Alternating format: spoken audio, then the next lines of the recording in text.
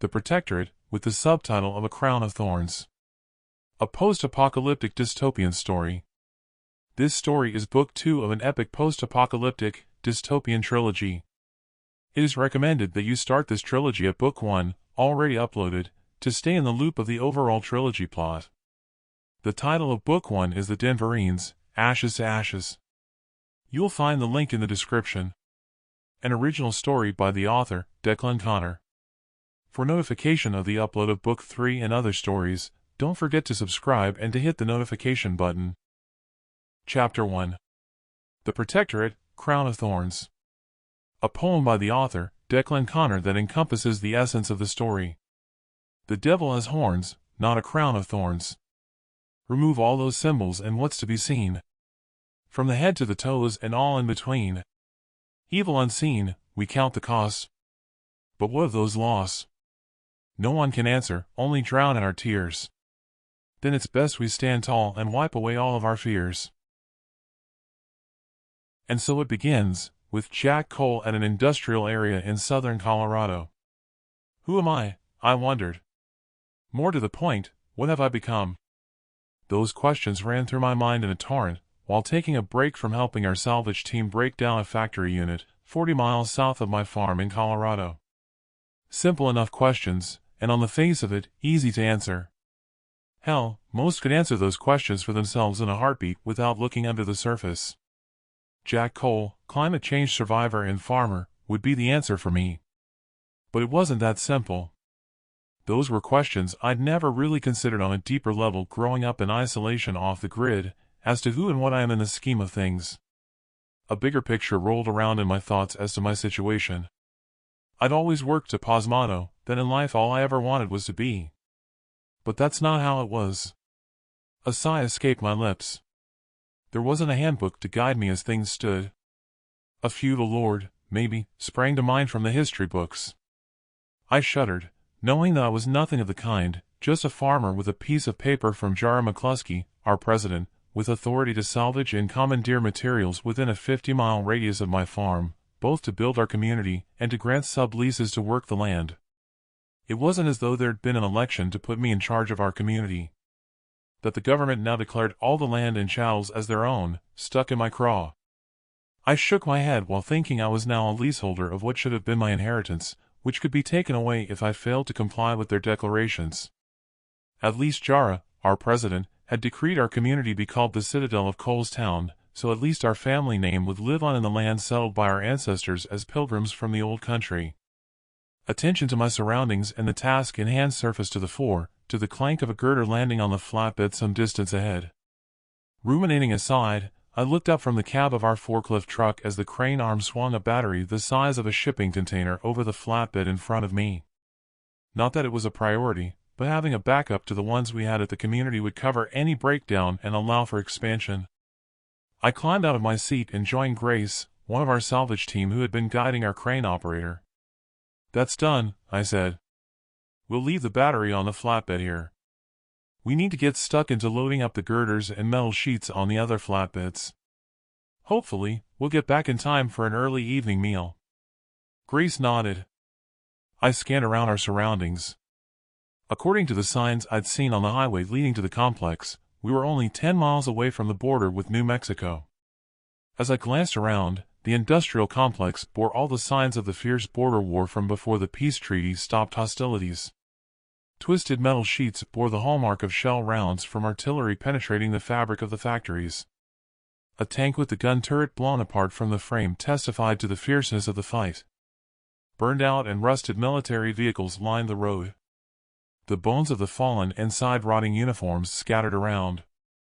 I guessed that the force's motto of leaving no man behind no longer applied in these dog-eat-dog times. Now the priority was not to leave their weapons or body armor behind and whatever else could be of use. Both sides had left their fallen for their bones to bleach in the sun. All you could do was to blot it out and to get on with the task and hope there would be no more hostilities. I climbed back into the cab and followed the crane the 100 yards to where our team had stacked the dismantled girders and sheets around a corner. A guard in the turret of our rear armored car was hardly alert, taking a snooze. I climbed out of the cab and rapped the door with the butt of my rifle, waking him from his nap. Sorry, sir. Grace tapped me on the shoulder.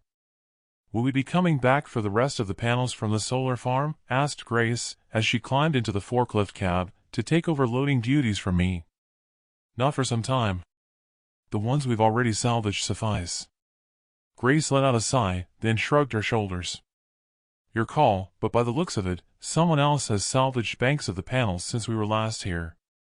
Yeah, I noticed. That someone else had been there salvaging had me on edge.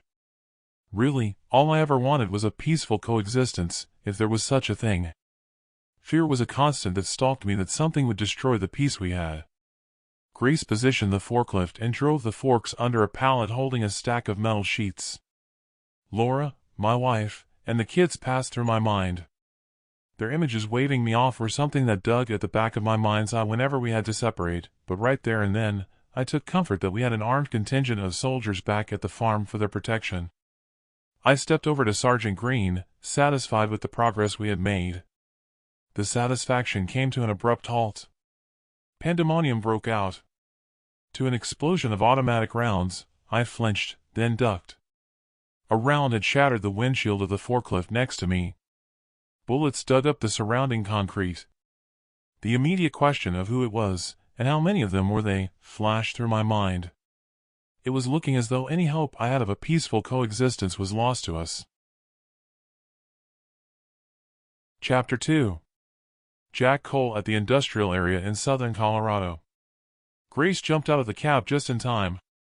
More bullets smashed into the forklift's side window that would likely have taken her life. Rifle shouldered, I dropped to one knee, frantically looking down the barrel and searching for a target. A bullet struck the metal of our armored vehicle, missing my head by inches. What the hell? Take cover, screeched Sergeant Green. The sergeant grabbed my arm, and she dragged me behind the cover of our rear armored vehicle. The next thing I knew, she'd opened the rear door and pushed me inside. Have you got a fix on those rounds? Our sergeant called out to the gunner in the turret. 200 yards over on the right. Oh crap, our truck with the battery is driving away. Looks like they've shot the driver and left her on the road, our gunner called out, then he let fly with deafening rounds thundering from his machine gun. The sound amplified and reverberated in the confines of our armored truck, drilling through my brain. Grace, the crane operator, and a worker entered. I noticed that Grace had blood trickling down her face. It only looked to be superficial, probably from splinters of glass. She wiped away the blood with her sleeve and took a seat, visibly shaken, with her complexion as white as a ghost. The sergeant climbed inside and pushed her way to the front. Closed the door, the sergeant spat at the crane driver, and then she moved behind the driver. She grasped the driver on his shoulder. Chase them down. She flicked the switch on her radio. To all units. Alpha 2, stay in position, do not pursue. Lay down covering fire. Get everyone under cover. Form a perimeter with our vehicles to protect the workers and get them inside. Alpha 3 and 4, stay alert. It could be a diversionary attack. The vehicle lurched as the driver stepped on the pedal. Having risen from my seat to join the sergeant, I lost my balance and crashed into the others.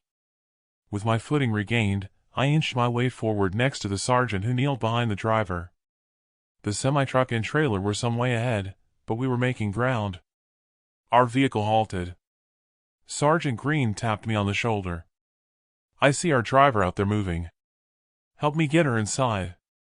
She opened the side door to reveal our fallen driver groaning, laying there in the road. The sergeant exited, and I followed on. We each took a hold of the fallen driver under her arms and dragged her limp body inside. Then I closed the door. Grace leaped from her seat, snatching at the medic kit as we raced off in pursuit of the hostiles. She's still breathing, said Grace, and pushed me out of the way. Seeing her lying there wounded, all I hoped was that I'd make it safely back to my family. Incoming, the gunner shouted, to the driver spinning the steering wheel. Almost simultaneously, I caught sight of someone kneeled out front, the vapor plume of a rocket grenade taking flight toward us. Our vehicle lurched and swerved to the continual pounding of our .50 caliber reverberating through my chest as our gunner let fly with more rounds. Bullets pinged on the right-hand side of our vehicle as it came to a halt behind the cover of a burned-out tank.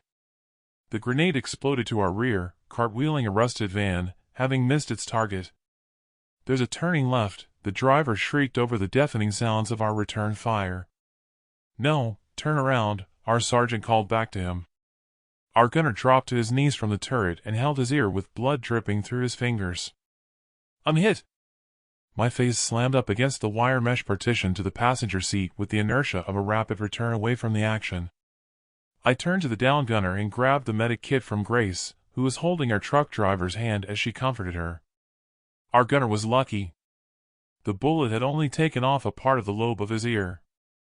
The sergeant had climbed up into the turret, engaging the enemy with more rounds as I bandaged up our gunner's ear.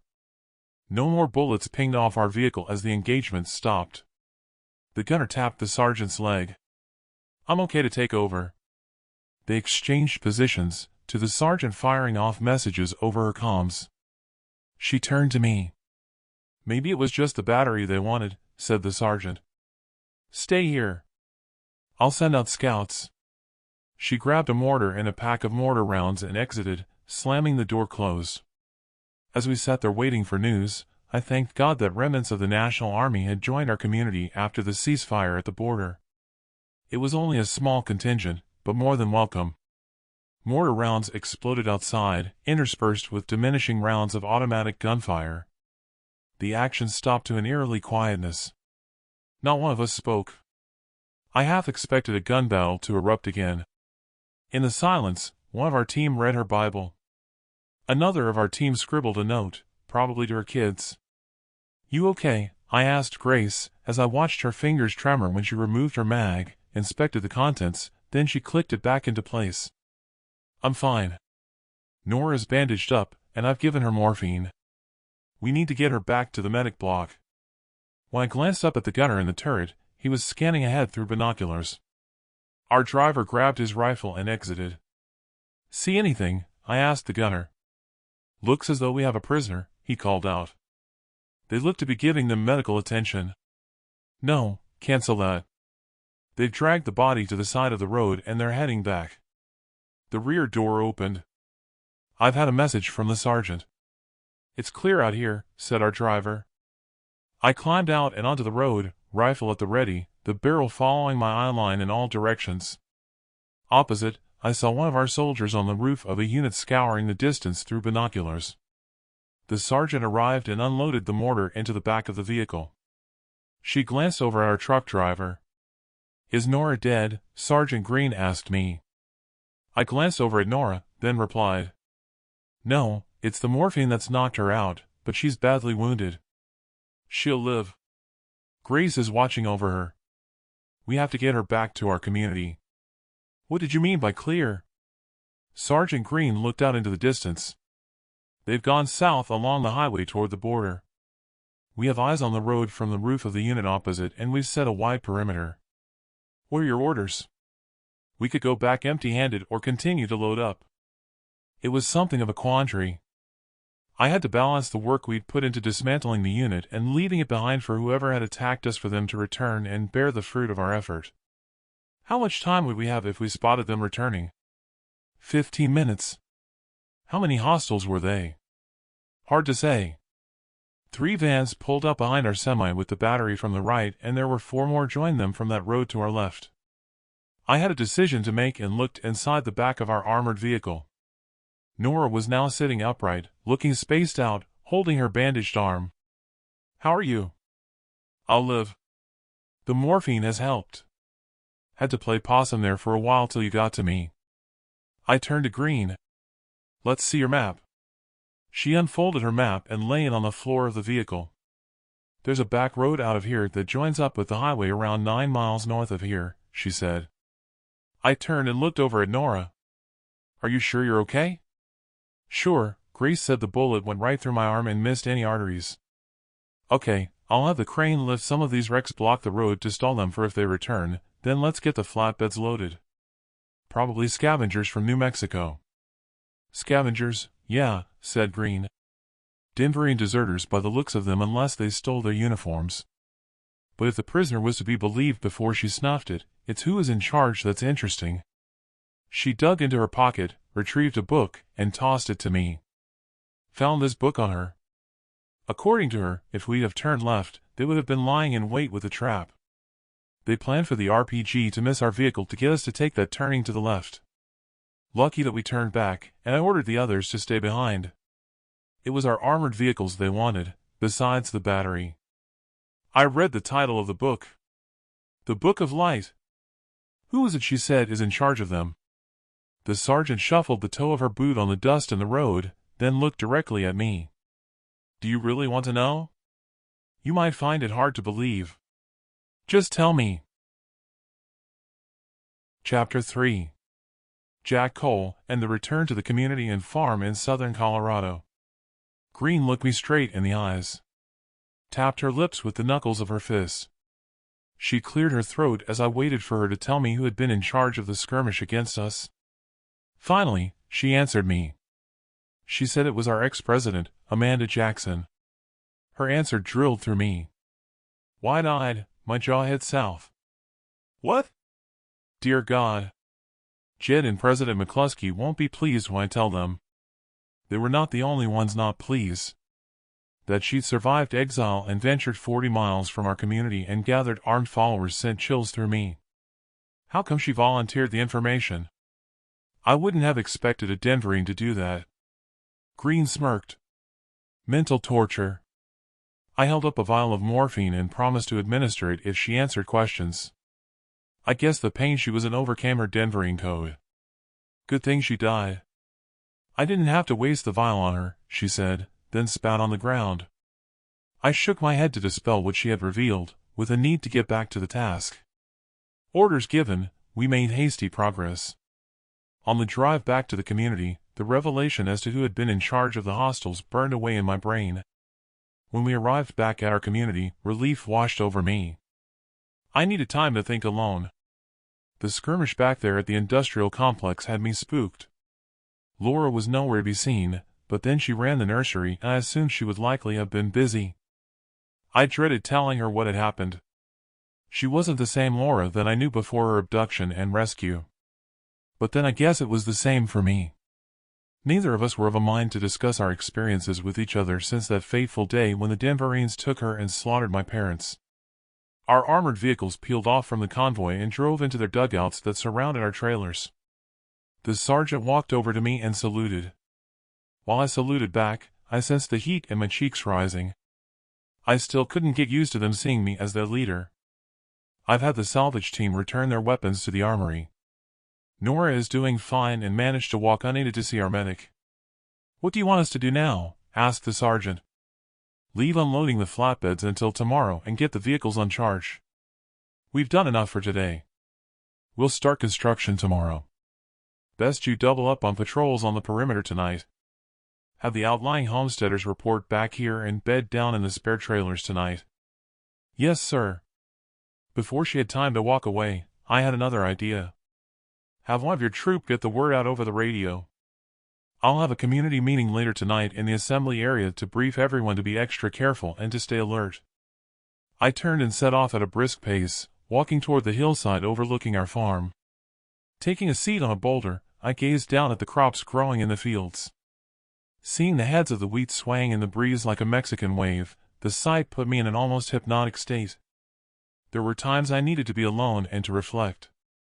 Not maybe to dwell on the past as much, as hard as it was to put events to the back of your mind, but to consider the future and how to make improvements for the safety of my family. It wasn't just that. I now have responsibilities, not only for my family, but for the safety of the entire community of survivors I'd gathered together. It didn't help that the government had decreed only our protector soldiers were to have weapons in the community unless we were out salvaging. It rolled through my mind that I knew firsthand how precious life was. Equally, it festered from experience how quickly life on this earth could disappear. I'd long since concluded that survival wasn't just an instinct as a reflex action, or good luck. Though luck and instinct had a part, survival was something that had to be planned. As Pa used to say, expect the unexpected. That was a truism at the forefront of my mind after the ambush at the industrial complex.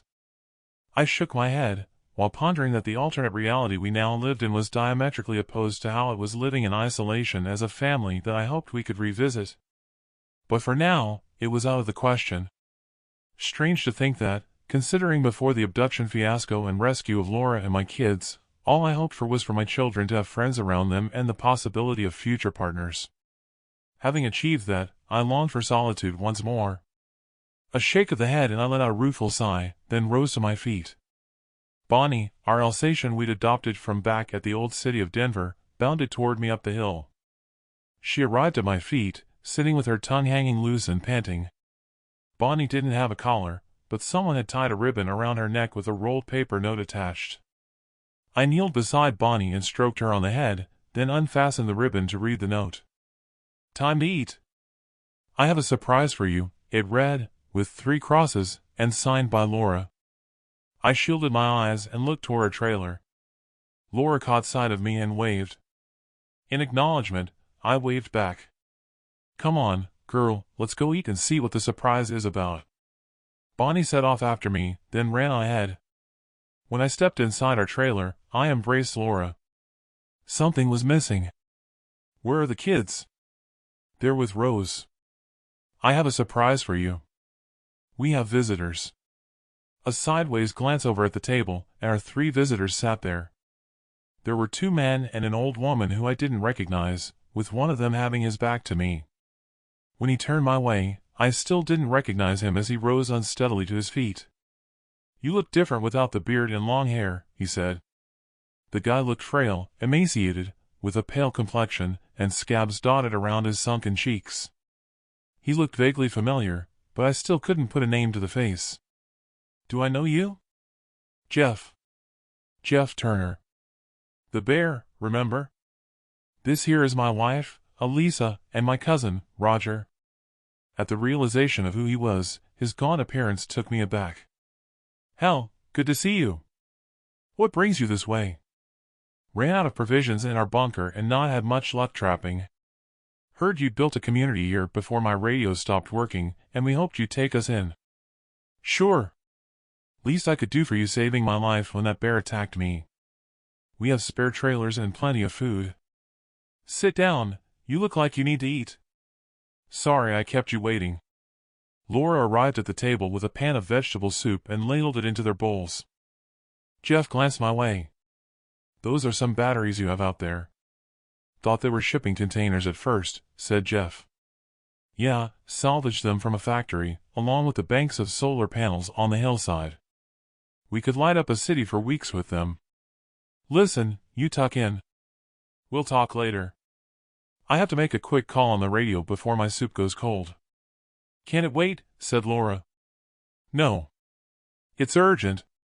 "I'll explain later," I said, not sure how Jed and Jara would take the news that Jackson had survived. Not having seen them for 2 years and not spoken to either of them over the radio for 12 months, I guess we'd all been too busy for idle chat. I must have worn concern on my face, judging by the quizzical look Laura gave me.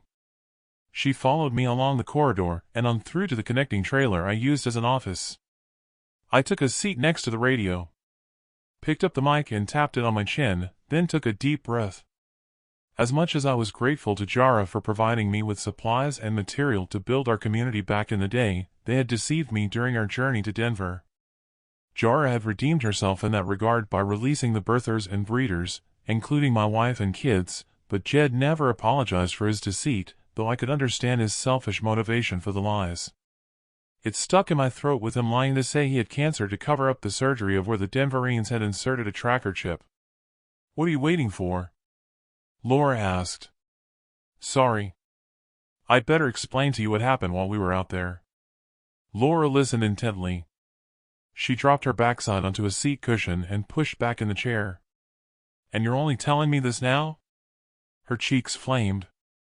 I braced myself, having a good idea of how this would unfold. "That's it. That's the last time you go out there," she spat at me, raising her voice an octave. "You have responsibilities here with me and the kids." She rose from her chair, her eyes moist, yet her demeanor displayed anger. She stood akimbo, lips tight and leaning forward with her face close to mine. She continued with the onslaught, and I reared away.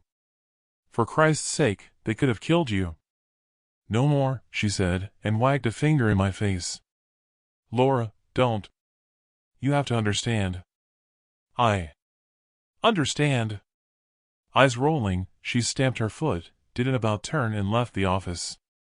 With my head in my hands, I shook my head. She was right about the responsibility of my family. That had to be my priority. Hell, it was my priority. All I wished for was that she would understand where I stood. It was difficult when the community gave me the title of Protector-in-Chief. I didn't see it that way, considering them as protection for my family. Their respect had to be earned to keep them on board. Hiding away with my family would hardly do that. Jeff entered, interrupting my train of thought. "Everything okay?" he asked. "Laura seems agitated. Do you want us to go?" "No, it's nothing to do with you." Jeff stroked his beard. "I'm a good listener." He took a seat beside me, and I briefly explained what had happened back there at the industrial complex. Jeff looked to be deep in thought when I finished. "Look, I didn't say earlier, but I'm wondering if Jackson could be something to do with an incident that we came across 30 miles north of my bunker last week." "What was that?" "I found a homestead some of the wasteland survivors had recently established at an abandoned farm. It had been ransacked. Hostiles had burned their trailers and buildings to the ground, with the inhabitants slaughtered." A chill rolled through me, recalling my parents slaughtered by the Denverines and them torching the farm. As much as I'd exacted revenge on Commander Wilson for the abduction of my family and the slaughter of my parents, it still left me with an anger burning inside. None of the rest of Wilson's unit had been brought to justice, with Jara saying the past was the past. There wasn't any truth and reconciliation effort to be had. It might have been the way forward for many to put everything behind them, but for me, it was unfinished business. "How many dead?" I asked him. "Didn't hang around to count, but I'd say around 20 bodies. Noticed they'd not destroyed the wind generator or the charging station, so I imagined they might return. There were vehicle tracks, and from the cartridges we found, I'd say the attackers used Denverine rifles." I tapped my finger on the end of my nose while thinking about his revelation. "You could be right. I've heard there have been desertions. I doubt they were loyal Denverines. President McCluskey has them operating to protect communities, not to slaughter them," I said as Jeff rose to his feet. "Whatever. At least your soldiers are well armed here. They took our weapons. Will we get them back?" "Sorry, government decree if you're to stay in our community. Listen, I'm about to get a message to the Citadel about what happened. I'll tell them about what you found. After I've had my meal, I'll get you settled into a trailer. There's a community charter I'll need you all to read and sign," I said, and then ushered him to the door. That he'd said we were well armed hovered there. Appearances could be deceptive. If hostiles attacked us unawares, there might not be time for the community to get to the shipping container where we store our weapons for the community. That thought hung there as I picked up the microphone while wondering how Jed would take the news. Chapter 4. Jed at the Citadel of Denver. Jed studied the old map of what used to be the U.S. before the fragmentation of the states, and following the drought turning the land to desert, with the rising sea levels encroached on the landscape around the coast. Intelligence report in hand, he shook his head. He took his marker pen from the desk and drew a large cross over New Mexico next to the cross scrawled over Arizona, both now lost and under the governance of the Protectorate of Texas. With Nevada lost to the rising sea levels, he could now see that gave Texas unfettered access to the western coast and the Pacific for fishing around the horn of what was left of California. The door opened and his secretary entered. "You're needed in the radio room," said his secretary. "We have a Jack Cole wanting to speak with you." Jed nodded and exited his office, stepping briskly along the corridor to the communication room. He took a seat and pressed the mic button. "Hi, Jed here," said Jed and awaited Jack's response. "Reading you loud and clear." "Listen, I need you to go to the encrypted frequency and listen in on phones." "Don't want ears on our conversation," said Jack. Jed wondered what could be so important that Jack needed privacy for their conversation. Never mind that he hadn't had contact with him in over a year. He dialed in the frequency and set encryption mode, then switched off the speaker and put on his headphones. "Can you hear me?" said Jed. "Yeah, loud and clear," Jack replied. "I'm guessing this isn't just a touch base," said Jed. "You could say that." Jed heard a drawn-out sigh from the headphone speakers. "Well, don't keep me in suspense," said Jed. "I have some news you need to relay to Gina." "Sorry, I mean Jara. She won't be pleased." "Do you need more supplies or materials?" said Jed. "No, not that." He listened as Jack spelled out what he'd heard of Jackson and the ambush, together with what Jeff Turner had relayed to him. Jed leaned forward, elbows on the table, and stroked his chin, then chewed on his lip. "Jed, you there?" "Yeah. I'm here. Just thinking." In the fog of his thoughts, he considered what he'd heard was just one more problem among a whole host of others he had to contend with. As Jara's right hand and advisor, he wished he could return to maintenance duties for a quiet life. "While you're thinking, I need you to ask her permission to arm our outlying homesteaders," said Jack. "I'll ask her, but I doubt she'll agree." "How's it going down there?" "We're doing fine. We've grown to 465 adults and around 200 children. The majority are still the women and children we brought down here from the Citadel when Jara liberated the birther and breeder sections, but we've had additions. We're about to construct another biofarming unit to manage food supplies in readiness for winter, or for if the crops fail. But for now, the crops in the fields look healthy and lambing season went well. All I'm worried about is these marauding bandits sacking homesteads, and now Jackson is nearby with a bunch of Denverine deserters. Yeah, it's a problem. We just don't have enough Denverine units to chase down all the scavengers. After the peace treaty at the border, the National Army disbanded when the states called them back home to protect their new communities. So, I'm afraid we can't use them to help." "Yeah, I know. I have some of the disbanded army here, thank goodness." There was an uncomfortable pause, when Jed decided to break the silence. "How are your kids doing?" "Great." It was awkward at first when Jara had them returned to us from the birther section. "We're just thankful that Rose, their care companion from the Citadel, joined us to help reacquainting the kids to the both of us." "Any news on the elections for the presidency?" Jed shook his head, then rubbed at his brow. "Sore subject. Never been able to get them off the ground.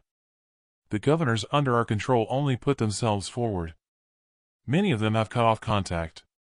It's looking as though Jara is presiding over the breakup of the Northern and Central Territories." "Sorry to hear that," Jack said. "Look, I'll break the news to Jara. Call me back later tonight and we'll catch up on the news, and I'll give you an answer about arming the homesteaders."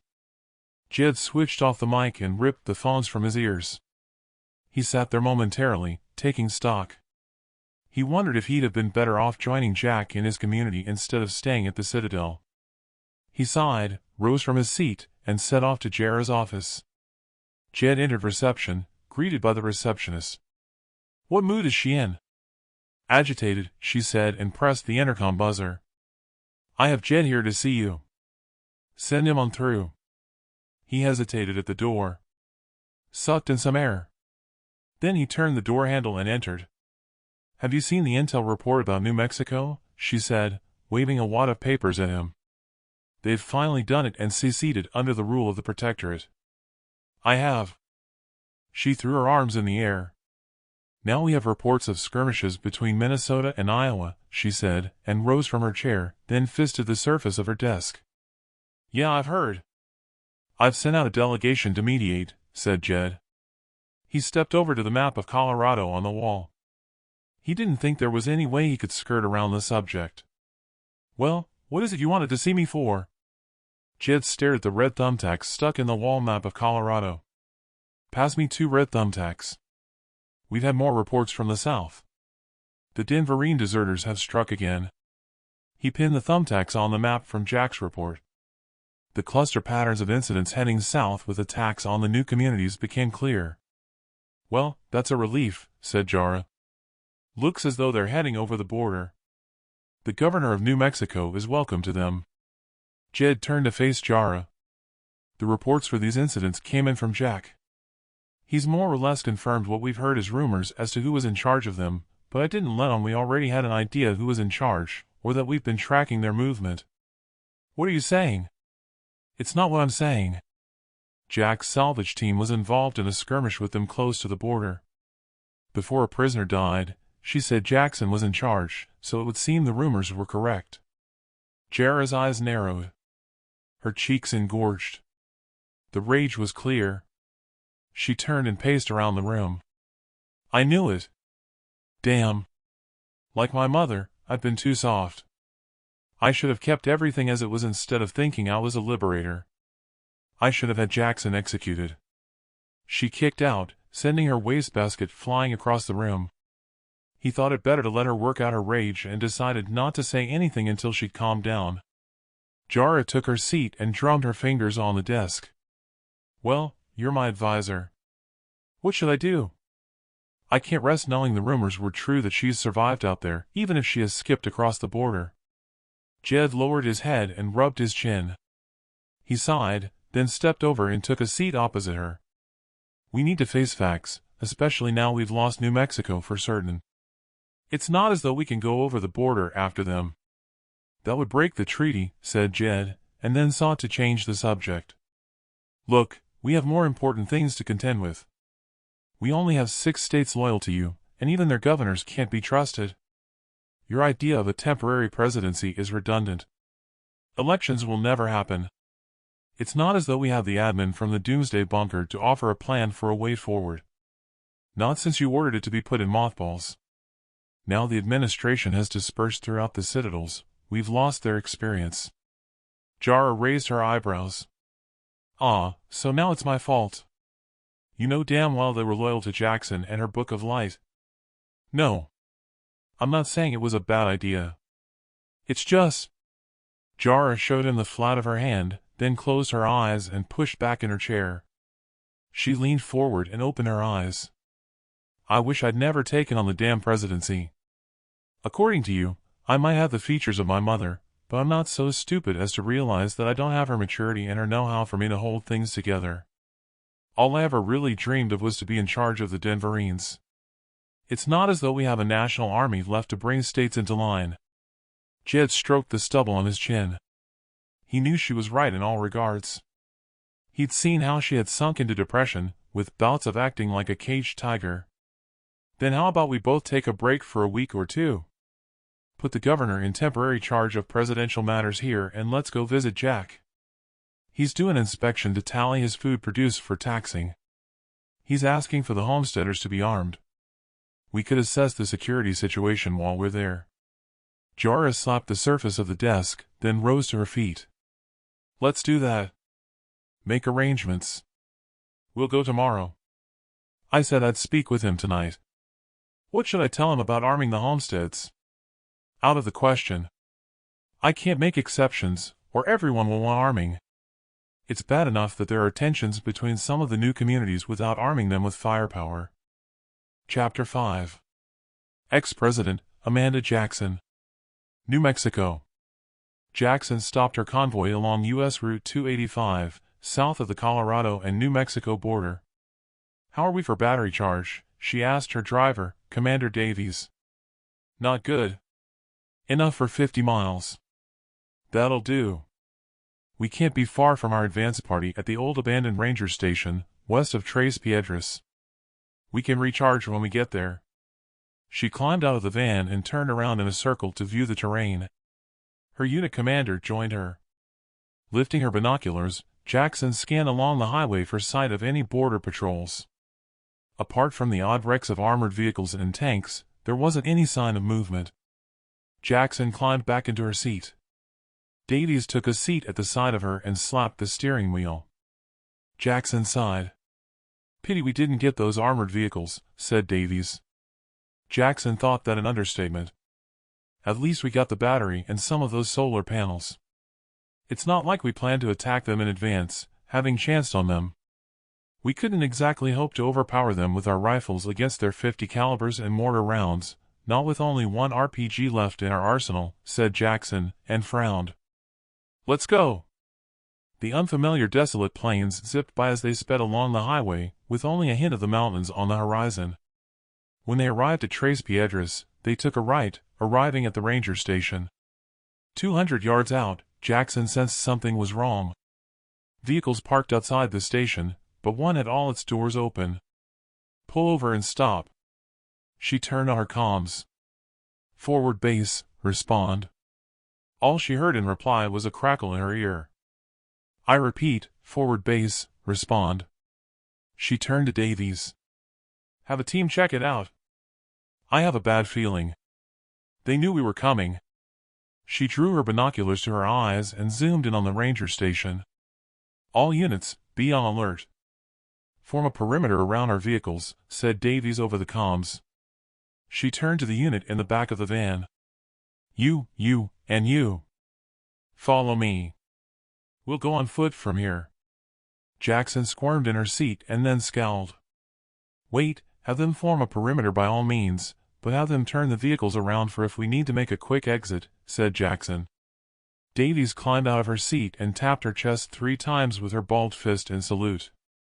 She turned to one of her team. You take over and turn the van around. Jackson picked up her rifle from her lap and turned off the safety. With the vehicle facing away from the ranger station, she climbed out of her seat, leaving the door open. Swirls of dust whipped up in the breeze from the vehicles maneuvering to turn in the opposite direction. Grit stung her eye, and she stroked it away with a finger. With the rifle scoped to her eye, and the dust clouds clearing, she looked on as Davies stalked in low profile with her team toward the station, spread out through the banks of solar panels. When they arrived at the door to the station, 2 of the team stood on either side of the door, rifles at the ready. Davies stood to one side, turned the handle, then elbowing the door open and with rifle shouldered, she hurried inside, with the others following. All clear in here, Jackson heard over her comms. Then where are they? Signs of a struggle, but no sign of the team. Damn. Get back here. A voice cut in over the comms as Davies and her team returned. Captain Ruggers here, for Commander Davies. Where are you? The New Mexico Rangers ambushed us. You're surrounded. They have heavy munitions. They've taken us prisoner. I have Lieutenant Garcia of the New Mexico Rangers here to speak with you. Jackson gritted her teeth. She dropped to one knee, scanning in all directions. With no sign of the Rangers, she turned off her mic. Get over here and surround me, said Jackson. Her earphone crackled. Lieutenant Garcia here. I need you to put down your weapons. We have the means to annihilate you if you don't. I suggest you look skyward. One of the Denverines ran toward her group, bending over when she arrived to catch her breath. I've spotted several multi-rocket launchers and armored vehicles. Over there, Davies called out, and looking skyward, she pointed. She drew her binoculars to her eyes. It's a drone. Fully armed. Jackson tugged at Davies' sleeve. Speak with Garcia. Tell him we didn't realize that we've crossed the border. Ask him to return our unit, and we'll go back the way we came. Davies relayed her message to no immediate response. Jackson sensed a tightness in her chest while she waited for his reply. Negative. It's not my call. You've broken the treaty with the Protectorate and our governor by crossing the border while armed. We'll treat you all with the utmost respect, and we'll take you to Santa Fe. You can plead your case with General Carter. We can't defend against missiles, said Davies. Jackson rubbed her brow. She now knew the game was up and using the border crossing to hide and to launch raids into Colorado had been a mistake. I need your compliance. You have 10 minutes before we engage, over. What are your orders? Davies asked. We'll have to comply. I've not survived so far, only to be incinerated. Trouble is, I stand up without a uniform. Have one of your team strip and change clothes with me in the back of the van. They can't know who I am. While Jackson climbed into the van with one of the unit, she heard Davies give orders over the comms. All at the perimeter, return to the vehicles and stack your weapons. Jackson climbed out of the van and unfastened the bun in her hair, letting it fall to her shoulders.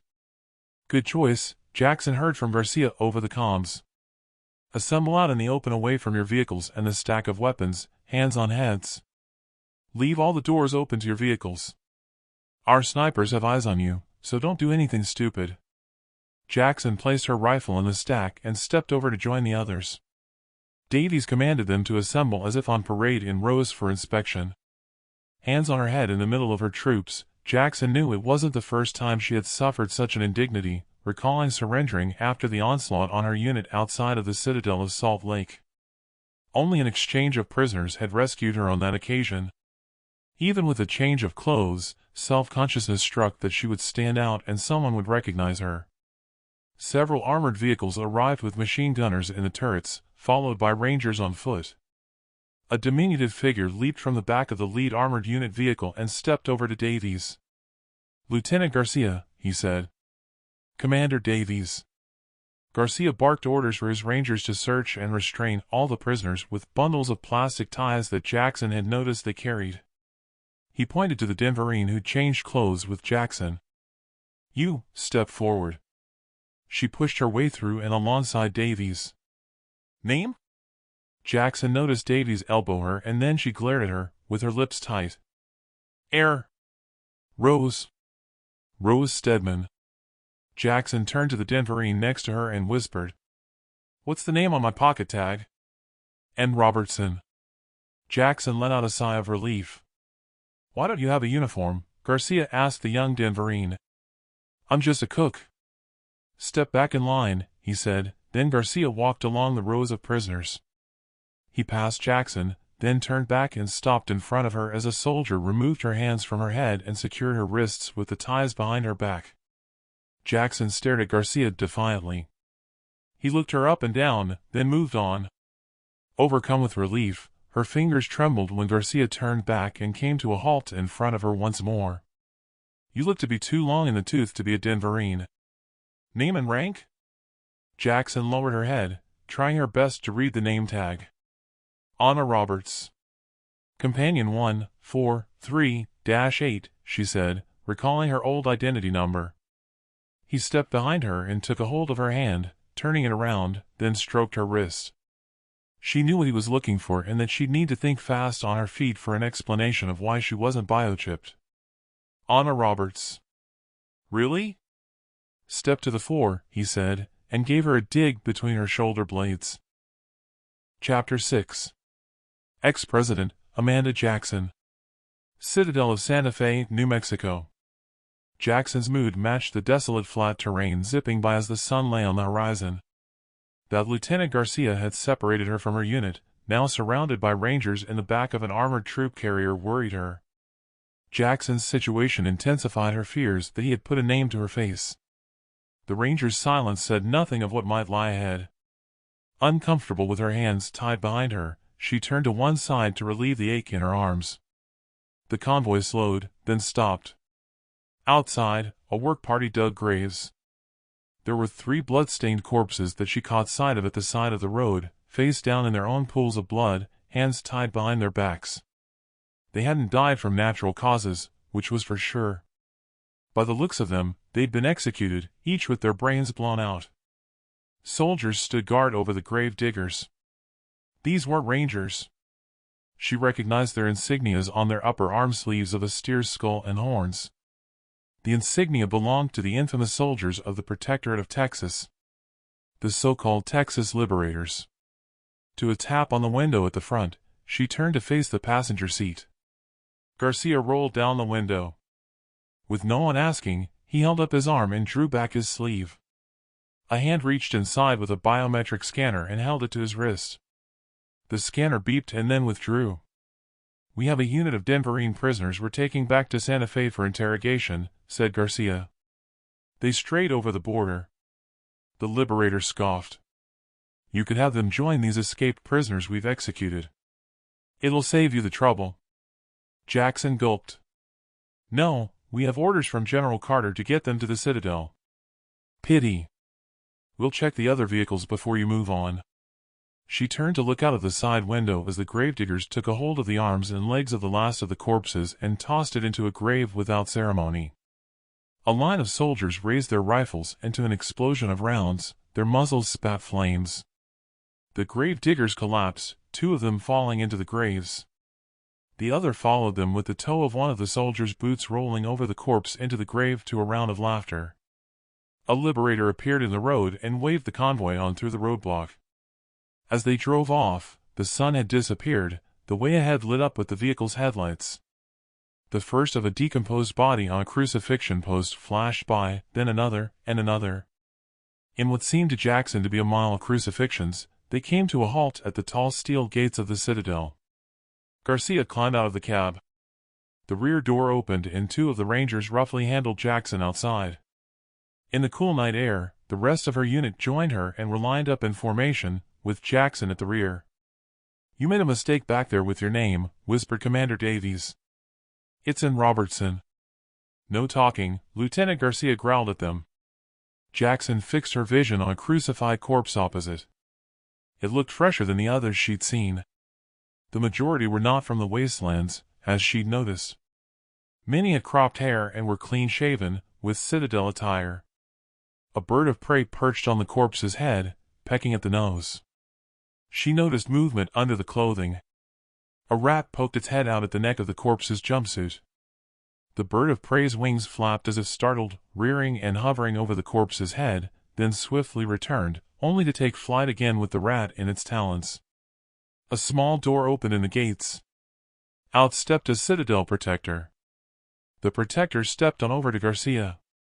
They exchanged brief words. More protectors exited, taking positions around Jackson's unit. The Rangers' convoy of vehicles drove on, turning left along the city walls. When the dust cleared, Garcia was the only Ranger left standing there. "Single file," a protector called out, prodding the first one in line with her baton. Through the door, Jackson followed on and into the first of the domes with a line of protectors on either side of them. Jackson passed on through a metal detector frame. Ahead, they were cutting the plastic ties and scanning their wrists at a desk with a computer. The Denverine she had changed clothes with landed at the desk around 5 ahead of Jackson. Unease washed through her. Jackson knew that the Denverine's biometrics would betray her real name. Garcia leaned over to the screen, took out a notebook, opened it, then closed it and returned it to his pocket. "This one isn't chipped," said Garcia when Jackson arrived at the desk. "Name?" the protector asked. "N. Robertson." "Look at the camera." With the photo taken, the protector ordered her to place her palms on a digital scanner. With that over, she took a sample of her blood and placed it in a machine. To a whirring sound, her blood type and DNA profile appeared on the screen. That they had the technology to plot her DNA instantly gave some surprise. Garcia walked away, to Jackson's relief. It looked to her as though she had got away with the deception. Ushered through a partition and along the corridor, a protector signaled with the sway of her baton for her to step through a door. She was in a hall with the rest of her unit sat cross-legged on the floor, hands on heads. Protectors surrounded them, stun guns and batons at the ready. Jackson joined the rest of her unit on the floor. Garcia appeared with 2 protectors at the entrance and pointed. They stepped over and dragged Commander Davies to her feet, then escorted her outside. 10 minutes later and 4 more protectors appeared. Garcia whispered to them. 2 of them stepped over and helped the Denverine she changed clothes with to her feet. Jackson stared ahead, where the other 2 were walking along the line in her direction. She hoped they'd pass her by, only for them to stop on either side of her. "On your feet," one of them said and pulled her up to stand. They guided her through into the corridor and arrived at a door marked interrogation.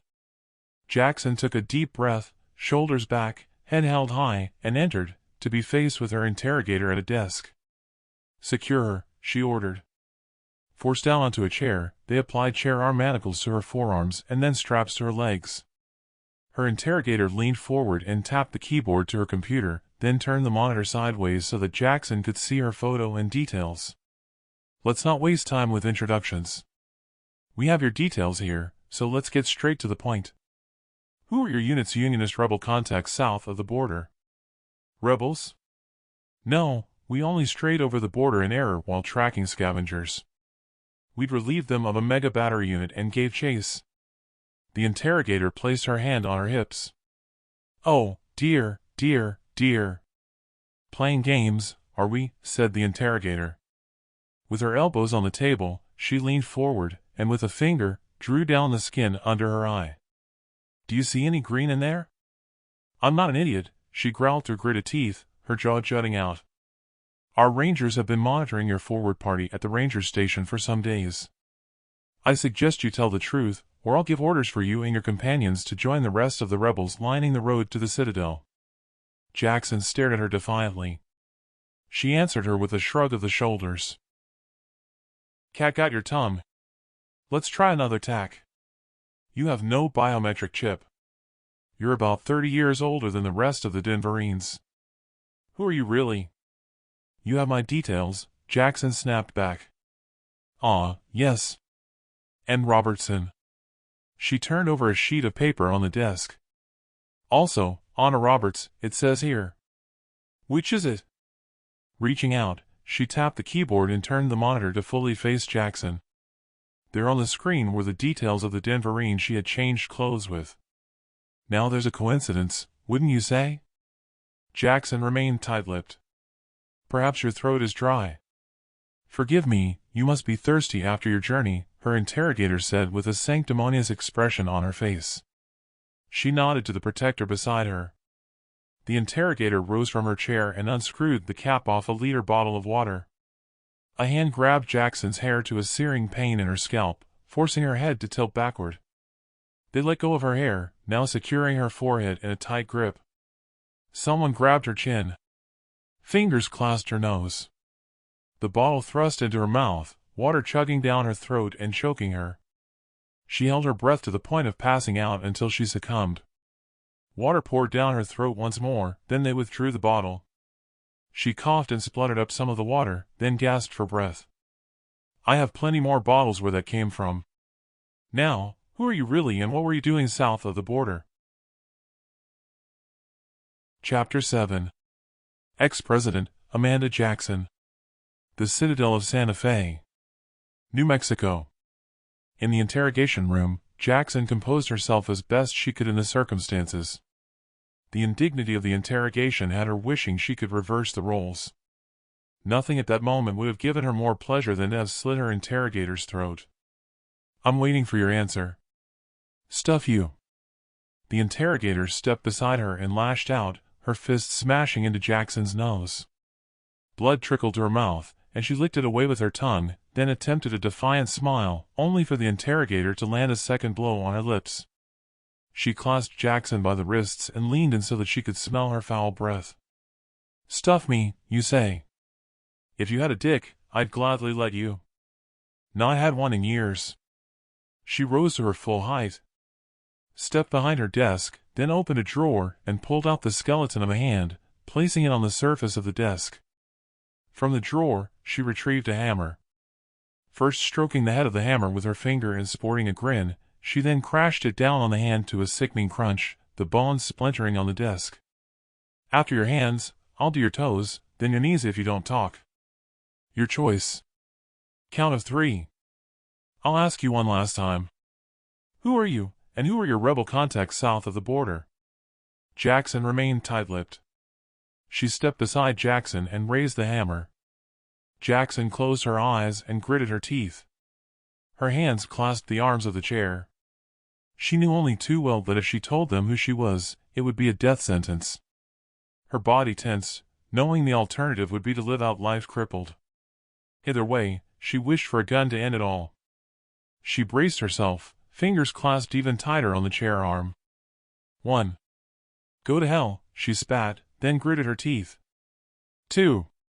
Pains ripped through Jackson's chest.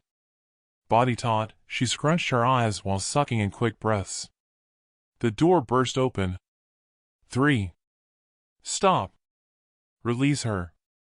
She's having an audience with Governor Hernandez, Jackson heard a voice say, that if she wasn't mistaken, it sounded like Garcia. When she turned, Garcia had relieved the hammer from her red-faced interrogator. Jackson's entire body numbed, and her chin dropped to her chest. The reprieve, although welcome, her spirit waned. Hernandez would no doubt recognize her.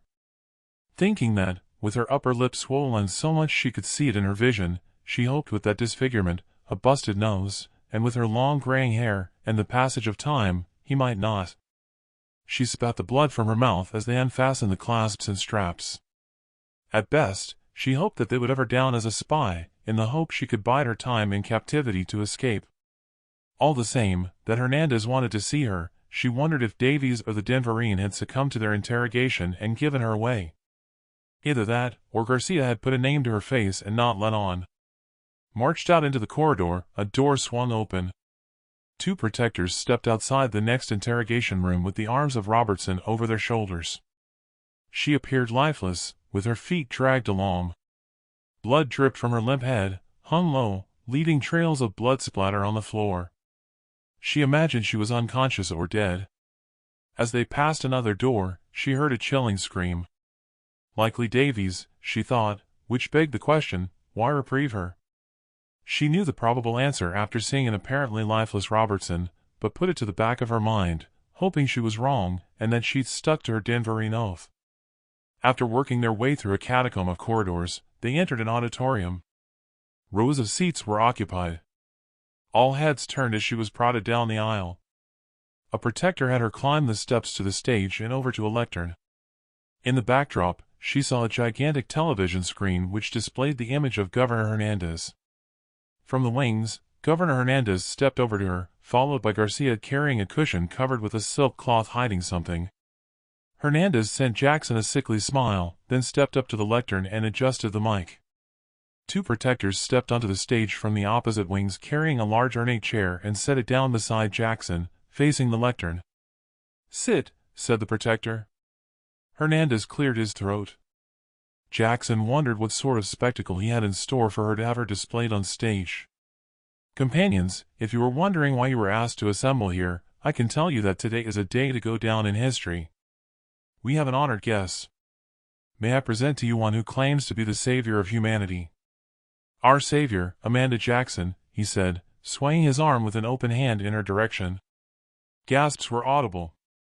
The television screen to her right now displayed her image of the poster sheet had made of her holding the Book of Light for the Citadels. Her innards hit south, but she straightened her shoulders back and stared ahead. As the President of the Union, she is the one who sent troops to within striking distance of our Citadel.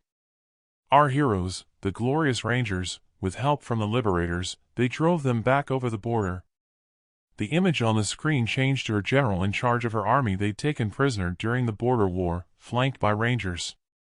"Our savior's orders were to take the Citadel and to return with the head of Governor Hernandez," the general said in monotone, as if scripted, probably under duress, and with no sense of emotion. The screen cut back to the image of Governor Hernandez. "Now, my fellow companions, we have to consider what we should do with someone befitting a savior.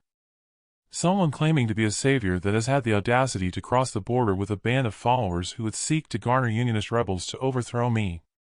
Jackson scoffed. He was conjuring up her motives for crossing the border. At that instant, nothing would have given her more satisfaction than to sever his head from his body that her general had failed to do. With his elbow on the lectern, Hernandez held his chin as if contemplating her fate, and coursed his vision over the assembly with a slight nod of his head. "I know, a firing squad. No, too quick. How about we hang her?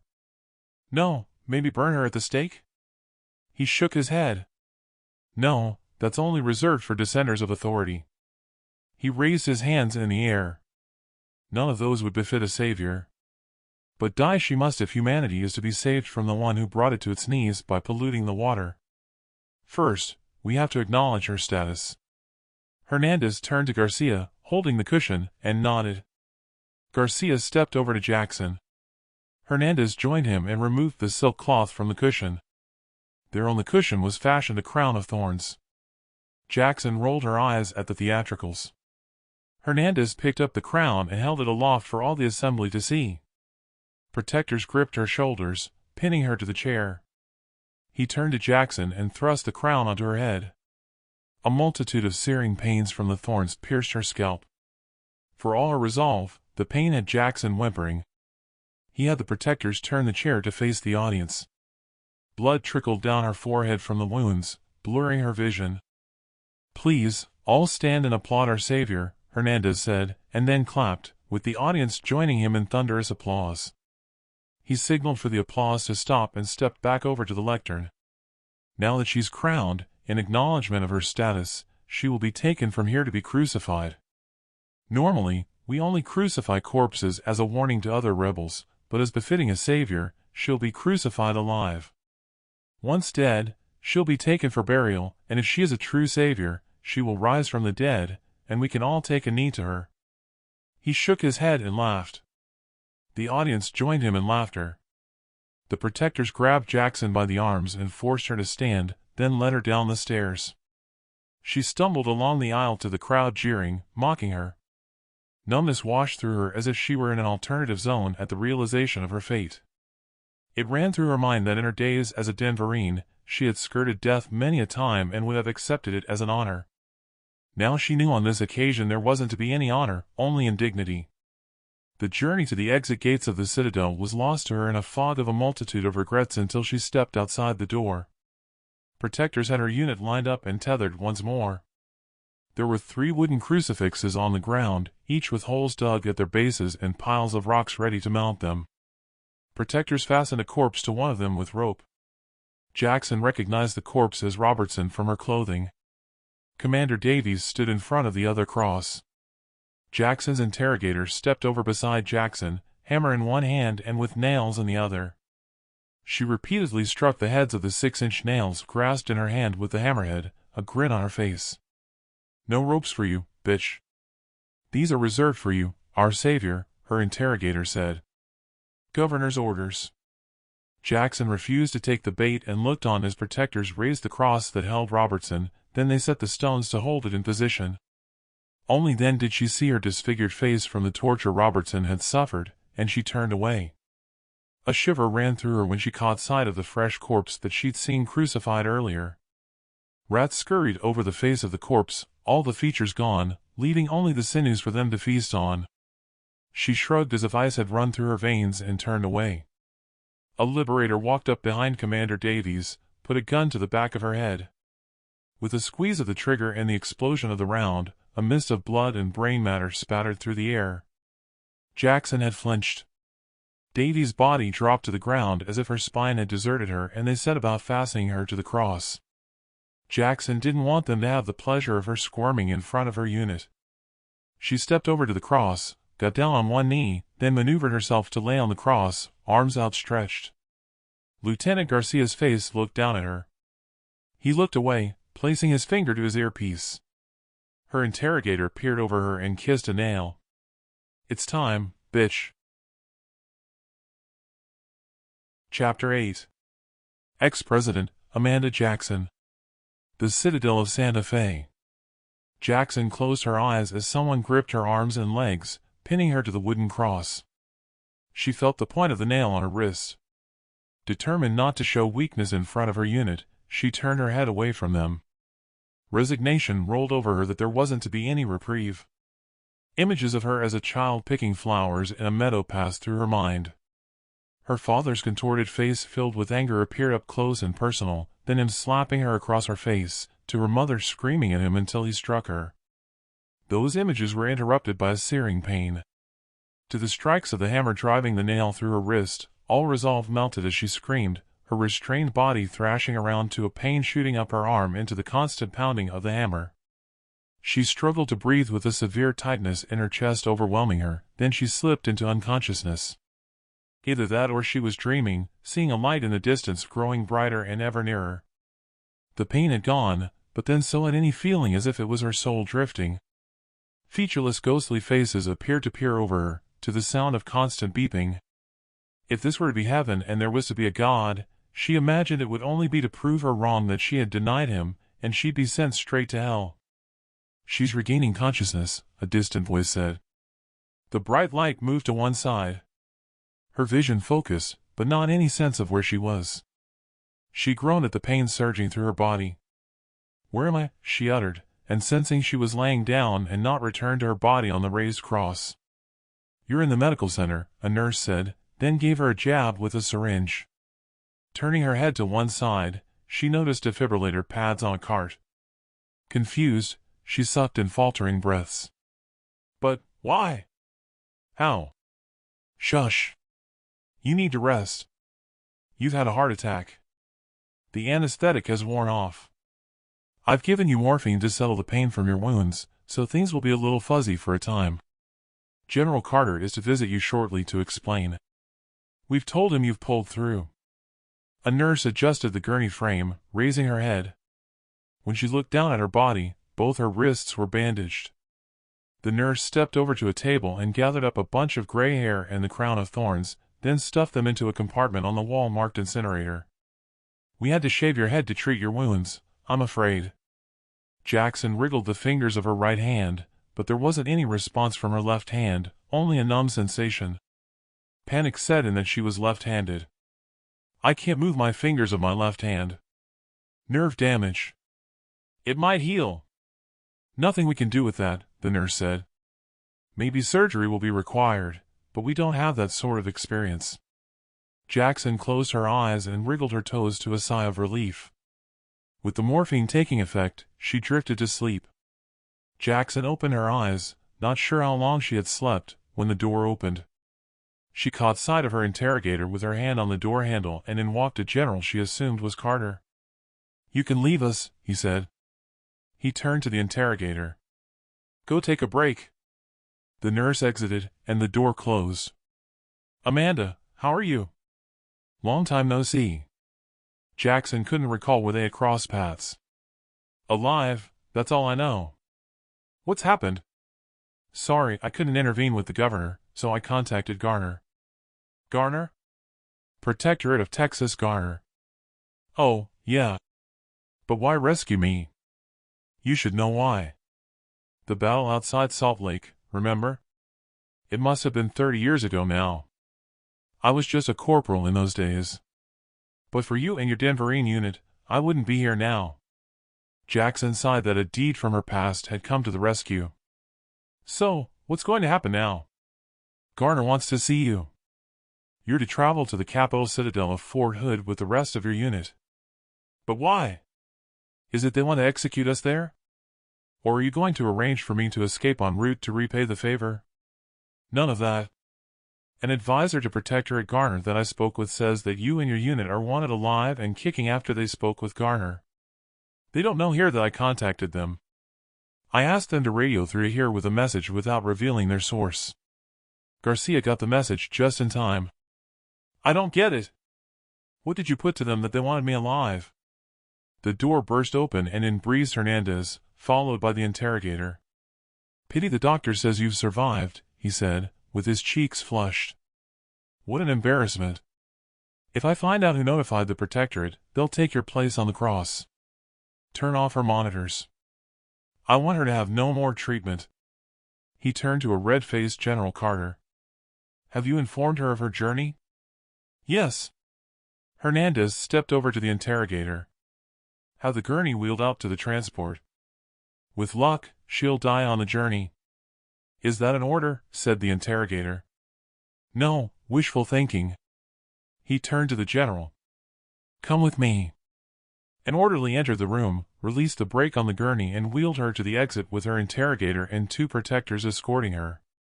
Outside, they loaded her and the gurney into a white van with the Red Cross symbols of an ambulance. Inside, it was no ambulance. There were no paramedics or equipment, just racks on either side with boxes of medical supplies. Her interrogator leaned inside. "If you survive the journey, let's hope they return you here so we can finish our business," she said, then slammed the rear doors to a close as a protector climbed into the driver's seat. The effect of the morphine wore off as they journeyed on. Searing pains stabbed at her body. After perhaps half an hour, the vehicle stopped. The rear doors opened, and soldiers removed her on the gurney from the van. She feared the worst, wondering if they were going to dump her in the wastelands and maybe them saying she was to go to Texas was a ruse. They wheeled her on past a convoy of armored vehicles, then stopped at an armored van. Left at the side of the vehicle while they opened the rear door, she wondered why they had removed her from the medical supplies van.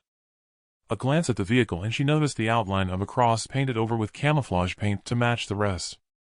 When they wheeled her inside the vehicle at the rear, it bristled with medical equipment. A paramedic and General Carter greeted her. The paramedic rushed around, connecting a clip to her finger, and then applied suckers to her chest.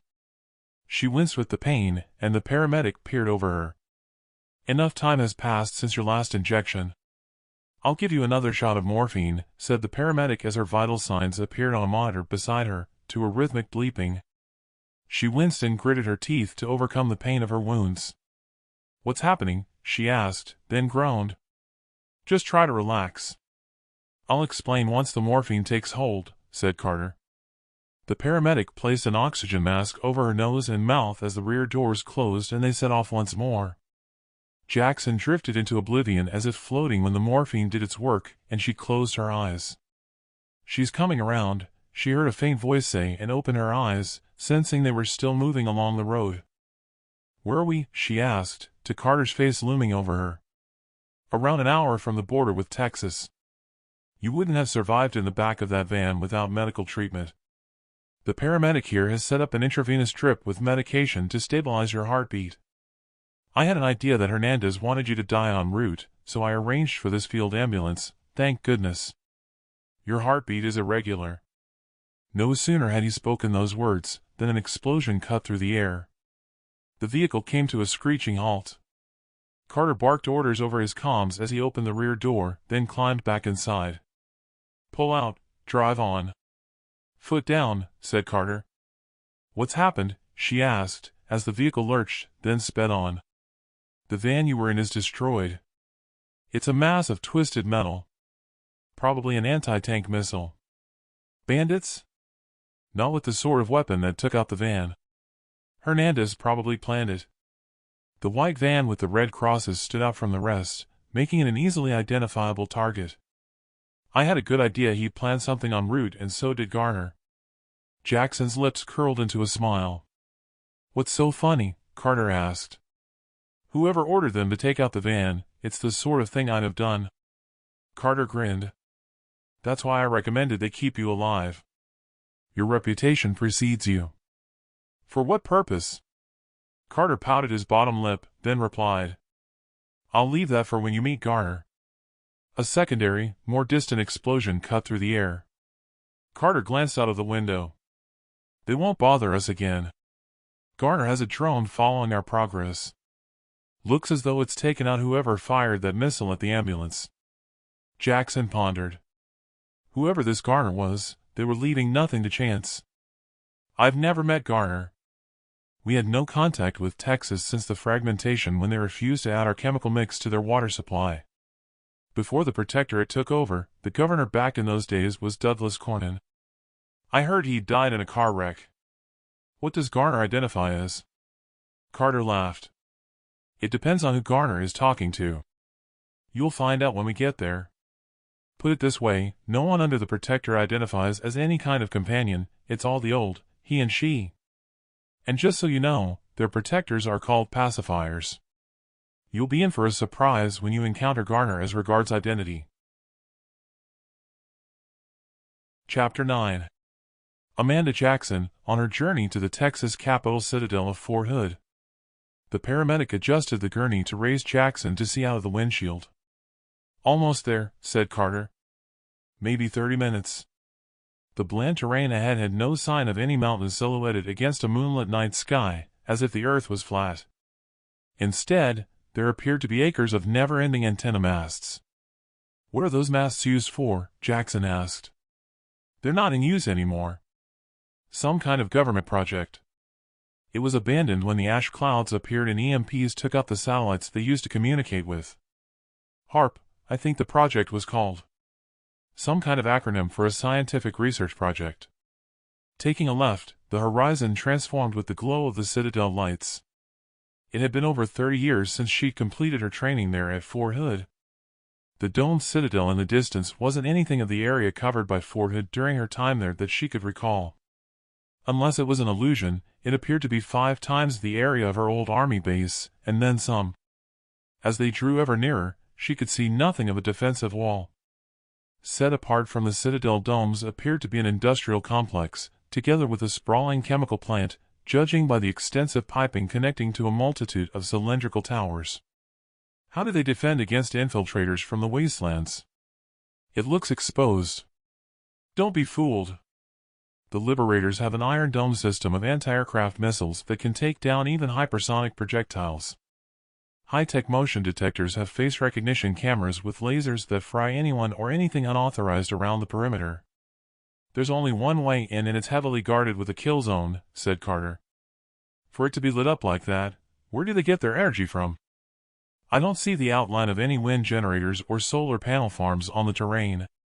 Carter joined her in looking out of the window. Plasma nuclear fusion units are the primary sources.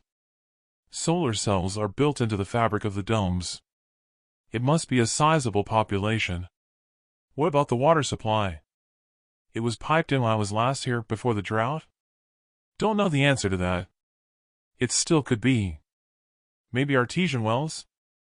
With the sea levels rising, the coast is close by. Perhaps they use thermal distillation of the seawater to take out the salt and then to pipe it in. Dawn broke as they drove toward a barrier a short distance away. A series of unmanned, high-caliber machine guns and small missile units rose like a Mexican wave from either side of the road as they approached. I see what you mean by them having a kill zone. Yeah, it's all automated. They'll be trained on us all the way to the barrier. They'll retract after we leave. Are you not staying? She said, while considering that the Texas Citadel seemed to be more technically advanced than the northern states regards defenses. I'm staying, but our escort will return to Santa Fe. They won't be allowed through the barrier, only us and the troop transporters carrying your unit. What's that large structure that rises above the domes and shaped like a pineapple? That's where Garner is housed. What do you mean by house? Is it offices for Garner and the governing administration? No, it's just reserved for Garner, who resides there. Entry is forbidden by anyone other than with special clearance for maintenance. Meetings are conducted with Garner on monitors. Closer to the barrier, the escort pulled over, bringing the ambulance to a halt. The escort convoy turned and drove back down the road. Drive on, said Carter. They came to a halt close to the barrier. The rear door opened and in climbed a pacifier. He stepped over to the paramedic and held up what looked like a camera, but with a square flat screen. A fluorescent green line scanned the paramedic's face. Clear. Step outside for a body search. He repeated the scan of the driver, then General Carter. We were expecting you, sir. Step outside for a body X-ray scan. You can leave your weapons at the sentry post. Carter handed over a pen drive. Our patient isn't recorded on your system or her unit. Her biometrics and facial recognition data are on here together with those of her unit. The pacifier connected the pen drive to the scanner, then ran the scan over Jackson's face as Carter exited. As if she hadn't suffered enough indignity, the pacifier pulled down Jackson's cover, and then body searched her. Carter and the paramedic returned. We're to drive through the vehicle X-ray, then they'll raise the barrier, said Carter. With the security procedures over, they drove on and stopped at a reception dome. We're going to leave you in their hands now, said Carter. I have a meeting to attend. And with that, the paramedic, driver, and Carter exited. 2 orderlies removed her from the vehicle on the gurney and wheeled her inside the dome building. Jackson noticed cameras at every intersection along a maze of corridors. These weren't fixed cameras, but they rotated and followed them from camera to camera. They arrived at the triage. Jackson was taken aback by the beauty of the receptionist, who was busy typing. We're expecting you. Go on through. Third door on your left, she said and pointed down a corridor. As they wheeled her past the opening to the counter, the receptionist glided on her chair over to a printer. This time, it wasn't her beauty that took Jackson's breath. What the? Jackson realized the receptionist was a robot, forming part of the chair, with no lower half of a body. Down the corridor, they came to a double swing door, which opened automatically. Wheeled inside, they were in a surgical room. Both of the orderlies lifted her from the gurney and onto what appeared to be a fixed operating bed. They removed the bandages from her head and wrists, then connected her to a monitor. Try to relax. We're going to leave you here for your checkup. Place your arms on the racks at your side with your hands face up. Jackson flinched, caught unawares as clasps secured her arms, waist, and legs to the operating table. Left alone in the room, her wrists throbbed. The pains in her head were as if ants crawled over her skin, seeing her as the enemy and inflicting their stings. The bed auto-tilted her upper body to leave her facing a large flat screen. She closed her eyes, only to hear a voice calling her name, and she opened them again. The image of a woman wearing a white overall and with a stethoscope hanging loose appeared on the screen. In the background was a laboratory of sorts, with people in white coats at benches. She noticed a name tag on her overall pocket that read, Garner. So, you've come to visit us and you're in need of treatment. Safe journey, I hope? I'll be conducting your checkup and surgery. Jackson's jaw gaped at the person on the screen. If she wasn't mistaken, the surgeon was the image of Janice, her now deceased pleasure companion, but from how she looked 15 or 20 years ago. Are you related to Protectorate, Garner? Related. Sort of. I am the Protectorate. You're in safe hands. That Carter had not said she was a doctor or surgeon of some description confused her. It was the last thing she expected. What do you mean by surgery? You have an irregular heartbeat. You need a pacemaker. Then there's the nerve damage that will need attention to your left wrist. Just stay relaxed and we'll start. I need you to stay perfectly still. Additional clasps will secure your body in place, so don't worry. A robotic arm swung over her and placed a mask on her face, and she sensed something gripping it there, with clasps secured behind her jaw. Then the arm retracted and gathered up a syringe. Don't tense, said Garner. After the injection, the arm retracted and a round lamp swung over her, clasps holding her head in position and those on her legs tightened. That's it. Well done. You'll feel drowsy. Pleasant dreams. After surgery and you've recovered, I'll explain what task we have for you. Her eyelids fluttered as she slipped into unconsciousness. Jackson came around, confused at first, then recalled Garner talking to her in a surgery. This room was unfamiliar. With the gurney tilted, she gazed through a floor-to-ceiling window as the entire wall and onto a sandy beach surrounded by palm trees. White clouds drifted along on a clear blue sky to piped relaxing music. The occasional seagull dived for fish in the water. People sunbathed, children splashing and waded into a turquoise sea. While mesmerized at the view, a door opened behind her. "How are you?" asked Carter as he took a seat at her side. "Well, I thought they were going to operate on me and then found myself in here." "Where am I?" Carter let out raucous laughter. "You're in a recovery room. Surgery is over. You've had a pacemaker fitted, and bots repaired the nerve damage in your wrist. A few days and you'll be feeling like your old self." "So, Garner did the surgery?" "Sort of. I guess." Garner only looked on to monitor the procedures. The surgery was done by robotics. The scenery through the window blacked up completely, transformed with the image of Garner as the surgeon. "All your vital signs are normal," said Garner. "If we notice any fluctuations, don't worry, we receive signals from your pacemaker, and I can adjust it automatically from here. I'll check in on you from time to see how you're progressing.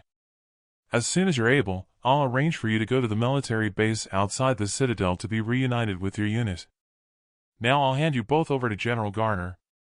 The image flickered, replaced with the image of a 5-star general in dress uniform and with rows of campaign ribbons on his chest. Behind him sat a row of other senior ranks. "General Garner," said Carter, by way of acknowledgement. "General, good to see you. Have you briefed her?" "No, I didn't think it was my place." "Well now, President Jackson. Here's what I want you to do. When you've recovered, you're to go to the Border Insurgents Holding Center at El Paso. I want you to pick out and train 200 of the Hispanic women prisoners there. I'll order duplicate Denverine uniforms for them. We'll use yours as the template and produce them in varied sizes. There are some clothes in the bottom dresser drawer. Put the surgical gown in the incinerator when you change clothes. Prisoners? Train them for what? To take back your presidency of the northern and central states, but under my command. That'll be all. I'll discuss the plan further when you've recovered." The screen went blank, then flickered, to reveal the idyllic beach scene once more. "What the hell just happened? How many Garners are there in this Citadel?" she asked Carter. "Garner is AI. Artificial intelligence, and controls everything. The images of the surgeon and the general are computer-generated. Even the scene through the window is generated by a computer." "So, is there a real Garner?" Jackson asked him. "Only the person who led the software team to create the system, but he or she has never been seen. The original programmers could all be dead by now, including Garner. If you recall, it was you who ordered Area 51 and Skunkworks to relocate to here during the construction of the Citadel that President McCluskey ordered, in anticipation of the sea levels submerging the desert in Nevada. He was the chief scientist working on AI military applications.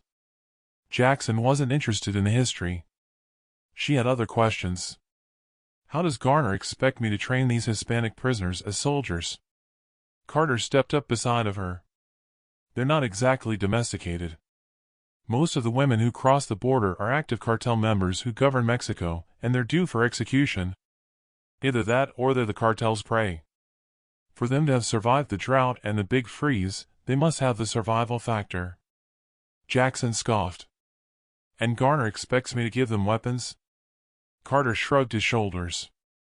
Look, I have to go. Garner is considering me for a new position. I have to write my entire history as an extended concise resume for consideration. It's almost done, and it's wanted urgently. Well, good luck with that. Help me off this gurney so I can get dressed. Over at the dresser, she retrieved a pile of clothes from the bottom drawer as Carter left the room. Jackson pulled on the jeans and dug her hand in the pockets. In one of them, she felt notepaper. With her back to the camera, she teased the paper out of her pocket.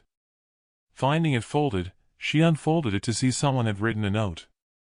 If you were given my clothes, then I will have been put to death. All because robots have taken over my job and I'm no longer needed. Do not trust Garner. Don't trust any of them. She didn't need the note to know that she trusted no one. Jackson's eyes narrowed. She scrunched up the note and palmed it while removing her gown.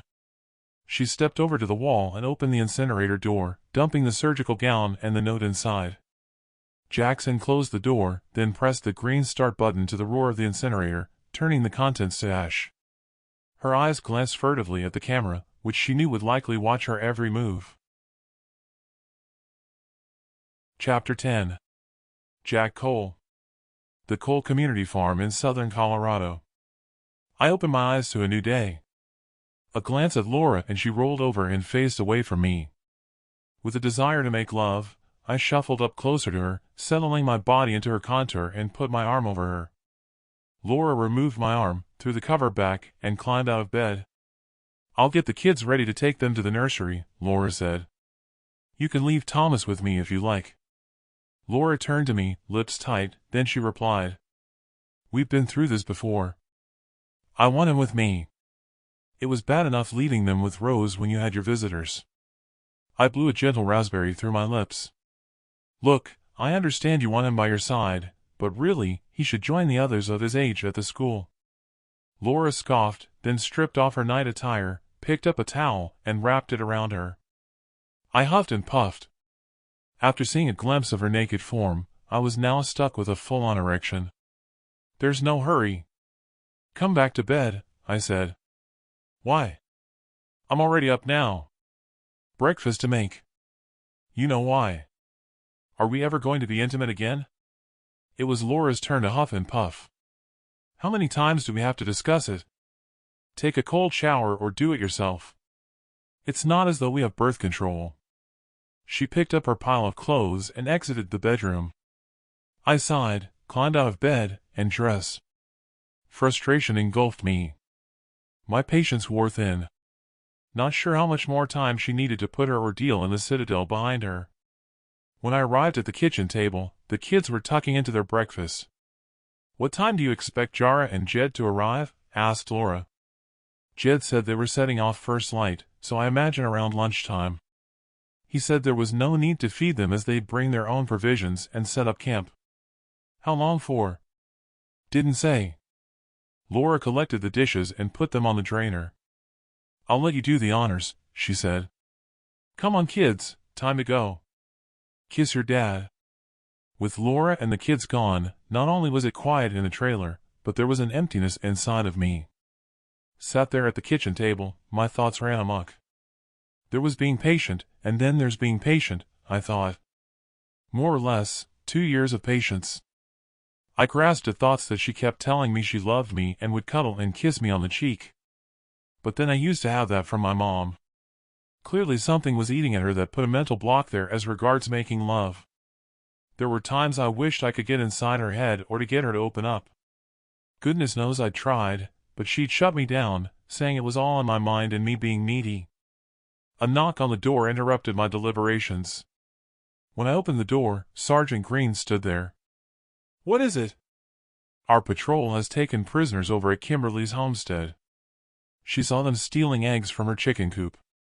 Kimberly contacted our patrol on the radio. They weren't armed. We have them secure, but I thought it best not to bring them here." "Have they come down from the mountains?" "No, New Mexico. They could be spies from the unit that attacked us." "You were right not to bring them here." "I'll come with you, and we'll interrogate them." Her homestead was only 10 miles southwest, so I knew it wouldn't take long. Last thing I wanted was for Laura to think that I was going any distance after her mood when I told her about the skirmish. I joined Green in her armored vehicle, and we set off for the homestead. We drove on in silence when the homestead came into view, my mind still consumed with thoughts that my relationship with Laura was at rock bottom. "You've not spoken a word," said Green. "Something troubling you?" "Still tired. That's all. Not had much sleep thinking about what happened yesterday," I lied. When we arrived at Kimberly's homestead, there were 2 of our patrol outside of the trailer standing guard. "Where are the prisoners?" asked Sergeant Green as she climbed out of the cab. "They're inside." Out of the cab, I followed Green through the door of the trailer. The 2 prisoners were sitting at the table, one of them tucking into scrambled eggs. They looked as though they needed a good hosing down, they were that filthy. "Thought I might as well feed them the eggs they stole," said Kimberly. "The younger of them told me they'd not eaten for days. I'll leave you to it and I'll see to Donald and the kids." "They're in the barn." "I've searched them, and they're not armed," said the soldier guarding them. Both the prisoners had finished their eggs and the younger of them chugged down water as if there were no more to be had on earth. Both of them were males, one around my age, in his early 30s, the other maybe in his 50s. Green turned to the guard. "Go to the barn with Kimberly and stay there to guard her and her partner," said Green. I took a seat at the table with Green remaining standing, rifle at the ready across her chest, while caressing the trigger guard. "So, I understand you're from New Mexico. What made you cross the border?" I asked. The younger of the 2 answered. "We were part of a group of unionist activists that Hernandez had rounded up. When they started taking the other prisoners away to be shot and crucified, a group of us escaped and split up. We were trying to get to Denver to plead for political asylum." "What do you mean by unionist activists?" "None of us wanted secession from the northern states.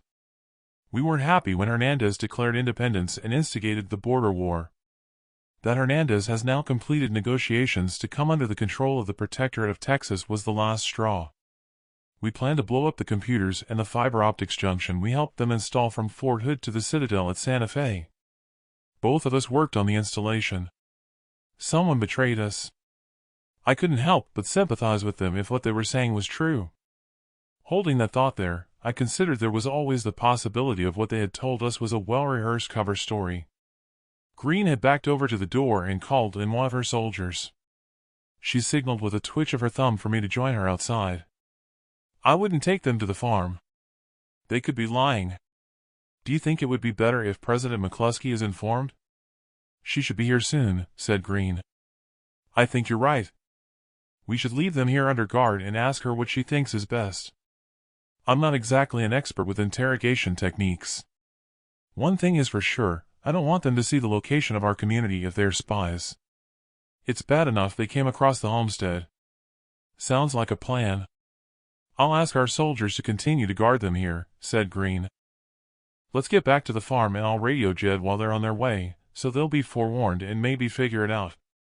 He can relay information about the prisoners to President McCluskey and maybe that'll give her time to decide what we should do with them." Orders given, we climbed back into our vehicle and set off back to the farm. When we arrived, Laura and Rose had the children outside in the play area. The crane was already busy, swinging a girder into place, ready to be bolted onto the base for our salvaged factory unit. We pulled over at my trailer to a line of people waiting for me. They were the yoke on my back that gave me a chore I didn't relish. I turned to Green. "Come with me. You can wait until I've contacted Jed from the office and see what he says," I said. Then I'll have to deal with this lot and their problems. Settled in the office, I contacted Jed. He reckoned they were only an hour away, and they'd deal with our problem prisoners when they arrived. I turned to Green. Have those outside come into the office one at a time. Hopefully, I can deal with them before our visitors arrive. Yes, sir. The first one arrived, a pitiful look etched on her face. Candace. What can I do for you? She was a dark-skinned and attractive woman in her late 20s. By the looks of the bulge, she was in her second trimester. She burst out crying and buried her head in her hands. Candace took a deep breath, wiped her eyes with a handkerchief, then blurted out the reason she was there. It's Tamara. She's openly flirting with my partner, Sam. He's been sneaking out at night. Do something, or I swear, I'll take a knife to her. I looked up at the ceiling, then lowered my head and rubbed at my upper eyelids. At that moment, I wished I had the wisdom of Solomon, but knew that I had nothing of the kind, only common sense. The something I wanted to do was to crawl into a hole and hide rather than to deal with the community's petty squabbles and insecurities when I couldn't sort out my relationship problems with Laura. Leave it with me. Don't do anything stupid. I'll have a word with them both. They have to be reminded the penalty for adultery outside of a recorded partnership is death. Chapter 11. Ex-President Amanda Jackson at the Citadel of Fort Hood.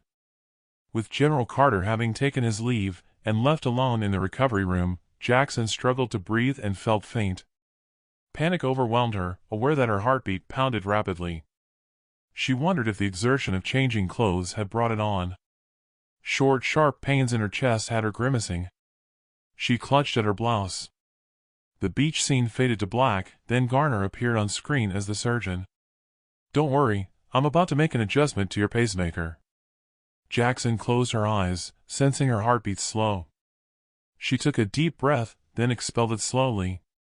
The pain subsided. There we are. You should feel better now. I want you to stand and walk over to the dresser and take a seat. Next to the jug of water you'll find medication in a white bottle. She eased off the gurney, stepped over to the dresser, then sat. Take one tablet. I have to tell you that on your travels, if you are asked to go through a security x-ray, you must inform them you have a pacemaker so they can body search you instead, or the rays will interfere with the operation of the pacemaker. While pouring a glass of water, she looked at her image in the mirror. The bandages were gone. She turned her head from side to side, aghast at the stitches on her scalp were covered with purple stains at each of the sutures. Water dripped onto her knee from the overflow of water in the glass and she put down the jug. She popped a tablet into her mouth, swilling it down. Can you wriggle your fingers on your left hand for me and tell me how it feels? Yeah, I can wriggle them. No pain in them, only a slight pain at my wrist. That's normal. Try making a fist, but take it slow and stop if the pain becomes intense. Jackson closed her eyes, ignoring Garner's instruction, and she gritted her teeth as the pain became unbearable, determined to make a fist. She released her grip as the pain became too much to bear. Yeah, I can make a fist. Good. In the red bottle, there are painkillers if needed.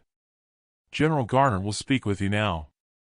Jackson turned on the seat sideways to face the screen. It would seem your recovery is progressing, said General Garner. It's time to discuss the preliminary part of the plan in preparation to take over control of Colorado. Jackson thought it surreal talking to a computer-generated entity, with the ability to change persona as if it were a chameleon changing color. That Garner had a spatial awareness of everything in the room defied comprehension. Artificial intelligence or not, she didn't think that any amount of software and data could generate a plan to take over Colorado. I'm not sure that any plan you have to take over Colorado would work with only an additional small band of 200 criminals under my command. In any combat against defensive positions where available weapons are evenly matched, you're on a hiding to nothing. You need a ratio of 3-to-1 to be in with a chance of defeating them. There are at least 2,000 active Denverines, with a further 8,000 in reserve who have completed training that can be called on, never mind the citizens of the Citadel if the governor arms them. Also, there are still remnants of the National Army available to them. Ah yes, the time-served attack ratio. Did you study probability in math lessons? Yes, Why? Well, imagine if you had circumstances stored in your memory of conflicts, tactics, and their outcomes of campaigns from all of history, considering weather, terrain, to include weapon types and numbers, etc. In those circumstances, you could take probability a stage further. With such data, you could enter the realms of predictive probability for the outcomes to a higher degree of certainty.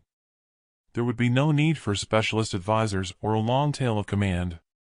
But I wouldn't have that sort of data in real time on the battlefield. Ah, but you would. I have the memory, and with the communication satellites we've recently launched, you will have direct contact with me. I have all that data to predict outcomes in real time, instantly. Put it this way, no one has ever beaten me at chess. Jackson turned and placed her elbows on the dresser. This wouldn't be a board game, she mused. She clasped her hand together and tapped her brow with the knuckles of her thumbs. Jackson took a deep breath, then rested her chin on her clasped hands. She didn't care how much intelligence Garner had in the databanks. To Jackson, as much as the intentions to restore her to the presidency would be a dream come true, that's all it was, a dream. If General Garner's claim to be an expert at predictive outcomes was true, he'd fallen short and missed the obvious. Jackson saw it as a means of escape once back in Colorado and thought it best to go along with Garner. She turned once more to face the screen. These Hispanic women. How will I communicate with them? I don't speak Spanish. All of you will have comms provided that will have auto-translation as you speak. As for communications with me, you'll find an amulet in the dresser drawer. Jackson pushed back on the chair and opened the drawer. She picked up the amulet to study it, to see a small screen the size of 4 wristwatch faces and a pinprick of a hole she assumed would be the camera. She recalled it was the same type of amulet on the arm of the Liberator when they reached inside the vehicle to scan Lieutenant Garcia. Under the screen, she could see a row of colored buttons. How does it work? The yellow button is to communicate with me. The red button will auto-disengage all the weapons the women will be provided with for if they try to run or turn on you, but not yours or your unit's weapons. It's waterproof, so it will work in all conditions. All the Hispanics will have hidden GPS chips about their person, so I can relay their positions at all times if needed, and you don't have access to the laptop that I'll provide you with to see them for yourself. You will see the new recruits as red dots. Your Denverines will be identified with yellow dots, yours will be a white dot. Those will be the same color as the armbands you'll wear. When the campaign is over, disengage their weapons and have them executed. Cartel members have no place in the new society. Jackson warmed to Garner's attributes for his ruthless streak. She still had her doubts. After 2 years of hit-and-run tactics on the new settlements for the sole purpose of stealing provisions, a full-on invasion to take control of Colorado with such a small force, the plan defied logic in her estimation. You still have the numerical problem. What's the plan? She asked Garner. One step at a time. First, get the prisoners into shape. Once the training is over, I'll have you transported to where you were captured, and then I'll outline the plan. The ranger station, she said, surprised they would have her transported near the border to where she could plan to escape. That's correct. General Carter is already having his rangers make a camp there to accommodate everyone. What about Hernandez? Hernandez has had an unfortunate accident, together with his top advisors. General Carter is on his way to Santa Fe, and he'll be in charge of New Mexico. For now that will be all. Once your recovery is confirmed, your transport will arrive at the gate for you and your unit. Liberators will escort you to the internment camp outside El Paso, where you'll train your new recruits. Have a good day. Jackson picked up the amulet and clasped it to her wrist, then looked for a catch to release it. Damn. There wasn't one. She rose from the chair and paced around. There was no doubt that Garner had covered the bases of her doubts regarding communicating with the prisoner recruits and tracking them. Without having details of the plan for the campaign, she reconciled that she'd have to take it one day at a time and hold escaping in reserve once back in Colorado. All she hoped for was that if the plan was viable, it would include her taking revenge on Jara and those who infiltrated the Citadel that put an end to her presidency. The name Jack Cole was on her list and circled in her thoughts, forever embedded in her memory as the one who she had heard Jara call for during her broadcast from the balcony. Chapter 12. Jack Cole at Cole's Farm and Community. With the last of the community exiting my office, the tension from listening and attempting to resolve their problems subsided, leaving body and mind spent. The radio speaker crackled to the metallic voice of Jed over the static. Radio check, over. It's scratchy, but I hear you. ETA, 10 minutes, said Jed. I'll be here. I turned the dial on the radio to the frequency of our defense team. Central to all units. President McCluskey's convoy is due in 10 minutes. Green here, we'll keep a lookout for them. All units, stay alert until identity confirmed, she said. When I stepped outside the trailer, a gentle breeze cooled the sun's rays on my face. Jed and Jara's visit would be a welcome distraction, I thought. Laura and Rose were over at the children's play area. I could see she was in her element, playing a game of tag with the kids. Raising my binoculars, a cloud of dust approached that I assumed would be the convoy arriving. As the cloud neared, the lead vehicle appeared. Definitely Jara's convoy with her Denverine escort. I scanned over to Laura. She shaded her eyes and looked over in the convoy's direction. Laura appeared to panic, gathering the kids together. Rose scooped up our youngest, with Laura taking hold of Thomas in our daughter's hand. They herded the kids between our armored vehicle dugouts, encouraging them toward the mine entrance. I let out a sigh and set off running to head them off and caught up with Laura. It's only Jed and Jara. No need to go to the mine. She came to a halt, visibly trembling. You didn't say that she'd have Denverines with her, said Laura. She needs security. I thought it was a given you'd know. For goodness sake, lighten up and cut me some slack, will you? Laura frowned. The children looked confused. I don't care what security she needs. Don't have the Denverines make camp here. Get them out of sight, she spat out at me, stamping a foot, clearly agitated. Laura turned to Rose. Let's get them all back to inside of the nursery. It looked as though I was yet again in her bad books and let out a sigh as I watched them enter the nursery. I stepped back inside our trailer and on into the radio room. With hindsight, I could understand Laura's fear of seeing Denverines on our property. She deserved an apology. I picked up the mic. Sergeant Green. Jack here. Greet the convoy and have them make camp on the far side of the hill on that flat piece of land out of sight of our farm, but escort Jed and the President to my trailer. Tell them we need them out of the way to avoid any accidents while we construct the new unit. Oh, yeah, ask 2 of your unit to stand guard at the entrance of the nursery. Ask one of them to go inside and tell Laura I sent them and tell her the Denverines are setting up camp over the hill. Affirmative. All I hoped for as I stepped outside our trailer was that Laura would appreciate the gesture as I waited for our visitors. It was a relief when they arrived, with Jara wearing a black trouser suit as would befit a president and not a Denverine uniform. Jack, great to see you again, said Jed, and we shared clasped hands and shoulder nudges. Jara nodded at me, then glanced around the farm. I hardly expected a hug from her, never mind a greeting. Come on in. Where's Laura and your children? Asked Jara. Over at the nursery with the kids, I said, and pointed through the window. I'll leave you 2 to catch up, she said and exited, walking in the nursery's direction. I see she's not changed. Yeah, moodier than ever. Come on through to my office. We can talk there. An uncomfortable silence hung over us as we took seats facing each other. It wasn't as though we were long-lost friends. So, we both said as if in an echo chamber, then we both laughed. Go on, you first, I said. What's this about the prisoners? Asked Jed. We've left them guarded over at the homestead. Can't be sure if they're spies, so I didn't want them here. I'm hoping you can tell me what to do. I'd rather they be taken to Denver with you where they were headed to ask for asylum. Jed leaned forward. We'll see. Jara said she'll speak with them, said Jed.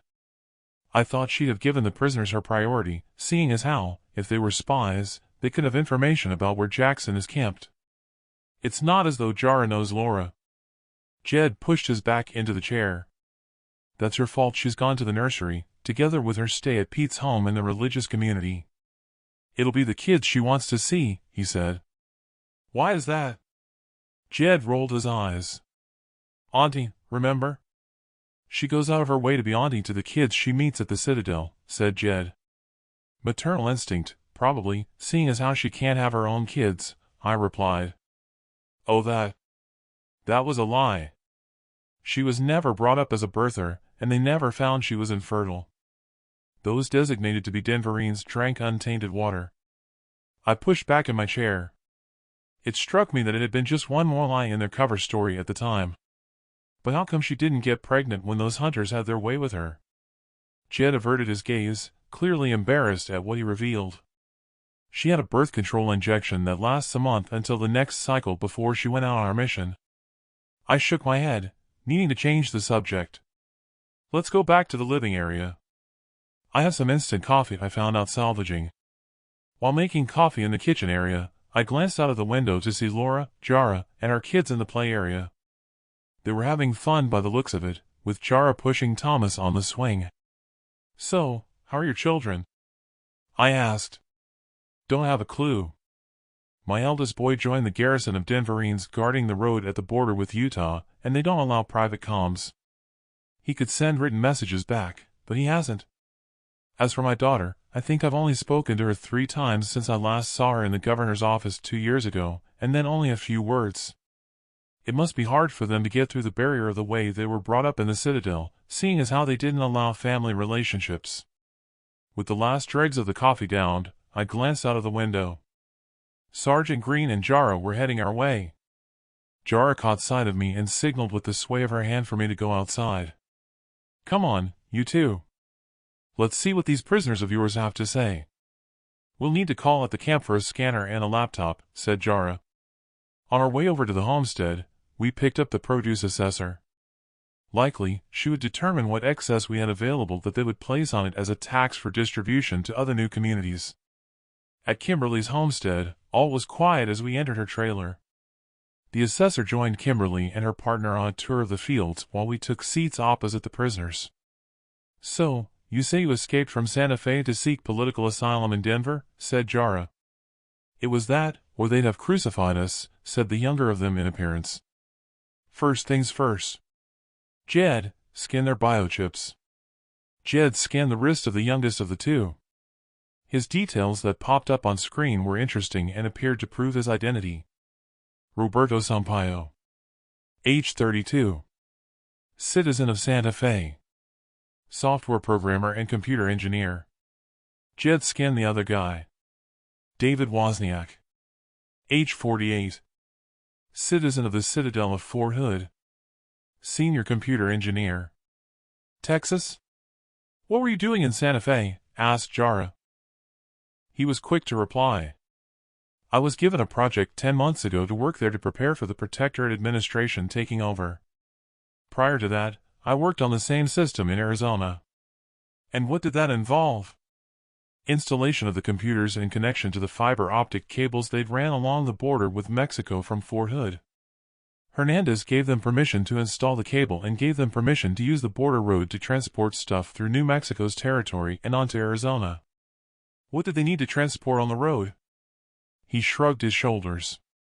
The younger of the two chipped in.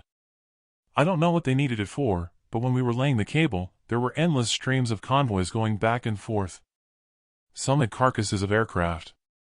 Others were loaded with their computer systems and circuit boards. The industrial complexes at Fort Hood are out of bounds where they are unloaded. Why join the cause and attempt to sabotage all your work? I joined our cause after seeing how the system of life in the Citadel would work differently from the time we were in the Union, said Roberto. It's at complete odds with how it will transform under the Protectorate. For a start, they were to stop all the development of new communities outside the Citadel in New Mexico, as they had done in Arizona. All aspects of life will be controlled by the Protectorate. I attempted to place bugs in the system software, but it was spotted. These days, the software writes its own code, and it can identify any attempt to make changes. The others they arrested when planting explosives at the fiber optical terminal and were caught red-handed. Torture put the others in the frame. At least some were not denounced. And you? Same reason. I didn't like the system I was meant to install after seeing how it worked in Arizona before the Protectorate took over. Jara rose from her chair and signaled for Jed and me to join her outside. Apprehending those two could be a bonus. What do you think? Jara asked Jed. Well, you could be right. Our system software is ancient. They could help with upgrades. That wasn't the bonus I was thinking of. He said there are other rebels loyal to our union who are still there. I'm more interested in Wozniak. We know nothing of how society is ordered in the Protectorate, or their strengths and weaknesses. He could help us in that regard. I wasn't interested in how they might help the Union. I just wanted them gone. Of more intrigue was why they needed the aircraft parts. I turned to Jara and Jed. Sounds good to me. The quicker you can get them back to Denver for a debrief, the better, I said. Jed and Jara looked over in my direction as if I shouldn't be party to the conversation.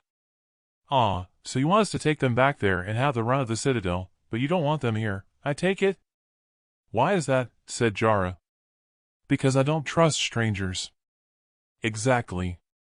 She turned to Jed. Have our escort blindfold them and take them to camp. Arrange for transport to take them to our Citadel. Tell them to have them placed under close arrest to be debriefed by our intelligence department. I want them treated with respect, unless they think they are spies and holding something back. Send a message that I'll want a full report relayed to me here. Jed scurried away to organize the prisoners' transport. Jara turned to me. Now you can tell me all about this skirmish you had with Jackson and Commander Wilson's old Denverine team. Commander Wilson's old team? That revelation drilled through me, leaving my jaw gaping. Images flashed through my mind of the day Commander Wilson ordered her team to torch our buildings after they'd slaughtered Ma and Pa and abducted Laura and Thomas. How do you know it was them? I asked her. Chapter 13. Jack Cole at Cole's farm. Anger burned inside me at the revelation it was definitely Commander Wilson's old team of Denverines that had ambushed us back at the industrial complex. Thoughts that those responsible for slaughtering Ma and Pa and abducting my family were on the loose within striking distance ripped through my mind. No doubt if I told Laura, she'd likely want us gone from the farm out of harm's way. For me, that wasn't an option. I wanted revenge. Well, are you going to tell me how you know it was Wilson's team that ambushed us? I asked Jara. Yeah, I'll tell you. The day we exiled Jackson after you'd taken up Commander Wilson. Her team escorted Jackson outside the Citadel. They disappeared with her, and we've not had contact with them since. They were obviously loyal to Jackson. Our intelligence team has followed their progress. Some communities are still loyal to Jackson and her Book of Light, though they deny it and hide the fact from inspectors. We think they must have been feeding them. The ones in the communities that have not remained loyal, they've sacked some of them on their way south. Trouble is, they've kept one step ahead of our patrols looking for them. Last thing we expected was for them to go over the border. I had to bite my tongue. My anger turned toward the both of them, particularly Jed for not telling me of the danger over the radio. More to the point, he'd not told me he knew it was Wilson's unit. Look, I know you've denied my request to arm our homesteaders, but I have to ask you to reconsider? There's no saying they'll stay over the border. No, I'll leave some of our Denverine escort here to beef up your defense of the homesteads. You can't do that, or I'll lose Laura and the kids. Jara snapped her vision to look directly into my eyes. Why is that? Think about it from her point of view. She witnessed Wilson and her Denverines slaughter my Ma and Pa at the farm. Never mind that it was them that abducted her and my kids. My ancestors farmed this land. The last thing I want to do is to leave here. It still freaks her out at the sight of the Denverines. Hell, even I get the shivers. She'll want us gone from here. We all feel safer if we were armed just now. Jara lowered her vision and shuffled dust around with the toe of her boot. She raised her head and looked me in the eyes again. Let me think about it until after I've looked over your defenses. Amid our conversation, I'd been aware of Jed collecting the prisoners, now blindfolded, and joining them at the transport to take them to the camp. It was something of a relief he'd gone to give me time to calm down. Nothing for us to do here now. The assessor will have finished, I said. We should pick her up and go back to the farm, and I'll give you a tour of our defenses. Jara took the passenger seat. My stress levels diminished to be sitting in the back alone, still stewing over what I'd discovered, and Jara denying the homesteaders the right to bear arms. The vehicle stopped, and we collected the assessor. How did it go out there? I asked. Not as good as I thought. Yields are likely only 40% of what they could be if we had fertilizer and weed killer. Yeah, it's time-consuming and hard labor weeding. We do our best. Our conversation talking about cultivation and some of her suggestions to improve yields brought my stress level down on the way back to the farm until we dropped her off at the camp. Let's go and look over your defenses, said Jara. Drive over to the mine entrance back at the farm, I ordered Sergeant Green. May as well start at our last line of defense. My preference would have been to have Jara make it official to bear arms, but I'd more or less decided to do it clandestinely and hope that inspections wouldn't catch us out. It would be a gamble I hoped would not be needed, considering it would be a death sentence for all those involved. Me included. That would make it a big choice for all of us, requiring consensus for fear of someone ratting us out. We pulled over at the side of a shipping container. On second thoughts, I wasn't sure that everyone could be trusted, leaving me undecided as to arming our community. Where's the mine entrance? Jara asked. Behind that container. It's set on girders sunk into the ground to allow it to slide. Those chains fastened to the container lead to a bulldozer inside the mine entrance. The steel doors open inwards. We had to dig out roof collapses and widen air shafts. So, do you use it as a bunker? We could, but no. The tunnel goes under two hillsides and the air vents come out on the far side of the second hill. Once everyone is inside, we would have the bulldozer drag the container to the entrance, close the door, then have it rest the bucket on the doors. That would give us plenty of time to escape. It's all scrubland for a good distance beyond the hills to give us cover when we exit the ventilation shaft. Jara nodded her head. So far, so good. Let's go up the hillside over the entrance. I can get a better picture that way, she said. After an arduous climb up the hillside, we turned to look over the farm. Jara shaded her eyes, coursing her vision over our community. Your defenses are not good enough. You're assuming an attack from only 3 compass points. Any attack over this hillside from the north here, and that's your community defenses routed. We have patrols, I said. Where are they? They're not here. You need permanent lookouts on this hillside with some serious firepower to slow down any advance. You also need to salvage a siren on your travels to alert the community and organize drills for defense and escape. The dugouts below and a semicircle for the armored vehicles are good. What's that container for out in the open? She asked. That's where we store our ammunition and arms for when we go out salvaging and for if we come under attack. So, if you're overpowered, the plan is to get the community to the mine while fighting a rear action? That's about it, I said. Well, looking from here, and assuming that you were flanked from this hillside, they'd be cut down as they ran. You need to salvage some more containers and cutting equipment. Have them lined up from the mine entrance and the dugouts with a Y formation as entrances, then cut out openings front and back in each of them to make a secure passage to the entrance. That should do it if you leave the doors untouched to the entrance ones and have them altered to be secured from the inside. If you stack 3 containers over the entrance ones and cut holes in the roofs with a ladder, you can have lookouts up there. I could see the sense in what she proposed, however ugly it would look, and the work involved. Well, that won't happen overnight, and it still leaves the problem of the outlying homesteaders defending themselves if Jackson returns with her followers, I said. Then stop construction of the new biofarming unit. It's only wanted as a contingency. Make the containers a priority. She had ignored the problem of the homesteaders, but seemed to churn something over, hopefully about a decision to arm our homesteaders. It was time to give her a push. Look, Jackson won't have anyone south of the border to supply her with provisions, without she'd have to steal them and likely bring the Rangers down on her. She's bound to head north to get provisions and use the border to hide out of reach of your Denverines. That could put us in her firing line. Jara avoided eye contact and turned away. I can understand that, but I have responsibility to our entire territory, and we can't have word getting out I'd authorized your homesteaders to have lethal weapons at all times, or the other communities will want arming. Goodness knows where that will lead. There are already disputes between some of them. We've had to resolve some while they faced off with farm tools and knives as weapons. Imagine if they had free access to firearms? Let's get back down there. As we trudged down the hillside, I still pondered the problem. While I could understand her bigger picture, it wasn't going to be her life on the line. When we reached the bottom, I placed my hand on her shoulder, stopping her mid-step. Wait. I have a viable solution. Go on. I'm listening.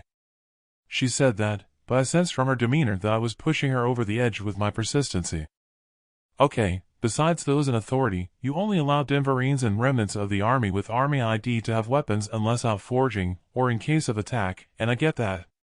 But these are exceptional circumstances here. As president, you could issue an executive order for me to appoint our homesteaders as Denverines or soldiers, but only within our border that I have authority over. We're talking about Jackson and her followers on the loose here. By the look on her face, what I'd said seemed to have got her attention. She turned away and walked on. Let me think about it, and I'll discuss it with Jed at our camp when he returns. Infuriated, I couldn't think what there was to deliberate over. Discussing with Jed wouldn't get a decision. She was headstrong and made decisions on her own stubborn initiative, as I knew from experience. Whatever, I needed to come up with a plan for the homesteaders to circumvent the restriction of not having firearms that would be more lethal than sticks and stones. Chapter 14. Ex-President Amanda Jackson. El Paso. On the journey to the border internment camp outside of El Paso, Jackson had plenty to think about, with a plan developed going forward. None of her thoughts involved Protectorate Garner having any power over her, even if with its support she was successful in taking back her presidency. It ran through her mind that the last thing she wanted was anyone having the slightest modicum of authority over her actions. Not after vowing never to have anyone control her following her experience with her father as a child. The only thing he had been of any worth to her, she thought, was as a sperm donor to provide his genes to her that overpowered those of her weak mother's attributes. Her vehicle slowed, then turned left and parked outside the Teresa Border Patrol Station. "We're here," said Lieutenant Garcia. "I have a question to ask you," Jackson said, on a subject that had been bugging her. "Go ahead." "Was it Robertson or Davies who gave up my identity under torture?" "Neither.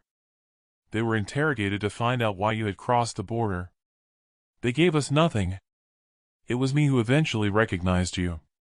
Our sniper reported he'd seen you change clothes, so I knew you had to be someone important, especially with you not having a biochip." Jackson climbed out of her seat with her curiosity quenched. The rest of the convoy carrying her troops and supplies pulled off the road and parked. "I'll have our rangers get your Denverines to stretch their legs while I see what arrangements have been made for you to see the prisoners," said Garcia. He pulled back his sleeve to reveal an identical amulet to hers and pressed the yellow button. Garcia reporting in to say we've arrived. Jackson heard a faint reply, short and to the point. "I know. Carry on." The reply surprised her, wondering how Garner would know they'd arrived. She slapped her forehead at the realization Garner had said the uniforms in their supplies for the prisoners would have GPS locators. It would be the same for her own uniform, she mused. With the Rangers having emptied the transport of her unit and standing guard, her Denverines looked to be disorganized. Jackson marched over and had them line up in rows for inspection. Knowing it had been the first time any of them had experienced submission, she saw the defeat written all over their faces. Jackson knew she needed to boost their morale. Shoulders back, head held high, she addressed them. "My fellow companion Denverines, take heart and stand tall. The plan I had to have us taken prisoner has come to fruition. It was my intention all along in crossing the border to seek an alliance with the Protectorate of Texas to take back my presidency. We now have Protectorate Garner's full support in our endeavors. You all saw how I faced death at the hands of the executioner, prepared to die for the cause you also loyally support. Our heroic Denverines, Commander Davies, and Denverine and Robertson are to be awarded posthumously the highest order it is in my power to give to them. They died with honor befitting a Denverine, as you have all sworn to do. Let us all salute them," she said, bending an elbow and with her fist held to her chest. The Denverines followed suit. "To our brave fallen Denverines," she said, projecting her voice to all assembled, now rhythmically pounding their chests in salute. "Captain Valentina Lopez. Step forward." Lopez stepped forward and stood to attention. "I hear you speak fluent Spanish?" "Yes, our savior." Jackson nodded, then addressed the Denverines once more. "It is my honor to promote Captain Lopez to the rank of your commander. Now let us all look forward to our success in all our operations." Lopez did an about-turn to face the troops. "You all witnessed our president die that day on the cross. Now she has risen to lead us all to victory over our enemies. All hail and salute, our savior." Garcia stepped up beside her. "Impressive," he said. "Let's hope you can work the same magic on the prisoner scum. Get them all back in the transport. We're to go to a base outside the internment camp. They've built a separate area to house those prisoners you select." The convoy took a turning that took them to the rear of the station that had hidden the camp. Guard towers surrounded a high wire fence, topped off with razor wire and with cameras on poles. Inside were rows of huts, with prisoners milling outside. At the side of the convoy rounding the perimeter, the prisoners surged to an internal wire fence. Fingers of those arriving first, they grasped at the chain-link mesh. The women were emaciated, eyes bulging. Their expressions were frozen without emotion. Resigned to death. She'd seen that look before in soldiers returning from defeat. The 1,000-mile stare, as it was known. Devoid of all hope. Not the sort of prospects to form an army. The convoy veered to the right and on into the separate compound. "How do you want to go about selection?" Garcia asked as they climbed out of the cab. "How many do I have to choose from?" "It changes daily after vaporization culls the numbers and new arrivals bolster them. Around 700 at any one time." Jackson coursed her vision around the compound. The guard towers had machine guns mounted and with banks of cameras. "Then let's not waste time. We can sort out our accommodation later. I'll have my troops build the obstacle course with the equipment we brought with us. I can see that you don't feed the prisoners. Cut loose 200 of the most recent interns who are more likely not to have wasted away. No tattoos, and none who appear to be pregnant. Ages from 16 to 25. The younger the better. They'll be more impressionable. I'll weed them out when they get here, and we can replace the ones who don't make it through training." "Anything else?"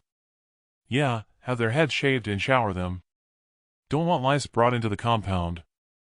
Send 20 here at a time." Jackson turned to Lopez. "Organize the construction of the obstacle course. Set up a detail to provide rations for the prisoners, 20 at a time. I want them to have double rations for a first meal. When that's done, I want you to mingle with the prisoners and to be my eyes and ears and to translate for me what they are saying before we allocate them comms equipment. Right away, our savior." Jackson paced around the compound, now and then, checking on progress. The first of the prisoners arrived, roughly handled along by guards of the border patrol. A woman stumbled, lagging behind the others. A guard smacked his rifle but onto the back of her head. She crumpled to the ground when a boot landed, digging her in the ribs. Blood trickled from where the skin had split at the back of her shaven head. Jackson turned to Lopez. "Follow me." She stepped briskly over to the guard. "Back off, bozo." "Lopez, help her to her feet and on over to the others. Have someone seat her gash." The guard stepped over and faced up to Jackson, raising the butt of his rifle at her and gritted his teeth.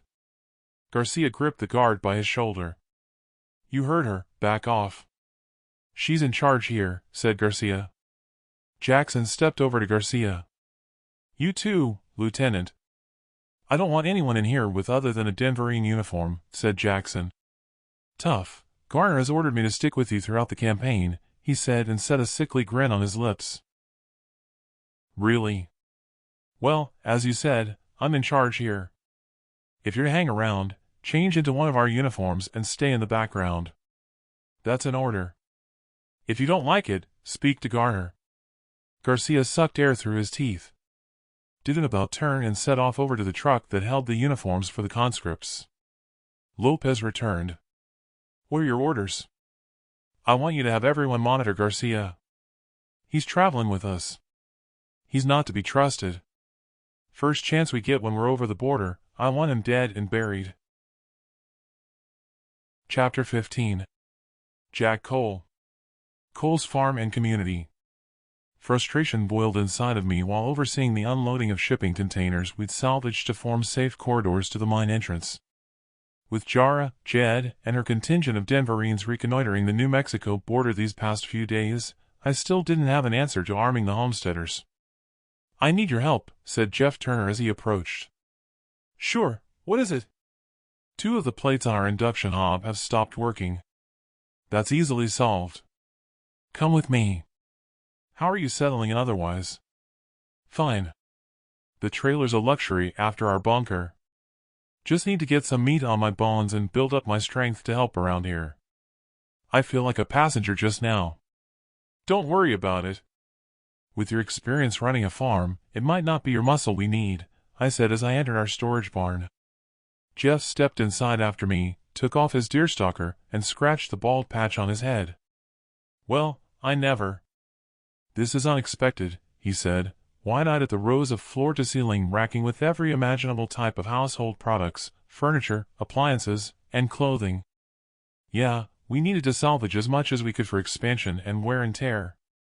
It's not as though they manufacture stuff now. We need to ask Rebecca where the hobs are." "Hi, Jack," said Rebecca, screwdriver in hand as we approached her workbench with an AC unit stripped down. "What can I do for you?" she asked, wiping her hands on a rag, then stuffed it into her overalls. "Jeff here needs a replacement induction hob. Third row along, around halfway down. Don't forget to bring the old one back here. I might need the parts." With the hob under my arm, we set off to Jeff's trailer. His cousin stepped outside and collected the hob. "Listen, I was hearing some of the community working on the containers talking," said his cousin, Roger. "Looks like you're running out of cutting and welding gear to finish the container escape route. If you could arrange for a convoy to get to Jeff's homestead, I would have more than enough there if you could help me salvage my blacksmith's equipment. I could set it all up down here." "Good idea. A blacksmith would be a useful addition to the community services. I'll make arrangements." "Thanks," said Jeff, when screaming and shouting exploded, coming from Tamara's trailer next door. Tamara and Candace spilled out of the door, falling over and rolling around with a tight grip on each other's hair. Candace's bare-chested partner, Sam, rushed outside, dropping a blood-stained knife, and attempted to part them. Much as I didn't want to get involved, Sam couldn't untangle them. "For God's sake, you two, stop it, she'll lose the baby," I shouted, diving in to help Sam release their grip on each other, but finding it impossible. That was when I noticed blood smeared on their clothing as they rolled around. "Stand back," said Sergeant Green, withdrawing her combat knife, and took a hold of Tamara's wrist. Green sliced Candace's hair, releasing Tamara's hold of her. "Secure her hand." It surprised me at the strength of a woman in a fight as I struggled to restrain her arm. Finally we freed them both. Tamara clutched at her blood-stained blouse while Sam held Candace away from her, still struggling and kicking out like someone demented to get back into the fight. Tamara's hands slipped from her chest to her side. "We need a medic," Green called out, while kneeling at the side of Tamara. "She's been stabbed." 3 of her unit ran over, one with a medic kit. I pointed at Sam and Candace. "Separate them and secure them," I ordered. By now, a crowd surrounded us. The medic cut away at Tamara's blouse to reveal multiple stab wounds. With the medic checking Tamara's pulse, she glanced over at me and shook her head. "She's gone." I turned around in a full circle and stamped my foot. "Oh hell, no." I turned my attention to the crowd milling around. "Please, all go back to your duties." Green called over more of her unit to clear the stragglers. Jeff stepped over to the corpse with a bed sheet and handed it to the medic who covered the corpse, then Jeff returned to his trailer, tapping me on the shoulder on his way and shaking his head. Shock turned to anger, and I rounded on Sam. "You stupid idiot!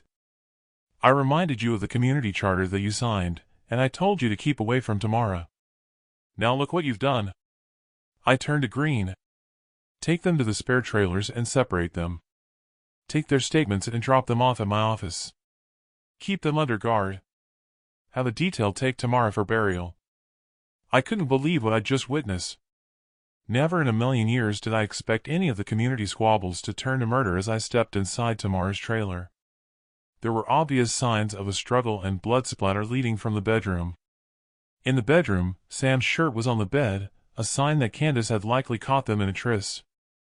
I stepped back outside and placed my hands on Jeff's trailer, leaning in to take my weight and taking stock of what had happened. More than anything, it was how to handle any punishment set out in the community charter. Jeff appeared at his trailer door. "Come on in and take a seat," he said. I trudged inside and took a seat, still in shock. "Do you have police or a sheriff to deal with this?" "Police? You mean like protectors in the Citadels?" "No, it's all down to me." "Ah, so I get what they mean when I've heard them talk about you as the protector-in-chief. I don't like to say this, but I could see it escalating. He's been calling around here to visit her regularly, and these walls don't exactly cut out the noise. If you get what I mean. The pregnant woman has been around a time or two, screaming at the door." "Yeah, I get what you mean. Relationships cause most of the squabbles. It doesn't help with women outnumbering fertile men. Most don't pair up, but sort of have arrangements to satisfy needs. The problems start where feelings develop, usually one-sided. Look, I have to be going to get my head around this. Rather you than me." I couldn't recall the walk back to my office, where I sank into my seat. Talking with Jeff had given me an idea. With our community growing, it was time to appoint someone to police the community. If nothing else, it would take away the responsibility from my shoulders from settling infringements of the community charter that everyone had signed. But for now I knew the outcome of what had happened would be down to me. The law was simple. Firing squad of 3 for murderers. If it were Sam culpable, having seen him with the knife, I didn't have a problem with that, but with Candace pregnant, I shuddered as to the outcome if it was her who stabbed Tamara, seeing as how she was pregnant. The radio speaker crackled to a metallic voice. "Radio check to Central. Jed here. Reading you loud and clear. Should be back in 20 minutes. No sign of intruders at the border," he said. "Good. I have a problem here. I could do to talk to you about what to do. We've had a murder." There was a long pause before he answered. "Oh, no. You can fill me in when we get there." As much as I needed to bounce around how to deal with the outcome, Sam had disrespected me. He'd completely ignored my mediations between the 3 of them, and me warning them of the capital punishment for breaking the charter they had signed. There would have to be punishment, regardless, or I'd be seen to be weak. While deliberating, Sergeant Green entered. "I have their statements here." "Take a seat." I read the statements. It was clear that Candace was the guilty party, having stabbed Tamara with a kitchen knife when entering the trailer, and she caught Sam and Tamara together. Sam, on the other hand, distanced himself from all culpability and went on at length about how it was all Candace's fault, saying what did she expect him to do with so many women throwing themselves at him? What he'd said stuck in my craw after I'd told him that as he was officially partnered and registered with Candace, he should either keep it in his pants or end it.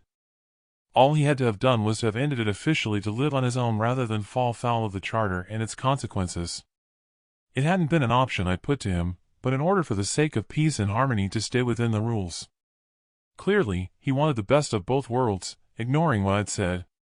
With that in mind, he was just as guilty as if they'd both thrust the knife at Tamara. That aside, Sam knew the penalty for adultery was death. "What are you going to do with the pair of them?" Green asked. Chapter 16. Amanda Jackson at the prisoner compound. Jackson looked around the compound now that the prisoners had all arrived and been fed. It appeared to her that they had split into factions. One of the largest factions impressed her. One prisoner seemed to have been in charge, having the group lined up, sitting on the ground in neat rows while addressing them. A smaller group appeared to be chanting, while the rest of them slouched around. "What are they chanting?" Jackson asked Commander Lopez. "They're praying. One of them told me they crossed the border to apply for sanctuary at Salt Lake." Jackson scoffed. "Bible thumpers. That's all we need." "That was a waste of food." "I'll have Garcia exchange them," said Jackson. "Coming from Mexico, it's likely they're all believers to some extent," said Lopez. "What is the leader of the organized prisoners saying?" "She's asking them to face adversity like the Adelitas of old." "Adelitas?" Women soldiers, or soldadoras, as they call them in Spanish. So those are the cartel soldiers, I take it? No, those are the ones slouching around. So, for all General Garner's intelligence, he got that wrong. I was told they were all cartel members. Not from what I heard in the canteen. The cartel drove the Adelitas over the border when they ran out of ammo, and they surrendered to the border guards, hoping for sanctuary and to help them fight back. The Adelitas and the Sinaloa's cartel sicarias, the term used for female assassins, are not exactly compatriots. They hate each other ever since the cartel took over governing Mexico and set about murdering the Adelitas' breeders. Well, that makes sense knowing the cartel slaughtered the breeders, seeing as they didn't have access to the chemicals that we put in the water supply.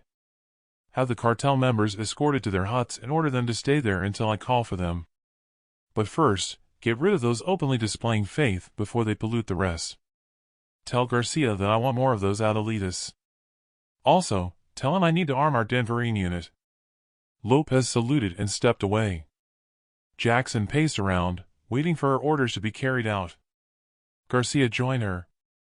I've radioed through half those you mentioned replaced with more Adelitas, but they'll be outside your age range. Good, then some of them will probably be part of the command structure. Garner says I'm not to give you your weapons until you arrive at the ranger station. Is that so? Jackson pressed the yellow button on her amulet. General Garner appeared on the screen. She moved up close to Garcia so they could share the screen. I need our weapons if we're to train the prisoners. It's not like we'll turn the weapons against the border guards to escape. Not now that we have your support to take back my presidency. It's not as though we could do it on our own without your assistance. I see you have Garcia with you. Agreed. You can have your weapons, but the prisoners can only have ones you are to disable and will remain so until you cross the border. Do not tell them you can engage and disengage their weapons, or they could make you a target. Understood. The image disappeared. Jackson smirked at Garcia. You heard. See to it now and have the uniforms and translation comms brought here. Garcia huffed, then turned to go about his task. Jackson displayed a smile now that she had got one up on Garner, while wondering what odds his inner algorithms had predicted of the probable outcome of supplying her with the weapons before they reached the ranger station. Clearly, Garner had a lot to learn about the way her mind worked, she thought. Her attention turned to wondering how she would set about forming two opposing forces into one cohesive unit. On the face of it, it seemed like an impossible task. Chapter 17. Jack Cole. Cole's Town Community. With the community charter on my desk, I searched my mind for mitigating circumstances to avoid the unpleasantness of the consequences for both Sam and for Candace, especially for her unborn child. Jara, as president, had borrowed what she'd learned from the Bible of the Ten Commandments during our indoctrination at the religious community in drafting the charter. She had added that all rules broken would result in death by firing squad for the guilty parties. My mind in turmoil, I read the charter on my desk. The two laws that applied were first of all, no citizen will take the life of another unless authorized in law, in defense of self, or of other citizens. Secondly, there shall be no adultery between official coupled partnerships and third parties. By her own admission, Candace had said in her statement that she took the knife from the table in a blind rage at finding them together copulating and repeatedly stabbed Tamara. There wasn't anything in the charter that allowed Candace to be judge, jury, and executioner for them breaking the law of adultery. As for Sam, by inference in his statement, he admitted to adultery, and with Jeff as a witness from what he had told me, that would seal his fate. Not that I hadn't warned him, or Tamara, of the consequences of them continuing their affair. That begged the question that Tamara would have been equally guilty of breaking the charter and would have been put to death by a firing squad. That still didn't give the right to Candace to take her life. I sank my head into my hands, hoping for divine inspiration as to the way ahead. It didn't sit well with me that I could order executions. The door to my office burst open and in rushed Laura. "Is it true?" she asked, her eyes wide and dancing around my person. "Is what true?" "That there's been a murder." "Yeah, it's true." Laura glanced at the charter in front of me. She knew exactly what was in there. I handed her the statements. Laura read through them. "Oh, my God. Candace is pregnant." Don't tell me you'll order her execution? I don't have an option. I'll have to keep her in isolation until her child is born for adoption. But Sam will have to be put to death right away, I said, with a heavy heart. It's barbaric. Can't you banish them both? Not with Jara here. I've already told Jed there's been a murder. Laura looked at me, horrified. Then let them order the penalty. For God's sake, what will our children think of you? Hell, what will Candace's child think of you when they reach adulthood and learn you put her mother to death? You can't do this. Hell, how many children will he have sired here as a breeder from his time in the Citadel? Any of them could seek revenge when they're of an age to do so. Those sentiments gave me plenty of pause for thought. Try as I may, I couldn't come up with a way of avoiding the responsibility I faced. Look, I don't want to do this, but I have to, or people will be free to do as they wish. I'll lose all authority over the community if I don't enact the law. It's not like I'll be pulling the trigger, I said, which even to me sounded like a lame excuse. Then let's leave here. This farm has been nothing but a curse ever since I was kidnapped. I didn't sign up for this when we got married, she said, clearly agitated. But... My reply was cut short as she exited and slammed the door to a close. Goodness knows how long I'd stared at that closed door, my mind in turmoil, when it opened and in walked Jed and Jara. You look like someone has just slapped your face. What's wrong? Asked Jed. Jara took a seat at the desk, noticing the statements, and picked them up to read. It's the murder we've had. The woman who is guilty is pregnant. Just had a bust-up with Laura. She's not happy that I'll have to order her execution for defending her honor against adulterers.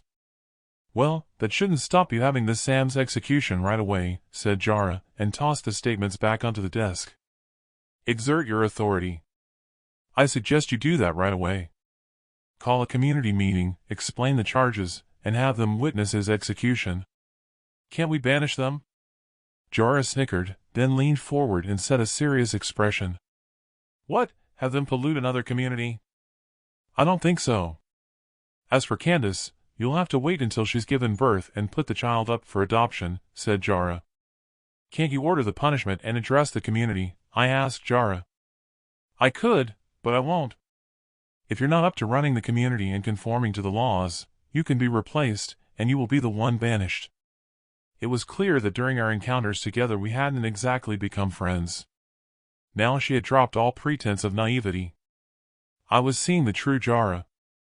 I dropped my backside on the cushion of my chair. She had offered me a way out of the responsibility regards the adoption that I hoped I could shirk, but juxtaposed with that, if I refused to give the order, it would mean leaving the farm where my ancestors had settled and where Ma and Pa had died defending the land. Not to mention my parents had died defending Laura, our unborn child, and Thomas. I let out a sigh, determining Laura would come around to the situation. Sam, okay? I can do that. The law is clear, and he'd been warned. Would it not be better if you took Candace back to the Citadel to give birth and for her execution and for the child to be adopted there? Laura's concern is that if the child grows up in the community and learns that I put the mother to death, it could seek vengeance against me and my family like you did with Jackson. Jara cradled her fingers, tapping a knuckle on her chin. She pushed back on her chair. Okay, I'll do that, but you still have to announce their punishments right away. That's an order. You know the alternative if you refuse. I picked up the mic, hesitated, then pressed the button to speak. Central for Sergeant Green, radio check, over. Green. Reading you. Send out messages for the patrols to have the homesteaders come right away to a meeting at the farm. Have your unit tell everyone in the community here we're to have a meeting as soon as the homesteaders arrive. I'll also need you to ask for 3 of your unit to volunteer for a firing squad for Sam. Affirmative. Right away. I dropped the mic on the table. Good choice, said Jed. I see you're making satisfactory progress with the containers. I'll leave you 2 here and go take a look, said Jara. Before you go, what have you decided about arming the community, especially the outlying homesteaders? You're asking me that after what's happened here with the kitchen knife? Imagine if you armed them? No, my decision is final, she said, and rising from her chair she exited. While I could understand her logic, disappointed, I frowned. Don't look so worried, said Jed. There was no sign of Jackson and her Denverines. We've left some of the Denverines scouting the wider border. Jara had scouts cross the border and there was no sign of them. All they found was the Rangers building a camp near an abandoned Rangers station. Was it near the border? No. It was sizable, but well outside the 10-mile exclusion zone for heavy armaments agreed in the treaty. Treaty? It didn't stop her from breaking the treaty by sending scouts over, but she couldn't cut me any slack over the executions. Candace was defending her honor. I know I want to do the same if I found someone cavorting with my wife. Jed sucked air through his teeth. Look, I know it doesn't sit well on your shoulders. You need to get it over with, and I'll have a word with her about appointing a protector from the Citadel. They can take charge of incidents and pronouncing punishments. It would just need you to sign off on what the protector decreed after investigation and leave the dirty work to them. That's all the governors have to do in the Citadels. I'm sure Jara won't have a problem with that, not with your community growing. Thanks. I know you've said there's no sign of Jackson, but I still think she should allow the outlying homesteaders to arm themselves. Nothing I can do on that, and goodness knows I stood your corner. Nothing to stop them from having bows and arrows. The charter laying out the laws to carry arms is clear. It only refers to firearms and heavy armaments, said Jed, smiling as if it was a solution. That's a joke when setting arrows against rifles and guns if hostiles attack, I said. The radio speaker crackled. Sergeant Green to Central. Central here. Our patrol has arrived with the homesteaders. We've set a post for the execution. People are gathering. I'll be out there soon, I replied. Well, it's time. Come on, you can do this, said Jed. I had my doubts that I could hold it together while wondering how Laura and the community would react. That was especially so, after recalling witnessing the blood-curdling cruelty of the hostiles' execution by stone throwing at the religious community on my journey to rescue Laura and the kids. Those images still haunted me in my nightmares from time to time. I took a deep breath, composed myself, then with a heavy heart, I set off to do the deed. Chapter 18. Jack Cole at Cole's farm. Out in the assembly area at the farm, I climbed the stairs and onto the stage to address the gathered crowd. What was to unfold would be far removed from the plays and talent shows the community was used to seeing on the stage. Sam and Candace were at one side of the stage with their wrists bound, each of them with a 2-guard escort. Sergeant Green, Jed, and Jara flanked either side of me slightly to the rear, leaving me front and center. For all of the multitude assembled before me, loneliness drenched me as if in an alternate zone. Faces were somber in the crowd. I assumed word had passed around what had transpired. I held up my arms, palms down, and tapped the air to quieten the rumblings. At the front of the crowd, Laura was there with Thomas, her arms draped over him from behind. Our eyes met. Tight-lipped, and with a stony glare she sent my way, I broke the spell and glanced at Jed. He nodded at me as if to give encouragement. I stepped forward, looking straight ahead, the sea of faces in the crowd unseen as if a veil had come down between us. Friends, as your protector-in-chief, I have called on you here today to announce the discovery of 2 capital crimes in our community, so grave that the guilty parties are to face the ultimate punishment as set out in our community charter for the benefit of all, as ordered by President Jara McCluskey. I dare not glance at Jara for her reaction at putting the responsibility for the outcome in her hands. The reaction to my opening statement was immediate. Heads turned to whispered conversations and shuffling of feet. Please, if you'll all listen, I'll continue. The crowd hushed. I turned and pointed to Candace, then faced the crowd once more. By her own confession, Candace here has taken the life of fellow community member, Tamara Evans. For her crime, she'll be taken from here to the Citadel of Denver to give birth to her child, after which, the child will be adopted, and Candace will face the firing squad as set out in our charter. My fingers tremored that finally I had got the words out, while anxious that Laura would accept the sentence for Candace to be carried out elsewhere with the child taken care of. No, no, no, Candace screamed out over the deafening sound of gasps and rumblings from the crowd. Better take her away to the transport, I heard Jed say. I turned to see Candace whimpering and stumbling as her guards led her down the steps at the rear.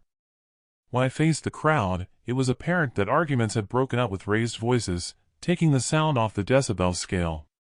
Try as I may in calling out for quiet, it was to no avail. I sensed the disquiet could turn ugly, and I turned to Sergeant Green. Radio through to your troops. I want them lined up at the front of the crowd. Down in the crowd, Laura shook her head and sent a disparaging look my way. She turned and ushered Thomas away through the throng. When I looked behind, Jara whispered in Jed's ear, then he set off down the steps. What's wrong with them? They've all signed the charter, said Jara. This isn't the Citadel. Most here were captive birthers and breeders taken from the wastelands, steeped in the old ways. It's probably the fact that she's pregnant that's causing dismay. Look, before Sam faces the firing squad, I should ask that the children leave. No. Let them stay. They have to know that breaking the law has its consequences as a deterrent for when they grow up. With our troops lined up at the front, the crowd hushed. Jed returned to the plinth, this time wearing comms. It's done. The Denverines are in position if needed, I heard him say. Come on. Get this over with, said Jara. For all my attempts to be one of the community, I had turned from a friend to a tyrant in the space of minutes following the disquiet. Shoulders back, I composed myself and addressed the community. For the crime of adultery, Samuel Levy is to be put to death by firing squad. A guy at the front called out. Adultery. Hell, it's only sex. It's not like he's raped someone. How many women here has Sam sired to give birth to their children as a breeder in the Citadel before he became coupled? I didn't know how to answer him as once more rumblings erupted, assuming the others agreed with his sentiments on seeing a sea of nodding heads. I turned and shrugged my shoulders at Jara. Jara stepped forward. Enough. I won't have dissent against community laws. She nodded in Jed's direction, and he placed a finger on the earpiece to his comms, then swung the mic to his lips. It's a go, said Jed. Denverines appeared from around the hillside and surrounded the crowd.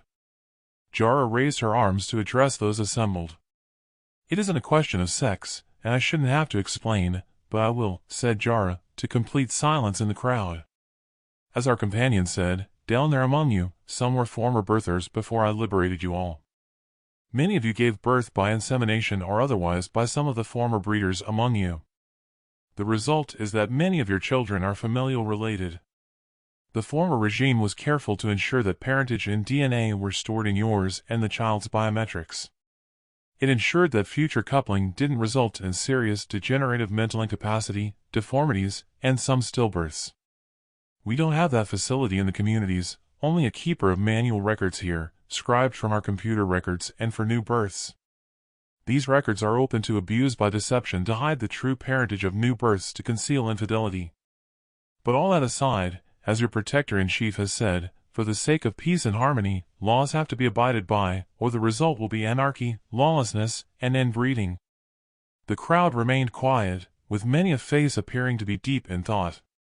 Jara turned to Sergeant Green. It's time, she said. Sergeant Green had the guards escort Sam to the place of execution. Jara had rescued the situation for me, with the community appearing to accept the execution from what she had said. It also troubled me. I had never thought about the records. There was a chance that the biological father of our youngest was among our community. I shrugged my shoulders, sucking in faltering breaths as shivers ran through me. From the advantage of the raised plinth, I looked on as they secured Sam to the post. They offered him a blindfold, which he refused. The firing squad shouldered their rifles, took aim, and to a volley of single shots he slumped, lifeless. It was over for him, but not for those who witnessed the event as I snatched my vision away from the corpse to those assembled. There were gasps from the crowd. Children cried. Some needed the support of others to keep them upright in a state of faint. Others were tearful. Then, silence. The crowd dispersed, most with their heads down in apparent contemplation. Others stepped to the fore to see the body, then trudged away. Return to base, I heard Jed say over his comms. Jed and Jara stepped down the steps. Over at the execution post, 2 of the firing squad were loading the corpse onto a buggy. I was alone once more on an empty stage, numb at the spectacle, and knowing I would have to face Laura after I had gone against her wishes. As I trudged back to the office, head down, I couldn't help but think that she'd been right, and I should have chosen to leave the farm with her and the children. I doubted that going forward, I would ever be looked upon in the same light, but as someone to fear. Back in the office, I sat there for hours waiting for Laura and the children to arrive, sinking into depression, when I heard the trailer door open and then close. Rising from my seat, I stepped along the corridor, then hesitated at not hearing the children calling for me as they usually did. "Laura, is that you?" "Where are the children?" I asked as I stepped into the living area. The door to our bedroom was open and I could see Laura in there, but she didn't respond. I took a seat on the couch.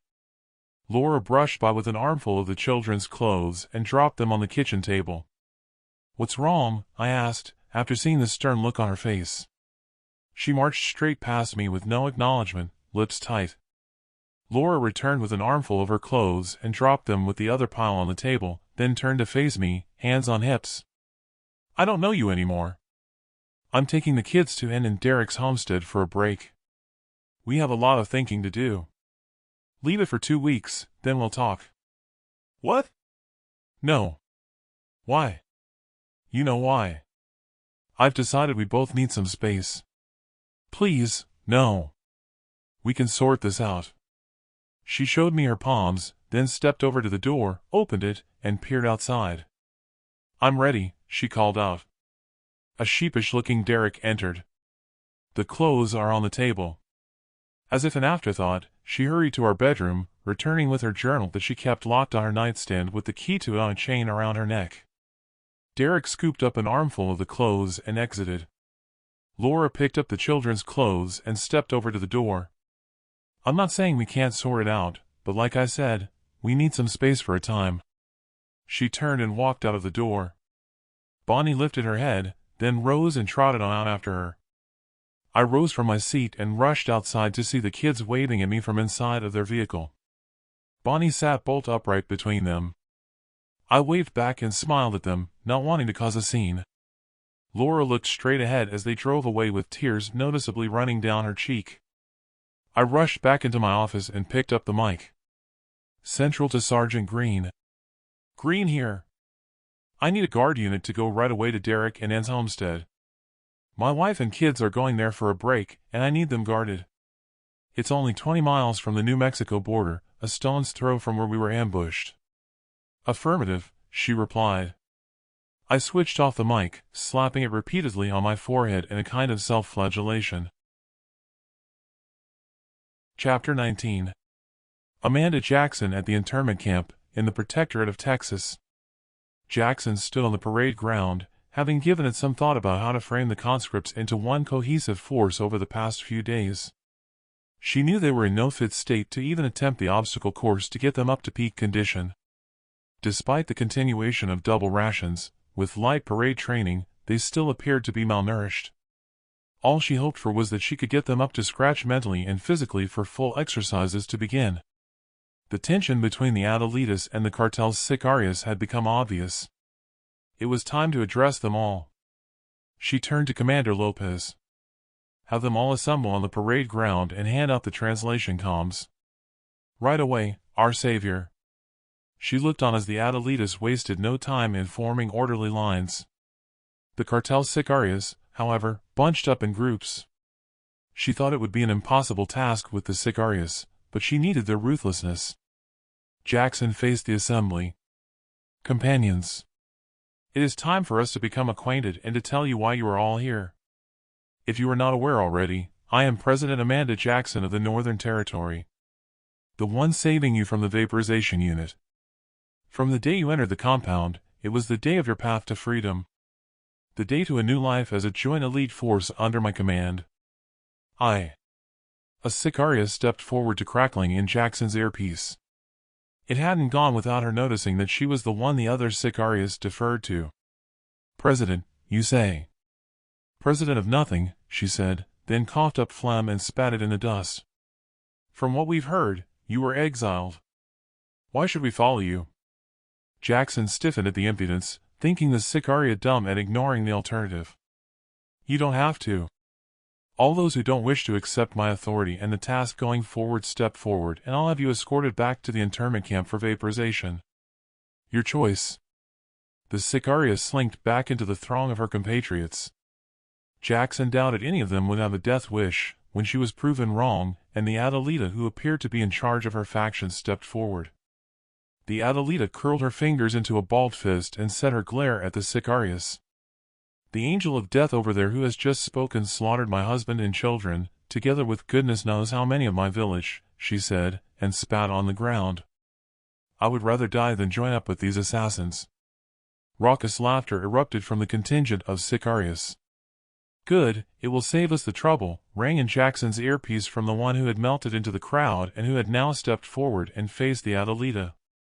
Commander Lopez raised her rifle as the Adelita charged at the Sicaria. Jackson reached out her hand and lowered her barrel.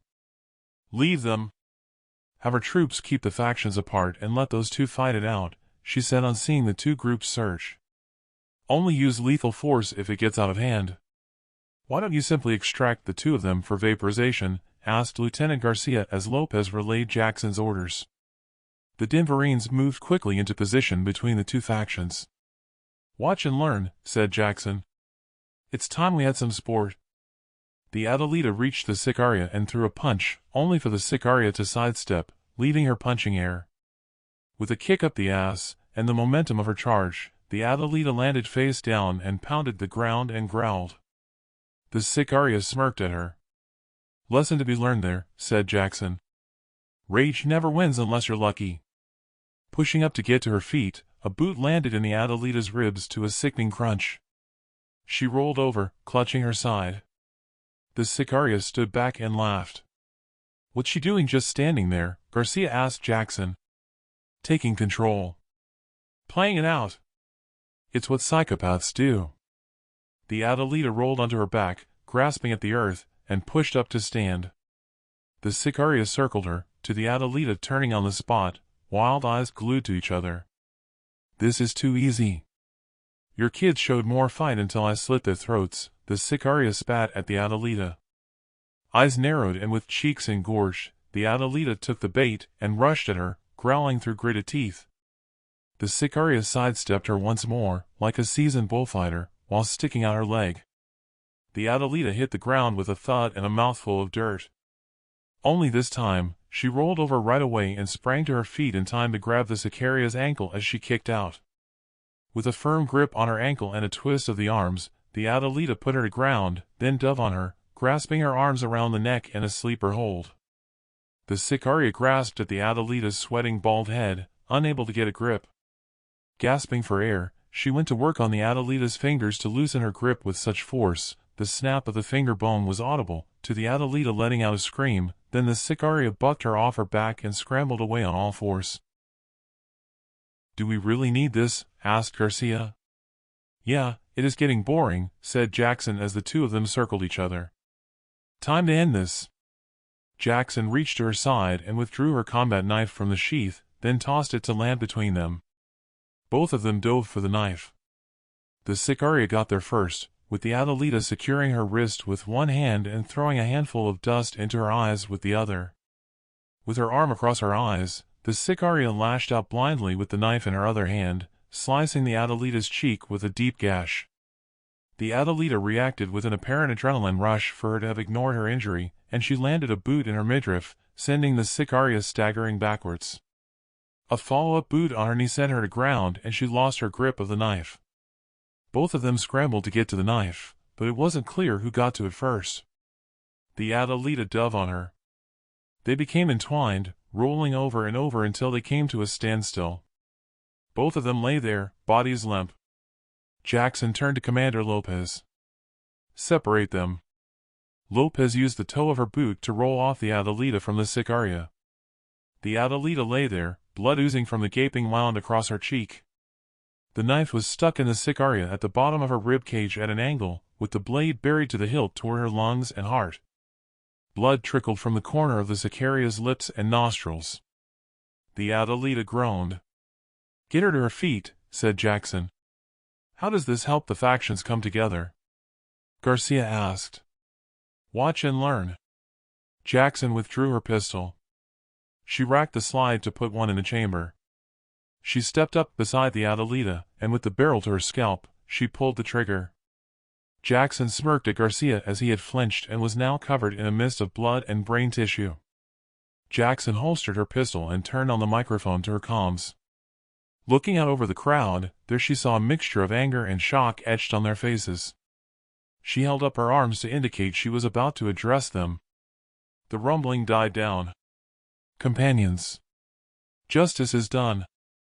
The two of them fought and died on behalf of you all and everything that you have endured. All will have lost family on both sides in the fight to survive. The Adelita here got her wish of death that she asked for, and her vengeance for all of you. And the assassin of her family here died for all the sins of those soldiers of the cartel. Dwelling on the past will give no one hope. From this day, it is the time to put all past events behind you and to strive for a future. A future of freedom from the past. The slate wiped clean. You'll be indistinguishable from each other in uniform as Denverines.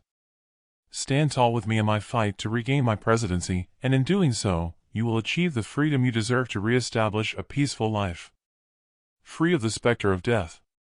With land rights granted. Your dignity and respect restored.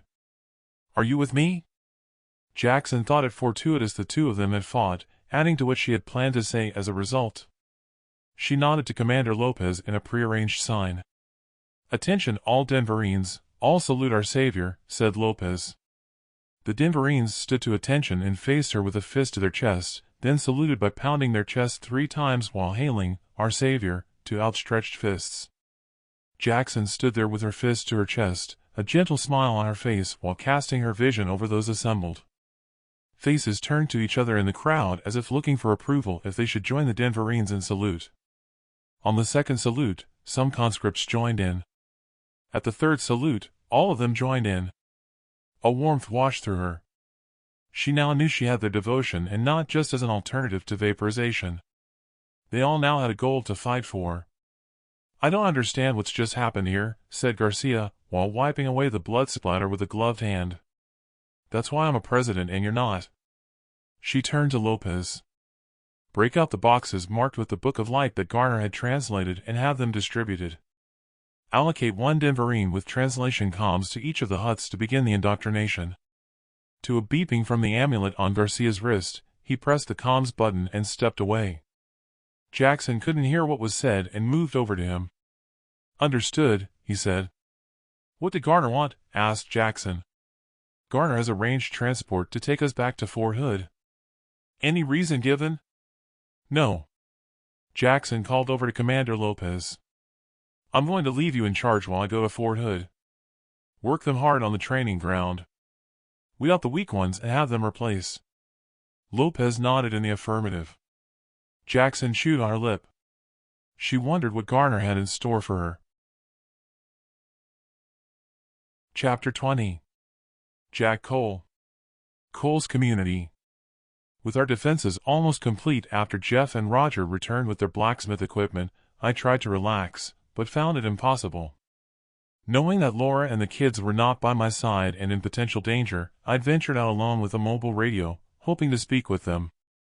After finding a suitable position within striking distance of where they were staying, I scanned the homestead through my binoculars.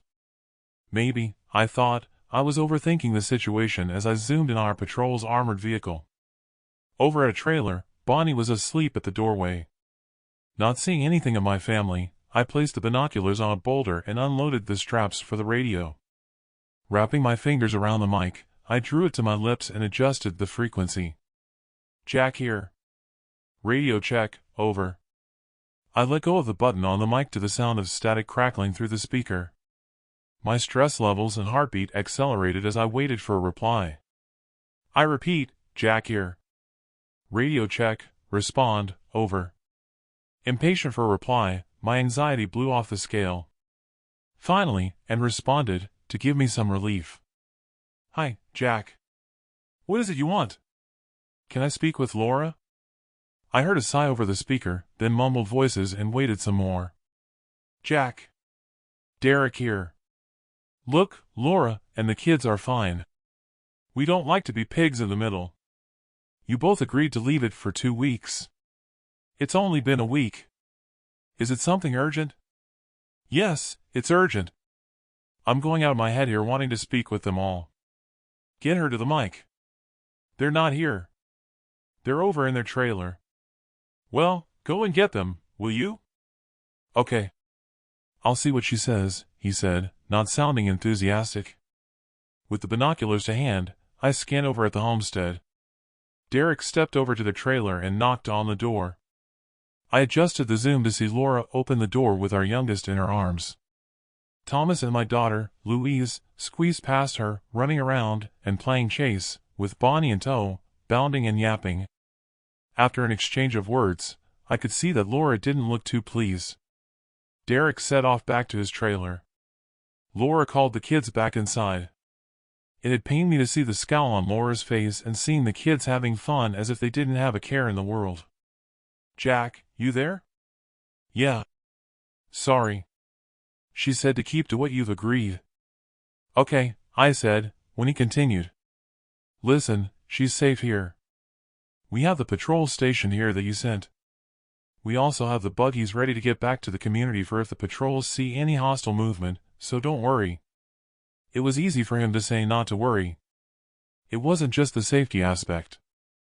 I was going out of my head, wondering what the future held for us. That aside, has she said anything about which way she's thinking? You know. About us. Nothing. Like I said, we don't want to get involved. I'm sure you'll both sort it out. I huffed a little, then we said our goodbyes, and I loaded up, ready for the trek back. With my brain fried, lost, and tortured with my thoughts, the journey back to the community was something of a blur. It was as if I'd been transported back there in a time machine when I arrived, recalling nothing of the journey. About to enter my trailer and a blast of ascending sound offended my hearing. Disorientated and momentarily frozen, I turned around, realizing the siren they'd installed was blasting out. People scampered out from the trailers. Gunners mounted the turrets of our armored vehicles in their dugouts. Over at the nursery, Rose, along with helpers, ushered the children outside. A woman ran past me, still wearing a hairdresser's gown and her hair wet. The door to the nearest container and an escape route flung open with people charging inside. There was a bottleneck at all 3 entrances, some of them stumbling and falling in their panic to get inside the container corridor. Others were pushing and shoving to jump to the fore of the throng. It was the same with those allocated for defensive duties to get at the weapons in the armory container. Well, that's not going well, is it? I heard Sergeant Green say as she stepped up beside me as I reached the armory. Form a line, I called out, top note. Green blew a whistle, the sound piercing my eardrums. Out of the fog in my brain, I realized that with no sound of gunfire, just the siren winding down, it had been an exercise. Jesus, you could have warned me. You weren't here. Besides, what's the point of a warning? Like you keep telling me. Expect the unexpected. We have to keep it real. Clearly, we have work to do, she said. My thoughts turned to Laura and the kids. What about the homesteaders? We didn't want to drag them back here for an exercise. If a real insurgency occurred, we'd radio them with instructions. The ones with rifles to fight a rearguard finally appeared on the top of the lookout containers. Sergeant Green clicked the button of her stopwatch as the last of the stragglers entered the escape corridor. She gave orders over her comms for her soldiers to have the community stand down and return. Over on the foot of the hillside, Jed and Jara came into view, with Jara shaking her head. Well, that's Cole's town wiped out, she said as she approached.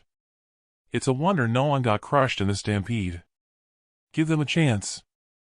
I'm sure they'll be more orderly next time, I said. We have someone here to see you over at our command base, said Jed. Who is it? Your new protector with 2 assistants. She arrived in her RV earlier. We're on our way there now. Follow us. I climbed into my buggy and followed on.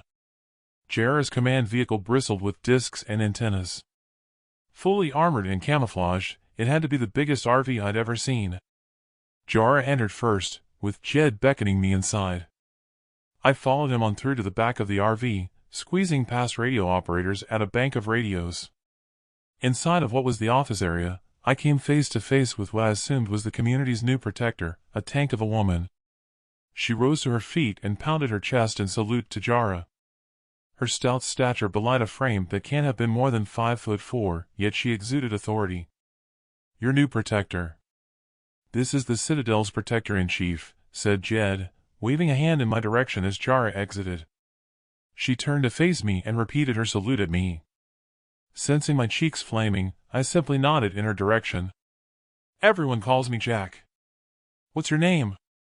"Name? How are you addressed?" "Protector, 519-8. "That won't do. We'll need to give you a name. But that's reserved for the higher echelons. In the Citadel of Denver, maybe, but here there are no formalities." "Where's the respect in that?" she said, with an expression as if she had dog dirt under her nose. Jed intervened. "How about we compromise? In the old days, law enforcement was carried out by the town sheriff, a well-respected position, and a step up from a police officer, which is basically the job of a protector you had in the Citadel. Your assistants can be called deputies, seeing as how you'll be deputizing them to carry out law enforcement in your name." "Sheriff." "Deputies." "Yes, that'll do for me," I said. "It's a promotion for you and it will denote your authority." Her demeanor melted, a smile curling on her lips. "Promotion?" "The sheriff of the Citadel of Cole's Town." "It does have a ring to it," she said. "Good, then that's settled. If you don't mind, I'll drive over to the community with my deputies. It's been a long journey."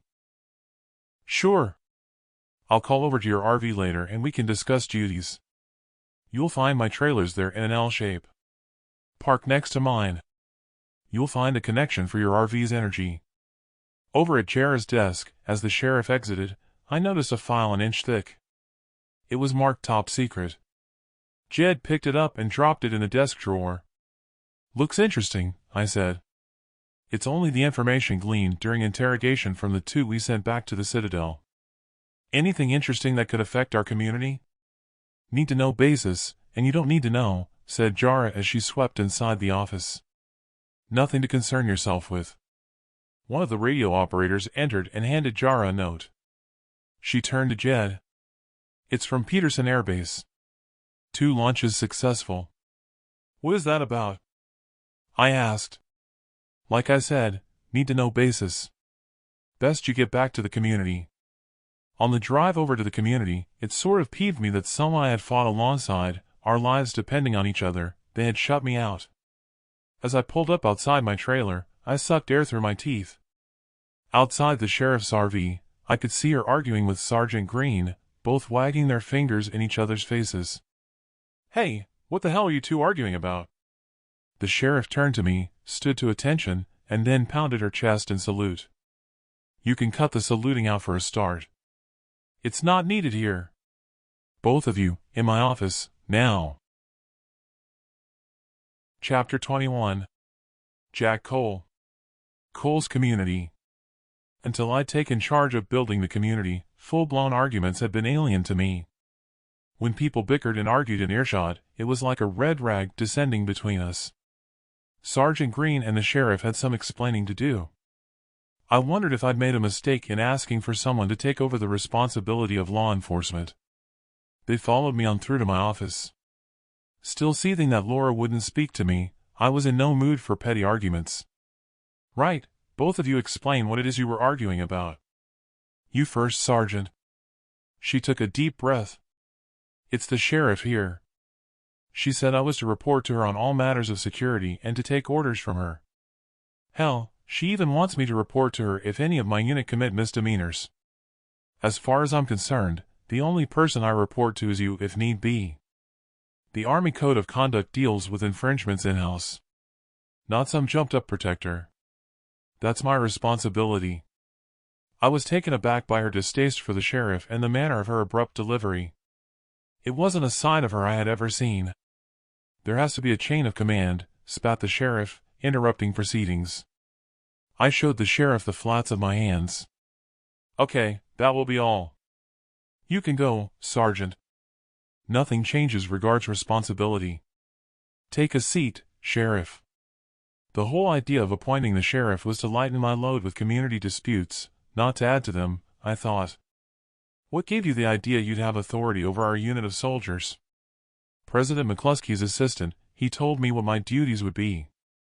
I thought that presumptuous of him. He mentioned the soldiers specifically, did he? I asked her. Well, not specifically. He said the entire community. The sheriff shuffled on the seat, clearly uncomfortable. I can tell you that you've assumed wrong. The sergeant reports to me directly and no one else since the National Army disbanded. Your duties are to deal with law enforcement and disputes in the community, not of our soldiers or for security. We have an existing equilibrium to maintain in the community. Is that understood? Understood, she said, her expression telling me she wasn't happy with how our conversation had gone. You can go back to your RV now. Will I be allocated somewhere as a base to perform duties separate from my RV? Also, I can manage to live in my RV, but my deputies will need accommodation. I'll make arrangements. She rose from the chair, stood to attention, and placed her fist to her chest, about to salute. No need to salute, like I said. You can go now. Her vision turned to my desk. She gasped. What's that contraband doing here? Contraband? That book of light. Oh, that. It was taken from a dead Denverine deserter after a skirmish we had when we were out salvaging. Why haven't you burned it? You know it's against the law to have one in your possession under the penalty of death? Now she was really getting under my skin. Seeing as how the Denverine died in the skirmish, I'd say that was justice done. I'll let you do the honors, I said, and picking up the book, I handed it to her. As soon as she had exited, I relaxed, glad to see the back of her. Though saying that, at the back of my mind, I imagined there would be more awkward meetings with her to come. Sitting alone in my office wasn't helping me to forget my problems with Laura. I needed to keep busy. I stepped outside on over to where Roger and Jeff were setting up their blacksmith facility. How's it going, Roger? Almost done. We could do with you making some scythes for harvesting when you're ready. Sure. It'll have to wait until we've made alterations to a container for the sheriff. Sheriff? Container? You've met her then? Yeah, she asked us to convert a container into holding cells. Well, not as much asked as she told us. Did she? Getting a little ahead of herself. The scythes are the priority. You're the boss. Scythes it is. Incidentally, you'll have some new neighbors tomorrow. I'll just have to arrange for the trailer to be cleared out and the traces of blood washed away. Who's moving in? Asked Jeff. Our new sheriff's deputies. They were protectors in the Citadel at Denver. Jeff let out a sigh. Well, here's hoping they keep themselves to themselves unless they leave their ways of policing back where they came from. I'm sure they'll fit right in. Tomorrow's murder apart, it's not like we have crime here. Yeah, that was a shock. Anyway, whatever, we'll just have to take them as we find them. I tipped the brim of my hat for them and set off back to my office. When I arrived, Jed was there waiting for me. We need to talk, he said. Problems? Could have been. We'll talk inside. Settled in my office chair, Jed stood there with something of a frown on his face. Well, what is it? I might have made a bad choice in selecting your sheriff. Why is that? She spoke over the radio to Jara about the book of light she saw on your desk. Lucky I was there to confirm how it was acquired. You should have destroyed the book. Oh, for God's sake, I've had enough to contend with more than worrying about a damned book. That's what I told Jara, what with the murder and setting up the new defenses. Besides, giving it to her to destroy was a smart move. I dropped my head into my hands. Now I was going to have to be careful with the sheriff having gone behind my back over the book. Cheer up. If she steps out of line, you're in charge and she can be replaced. The speakers on the radio crackled. Sergeant Green here to base. I have reports from our patrol of suspicious activity over to the west. What do you mean by suspicious? There's a large group of armed people. Around 30 of them. They're wearing wasteland clothing. It appears that they're heading toward our community if they maintain their route. No children with them. Just now they've set up camp. They're 10 miles out from here and 5 miles from the Jones homestead. Sound the alarm. Best we arrange for a unit as backup to your scouts to go out there to see if they're a threat before they get here and maybe challenge them to change their trajectory. Contact Jones at her homestead and get them all back to the community. Already messaged Jones to evacuate and to get back here. I'll inform Jara. It could be a task for our Denverines, said Jed, to the siren sounding. Jed's words gave me reason to pause. Base to Green. Hold that about our going out there. You organize the evacuation to the escape route. I'll see you out there. Tell your scouts to observe and not to engage, but report back details of their movement. Affirmative. I turned to Jed. Let me know what Jara says. Will do. Outside of my trailer, it wasn't the mad dash I'd seen earlier. Green had obviously ordered some of her unit to have the community more organized by meeting those taking refuge and forming them into lines. The children from the nursery were given priority. Our sheriff and her deputies were standing outside their RV, looking perplexed. This isn't an exercise. Possible hostiles heading our way. Join the children at their rear to prevent the others from stampeding them. All three of them saluted, then jogged over to take their position at the rear of the group of children as the soldiers released a community group to follow them into the escape routes. Green stepped over beside me. Good thing we had the earlier exercises, she said. They don't realize this is for real, so there's no panic this time. My unit is telling them to stay in the mine until the all-clear is given and not to go all the way to the exit. We'll not close it off unless needed and we find out if there's a real threat. Laura and the kids were nowhere near whoever it was approaching. All the same, I erred on the safe side. Contact all the homesteaders to get back here as a precaution. Right away. With everything organized, I stepped back to my office. Jed placed the mic on the desk. I'm to go out there with Jara and the Denverines to meet whoever is approaching to see who they are and what their intentions are. They could be out seeking supplies, with or without hostile intent. I walked over to my rifle safe, unlocked it, and took out my rifle. I'm coming with you. I'll leave Sergeant Green in charge until we get back. Jed turned and threw me a glance. Not sure if Jara will be okay with you tagging along. Yeah, well, if they are hostile, I want to be part of stopping them. I don't want them to get near Laura and the kids when they arrive here from over at Derek's homestead. The radio speakers crackled with static, then the voice of Jones in a higher octave than was normal, as if in panic, scratching out the message over the speaker's diaphragm. Jones to base. I see flames and smoke bellowing from over our homestead in the distance. Don't go back there. Return to the community immediately. We'll go and check it out. Chapter 22. Jack Cole at the Denverine base camp. When I arrived with Jed at the Denverines camp, we entered Jara's command RV. A radio operator stood and faced me. I've intercepted a message from your patrol to Sergeant Green that you might want to see, she said, and handed me a note, which read, Too many to take on. They don't have transport. Just observing. A group has arrived from the east to their camp. They're herding sheep and a few goats, and all carrying sacks of something. They look to be breaking camp and heading southwest. I handed over the note to Jed. Those herding the animals must be a raiding party they sent to Jones' homestead. Looks as though it was the supplies they needed in those sacks and the animals they'll have stolen, I said. God knows why they felt the need to torch the buildings. You need to go now. Jara is waiting for you in the first armored vehicle, said one of the radio operators. We called over at a supplies wagon and collected our armored vests, then I followed on in Jed's slipstream and climbed in the back of the armored vehicle with him.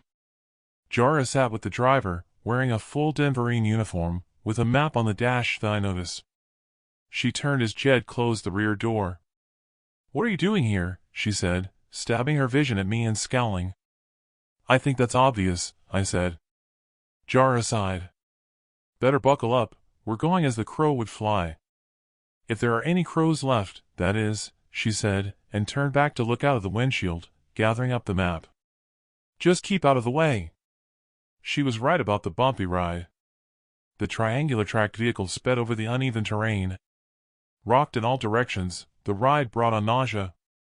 The Denverines opposite remained stony-faced, but Jed laughed at my predicament when I threw up. All I could do was to close my eyes for the rest of the journey and hope the torture would end soon. "There's the homestead," said Jara. The vehicle didn't slow down but plowed on. I opened my eyes. Over Jara's shoulder, I could see the trailers were smoldering and buckled, together with the old wooden barn ablaze. Anger burned inside of me more than the fierceness of the flames as the barn imploded. The vision was a stark reminder of the day the Denverines torched our farm. Around 3 miles on, Jara turned to the Denverine behind her. "Contact the patrol. We should be in range of their comms. Already heard their messages. They're in pursuit, but keeping their distance. They're southeast of their abandoned camp," said the Denverine. "Tell them we are on our way and to radio back when they catch sight of us approaching them," said Jara. "I could do to know if Laura and the kids have arrived," I said, and looked in Jed's direction. He reached under his seat and dragged out a headset and receiver transmitter. "Put that on," said Jed. It was such a relief when Sergeant Green confirmed that my family had arrived and were safely ensconced in the mine tunnel. Now I only had my safety to think of. In hindsight, it was on the late side to be thinking of my own safety. "This could be their abandoned camp," said the driver. "It is," said Jara as we entered a clearing, and I could see wisps of smoke rising from the embers of a doused campfire. The vehicle lurched off to the left at an angle, having no regard for the dense foliage whipping the windshield and bouncing over fallen tree trunks. "The patrol is around half a mile from the hostiles' camp, ETA 5 minutes, said the Denverine operating her radio. "The hostiles have stopped at a stream to collect water with the animals drinking and they're struggling to move them on." By now, my innards were almost at a breaking point as we bounced along. We came to an abrupt halt at Jara's orders. "That should do it. Break out the drone to get a fix on the patrol and hostiles." Jara jumped out of the cab, then the rear door opened, and she appeared barking orders. "Out! Form a perimeter."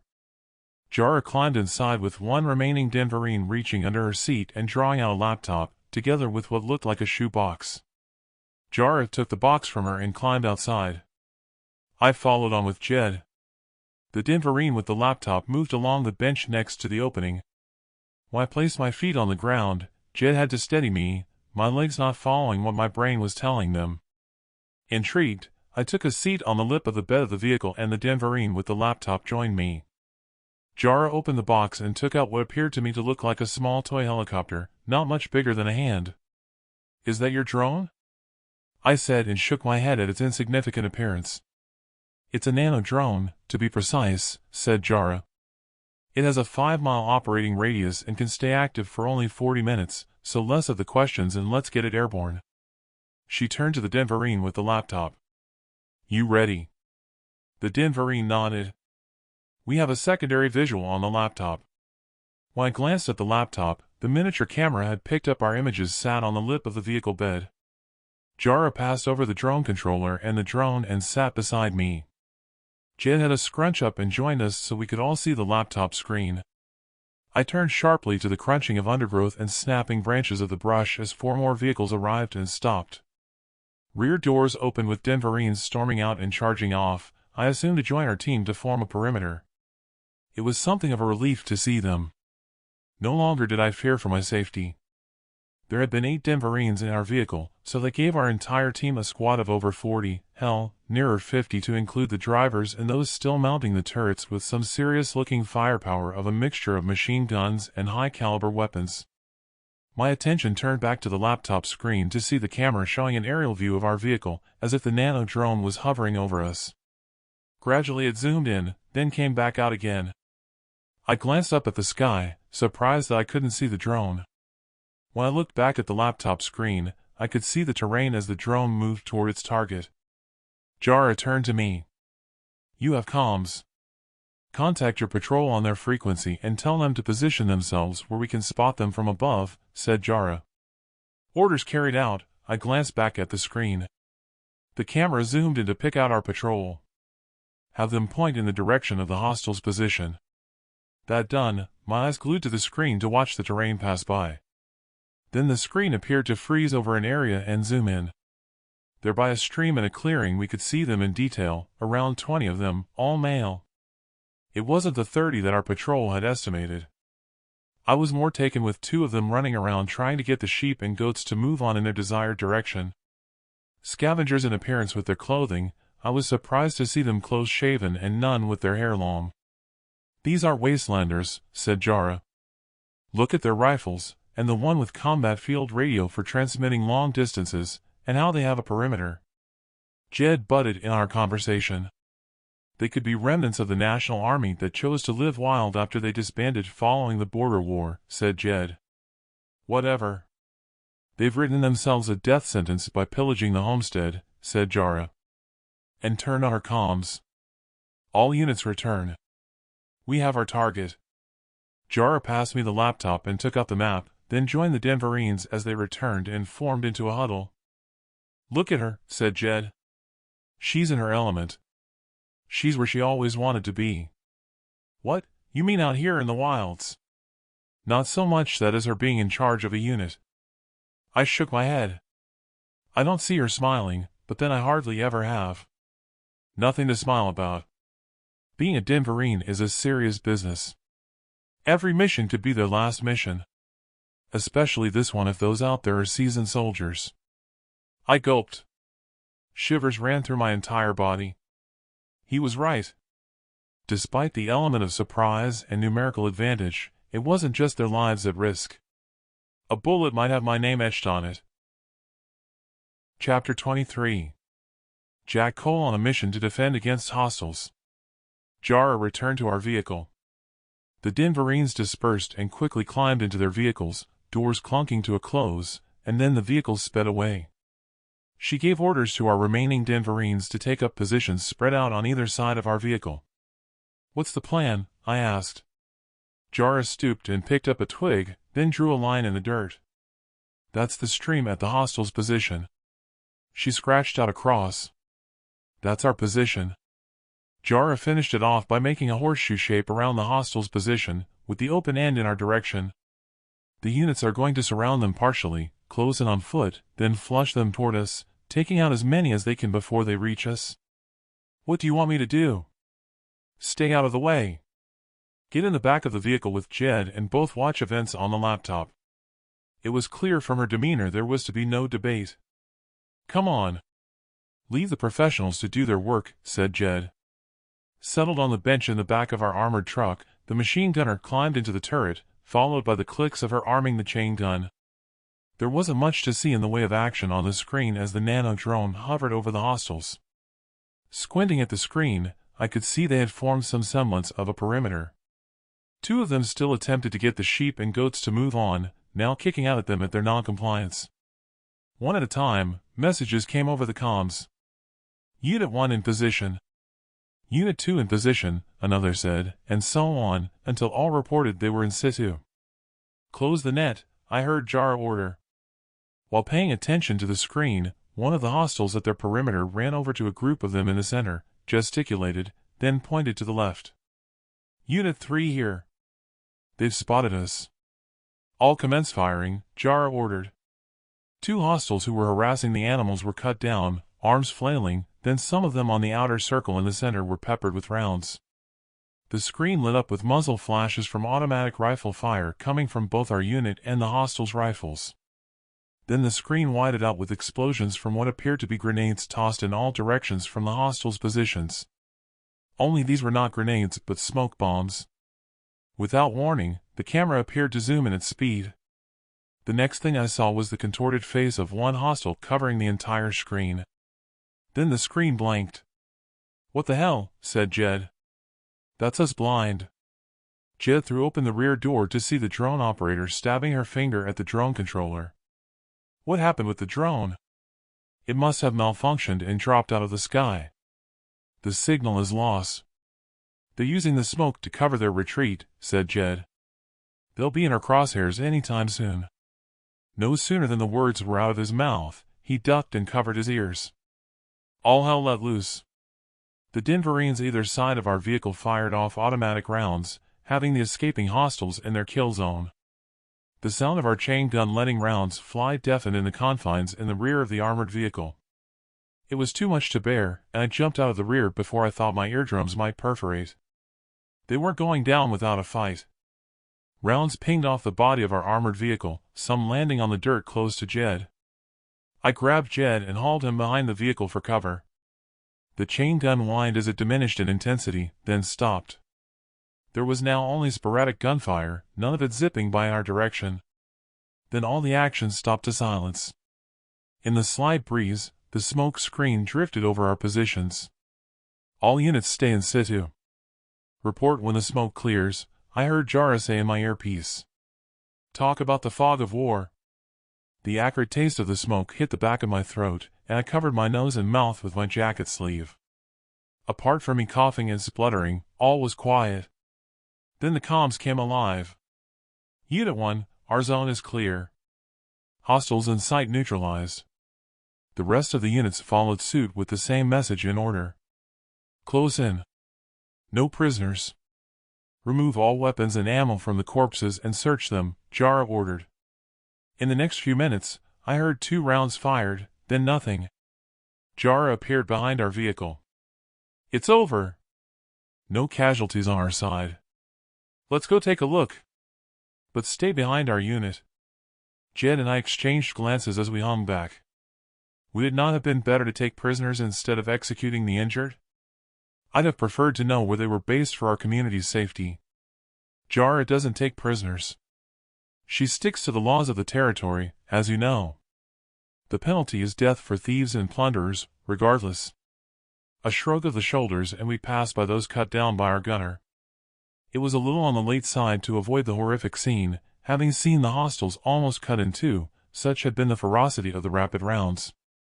Once seen, they couldn't be unseen. Denverines were stripping them of their weapons and searching their clothing. It was the same when we arrived by the stream, with the Denverines removing their weapons and searching their pockets. The sheep and goats sauntered back to the stream, lapping at the water as if nothing had happened.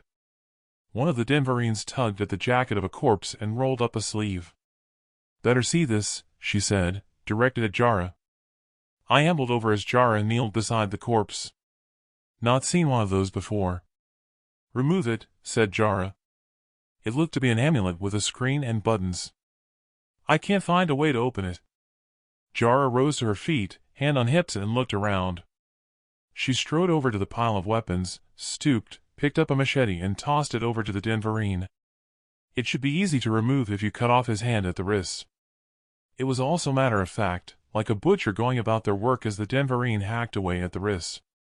Neither the Denverine nor Jara showed any emotion. Jara stepped over and slipped the amulet from the corpse. Intrigued, I looked over her shoulder. There was a black screen with red dots. Most were static, but one moved to the edge of the screen then disappeared. Another dot moved and joined up with a number of them gathered together at the same time as a Denverine dropped a corpse at the side of the rest of them.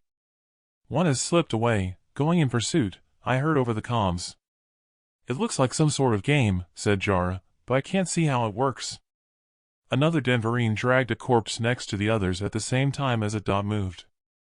"It's not a game," I said. "All those dots correspond with the position of the corpses. Ask one of your unit to drag a corpse away from the pile." Jara gave the instruction. Sure enough, a dot moved. "They have trackers about them," said Jara. "Strip all the corpses, look for any sign of surgical implants, and search the linings for trackers." She pointed to a Denverine. "Go and get a scanner from your vehicle and see if they have their identity on biochips." "The dot on the screen that disappeared could be the one who escaped," said Jed. While the Denverines went about their work stripping the corpses, Jara pressed the buttons on the amulet. It was only a fleeting flash, but looking over Jara's shoulder, I saw an image of an older guy in an army dress uniform, with rows of breast campaign ribbons, then the screen blanked. "Did you see that?" said Jara. "Did you recognize him?" I asked her. "No," she answered, when a Denverine called her over to the now-naked hostiles. "We found a drone and controller. Not much in the way of food supplies in their packs. Probably the reason why they pillaged the homestead and loaded up those sacks with produce. They all have the scars from biochip insertion, but there's no data showing. Not sure what the artwork is on all their upper arms," said a Denverine. I knew what the tattoos signified right away. They look like the skulls that are scattered all over Colorado, said Jara. They are. They're steer skulls still with the horns attached from the cattle that died off in the drought, I said. Maybe some sort of cult, said Jed. Looking at their rifles, they could be a unit of the National Army that disbanded after the border war, like you said earlier, I said. Either that, or they've scavenged them from an army base. Saying that, the army didn't have amulets with the technology this one has, said Jara. I still can't open it. I'll have it sent for our technical people to look at. There wasn't anything I could do there and headed back to our vehicle. The raiding team had me concerned. As much as they'd all been terminated, apart from the one that escaped, there was no saying there wouldn't be more of them out there. One thing was for certain. After the skirmish, it increased my resolve that I'd have to find a way to have the homesteads protected. That was especially so at Derek's homestead, where Laura and the kids were having a break. While climbing into the back of the vehicle and noticing the supply racking, the answer to the problem of arming the homestead struck me. All it would take would be for Sergeant Green to be on board with my idea. Chapter 24. Amanda Jackson on her journey to Fort Hood. Jackson stared out of the window of the armored RV that was transporting her to the Citadel of Fort Hood. She noticed nothing of the uninspiring landscape zipping by, which had long since drifted into another dimension in her mind. After living her life over, like a fast-motion film playback, she had no regrets for any of it as it transpired. Save, that is, for her exiling President McCluskey and not having ordered her execution. That one regret lingered, seeing as how McCluskey had given birth to Jara, who had deposed her and returned the compliment when she'd sent her into exile. She thought that was ironic. Her thoughts raced ahead of themselves as she considered what arrangements she would make for her to be proclaimed president once more. She imagined her inauguration to include the execution of Jara and her co-conspirator traitors to make an example of them. Almost there, she heard a mumbled voice say, penetrating her thoughts, which she didn't quite catch. "What?" "I said we're almost there," repeated Garcia. Sure enough, the sprawling domes of the Citadel and industrial area of Fort Hood dominated the horizon, growing ever closer. They arrived at the kill zone at the entrance in no time. A pacifier at the barrier opened the RV door. "You're to go inside using Citadel transport." Jackson and Garcia stepped outside to the formality of facial scans, then were ushered onto the back seats of what appeared to be a golf cart. The self-drive vehicle set off and on through the gate, coming to a halt outside reception. Both climbed out of their seats and through the automatic doors. "Welcome," said the receptionist at a table, who looked all too familiar. "I'll have you escorted to your rooms." Jackson had to do a double take, recalling the robotic receptionist in triage. Sure enough, when Jackson stood back, she could see no lower body, only the upper body attached to the chair with wheels. "We haven't eaten." "Is there somewhere we can eat?" said Garcia. "Yes, there's the Citadel communal canteen. Down the corridor, third on your right, then second on your left, fourth door down. I'll have someone meet you there in 30 minutes to escort you to your rooms." Working their way along the corridors, Garcia stopped. "Did she say second or third on the left?" Garcia asked her. I wasn't paying much attention.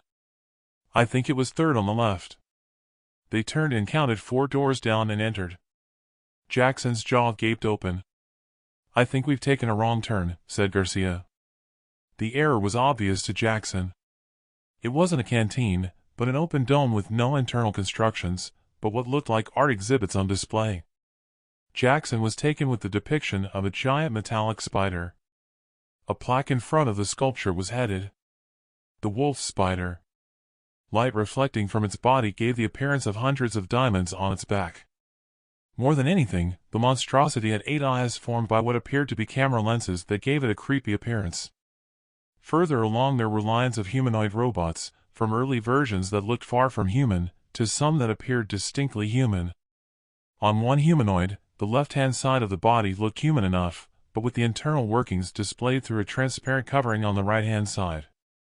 Jackson covered her ears to a piercing alarm sounding as the lighting flashed on and off. Disorientated, the door burst open. Pacifiers rushed inside, surrounding them, pointing what appeared to be tasers at them. "This is a restricted area." "What are you doing here?" "We must have taken a wrong turning. We were looking for the canteen." One of them pressed a finger to an earpiece, then said, "Understood," as if talking to a mic. "Follow me." "I'll take you to the canteen," said the pacifier. "What was all that about?" asked Garcia. "Beats me." It just looked like an exhibition area. They took seats at a table. Jackson glanced around the room. It was almost empty, which surprised her, considering it was midday. "You can order your meal by selection using the touch screens," said the pacifier, then she walked away. Jackson would have preferred anyone's company for lunch other than Garcia. The last thing she wanted was to start up a conversation with him. She tapped in her required meal on the order screen. Jackson was thankful that the service was rapid when the cart arrived at the table carrying the meal. Meal finished, the automatic cart arrived, and they placed their empty plates onto the surface, then it whirred away to the next table. Jackson noticed a woman walk toward them. "I'm to escort you to your rooms." You're the image of the receptionist." "Did they use you as the model to create her?" said Jackson. "All us greeters have the same image." "Are you a humanoid?" said Garcia, a quizzical expression on his face. "Yes." "Please, follow me." Jackson exchanged glances with Garcia as they rose to their feet and followed her. She walked behind the robot, not believing what she was seeing, unable to determine anything robotic in the humanoid's movements, down to the wriggle of her butt. Jackson closed the door behind her, leaned against the door, and let out a sigh. She took a deep breath and shrugged her shoulders at thoughts that if she hadn't been told the woman was a robot, she wouldn't have thrown her out of her bed given the chance. The room she entered was almost identical to the recovery room.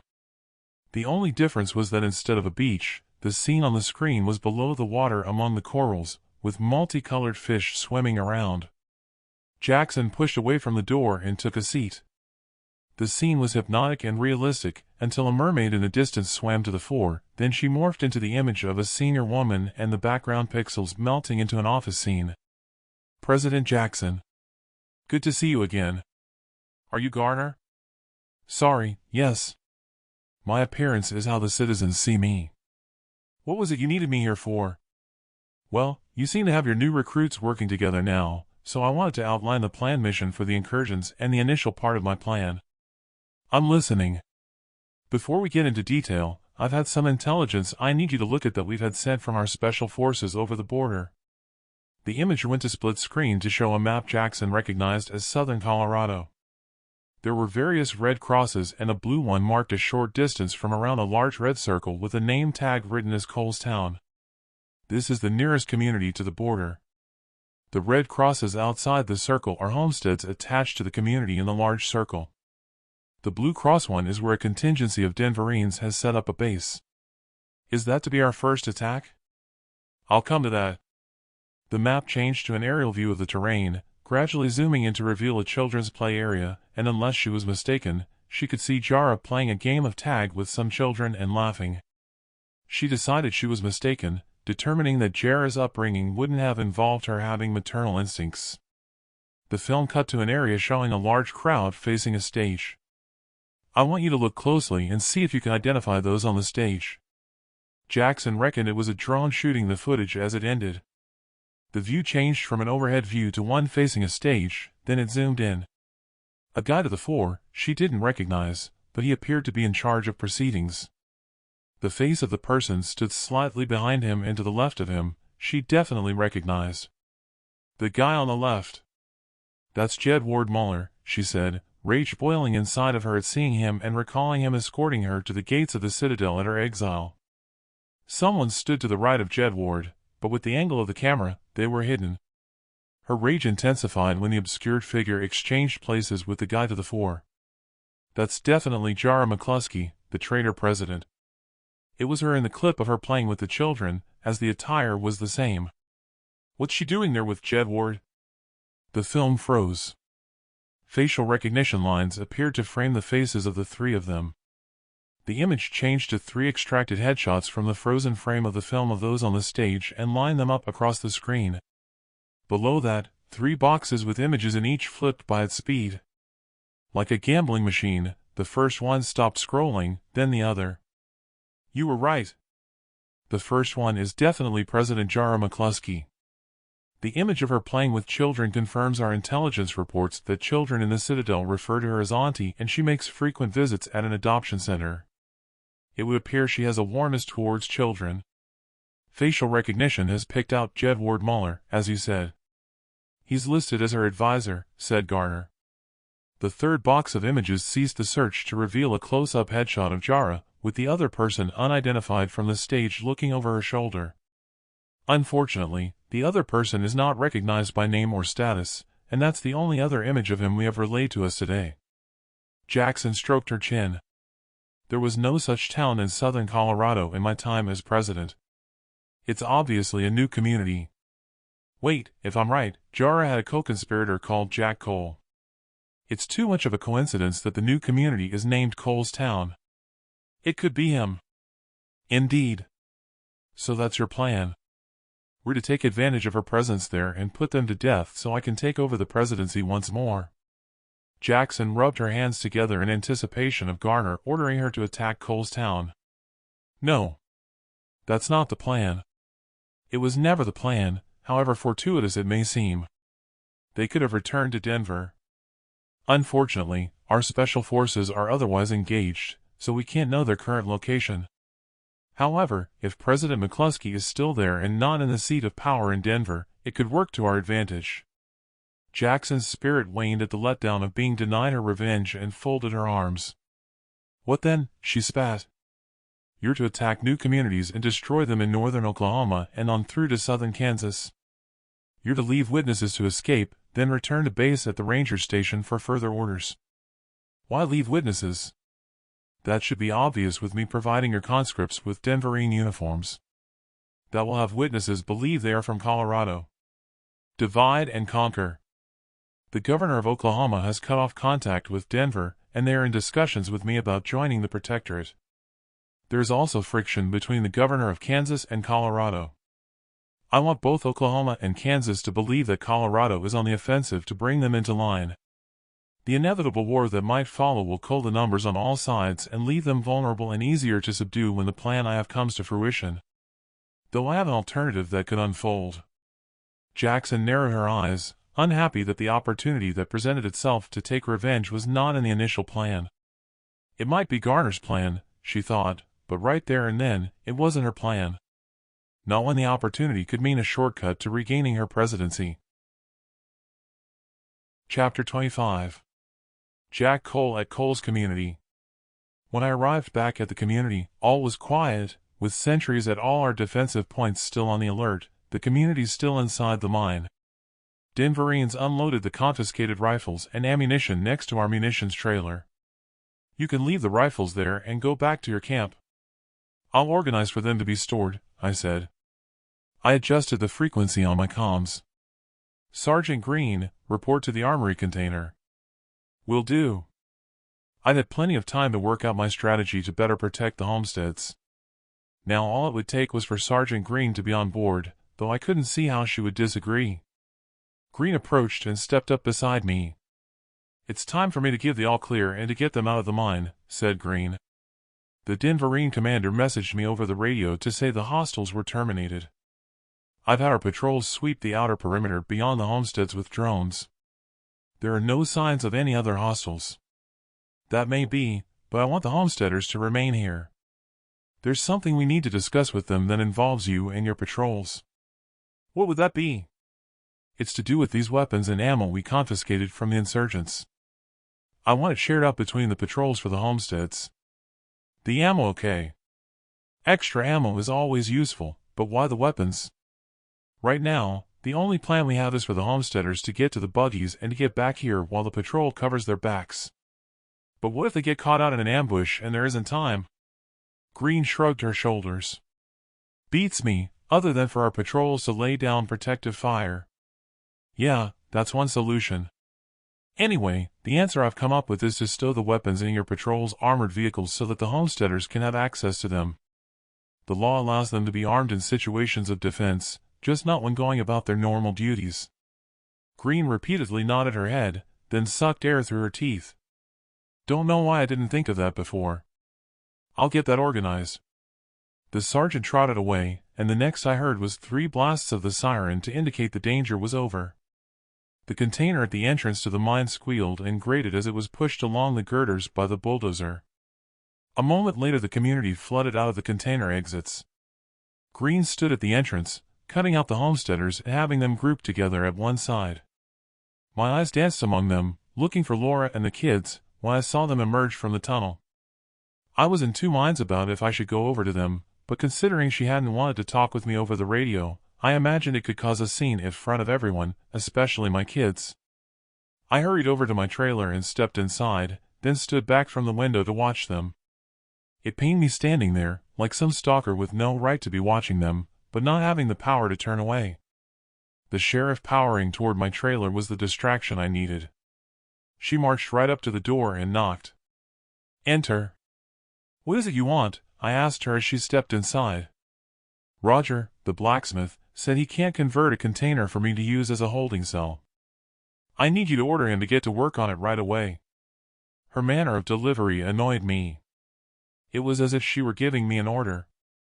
"Whoa there. Hold on." I told him not to. "We have other priorities. It's not like we have crime here. Everyone has possessions on a level playing field, so there's no need to steal anything." So the homicide didn't happen. I need to be prepared for all eventualities. Exactly, and I need Roger to fashion steel plates to weld onto the tops of the lookout containers to protect those defending the community. He'll get around to your request after that's completed, and he's made signs ready for the harvest. Despite telling her not to salute, on this occasion it would have been welcome, together with a "yes, sir." Instead, she gave me that stink under her nose impression, turned and marched out of the trailer. When I glanced out of the window, the group of homesteaders had moved out of sight. An armored vehicle parked next to the stack of weapons and ammo. 2 soldiers were loading rifles into the back of the vehicle, I assumed, for distribution to the homestead patrols. There was another knock on the door. "Come in." Green entered and removed her helmet. "That's all organized. How did it go out there?" "Take a seat on the couch. I'll brief you." After getting to the part about tattoos, she interrupted. "Those are Texan liberators. I've seen those on the corpses of dead soldiers during the border war." I pushed back on my seat. "Liberators? What are they doing crossing the border?" "I'd better contact Jed and President McCluskey. I'm sure they'll find that interesting. Come on through to my office." "You said they weren't wearing uniforms." "What direction were they heading?" asked Green. In my office, we stepped over to the wall map. I placed my index finger on the location of the homestead, then drew my finger in a line to where the skirmish occurred. "It looks as though they were heading southwest toward the Arizona border, if they'd have kept the same route," I said. Green stroked her chin. "Well, they don't appear to be heading toward Texas. Maybe they were deserters from Texas after the war? Maybe. Or it could be they were looking for those 2 Unionist refugees that we found at Kimberly's homestead?" "There's that possibility," said Green. My mind cast back to the intelligence report on the Unionists' interrogation in Jarrah's desk drawer. I couldn't help but wonder if the answer could be in there. Given a chance, I would have loved to have a sneaky look at what information they had gleaned from them both. Chapter 26. Amanda Jackson on her journey to New Mexico. With business finished after her meeting with Garner, Jackson teamed up with Garcia the following day for the journey to the border internment camp outside of El Paso. All she hoped for was that her commander would have the conscripts in some sort of shape for what lay ahead. She took a seat in the RV, and then stowed the paper maps showing the communities they were to destroy in Oklahoma and Kansas. She opened her laptop. "Do you want to study the maps on screen with me?" she asked Garcia. "No need. I have them committed to memory." She clicked on the map for Cole's Town. Her thoughts turned to Jarrah and what she would be up against when the inevitable conflict took place. As youthful as Jarrah was, she knew she would be up against her prowess as a fearless trained Denverine. She knew from experience that the power of acting as president, it gave you an extra determination and an abundance of charisma to rise above what would be considered normal, to exert authority. If only she had access to her personal record, she thought. There might be something in there that would provide her with an Achilles heel in addition to what she already knew of her that she could use against her in combat. She sighed, knowing that wasn't to be. The RV lurched as it set off along the 190 highway. Jackson wasn't looking forward to the 8.5-hour journey, with only Garcia for company. The driver tooted the horn. Jackson looked out of the window to see them passing a convoy of around 10 buses. "Where do you think those buses are going?" Jackson asked. "It's an exchange of citizens." Jackson just wanted to extricate herself from his company. "Listen, I'm going to retire to my quarters. I didn't sleep well last night." Garcia didn't respond. She stepped into her quarters and dove onto the bed, soon drifting to sleep. Jackson cracked open her eyes to a knock on the door. "We've arrived," said Garcia. She gathered up her laptop and collected her bundle of maps. Jackson followed Garcia outside. "Why have they parked outside the border station and not at the camp?" she asked Garcia. "The battery for the RV needs recharging. We'll have to walk there." They pounded along the pathway behind the station and on past the wire fencing to the prisoners' compound. Under the camp floodlights, a wave of prisoners surged to the fence. Jackson paused when she noticed a young girl around 6 years of age with her face pressed to the fence. Her face was dirty, as was her cotton dress, and she was holding a forlorn-looking teddy bear. She didn't look to be Mexican, with long straggly fair hair. Stood behind her with his hands on her shoulders was a youth who appeared to be in his early teens. When she glanced down the pathway, Garcia had powered ahead. "Garcia, wait." "What is it?" "I want that girl and the boy brought to our camp. Make sure she brings along that teddy bear." "For what purpose?" "Just do it and bring them to my hut. While you're at it, organize someone to fill my bathtub." Jackson continued onto her hut, arriving at the gate with a smug expression curled on her lips. "Have Commander Lopez meet me in my quarters," she ordered the sentry. Lopez joined her and opened the door to her office. Jackson unloaded the laptop and maps on her desk. "How are the recruits shaping up?" "Ideally, we need them training for another few months to get them working in units. Though saying that, many are ready for action now. I've had them trained on the firing range simulator. The Sicarius are quite adept on there, but the Adelitas are not far behind them. Well, we don't have months, and what we need them for won't require them to be combat ready." Jackson's amulet beeped. She drew back her sleeve to see Garner on the screen. "Why do you need the young boy and girl?" Garner asked. Jackson felt the heat in her cheeks at the indignity of Garcia reporting her moves to Garner. She knew she'd have to think fast on her feet. "Intelligence.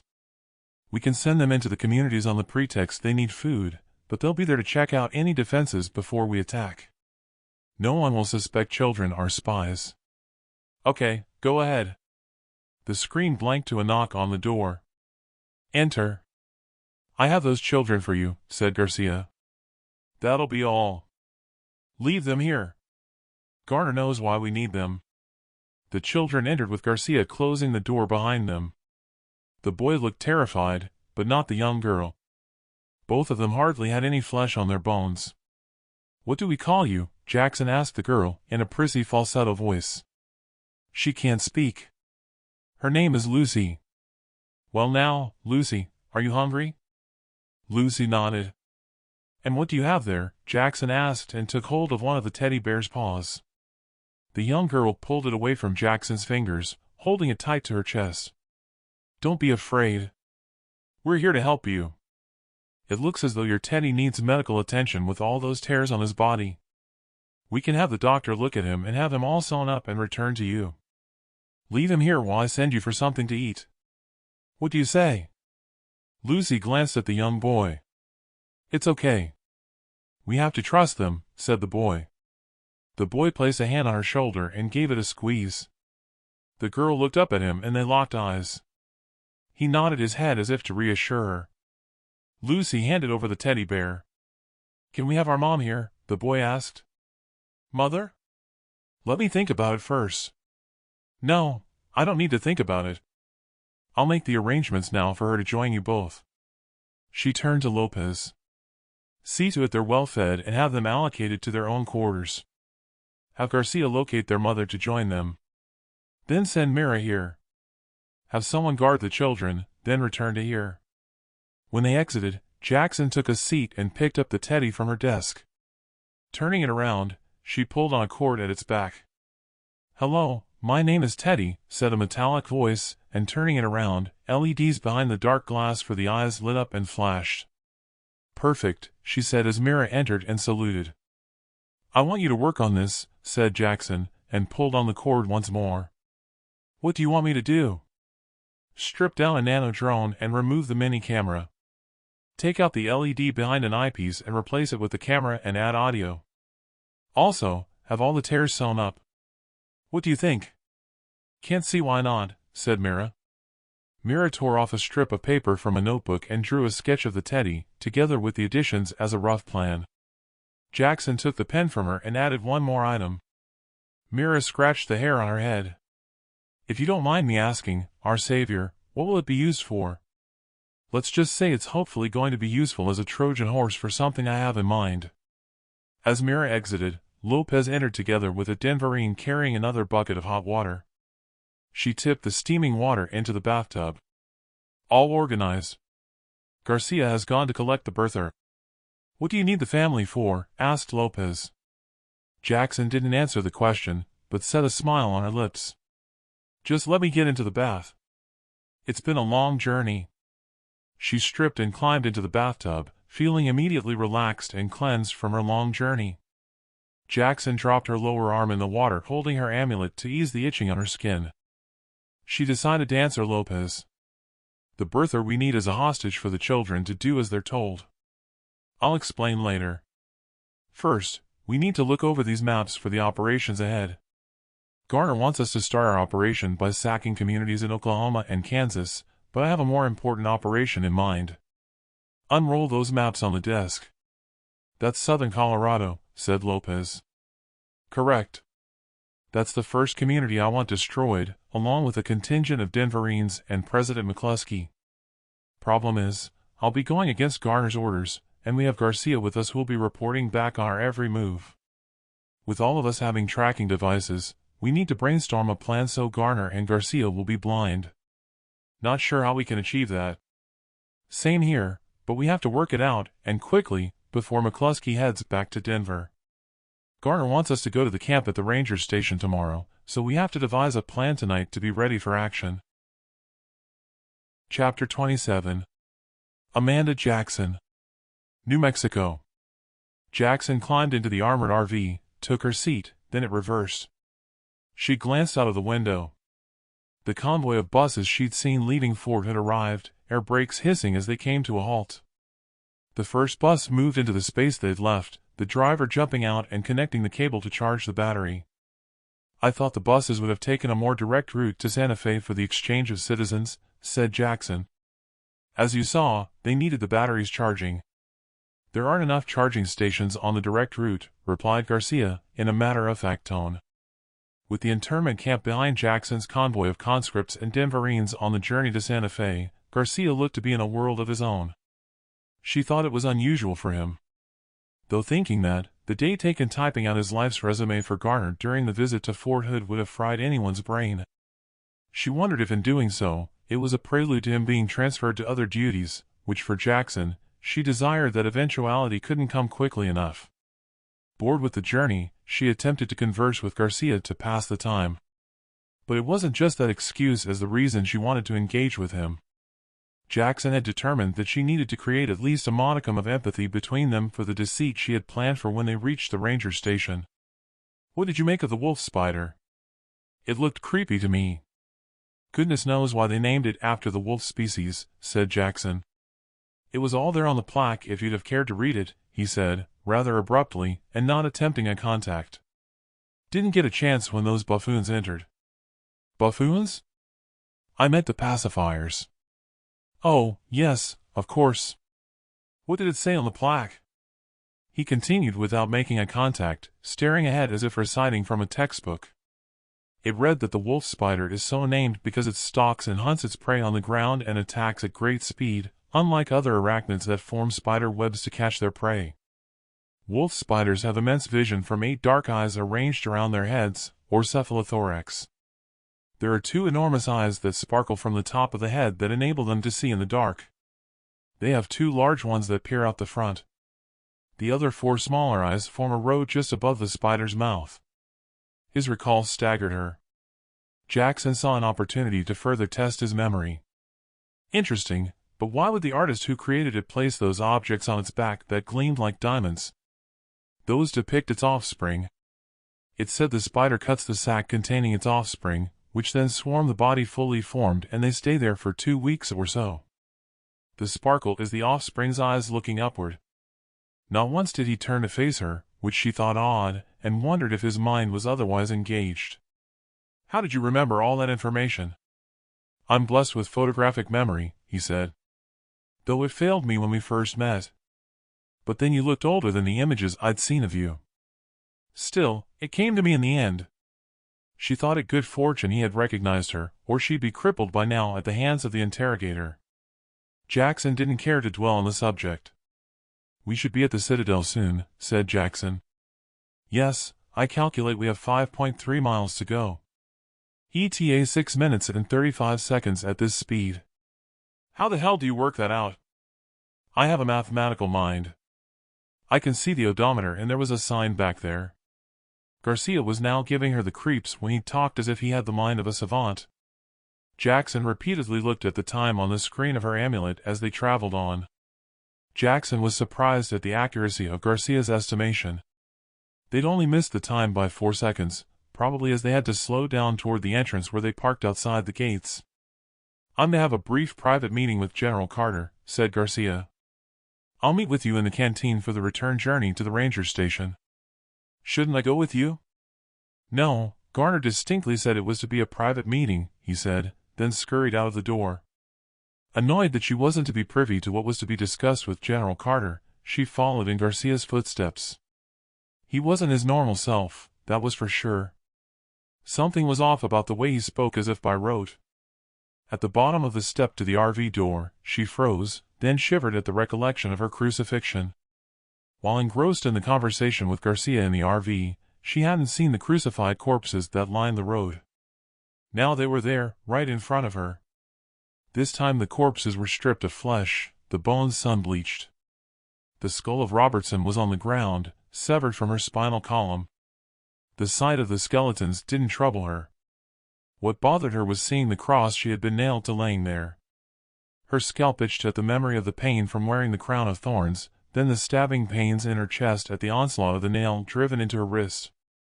Jackson brushed off the memory with a shivered shrug of her shoulders. Somewhat composed, she shouted her escort through the entrance. A guide greeted her, and she followed her toward the canteen.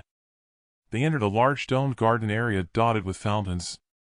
Workers were busy erecting a giant chrome statue in the center of what must have been the Citadel Square. As the statue rose to its position, she could see it was the image of Garner as the older woman cradling a baby.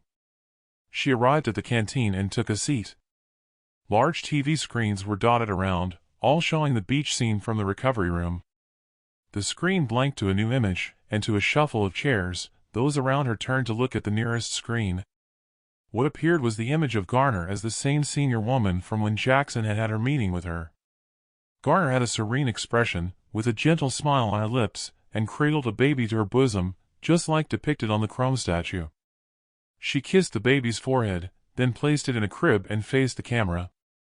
"Fellow compatriots, you will all have heard of me by now. I am Garner, considered a mother and benefactor to all, and Protectorate of the nations under my umbrella.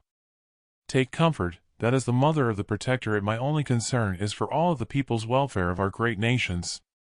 Garner stepped on over to open French doors and onto the outside where there were children at play in a lush garden, with flowers in full bloom. 2 of the children ran to her, looking up at her adoringly. She placed her arms around the 2 of them, and kneeled between them, holding them in a warm embrace. The image morphed to a gigantic biofarm facility, with robot arms planting seeds. Then the camera zoomed into an image of robotic arms harvesting the crops down the line and onto conveyors leading to an auto-packaging system. Garner appeared, inspecting the produce, dressed in a white coat and wearing a hairnet. She appeared to be explaining how it worked to the two children whom she had embraced. Garner faced the camera and swayed her hand at the facility. As you can see, those citadels already under our protectorate, we have no need to farm the land outside in the wastelands, the toil taken up by robotics and our biofarming units, as with many of our industries.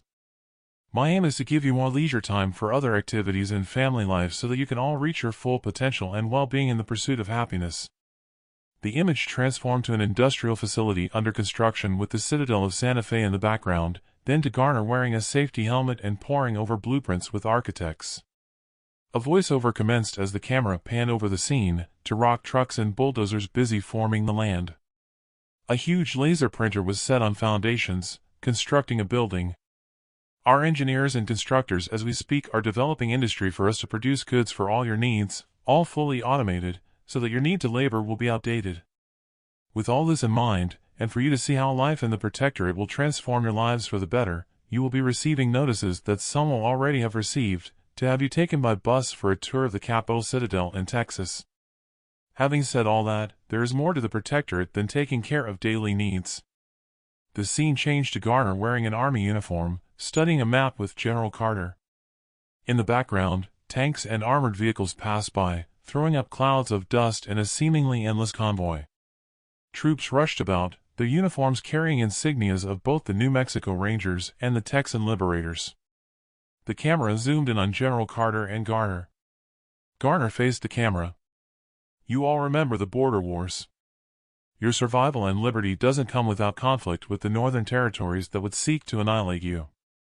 I was there together with General Carter, now your new governor, leading from the front alongside him to throw back the army of the North from the gates of your citadel. You have my word that I will never fail you and will stand by you to protect you all. Jackson scoffed at the last depiction of Garner's efforts during the border war. She imagined as Garner only existed as ones and zeros, it was a play on words saying she had led the fight from the front. More likely, she thought that General Carter would have been allocated an amulet similar to the one she had for communication on the front line. What she couldn't scoff at was the professionalism of the production of the film, reminding her of her ex-partner and lover, Janice, and the work she produced for her as president.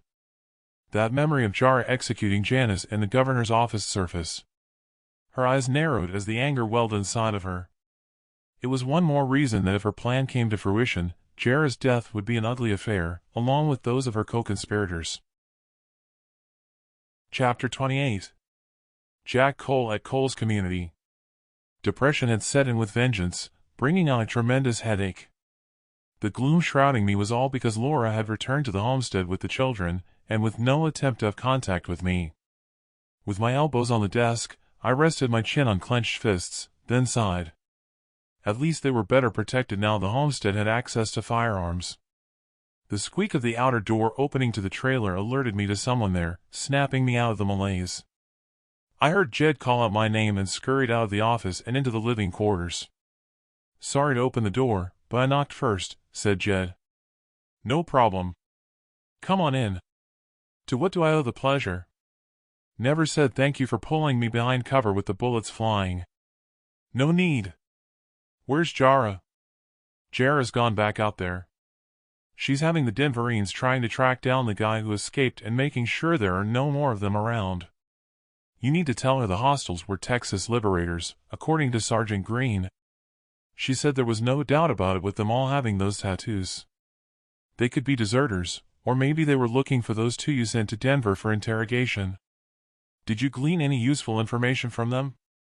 Jed inspected the floor, as if pondering if he should respond. He raised his vision and looked me in the eye. Look, I owe you for taking care of me back there, so yeah, I'll tell you, but it has to be kept a secret between us. Go on, I'm listening. The older guy from Texas wasn't human. He was an android. I gulped and couldn't help but snicker, but Jed had a serious expression on his face. Don't make me laugh. Not human. I saw him eating. But did you see him swallow? I missed the clue when I noticed some scrambled egg under the table. The robot must have palmed it out of its mouth and placed it there when no one was looking. Come on, you're joshing me, I said and pushed back in my chair. Wish I was joshing. It was all caught on film with audio.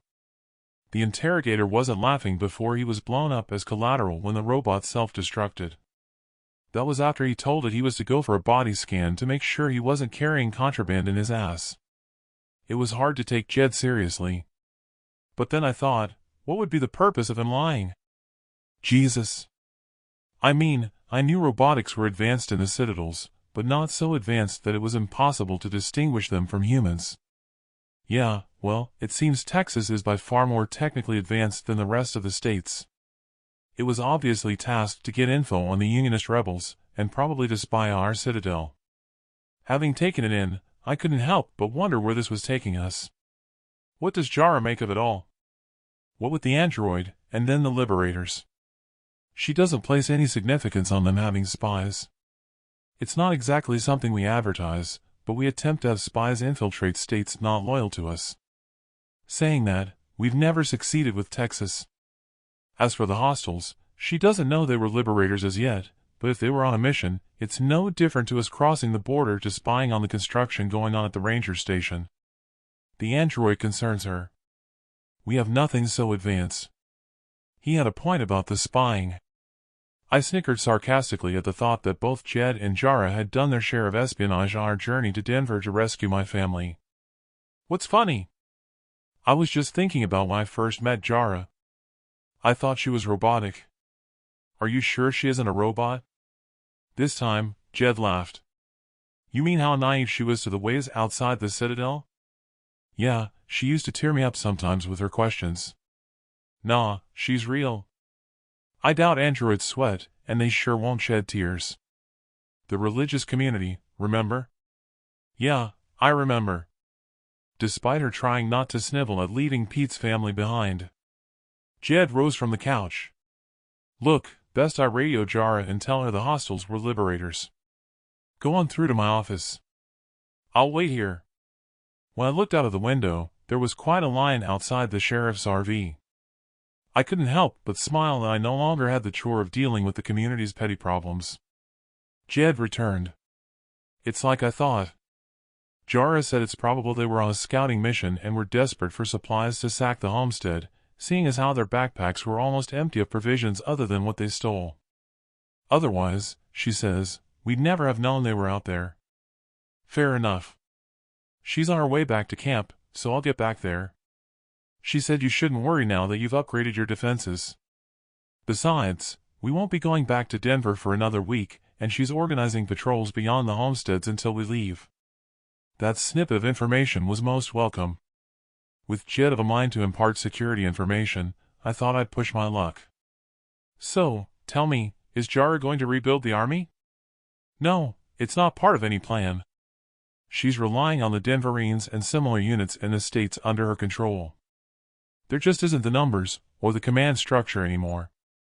I could understand that situation, considering the population had been decimated, which posed a question. What is the population now?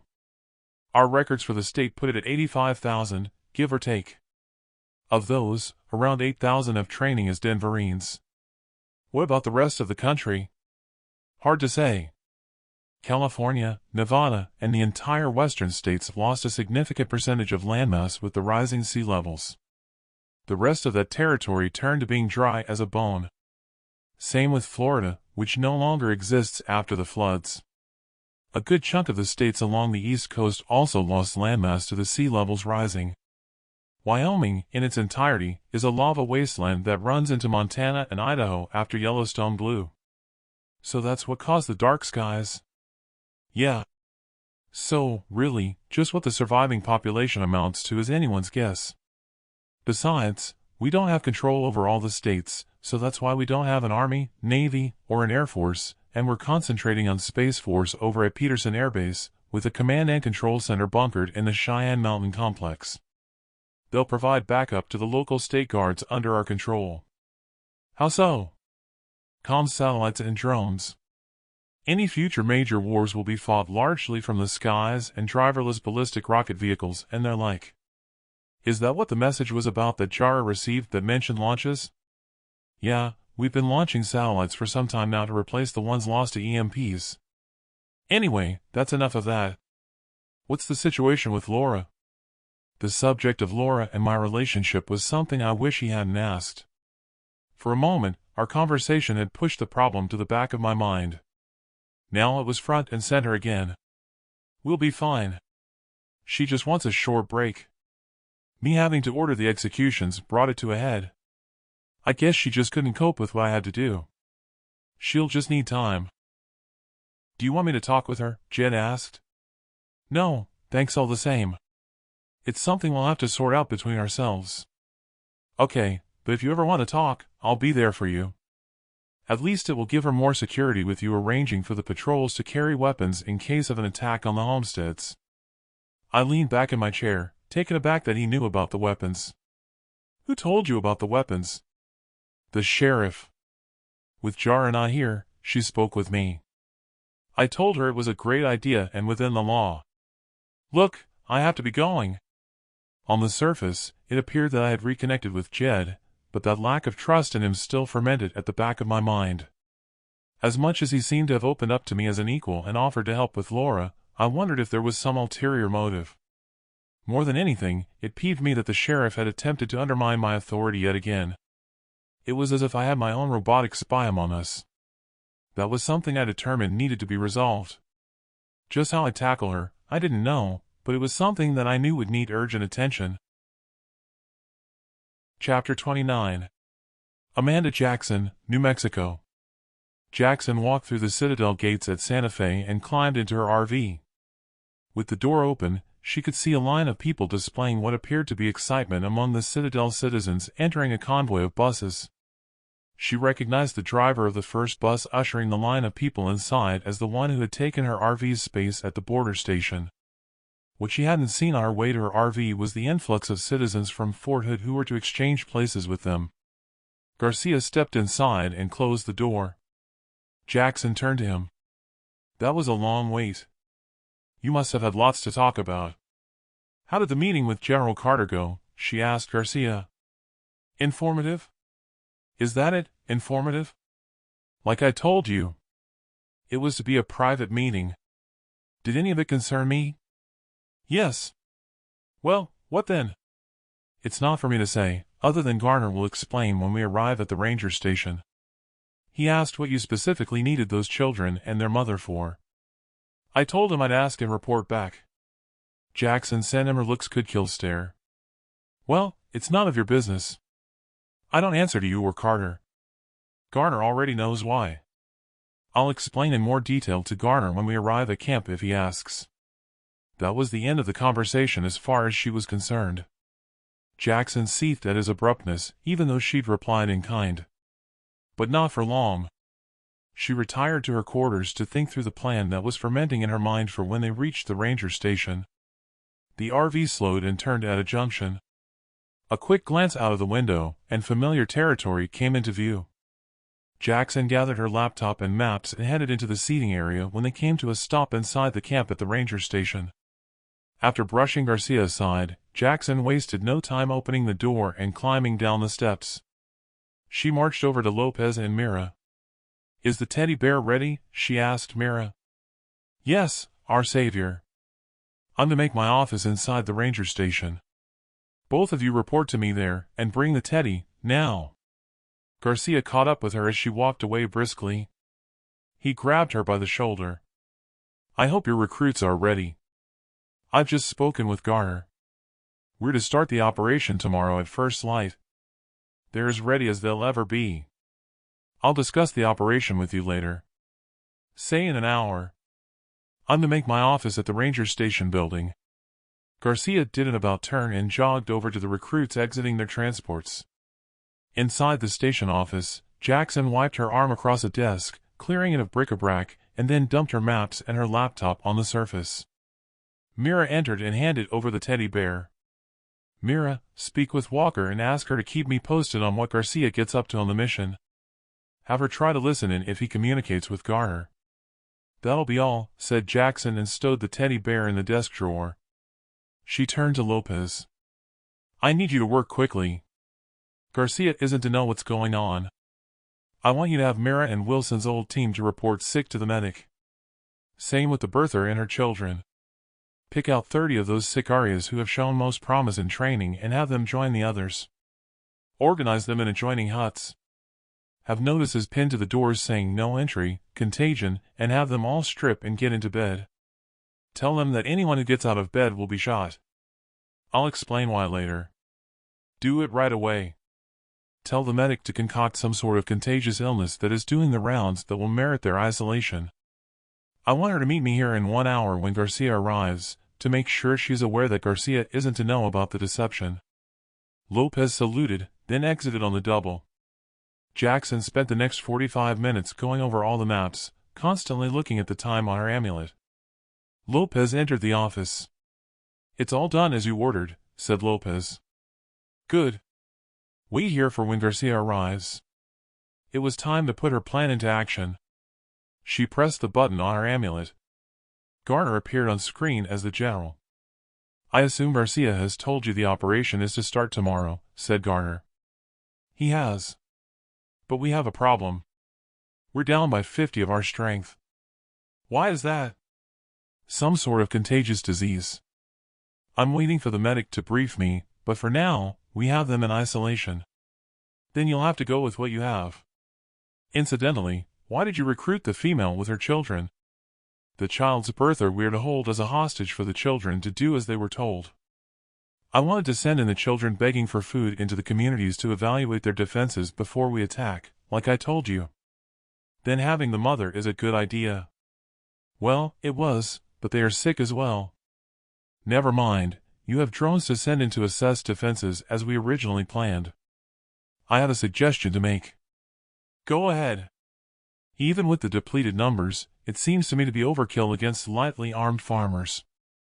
Looking at the maps, I think it would be better to divide them into 2 units to expedite the success of the operation.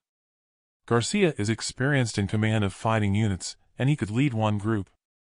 My commander Lopez could lead the other group. I could stay at a distance at base camp here to gather progress to report directly to you." Jackson thought that Garner might have taken time to consult its data, but the reply was instantaneous. "Makes sense. Can't have you catching a stray bullet in action. Our negotiations are in an advanced stage with Oklahoma, and this operation should help seal their convergence with my protectorate. Your operation will be the motivation to have the governor join us. It will be the first state for me to have you pronounced president, with Kansas to follow, and then the other northern states. I'll instruct Garcia of the change in plan." There wasn't any goodbye. The screen simply went blank. Jackson sucked in a deep breath, then let it out slowly, forming a raspberry sound with her lips. With her elbow on the table, she clenched her fist and tapped her knuckles on her chin. She unclenched the fist and, clasping her hands together at her stomach, she pushed back in the chair while twiddling her thumbs. She wished she had Janice with her to give counsel. A shrug of the shoulders, and she decided to go ahead with her plan on the basis that she'd take the northern states under her control anyway once she'd disposed of Jara. Human logic told her that, in any event, a computer-generated entity could hardly sprout legs to come after her. Her vision snatched to the door as Garcia entered while looking at the screen on his amulet. "Affirmative," he said and pressed a button to close the communication. "I take it that was Garner," said Jackson. Garcia nodded and took a seat. Jackson pushed over the map of the northern communities in Oklahoma. "Then you know the new plan. I've marked those communities you are to destroy. Lopez here will attack the others. Then we'll move into Kansas." There was a knock on the door. "Enter," Jackson called out, to the medic stepping inside and saluting Jackson. "What's the situation with those reporting sick?" The medic had a look of nervousness about her as she answered. "I've isolated the ones who have reported to sick bay, but I need to run tests to find out exactly what they have contracted. I'm working on the basis that it is highly contagious. They're all running elevated temperatures and have extreme fatigue. I have my thermometer here. Permit me to check your temperatures. I'm having all the others' temperatures taken before they leave for the mission." Garcia shuffled on his seat. "No need. I'd know if I had a temperature," said Garcia. "I'll not be leaving camp, so I can report to you if I have symptoms, but you can check Lopez," said Jackson. "Report to me when you know what it is for certain. If they recover, I'll have them follow on to join the others." What if the others developed symptoms during the operation, said Garcia. Terminate them so it can't spread, said Jackson. Now that you know the plan, best you both retire for an early night, so you're ready first thing in the morning. Garcia rose from his seat and stepped out of the door, closing it behind him. Do you really want me to check our commander's temperature? No, said Jackson. Just watch Garcia out the window to see if he retires to his quarters. She turned to Lopez. Put guards on the huts designated as sick bays tonight and tell them my orders are not to let anyone pass, especially Garcia. A smug expression developed, with a hint of a smile on Jackson's lips, and with the knowledge that all was ready to take her plan to the next level. Chapter 30. Amanda Jackson, at the Rangers Camp, New Mexico. The camp at the Ranger Station gradually emptied as the two divisions set off in their transport convoy, disappearing into an early morning mist. Jackson wasted no time in marching over to the designated sick bays. She summoned the guards over to her and addressed them. I had Lopez gather some civilian clothes at the internment camp we'd had the conscripts discard and put them in the hut over there, she said. Go inside and tell them to leave all their uniforms on their beds, but take their weapons and backpacks, and have them pick out clothing. Then have them assemble on the parade ground to await orders. Have Mira meet me in my office as soon as she's dressed. The birther and her children already have clothes. Have them wait in their hut. They all saluted and scurried off to the huts. Jackson returned to her office, leaving the door open, and waited inside the entrance for Mira to arrive. Come along, hurry, Jackson called out. I have a special operation for you in Colorado. Mira entered and saluted. To your command, our savior. I've chosen you as the senior member of Wilson's old team. Your team's skill at stalking in the wastelands is exactly what I need. Do not let me down. I just hope Garcia was right and we can transmit images the distance using the Protectorate's satellite. Here's the plan for your mission. Jackson outlined her plan in detail, then opened the drawer to her desk. She handed over the teddy bear. Now I understand what the teddy was for. She'll get your message loud and clear. Remember. Don't give this to the child unless you see an opportunity. Tell the child to hold it to her chest with the head facing away from her and not to pull the cord or she'll never see her mother again. Now go and make everyone ready. Time is of the essence. I want you all back here before the others return. As ordered, our savior. Well, what are you waiting for? Go! Jackson looked at the time on her amulet. She had estimated it would take 9 hours for the two divisions to get to the Oklahoma border, and the mission to destroy the communities would take at least another 5 days. More than enough time for her special mission in Colorado to have been concluded by then, with Garner and Garcia none the wiser, she thought. It had been almost 3 days since Mira had set out on her special mission. Jackson paced around her office, awaiting communication at the allotted time. To say they'd only had a 50-mile hump from the border, she'd expected them to have made it in 2 days. Her laptop beeped. She pressed the enter key to bring the screen to life. About time. What have you to report? She asked Mira, her face marked with camouflage streaks, and with her head covered with foliage. Our primary force has set up a base away from our target under dense cover to avoid their drones. They're getting ready to attack the community once we've finished here. 3 of us are hidden watching the Denverine's camp and the children here. Forget the community for now. Those images of their defenses you sent to me will mean it will take more than the unit you have with you. I can't afford casualties without some serious explaining. We'll save that community for a later mission. Have you seen Jara? No, but it's only just breaking dawn. Only the sentries have been visible via the night vision scopes. She's likely here, though. We can see the outline of an armored command RV, like the one you used to travel into the Citadel with your escort. Are the children ready? They are. We've practiced what the young breeder has to say and do on the way here. He's explained what the infant companion has to do, and she understands. In any event, we have a backup sniper. Let's hope we get to her, so we don't need to take the shot right away. That's not how I want it to go down, but if you have to, have them take the shot. I'd prefer for her to get the message I have for her before she's terminated. Call me as soon as you have more news, she said and closed the communication. She stepped outside her office and paced around while her amulet signaled an incoming call. Garcia's face appeared on the screen. "What have you to report?" Jackson asked. "We've been traveling all night and have just set up camp. Tonight, our divisions split up to go head for our targets. My division will hit the first community around noon tomorrow, so I'll have something to report then. Lopez will report to me after she hits her target, and I'll relay her progress." "Good. Until tomorrow then. Wait, any news on what caused the sickness?" "Only it's strange none of the others here are reporting sick." "No, but they're recovering. So, whatever it is, it's not life-threatening. They're still bedridden though." "Speak later," he said and closed the call. Jackson snickered, proud of herself lying and thinking fast on her feet. She headed over to the canteen for breakfast. With a satisfied stomach, she stepped outside to the sun rising over on the horizon and walked back to her office. Alarm bells rang in her head at the sound of her laptop beeping, and she rushed inside and on over to her desk. Myra's face appeared on the screen when she pressed enter. "Jara is here. We can see her on the obstacle course exercising with some of the Denverines. I've sent in the children." Jackson hoped that her estimation that she had found Jara's Achilles heel with children was correct for her to get her message. "Stay in communication and report every second as it happens if the relay doesn't work." "Will do.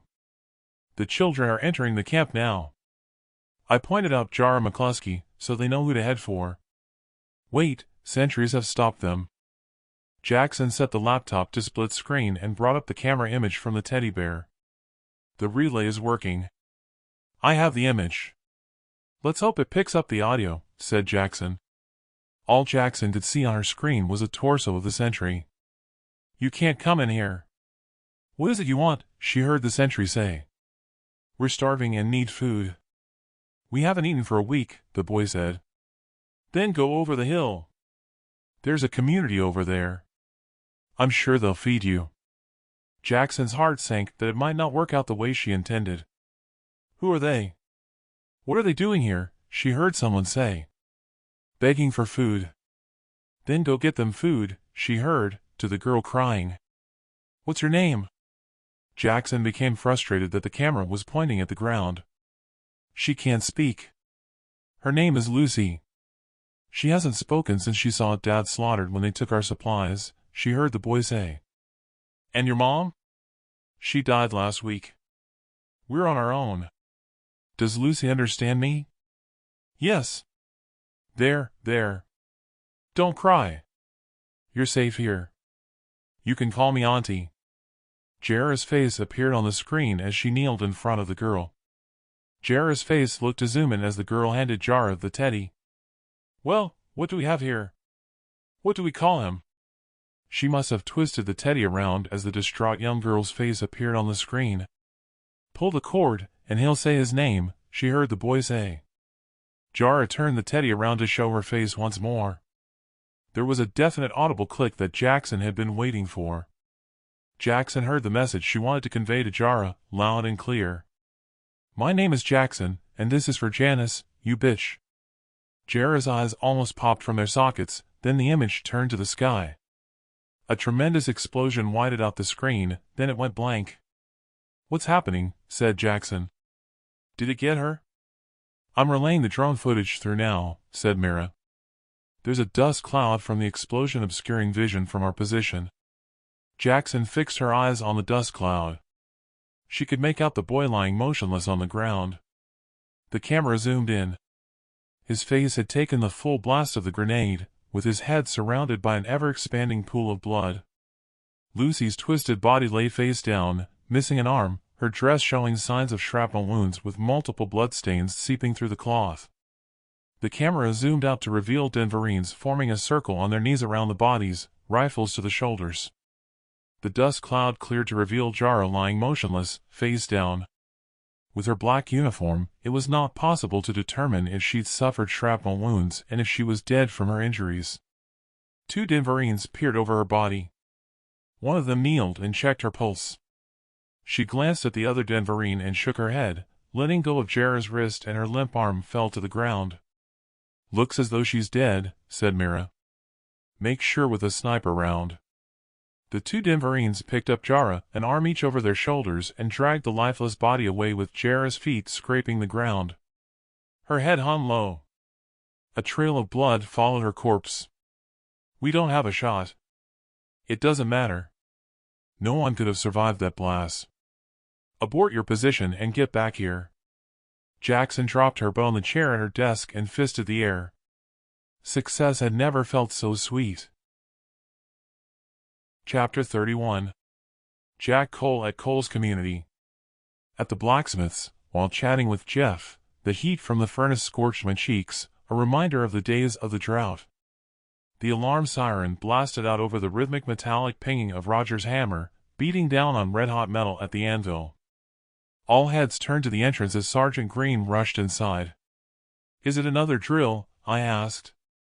Her expression told me otherwise before she spoke.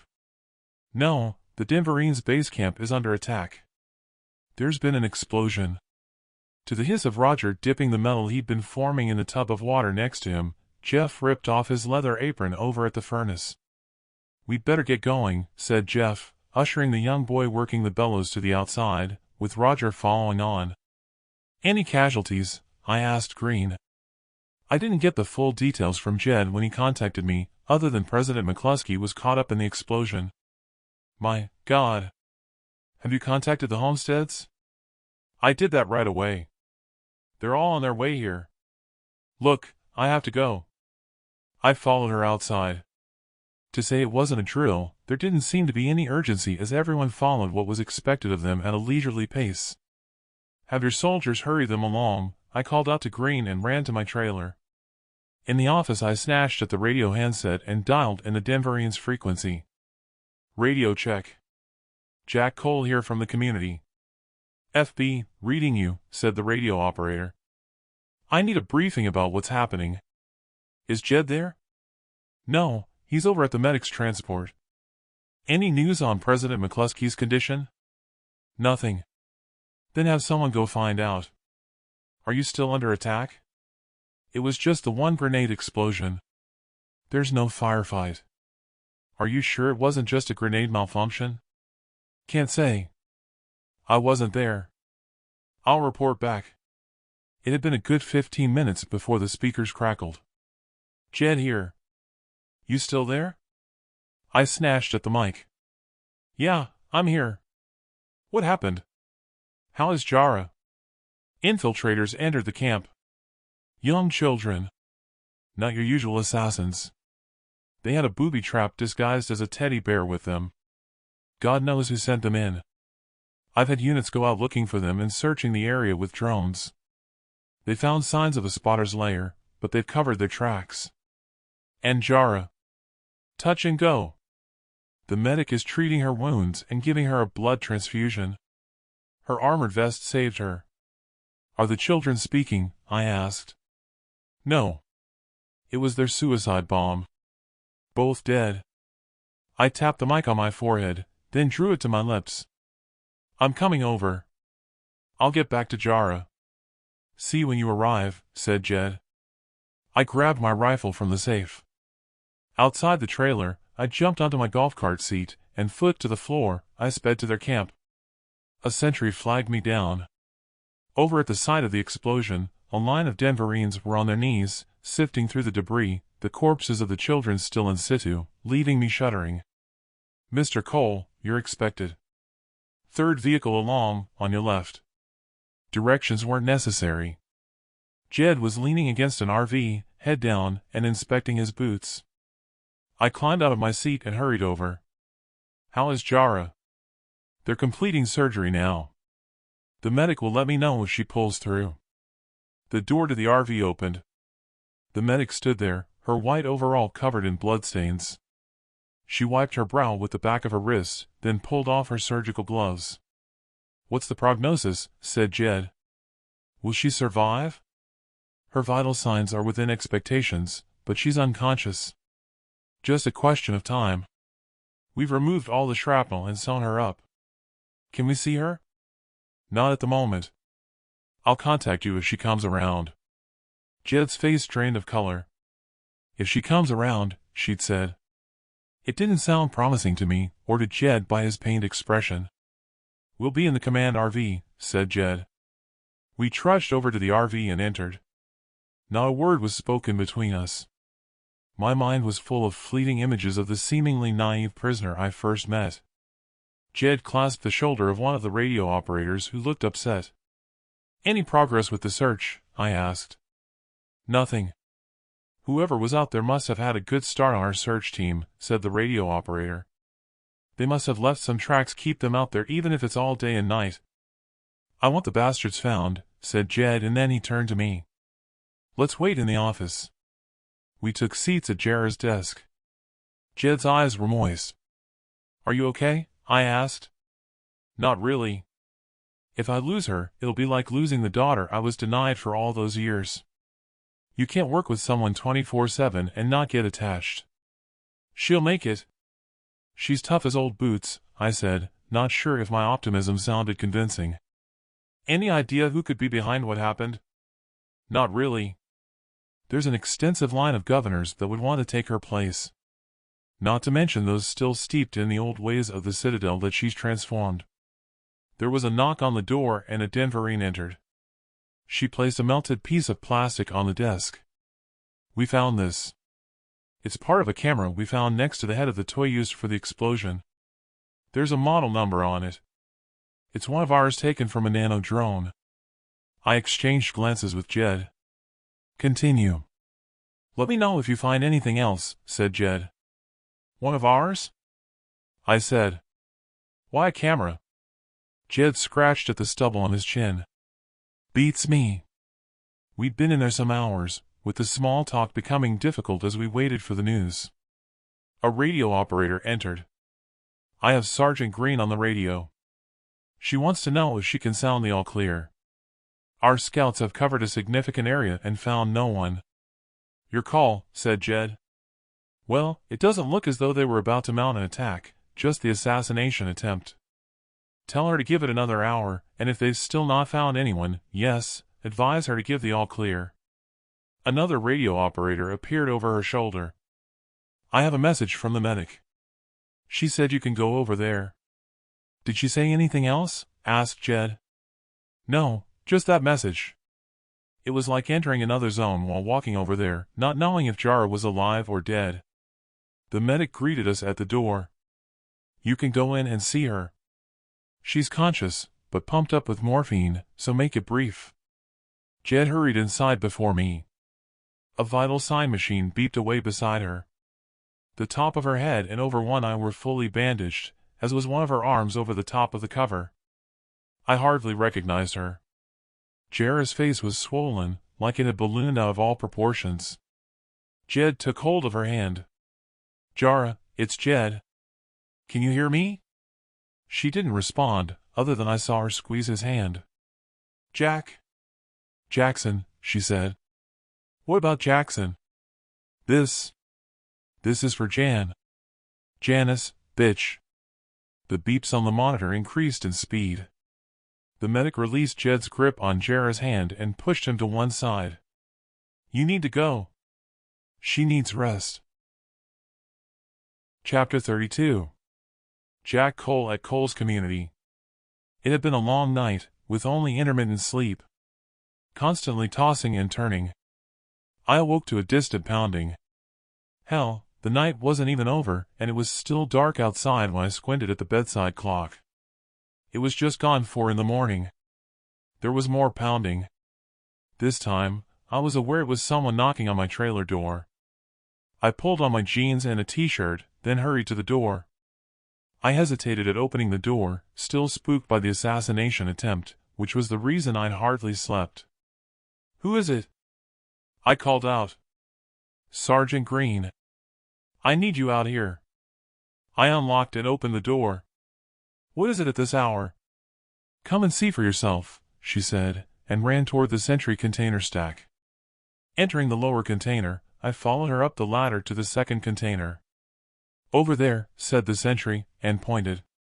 At a distance, in a southerly direction, I could see flames. "I've tried to radio Derek's homestead and their guard. Neither is answering," said Green. I've sent out a patrol to make contact. I'm not sure if those flames are coming from the homestead or if it's a wildfire.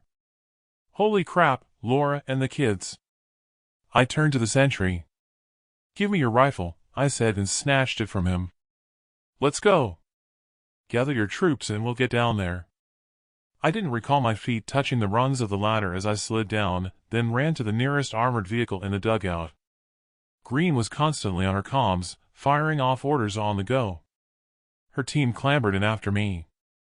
Then Green entered and closed the door to the vehicle as it reversed out of the dugout. Contact Jed and tell him we could have an incident. I want some of the Denverines down there. Affirmative, said Green, and relayed the message, then turned to me. They're contacting Jed now. It was a good 10 minutes before we had a reply. He's sending some units down there. Look, it might not be the homestead. It might be a wildfire, and maybe everyone is asleep. That could be why they've not heard the radio. If that's so, your patrol guarding them needs a serious reprimand. Anxiety struck with vengeance as we tore along in the convoy at breakneck speed. I thought I shouldn't have told Green to signal the all-clear. Almost at the homestead, through the windshield, I saw flames and smoke billowing into the night sky. Green pressed her earpiece with a finger. I could only hope that it was Green's patrol telling her everyone was safe. She glanced furtively across at me when she answered. Copy that. ETA 3 minutes. Well, what's happening? I asked. It's not good news. They're under attack at the homestead. I pushed myself unsteadily underfoot to the rear door to be first out when we arrived. Green grabbed me by the shoulder. Look, it's best we manage this. To hell with that, I said to the sound of machine gun fire. Our vehicle halted. I flung open the door and leaped outside, falling, and twisted my ankle. Green's troops straddled over me. Listen, stay here, said Green as she ran on by me. I pushed myself up to stand and hobbled on after her. Utter disbelief engrossed me at seeing Derek's family trailer on fire when I stumbled and fell over a dead sheep.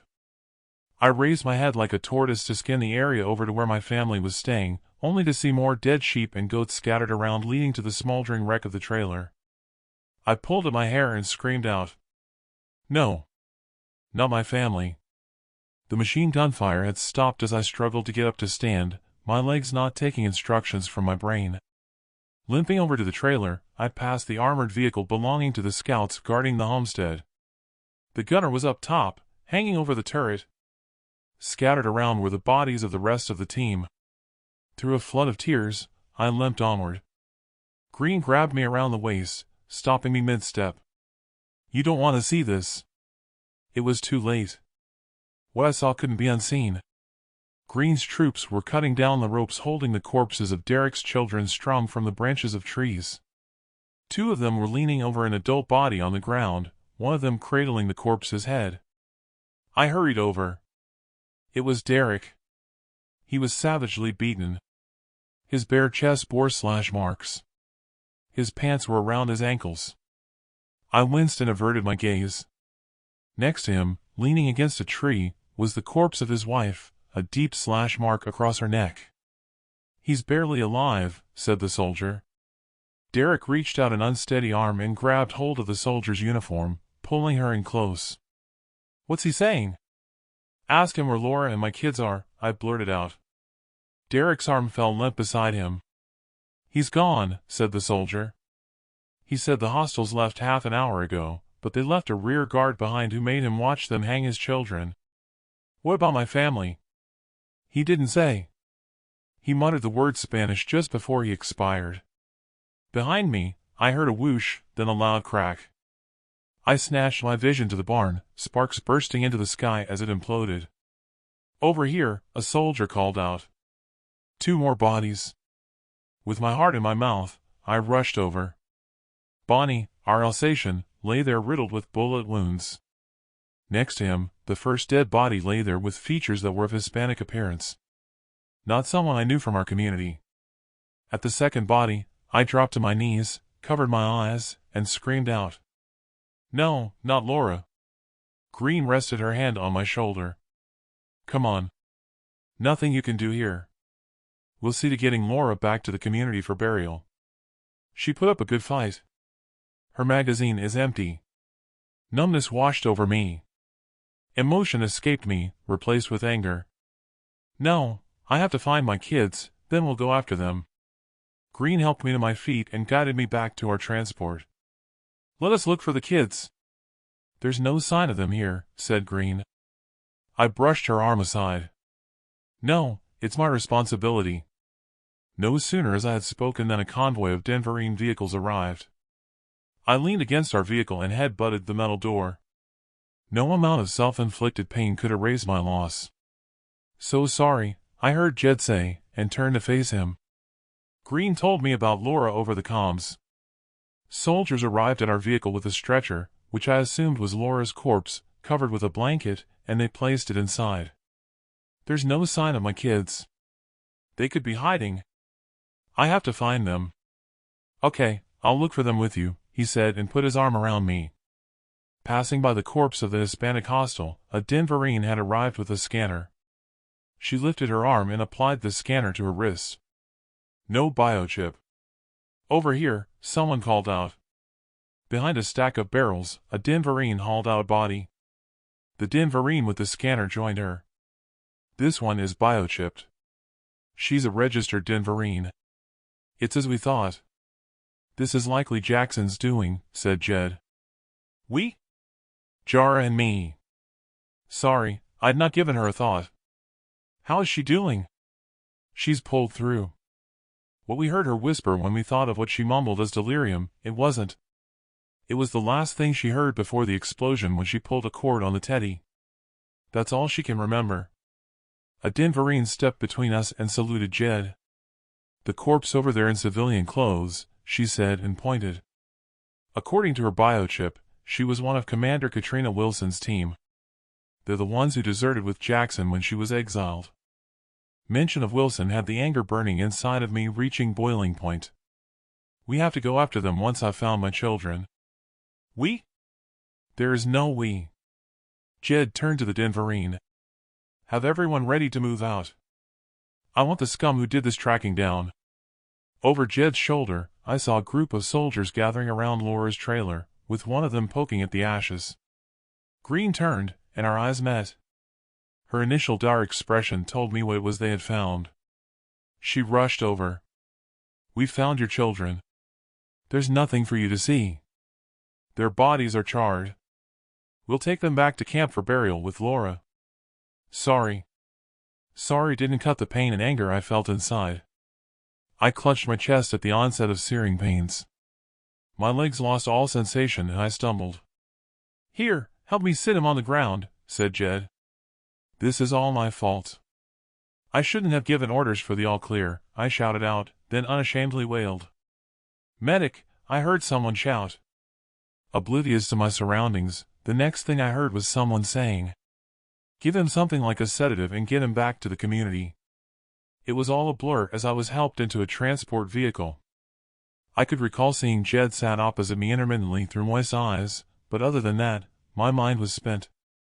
My eyes fluttered open to find myself in bed at my trailer. Whatever the medic had given me, it had knocked me out.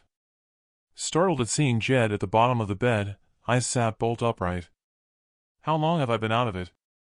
Jed looked at his watch. Around 6 hours. How long have you been here? The whole time. After what you've experienced, I didn't want you to do anything stupid. Any word on them finding Wilson's team? No. Not a thing. They're still looking. I threw my legs over the side of the bed and dressed. You don't have to worry about me. I'm not going to do anything stupid. Unless you count resigning as Protector-in-Chief of the community. I need a way from here to find and terminate those bastards who killed my family. Don't be hasty. You're not thinking straight, said Jed. Oh, but I am. I should have cut myself loose and left the community when Laura gave me the ultimatum and they'd all still be alive. I owe it to my family to get revenge. I rose from the mattress, slung my rifle strap over my shoulder, and walked to the exit.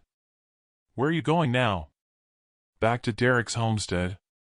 There has to be clues the hostiles left behind to show where they're heading. Well, I guess there's no stopping you. You do what you have to do. I need to get back to see Jara. I'll not say anything about you wanting to resign in case you change your mind. I turned to him after opening the door, hands on hips. You can tell her, or not. Makes no difference. My mind's made up. Jed followed me out of the door. Listen, maybe you'd be better calling it a sabbatical to leave the door open for your return. I ignored his words ringing in my ears and jogged over to Sergeant Green's trailer. Nothing was going to sway me from what I had to do. The community could look after itself as far as I was concerned. I owed them nothing, and they owed me everything for my protection and dealing with their petty squabbles that had cost the lives of my family. Chapter 33. Amanda Jackson at the Rangers camp in New Mexico. Jackson opened her laptop and fired it up. She entered her code and navigated over the button to call Mira. Where are you? At the border. Ready to head back. We had to wait for our rear guard to return. They've just arrived, but we've lost 2 of them. What do you mean by losing 2 of them? Have they deserted? No. We were spotted by a patrol near a homestead. I had to send in the Sicarius with one of my Denverines to neutralize the patrol. The Sicarius went native and slaughtered everyone, then torched the buildings. We spotted a convoy of vehicle lights heading in our direction in the distance, so I had to leave a few behind to cover our backs. The approaching patrol probably spotted the flames. Damn. I told you to avoid contact. Just make sure you get back here with no more losses. Jackson slammed the laptop lid close. She fisted the air and growled through gritted teeth. Stupid idiots. She rose from her chair and marched out of her office and over to the guards outside the hut where the children's mother was housed. Bring her outside and restrain her. The guards dragged her outside by her arms. Jackson retrieved her pistol from its holster, then racked the slide to put one in the chamber. She held the barrel to the woman's forehead. Stop whimpering.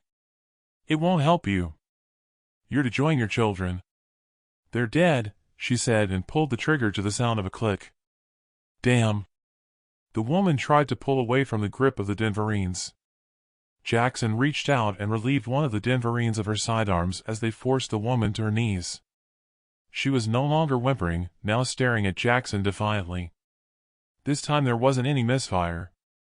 To the round exploding and a muzzle flash, the woman collapsed in a heap. Jackson turned to the guard nearest, her anger spent at thoughts the Sicarius had gone rogue. Dig 5 deep graves at the outer perimeter and bury her in one of them. Jackson turned to the other guard. Go to find the medic and have her report to my office. Then go help your companion dig the graves. Jackson marched back to her office to wait for the medic. She stared at the laptop, her mind working overtime. You wanted to see me? Yes.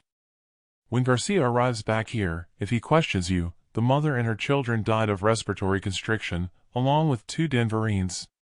If he asks for them to be dug up for autopsy back in Santa Fe, say you had them incinerated and dumped their clothes with the ashes in graves you had dug to avoid contagion.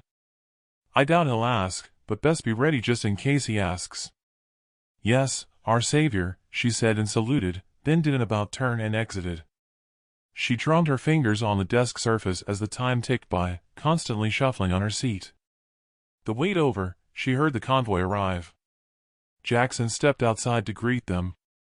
She walked over to Mira as she climbed out of the cab of her armored vehicle. Have them all strip outside the huts, then have their clothing taken over to the perimeter where I have guards digging graves.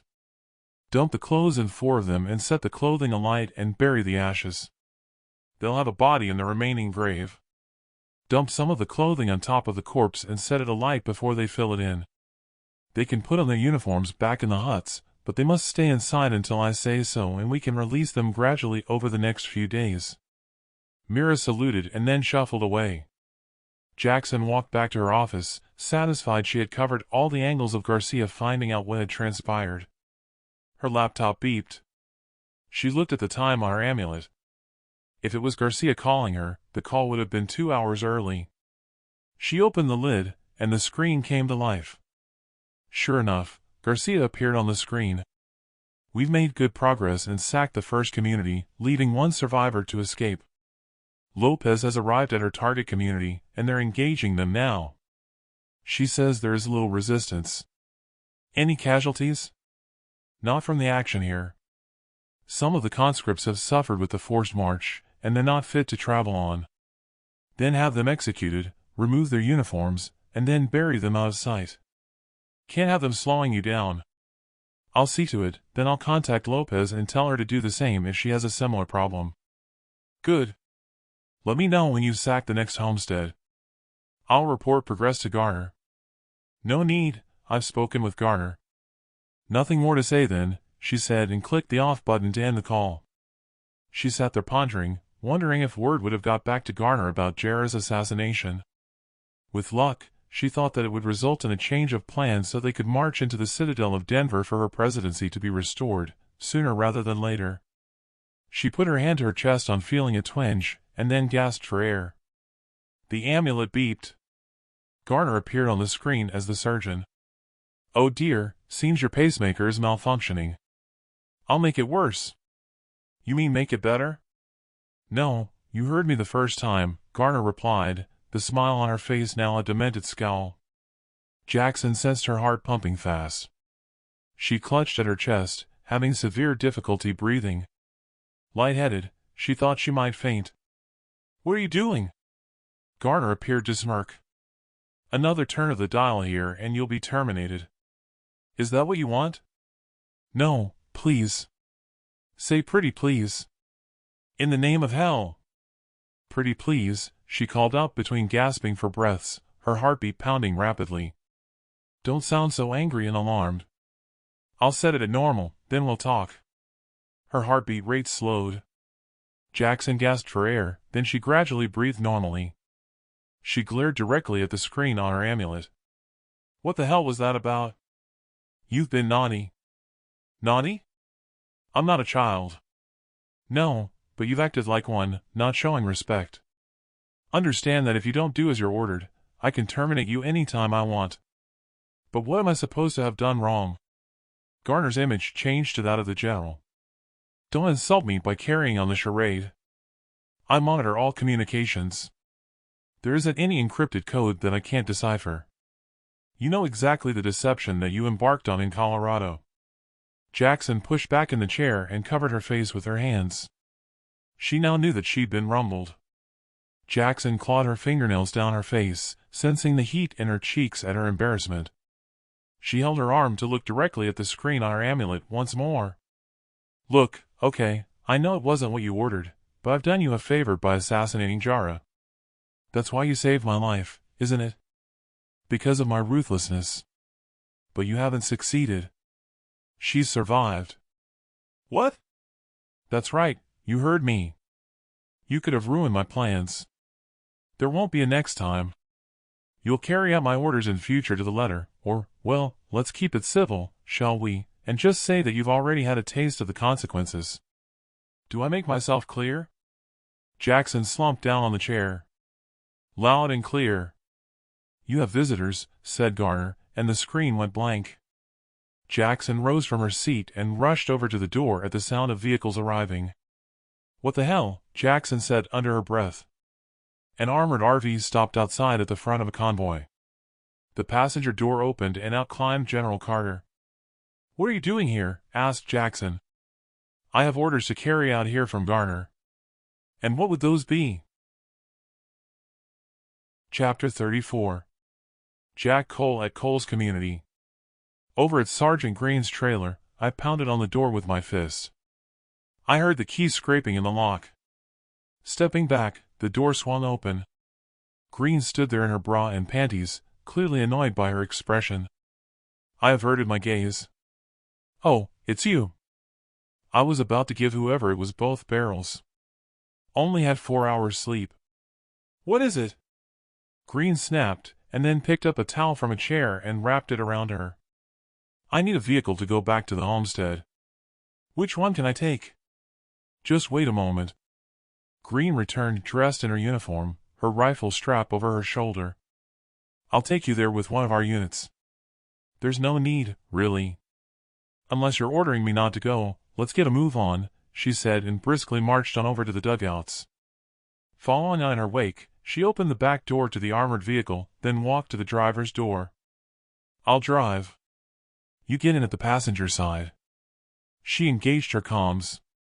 "Alpha 1, I need you at the dugout ready to move out." "I appreciate this, thanks." "What do you hope to achieve there?" "Don't know. Maybe I'll find out when we get there. Clues as to where the hostiles were headed, I guess. We couldn't see much in the dark. Maybe we'll find tracks." The unit clambered in the back, and the door slammed to a close. We reversed out of the dugout, then drove on. "Well, whatever you're looking for, let's hope you find it, but with our Denverines out there, they are more likely to find their tracks." Those were the last words we exchanged when we arrived at the homestead, as if we'd been transported there by magic. I couldn't recall anything of the journey. Debris of the trailers and barn were still smoldering, the fires long extinguished. The toxic smell of the aftermath hung in the air and had me retching. "Listen, are you sure about this? It must be painful." "I feel nothing, just numbness." "Look, I've had my crew dig the graves where you instructed next to your parents. Our joiner is making the caskets. We could do to be back before the sun sets for their burial." "Thanks," I said and climbed out of my seat. The corpses of the animals were gone, transported back to the community for their meat. Branches formed crosses at the graves of Derek's family. The 2 dead hostiles were where I'd last seen them. "Are you just leaving them there?" "They don't deserve to have words said over them. Might as well leave them as food for the critters to help restore the ecosystem," said Green. Her distaste for the hostiles was made even more obvious when she ground up some phlegm and spat on the ground toward the corpses. "Cover them up at least, or move them out of eyeshot," I said. "Can't stand the sight of them, seeing as how one of them will have killed Laura. They were likely the ones who tortured and killed Derek and his family. I'll get the unit on that now." I took a deep breath and stepped over to Laura's trailer. All that was left was the twisted aluminum framework and a pile of ash. I picked up a discarded Action Man that was Thomas's favorite toy he must have left outside and slipped it into my pocket. My eyes moistened. I turned to Green.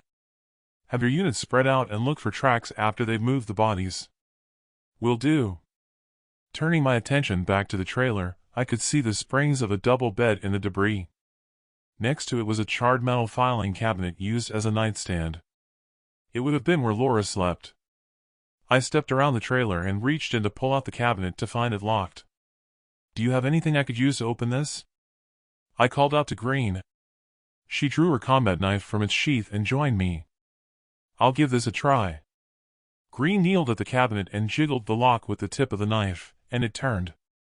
She rose to her feet. "Try that." I pulled open the drawer. All that was in there was her diary and a handkerchief. I picked up the handkerchief and held it to my nose, but there was no scent of Laura. I placed it in my pocket and picked up her diary. It was locked with a clasp. "Do you want me to open it?" asked Green. "I'm not sure I should," I said, and tucked the diary into my waistband. "There's an empty backpack in the vehicle under the bench in the back. You could put it in there along with the toy and anything else you find." "Good idea." Over at the vehicle, I climbed into the back and pulled the backpack from under the bench, then took a seat. With the toy stowed, I turned my attention to the diary. I caressed it with the palm of my hand, wondering what secrets it might hold as to why she wanted our separation. Curiosity got the better of me. "Sorry, Laura," I said, and with brute force, I pulled at the clasp until I defeated the lock, and it sprang open. With my eyes closed, I prayed for guidance. No one answered, only having a deep sense of burning desire and wanting to know her mindset when we'd separated. It was impossible to fight the urge. I opened my eyes and flicked through to the latter pages from the time she left the community. Speed reading, I turned the pages. There was little in there to tell me which way her mind had been thinking. Most of it was about the kids and what they'd been doing, just short scribbles. The recent entry I found that mentioned me was her annoyance at me trying to contact her before she was ready to speak. I flicked backwards through the pages to find a lengthy written page. There it was, what I was hoping for in one context, but not in another as I first skimmed through it, then I read it out aloud to take it in. "I love Jack, but I need to let him go for his own sake and mine. I can't make love to him anymore after my experience in the birther section. It was horrifying to see Sam when he arrived at our community from the Citadel, and I avoided him like the plague, though I doubted he recognized me. What I have never been able to do is hide from the image of me strapped to the gurney in the birther section while Sam entered me at the conception of Joseph. It's an image that haunts me, turning me to ice whenever we attempt to make love, and I have to make excuses. I can only hope he can find a woman to give him the attention he deserves. I turned the page, aghast at what I learned. Now Jack is to put Sam to death, the biological father of my child. Bless Jack for taking Joseph as his own, but I can't live with that. At some stage, when Joseph is older, they will need to check the birth records for him to form a partnership, and Sam's name will be there for him to know the truth and that Jack had ordered his father's execution. What then? If it were not for the children, I would rather be dead than face the truth coming out. Dear God, what should I do? That was followed by a row of question marks. Open-mouthed, I stared directly ahead, not seeing anything, only hearing parts of my own words in my mind of what I'd read. It was stupid of me to have thought these past years that Joseph could have been consummated other than by insemination. I'd never even thought about the birth records they'd transferred from the Citadel. Tears rolled down my cheeks. Footsteps crunched on the gravel outside. Through the open door, I saw Green approaching. With haste, I placed the diary in the backpack, pulled out Laura's handkerchief from my pocket and dried my eyes. Before she arrived, I'd scrambled out of the vehicle to greet her. Found anything? I asked. Plenty of tracks, but we can't know whether they're the hostels' tracks or the Denverines.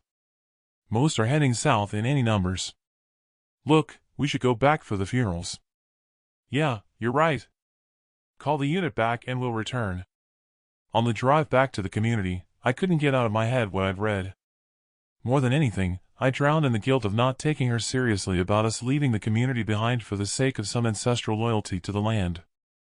If only I'd listened to her, they would all still be alive, and I would have had the isolation I craved for in returning to life with my family, for how it was when Ma and Pa were alive. If only she could have confided in me, I'd have understood the state of her mind. We're here, said Green. I climbed out of the back of the vehicle to see Jara's command RV parked outside of my trailer. What the hell is that doing here? Over to the left, away from the trailers, was an even stranger sight. Just where the attack helicopter had come from was beyond me. Chapter 35. Jack Cole. The funeral at Cole's community. Back at the community, and Jed appeared in the doorway of the Denverine's command RV and waved me over to him. It was as if my head was on a pivot as I walked over to him, not taking my eyes off the chopper. What are you doing here with the RV? Any idea where the chopper came from? You have visitors. What visitors? Pete and Father Dixon are here for the funeral. They've brought their doctor along to see if they can be any use to assisting Jara's medic in treating her. That explains the chopper. Who organized that? I did, at Jara's instructions. The doctor was Pete's idea. He said it was the least he could do after Jara rescued his daughter from the clutches of their cult leader. Where's Jara? In the office. Come on in. What? She's up and about already. You'll see. We worked our way to the office. The desk was gone, replaced with a gurney. A vital sign monitor beeped away beside the gurney. I recognized the doctor right away sitting on the chair beside Jara, but there was no Pete or Father Dixon. So sorry for your loss, said Jara in a whispered voice. The swelling had gone down on her face, with a new bandage on her head not covering her eye, which had deep yellow and purple bruising around it, and a minor cut just below her bottom eyelid. Thanks. How are you? Alive, as you can see. I'm here for the funerals. I wasn't about to ask how she'd get to the gravesides. Where are Pete and Father Dixon? I hope you don't mind, but you didn't lock your door. They're in your trailer with their pilot, said Jed. Doctor, will you wait with Jed in Jack's trailer? I want to talk with Jack in private, said Jara. Sure. I shook hands with the doctor as he exited, then I took the seat beside her. Why did you ask for Pete and Father Dixon to come along? Tradition, from what the survivors do out here when they bury their dead. I thought it would help if Father Dixon said some words at the funeral. I also needed Pete's help for something I have in mind I want to talk to you about. While I was appreciative of her asking Father Dixon along, seeing as how Jara wasn't a believer, I guess there was an ulterior motive in asking Pete to accompany him, and the funeral was an excuse. She coughed and spluttered, then winced, shuffling about on the mattress. "Lift the headrest for me, will you? Then pass me some water." "Look, we can talk later if you're not up to it," I said and lifted the headrest, then held the back of her head and put the glass to her lips. She took a small sip, then pushed it away. "That's better." "No, we have to talk. We've tracked the hostiles to their camp. The ones responsible for the attack on your homestead." "Where?" "Over the border at the ranger station. The one we told you about where we saw them building a camp. It's just over an hour's drive from the border on the main highway." I rose from my chair. "Then give me command of your Denverines and I'll take our soldiers with me." Jara groaned a little, then responded.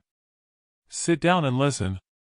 I know you want revenge, as do I, especially after what Jackson has done to me, but you need to think straight. If it's fully manned, we'd be outnumbered if we attacked them. I want to talk to you about what you told Jed, then we can talk about the hostiles. He said that you intend to leave Colestown for good. Are you still of a mind to do that? Is it what you still want?" There wasn't anything to think about. My decision stood. There's nothing here for me without my wife and family. I can't rest until Wilson's Denverines are terminated, and that's my quest from now on. "You know they're with Jackson," I said. "Yeah, I know. We intend to strike a blow on their camp tonight," said Jara. "But I thought you said it was a bad idea, as we'd be outnumbered." "Never mind, we've not mentioned breaking the treaty," I said. "That's where I think you could help, and to hell with the treaty. Pete's chopper is fully armed with guided missiles, but it would need the targets to be laser-sighted. You only need a small team." I shuffled on my chair. "Are you serious?" "Am I ever not serious?" "I'm deadly serious. Pete's pilot has agreed to carry out the mission. It was Wilson's team that besieged their religious community's camp, so he's motivated seeing as how his uncle was killed in the action." Jara was more cunning than I'd given her credit for. She had all the angles covered to have a motivated team. As much as I wanted revenge, I felt like she had us dancing like puppets on a string, and she was the one pulling the strings. "So, you want me to go down there with a small team, then stake out the camp to target Jackson's camp? Denverines, or can I pick my own team from our soldiers?" "Pick your own team. They have the experience, and they've had action over the border. Incidentally, if you succeed, have a think about me tasking you with putting you in charge of resurrecting and recruiting a national army. It would mean you traveling around the states, so you get to leave here, but on paper I would leave you with the leasehold of the community for if you decide to return. I didn't need promises for the motivation for the mission. I needed revenge now. That was all that was on my mind. What would come after that, I didn't know what the future would hold. But at least she'd offered me a way out of being responsible for the community. We were interrupted when a radio operator knocked and entered. "There's a Jeff here. He says he's had the chair fashioned for you that you asked for. Tell him to leave it outside and thank him." Chair. A glance out of the window, and there it was. An armchair fashioned with poles for it to be carried. I guess she was serious about the funeral after all. Jara winced and shuffled on her bed. "Please, get the doctor. The morphine is wearing off. I'll see you at the funeral." I tipped her a salute and exited the RV. Over at my trailer, I asked the doctor to take care of Jara, then warmly welcomed Pete and Father Dixon. The hard part was Father Dixon asking questions about Laura and the kids for his eulogy. The emotion it brought on was unbearable. I couldn't quit answering fast enough and to get out of there. But first I went to the kids' bedroom. I plucked a painting from the wall that my daughter had done of us as a stick family holding hands, and I slipped it into the backpack. Laying on Joseph's bed was the comforter he was fond of.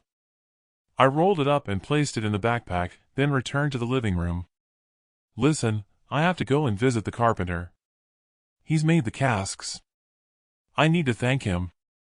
More painful than Father Dixon's questions was having to stop every yard or so on the way to the joiners, only to be given condolences by members of the community.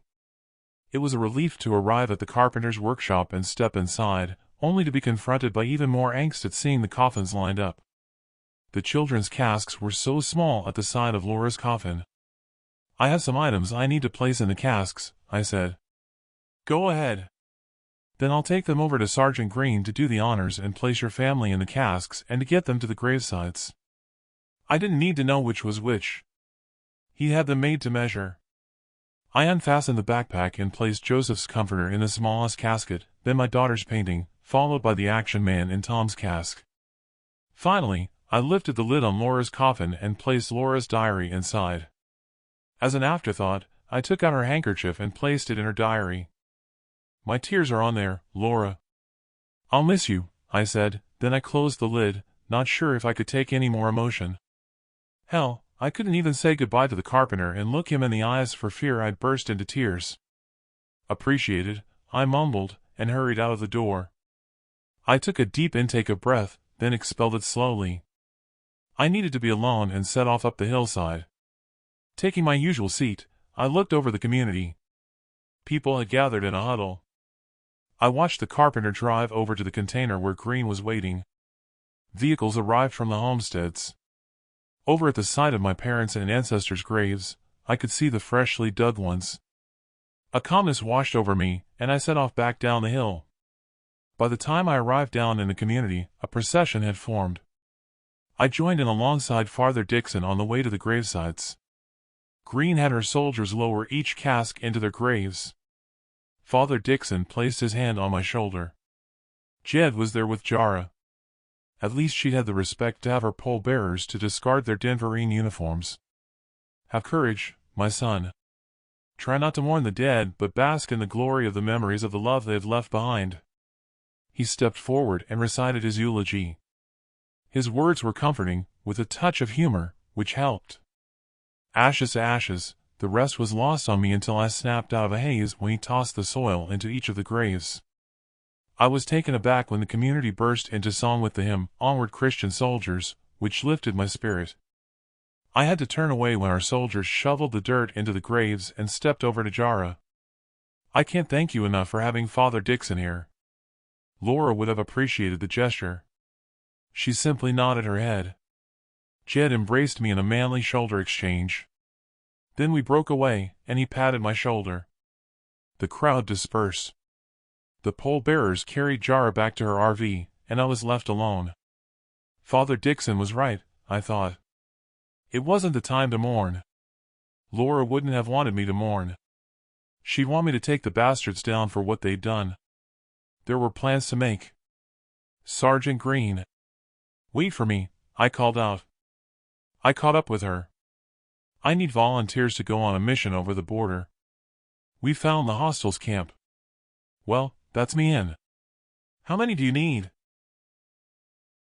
Chapter 36. Jack Cole at Cole's Community. Journey to the Ranger Station, New Mexico. Sergeant Green and the pilot returned with me to my trailer after our briefing with Jed and Jara. The other 6 soldiers who were to go with us were waiting outside. I could only pray that the plan that we devised would work. If it didn't, then I guessed I'd be joining Laura and the kids sooner rather than later. "Come on inside," I said. In the dining area, I spread a map out on the table. "All gather round. Okay, here's what we've planned. Our Denverines are going to set up at the industrial site where we salvaged the factory unit to provide cover this side of the border for if we're pursued by the enemy, and to protect the chopper which will fly down there before and after the action." I glanced at those around the table. The atmosphere appeared tense, with all eyes glued to the map. "We're going to drive to here over the border from the industrial unit and hide our vehicle. That will take 1 hour," I said. I ran my finger down the route from the industrial area to where we parked the vehicle. 4 of you will stay with the vehicle to await our return to give cover if needed after we radio you to get to us. From there, it will take 1 hour on foot for Sergeant Green and me to get into position with Gray and Jimenez," I said, and stabbed a finger on the location. "We're to be given 1 hour to locate the primary targets with our nano-drone Jed loaned us. The chopper will time its run from the industrial unit based on that timing, so we can't afford delays." "How many missiles?" asked Jimenez. The pilot, who had been hovering around in the background, stepped forward. 16 Hellfire missiles. All I need you to do is to identify and aim at one prime position at a time, and to paint the target with your laser sight, then leave the rest to me. Each missile has a 15 to 20 yard blast radius, so don't expect it to cause damage outside that strike radius. If it takes longer than anticipated to locate our prime targets, can't we radio through to the chopper to delay your arrival? Said Gray. Green interjected to answer. No, there will be no delay. It's up to us to make sure we are on time. President McCluskey says her intelligence division has reported that they believe our encryption messages are being deciphered. That's why Jimenez will record the action and not relay it in real time in case it's intercepted. The nano drone only has a short distance relay to the controller, so its images shouldn't get picked up. Then how will we interact with the chopper for the pilot to know we have the target sighted with the laser? Asked Gray. I'll explain, I said. We're to have complete radio silence apart from when we see the chopper light up with our night visions and the laser sight is on target. Then we'll relay the message, 1. The pilot will reply in kind as he releases the missile. Only when the target is hit will Gray move on to the next target with the same message, and again, she'll wait for his reply. I hope that's ingrained in your brains regards communications, said Green. No exceptions, even in an emergency unless we need our backup team. Remember, we need to work fast to target 16 locations, then we'll hump it back to our transport. Are we all clear? All nodded, with no questions asked. Good, then let's all synchronize our watches and get this show on the road. With Green driving, I took the passenger seat, and the rest of the team climbed in the back. It all seemed so surreal on the journey that we were actually going to engage our enemy. On the drive down there on the narrow winding back roads, I wished I'd sat in the back. With only sidelights to guide us and a half-moon, Green had her foot to the floor the whole way to the industrial area, which had my nerves on edge. Green pulled over in the industrial area alongside a convoy of Denverine armored vehicles surrounding the chopper in a parking lot. The commander of the Denverines walked over and Green rolled down the window. All set. I'll mark the time for the pilot, said the commander. See you when you get back. Green nodded, and we were off. All we had to worry about now was that the New Mexico Rangers would not be patrolling the border within the 10-mile exclusion zone. Driving along Route 285, we passed the point of no return. Welcome to New Mexico, the sign read, peppered with bullet holes and white painted graffiti of a human skull. I looked over my shoulder at a commotion as Edwards climbed to operate the machine gun in the turret. We continued on in silence until we reached our destination and turned off the highway and parked. Green and I exited, loaded our backpacks, and joined Gray and Jimenez without a word spoken, then set off at pace, walking to our final destination. We'd been traveling for the allotted hour, but there wasn't any signs of lights we would have expected from the hostiles' camp, but we had seen a sign to the ranger station. Green held up her hand out front to signal us to stop as she climbed a dune, then waved her hand for us to join her. We're here, she whispered. I see nothing of the camp, I said, as I arrived beside her. She pointed over to the left, then dropped her night vision binoculars into place. I scanned the terrain. Sure enough, I could see the outline of huts, but it was in darkness. To the right, I could make out the outline of the old ranger station building. Something doesn't seem right. I'm not picking up any sentries, said Green. I pulled up my jacket sleeve to look for the time. It was 2200 hours. I wouldn't have expected them to be asleep in the huts at this hour, I said. We all huddled together. We had hit the first obstacle to locating our targets, with only 55 minutes left for the chopper to appear. Maybe they've been ordered to take an early night ready for moving out on a mission tomorrow, said Gray. No Denverine commander would have the sentries stand down even if that were the case, said Green. Wait, I see movement. I pulled down my night visions to see a figure dart between two huts, then disappear behind one of them. That's strange. Why would someone be sneaking around? I said. Do you think someone has tipped them off and they're waiting for us? I hope not, said Green. The figure appeared again, darting from one hut to the next. They're heading for that barrier at the entrance, I said. Sure enough, whoever it was, they made a final sprint for the exit.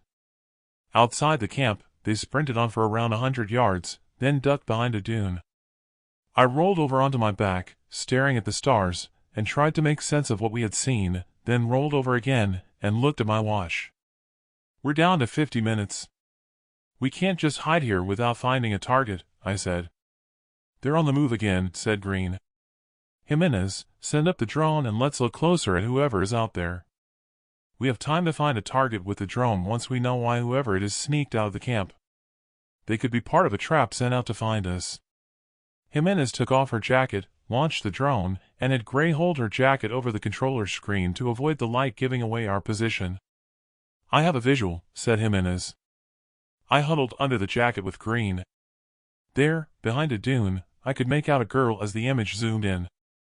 There wasn't any sign of a weapon, or a comms headset, and she was wearing civilian clothing. "Could be an escaped prisoner," I said. "Gray, come with me." "Let's take her down," said Green. "No, we need her to work the laser sight." "I'll go with you," I said. We unloaded our backpacks, picked up our rifles and stalked in the fugitive's direction. Green signaled me to flank the dune. We were too late to ambush her when she set off running again, with Green the nearest in pursuit. She caught up with her and brought her down with a tackle any linebacker would have been proud of. When I arrived, she had straddled her, pinning her arms to the ground. "Iuda, Iuda," the girl cried out. Green clasped the girl's mouth. "Do you speak English?" The girl shook her head, her wide eyes displaying fear. Now I was close to her, she couldn't have been more than 15. "Shit, she can't speak English."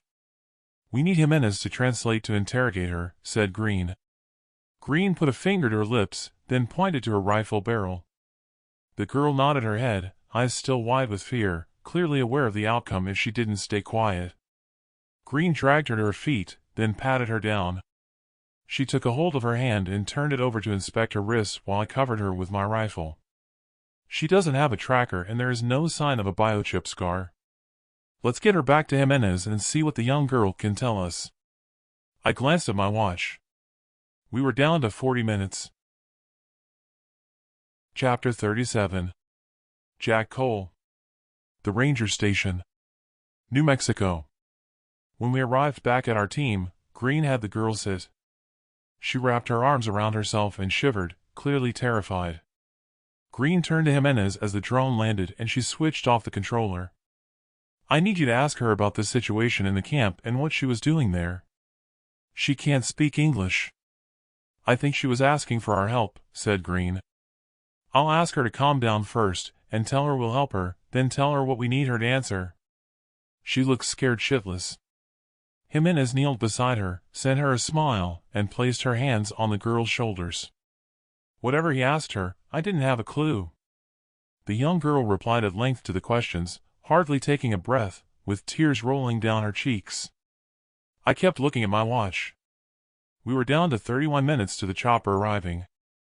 Jimenez hauled over her backpack, pulled out her water carrier, and handed it to the girl. "She says the camp is deserted. A group from her village crossed the Mexican border to Texas with her auntie. Border guards captured them and took them to an extermination camp. President Jackson saved around 200 of them to train and fight alongside of her as Denverines. She says a primary force moved out earlier and the rest stayed behind.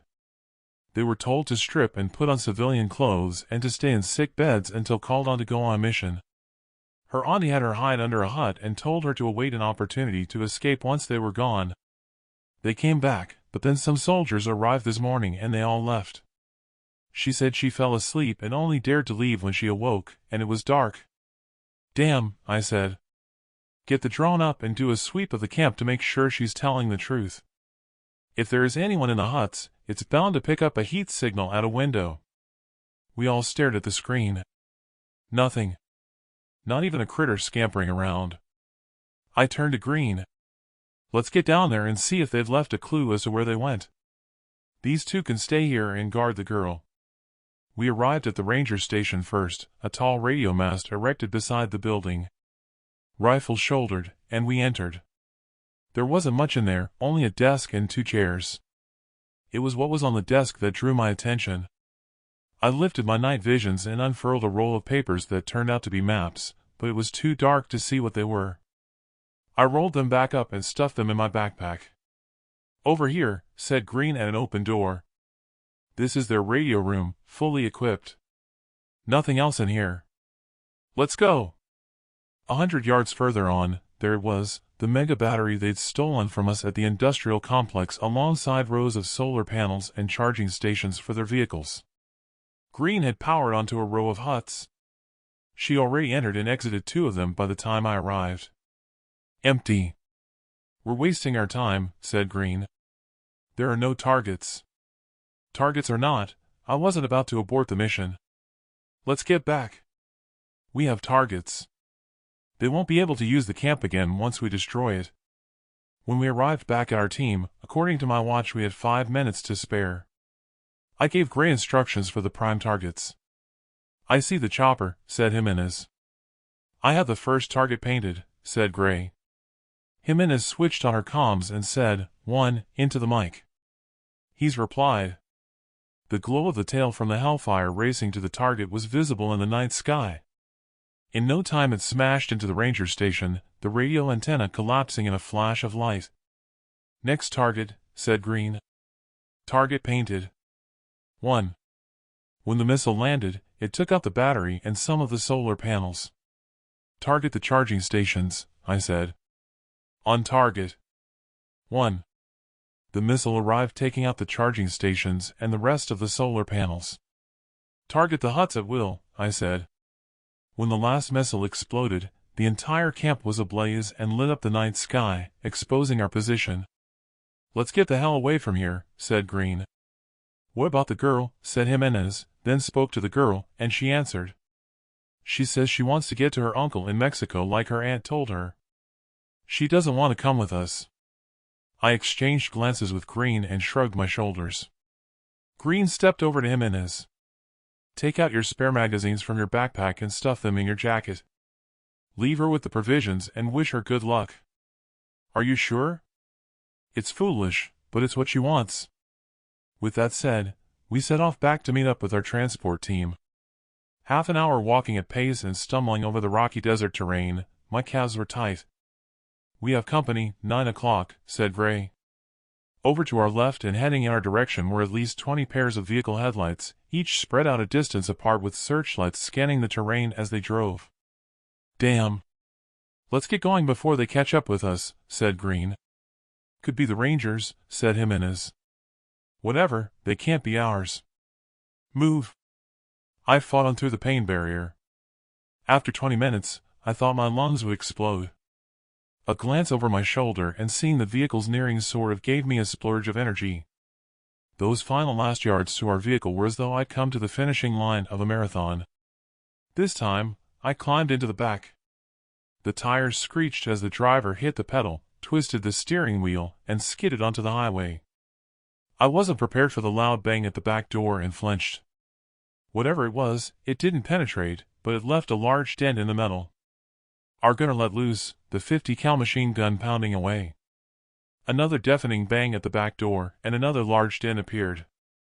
Our driver zigzagged down the road. All the while, our machine gunner fired away at our pursuer. Pass me more ammo, our gunner called out.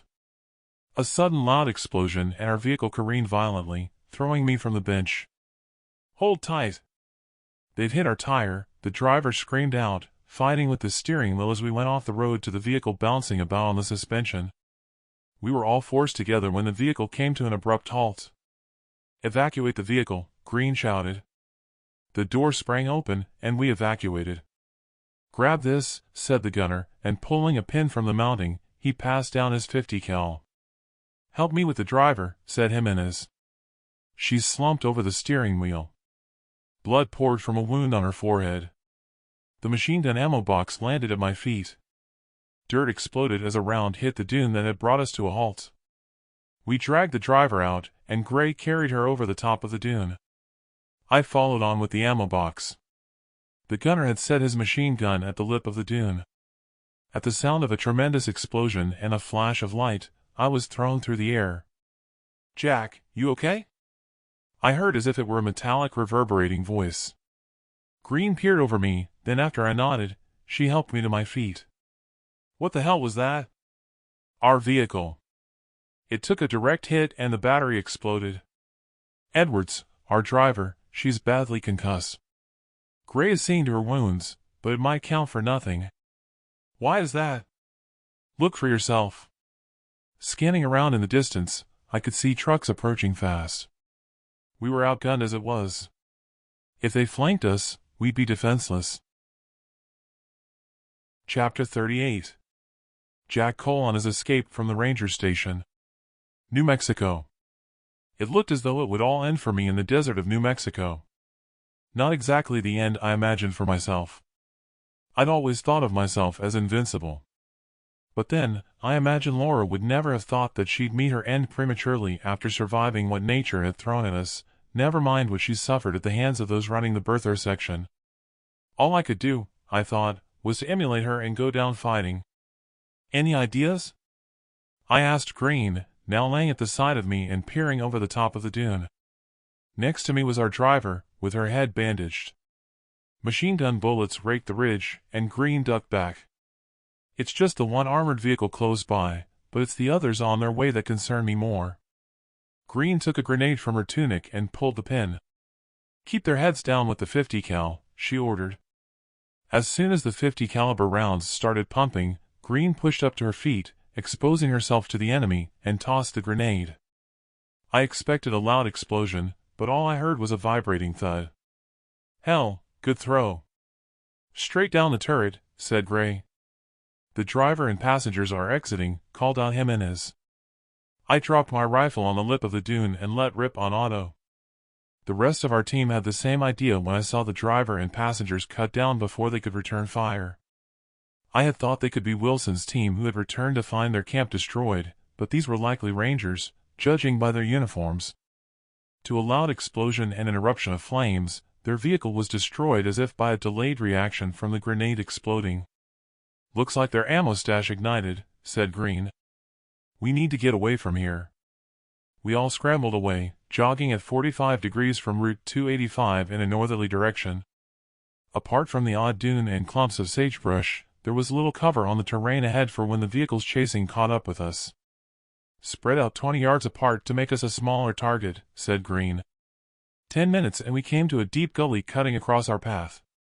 Hallelujah, I heard Green call out. I wasn't sure what there was to be pleased about as I plunged down into the gully. It was even worse clawing my way up the steep bank on the other side. Once over the top, Green sidled over and jogged along with me. That should buy us time. No way they can cross that gully in their vehicles. They'll have to find a way around. Must be a dried-up riverbed. I looked over my shoulder. Some vehicles had arrived at this still-burning armored vehicle. They've stopped. Maybe they think we're still holed up behind the dune, I said. Just keep jogging until you drop. They won't hang around there forever. Goodness knows how long we'd been jogging, but I'd gone my length. I had to stop. Bending over and holding my knees, I attempted to catch my breath. Stop here, pass the word along and have everyone gather together, I heard Green call out. You go on, I'm done for. Save yourselves. I have some maps that I need you to get back to Jed. This is as far as any of us can go just now, so hang on to them. I rose to my full height, then looked behind me. A line of headlights appeared stationary. Likely, they were considering their options at the gully. The first one peeled away toward the highway, and the others followed on. It looked as though they'd found a way to get around the gully. Green had everyone gather around. Listen. We can't outrun them. We might have to take a stand here. Spread out again. Find a clump of sagebrush and dig holes. You know what to do. They won't find us all. If they pass us by, split up and head for the highway. They'll never think we might take to the road. I don't have a trench spade and I sure don't know what to do, I said. I'll do it for you. All you need is a shallow hole and then drag the soil over you up to your chest. It's just a question of holding your nerve. Only take them on if they spot you. Don't decide to aid any of us if we're compromised and engage, or you'll only draw them to you. Got it. After digging out my hole, Green scuttled away. Settling down, I scraped at the mound she'd dug out and covered my legs and torso, while hoping the sagebrush would do the rest to keep me from being discovered. As I lay there, I had to credit Green for her command and the professionalism of all the team. I vowed that if we survived to get back to the community, it would be time for her to have a promotion in rank. My thoughts were interrupted at the sound of vehicles approaching from my right, followed by a searchlight beam sweeping across the terrain. With my heart beating off the scale, the rumbling of the tires running over the terrain stopped. Doors clunked open and then were slammed to a close. I heard the mumble of voices, then the shit hit the fan.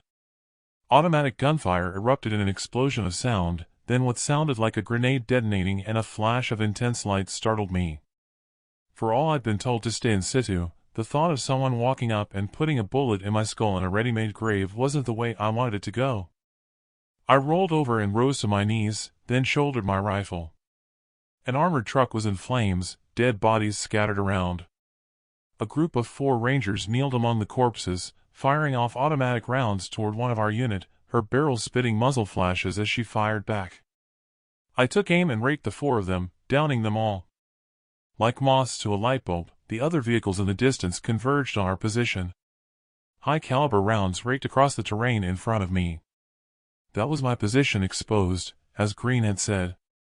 I guess this really was the end as the vehicles spread out and formed a circle around our position. They moved in slowly, like a noose tightening. Our team must have had the same idea as me, as a volley of gunfire and muzzle flashes exploded along our line toward the hostiles' vehicles. Our group worked their way to me and formed a circle around me, then continued volleys in the direction of the trucks. Our opponents gradually found their range as the projectiles dug up the earth in front of us and moved ever closer. Smoke grenades back in front. Move left in tandem, shouted Green. Someone grabbed me by the arm as we skedaddled to a new position under cover of the smoke screen. Behind a clump of tall grass, I closed my eyes and prayed to God, when I heard a thunderous roar and opened my eyes to the distinct sound of a chain machine gun. One at a time, the vehicle's headlights through the clearing smoke ground to a halt, as they were struck by the chopper's machine gun ripping at the vehicles as it circled them. Rangers jumped out of their vehicles only to be cut down by our team, or the chopper doing a second circle round. Bauer, one of our team, span around, dropping her rifle and clutching at her arm. "Bauer needs a medic," I called out. I can't say all went quiet as the chopper continued to circle, but there weren't any more incoming rounds. Gray pulled out her medic kit to attend to Bauer. Jimenez stalked over to a deuce-and-a-half transport, still smoldering. I turned to Green. "You all joined the fight. I thought you said not to join in the action." "Oh, yeah. I lied. You're our protector-in-chief and you had the maps. Your security was a priority. That's why we circled you." Jimenez climbed out of the cab of the Ranger's vehicle. "We have transport. The deuce-and-a-half is shot up, but it's running." "I've cleared out the bodies," said Jimenez. The chopper banked and landed close by.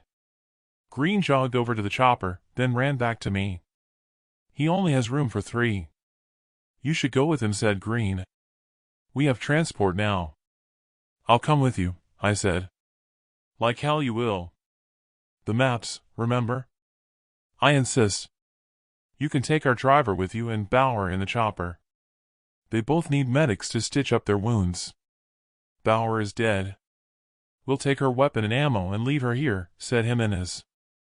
"No, you won't. Get her body to the chopper," I said. I sucked air through my teeth. Green was right. The maps could be important and there was no saying there would be more action on the way back. "Okay. See you back there," I said. Over at the chopper, we climbed on board and hauled in the corpse. It was too noisy to have a conversation with the pilot. The flight back took no time at all, and we landed. With the engine winding down, the pilot removed his headset. "How come you hung around?" I asked the pilot. "I spotted them right away after I fired off that last hellfire. Lighting up the camp must have alerted them out on patrol. I was hoping you could avoid them and continue on your journey without being spotted. All the same, I thought you might need help if they had eyes on you. I had to land to conserve fuel until I saw the explosions near the highway. Thanks.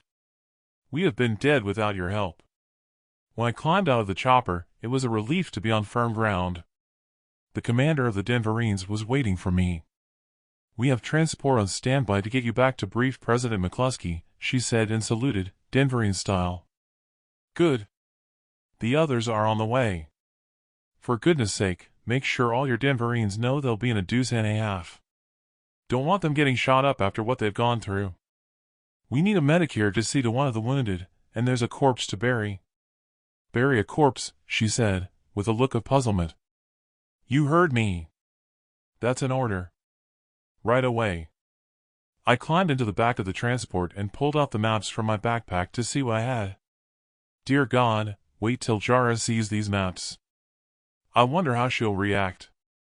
A piece of notepaper floated to the floor as I unfolded the last map. I picked up the notepaper and looked at it, aghast. Chapter 39. Jack Cole on his return at Cole's community. Jed appeared anxious to get me through to the office in Jara's RV when I arrived back at our community, waving me over to him. I would have rather gone straight to my trailer for a change of clothes. I patted off the dust before entering. The doctor was at Jara's bedside in the office. Her eyes were searching mine as I entered. "Well," she asked. "We destroyed the camp, but no sign of Jackson and her Denverines. The camp was deserted, but we destroyed the infrastructure." "I found these maps there," I said and handed them to Jed. The note I passed over to Jara. "Sorry, but my feet are on fire. I need to take off my boots." "Go ahead," said Jara, and opened the note. She studied it and scoffed. "Well, that confirms it. It was Jackson who tried to have me assassinated." "What is it?" asked Jed. "An outline sketch of a teddy bear, and a diagram of how it would be constructed to give me a message and for it to blow when the string was pulled. The camera is behind the bear's eye in the sketch." "That explains the fragment of a camera they found," said Jed. "Carry on with your report." "We questioned a young girl who escaped from the camp. A major force of around 200 left the camp to go on a mission. Around 50 remained, and by the sounds of it, they're the ones who attempted the assassination and torched the homestead. The small force returned, but soldiers arrived, and they left with them, leaving the camp empty," I said and removed my last boot. "No wonder your feet were on fire." "Better let me see to those blisters," said the doctor after I'd removed my sock. The doctor opened his bag, cleaned off the area, then swabbed it with iodine.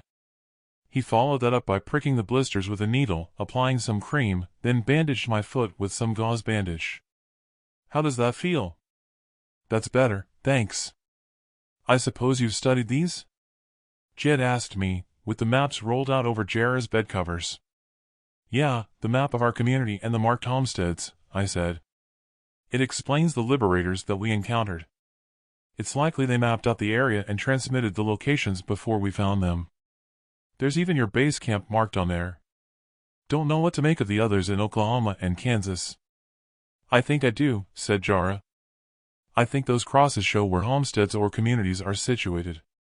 Where the arrow is marking a route fork, someone has written L. Garcia, and on the other was marked L. Lopez, with the L crossed out and a C over it.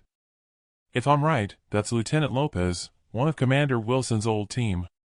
Lopez could have been promoted to commander. That's probably the route their major force was taking." "How do you know about her?" "I was at Denverine, remember?" "Oh, yeah." After filling in more details about the mission at the ranger station, I put back on my boots and rose to my feet. "If that's all, I'll retire to my trailer. I'm dead on my feet. You go. We'll contact our intelligence people and see what they make of the maps." Back in my trailer, I didn't have the heart to get into the bed I'd shared with Laura and sprawled out on the couch. When I awoke in the morning and glanced out of the window, Jara's RV had gone. I crawled back onto the couch and stared at the ceiling. It ran through my head that Jackson had amassed a force of at least 250. If it was that the liberators had staked out the positions on the map of Cole's town and the surrounding area, and the governor of New Mexico had built them a camp, then somehow, Jackson had acquired some serious backing from the south. That situation sort of tempered my ambition to go after them alone to seek revenge. Jara's offer for me to recruit an army came to mind when I heard loud voices outside interrupting my train of thought. I quickly dressed and stepped out of the trailer. Outside, The sheriff dragged a young boy around 15 years old along by his ear in the direction of a container that I'd not seen before. Behind them, a young girl and his mother were following on, shouting, the mother screaming obscenities at the sheriff. The sheriff opened the door to the container and pushed the boy inside, then closed the door. The mother rounded on the sheriff, wagging a finger in her face. Deputies stepped between them. "Carry on and you'll join him," the sheriff said. "Whoa there. What's happening here?" I asked. "I caught him kissing and fondling this young girl here behind the nursery." "That's his girlfriend," said the mother. "It's not like he was forcing her. We don't allow open displays of affection between adolescents." I lowered my head and rubbed my eyes, tired of the petty conflict, then raising my vision, I glared at them both. "Stop right now, the both of you. Let him out of there. This isn't the Citadel, and kissing and cuddling isn't prohibited in the community charter," I said. The sheriff huffed. Her cheeks engorged as if she were about to blow a fuse. "Do it now. I'll have a word with them. Get Sergeant Green and Gray from her unit, together with Grace from our salvage team, and wait for me in my office." The sheriff ordered her deputy to release him, then marched away at pace with her deputies in tow. I turned to the mother. "Lila, have you checked the birth records?" "No." "Well, better do it now before the sheriff does, and if there's a problem, better resolve it between them." "Will do," she said, and the three of them set off to the trailer where they kept the birth records. With a shake of my head, I walked over to my trailer and waited outside with a plan in mind of my next step. The bickering I'd encountered added to my resolve of what I needed to do. As they all arrived, I took Green to one side and addressed the others. "Go around to the office entrance and wait for me inside. I just need a private word with the sergeant."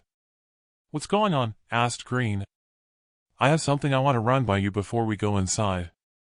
Jara wants me to go recruiting and have the National Army resurrected.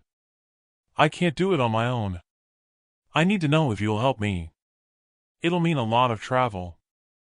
I have it in mind we can use the Army to set us up as special forces to hunt down Jackson and her outfit. I don't even have to think about it, as long as I can head the special forces and exchange some of my unit here with some of those that we recruit to work alongside of me." "Agreed. Let's go inside." Once inside my office, I took a seat at the desk. At last, I was overcome with a sense of purpose. If you're wondering why I've asked you all here, there are going to be changes in the leadership of our community. I'm to form a committee to be in charge. Gray, you're promoted to Sergeant of Overall Security in charge of the soldiers. I'll need some of your soldiers to escort me on a journey I'll be taking, so your first task is to recruit replacements from the community to train and replace them. Grace, you've worked closely with me to build our community and the people respect you.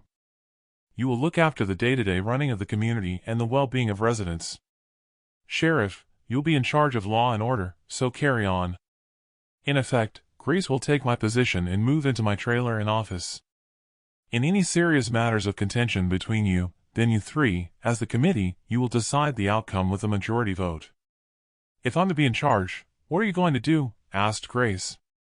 "I'll be leaving here for a mission set by Jara. Commander Green is to accompany me to help me with the task." "Commander," said Green. "That's a Denverine rank." "Okay, how about Sergeant Major Green?" "It's an honor, sir." "Any questions?" Green, Grace, and Gray all smiled. The sheriff looked daggers at me. I guess she'd worked out her attitude would have to change with the majority vote in place. "Well, good luck to you all. You can go back to what you were doing." "When do we leave?" asked Green. "Right away, so you'll need to inform those who are to join us. I need to pack ready for Grace to move in here. We'll need one of the armored vehicles. When you've packed, meet me here." Once they'd all gone, I sat back in my chair, relieved that I would be leaving there. All I hoped was that Jara wouldn't have changed her mind. I picked up the mic. Bearing in mind what she'd told me about the possible interception of our communications, I thought out what to say. "JC, radio check, over. FB reading you. Could you go into the office and tell her I've accepted her offer? She'll know what it means. Ask her to confirm if the task she wants of me still stands." As I waited, I hoped that I hadn't jumped the gun with the new arrangements at the community. But then I thought, if not, I'd leave alone anyway, but goodness knows what I'd do. FB to JC. The message is affirmative. She wants to see you right away. The relief at hearing that response was akin to breaking some serious wind. Copy that. Once packed, I headed out of the door. Green had arrived with our armored vehicle and team. I threw my bag of clothes into the back, then climbed into the passenger seat. Well, this is going to be exciting, said Green. Maybe. We'll soon find out when Jara briefs us on what she wants. We parked outside Jara's RV, and I entered with Green. Go on through. She's waiting, said the radio operator. At her bedside, I introduced her as Sergeant Major Green. Sergeant Major? I take it you've promoted her. Well deserved after what Jack told me of the mission over the border. Am I to be quartered at the Citadel in Denver for the task? No. Fort Carson Army Base. It's the only Army base we have. It's derelict, but it has housing for the troops. The housing will require work to make it habitable and to have the sanitation restored, so it'll be quite a task. You'll only be a short drive to the Citadel, and it's close to the Space Force's command center in the Cheyenne Mountain Complex, so it's well positioned. You'll have to set up offices at the ammunition facility. That's where we had all the heavy armaments stored in mothballs. Our Denverines guard what's there. You can relieve them once you have the numbers. In the meantime, I'll have them set up training to get your recruits into shape, said Jara. I've appointed Grace, one of the community, to be in charge to take my place, I said. Good. I'll see you up there at the base before the week's out when I hope to have recovered. I'll have expected you to have made progress by then. My intelligence people are arriving shortly. Something is afoot and the army might be needed sooner rather than later. So that's all. You can go now. I'm tired. Could you elaborate on what's afoot? Not just now.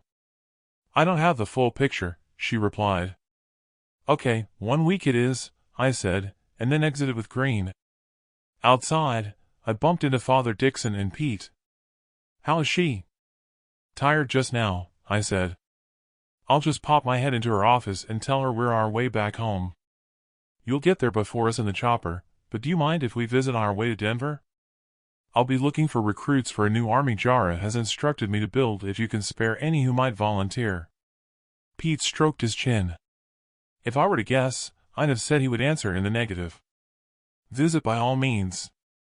We'll make you welcome. I think we'll need to talk more about recruiting when you get there.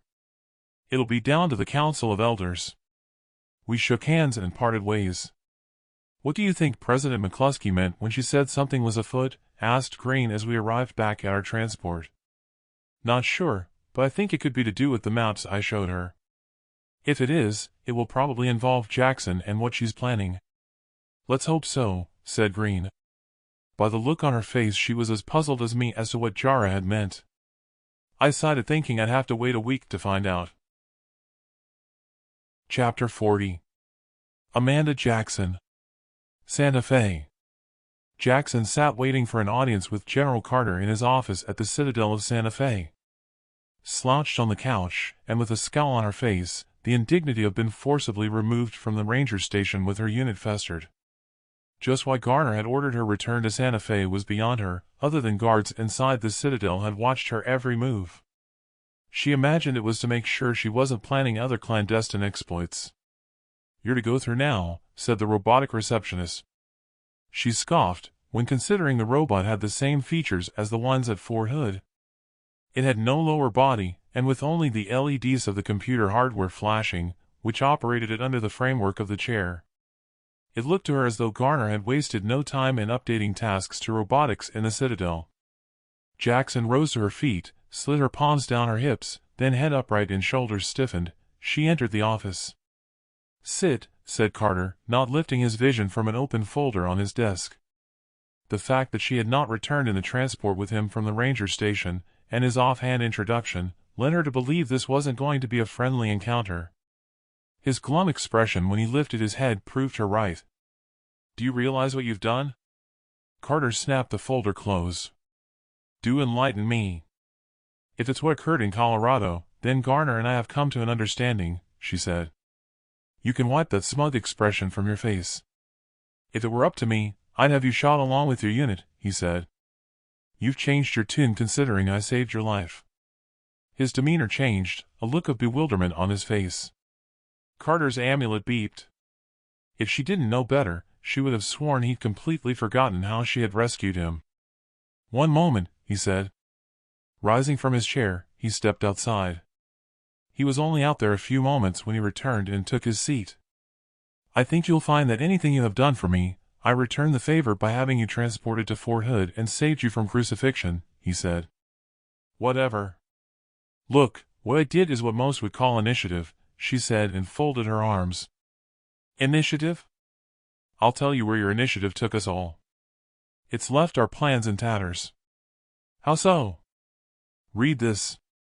He pushed the folder over to her. Jackson read the intelligence report. There wasn't any hiding her embarrassment, with the heat she felt rising in her cheeks. Closing the file, she dropped it on the desk with a flick of the wrist as if it were inconsequential, composed herself, and clicked her tongue. So. It just means we'll need to build another camp. If you hadn't dragged me down here to keep an eye on me, I could have fought them off. Clearly your rangers aren't up to much, are they?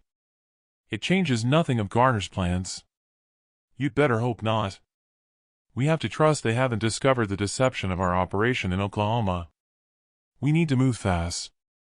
I need you to go with me to the Oklahoma border with a delegation for if our deception works so we can quickly negotiate with them for our protection. Garner has canceled operations in Kansas in case we hit a problem and Colorado is aware of the situation to warn them. What security will we have? I've organized a sizable joint force of liberators and rangers to go with us to the border to be on standby for if we sign a concord. What about my unit camped outside the Citadel here? They'll join us, together with your returning troops from Oklahoma at the border, to await orders to go into Kansas once we take control of Oklahoma. Now go make ready and wait for me at the gate. Jackson allowed herself a smirk as she left the office and set off along the corridor to her quarters. As far as she was concerned, Carter was just Garner's puppet, with no authority over her. If he had the authority, and she was in his position, she would have ordered her execution, she thought. At the same time, she considered his change of attitude odd from when they reconnected in the surgery room and on the journey to Fort Hood from Santa Fe. She wondered if maybe it was some hold that Garner had over him in the same way as her, or if the stress of governing the Citadel, instead of a bunch of troops, had got to him that had made him tetchy. With everything packed and her laptop under her arm, she arrived at the gate. There was a huge crowd of citizens lined up all the way back to reception. The large gates grated open on their wheels for her to see a line of buses ready to enter. Once inside, protectors organized the line to enter the buses. Considering there was supposed to be an exchange of citizens with Fort Hood, it didn't go without her noticing that the buses had arrived empty. Once full, they turned and drove away with the gates rumbling to a close. General Carter appeared through the reception doorway and marched over to her. Have they run out of citizens to exchange? She asked. Logistic problems, he snapped back as the small gate opened and they exited to awaiting transport. This is my transport. You can travel in your RV with your unit at the back and follow on. Jackson coursed her vision over what seemed like an endless convoy of troop transports. It was clear to her that it was a serious force. If it were hers to command, she had it in mind that if negotiations didn't go to plan, she'd order an invasion. When her unit finally arrived, she was covered in dust from the passing vehicles churning up the dry terrain. Coughing and spluttering, she dusted herself down as best she could. She climbed into her armored RV, but not before noticing there were more Liberator transports at the rear. She shook her head at the thought that they were clearly taking no chances that she might go off script again and maybe take flight. They were right to be cautious, she thought. The first chance she had to talk with a technician about how to overcome Garner's signal controlling her pacemaker, the better. Jackson had taken the opportunity for a nap on the journey when someone knocked on the door to her quarters. Yes, she snapped at the intrusion, still groggy. I have a radio message from Lopez, our savior. Enter. In walked her radio operator, and she saluted. And? They've arrived over the border and made camp. All went to plan and they're awaiting your arrival. They've reconnected back with Garcia and his unit. What's our ETA?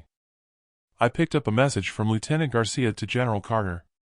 They're saying 20 minutes, our savior. Good, that means Walker will have a report on what Garcia has been up to when we arrive. That should be interesting. I need to know what makes him tick, and if she's heard him communicating with Garner. Chapter 41. Amanda Jackson at the base camp in New Mexico. At the border camp with New Mexico and Oklahoma, Jackson waited impatiently after she'd had one of her crew seek out Walker and Lopez with orders for them to come to her RV for a debrief. Lopez arrived first, looking exhausted. How did it go out there? We destroyed our targets. 4 homesteads and 2 communities. We had a problem though with an indigenous Indian settlement and took casualties. Their camp wasn't on the map. Don't know where they got their heavy armament firepower from, but they also outnumbered us, so I ordered that we back off to regroup. We would have had to have found a way around them to continue on to Kansas unless the other unit joined up with us to take them on. Anyway, then we got the message to return. Jackson opened her laptop and navigated to her maps. Where were they located? I can mark it on the map. With their location marked, Jackson turned to Walker as she entered. How did your company fare? She asked Walker. All targets liquidated. The messages our Sicarius left behind on the bodies they mutilated will no doubt put the fear into the citizens of the Oklahoma Citadel when they have word from those we allowed to escape. Good. What of your observations of Garcia? Garcia? He's a strange beast. Never showed signs of fatigue on the marches. Didn't sleep much either. Whenever I awoke and checked his tent, I could see his shadow sitting upright with a light on. He must be one of those who doesn't need much sleep. Didn't stop him having a sharp mind when it came to organizing the raids and giving out orders. Did you hear him in communication with Garner? Not sure. I didn't hear him mention Garner by name, but he was constantly talking to his amulet on the raids. Jackson rolled her eyes at a knock on the door, interrupting the briefing. General Carter is here. He's outside waiting for you, said the radio operator. Jackson stepped outside to come face to face with Carter. No time to rest. You're to come with me now. We've had word from our consul. The governor of Oklahoma is ready to talk about the treaty. We're to go in with our own transport and a small escort. Jackson had Walker and Lopez exit her RV and settled down for the journey. She imagined word must have reached the governor about the atrocities. She opened her laptop and opened the treaty to study and to prepare for questions. It was a tedious journey to the Citadel. When they arrived at the gates of the Citadel, Jackson climbed down the steps of the RV to be greeted by protectors. We need you to step through the X-ray scanner. Out of the question. I have a pacemaker. Then I'll have to do a body search. Oh, very well, get it over with, she snapped. The intrusion over with, she relaxed. Carter, who she'd seen talking with a protector, he joined her. Jackson looked unbemused as a protector body searched him. She recalled he'd walked through the X-ray scanner at Fort Hood on her first visit there. She knew there had to be a reason for his change of attitude. If he'd had a pacemaker fitted the same time as her on his visit to Fort Hood, then no doubt he'd had his run-in with Garner and tasted the same retribution as a reminder to comply with Garner's orders. She wondered if that accounted for his change of attitude. Once inside the Citadel, they were greeted by the consul from the Protectorate. Do you think they're ready to adopt the treaty for signing? Carter asked. We've discussed each paragraph in detail these past months, but each time I thought we were close to concluding terms, they've stalled. Something seems to have spurred them on, but they aren't saying what, said the consul. Jackson and Carter exchanged knowing glances. Well, whatever it is, we'll soon find out the reason for the urgency why they wanted the meeting, said Jackson. Indeed. Follow me. We're to go straight to the governor's office, said the consul. Whatever transpires. Leave the talking to the consul and me, said Carter. Jackson rolled her eyes. When they arrived at the office, Jackson recognized the governor at her desk and alongside her, her deputy. Jackson unbuttoned the only button fastened on her pantsuit jacket. Greetings, the governor said, both of them rising from their seats and shaking hands. Take a seat. It hadn't gone without notice that the governor had not looked Jackson in her eyes, and her handshake they exchanged was limp-handed at best. Jackson looked around to see 3 chairs set a distance away from the desk. It gave the impression to Jackson that they would face the governor and her deputy as if facing a teacher in a classroom. The consul had already taken his seat. Jackson walked over to him. "Get up and move your chair to the desk," she said, and picked up her chair, moving it to the desk. Carter did likewise. "Why the urgency of you calling for a meeting?" Carter asked. The governor and her deputy exchanged glances. "No disrespect to your consul here, but we need some clarifications." Carter glared at the governor, clearly looking ticked off at her response. "You could have put those to the consul, and he could have taken them up with the Protectorate for the answers," said Carter. "Well, yes. Look, I'll be straight with you. We have an urgent problem." "And what would that be?" he asked. "You'll already be aware that relations between Colorado and our state have not been cordial at the best of times. I fear they intend to invade us. We have reports of the Denverines slaughtering our communities in the south over to the west of our state, and the last reports were they were heading east. We just don't have sufficient forces to defend ourselves if they attack the Citadel." Carter leaned forward. "Then the answer is on your desk. Just sign the treaty and we'll take care of the incursion. I can't see what the problem is that any clarifications would resolve in the circumstances. Is there a sticking point?" The governor glanced at Jackson, then snatched her vision away. "Well, more of an explanation. What we don't understand is why you would want to appoint Jackson as president and not me." Jackson was taken aback at the audacity. She didn't think that Carter had it in him to produce a political answer and interjected. "I would have thought that was obvious," said Jackson, while not discounting the governor's ambitions for the presidency, which she imagined she would deal with later. "There's no doubt you'd make a good president. Maybe a vice president. What you have to consider is that there are many in Colorado and the other states they control from the capital city of Denver who are still fiercely loyal to me. You are not the only state under their governance who are not happy, and they would welcome me back. Your state will be the springboard for the unification of all the states under my presidency once more.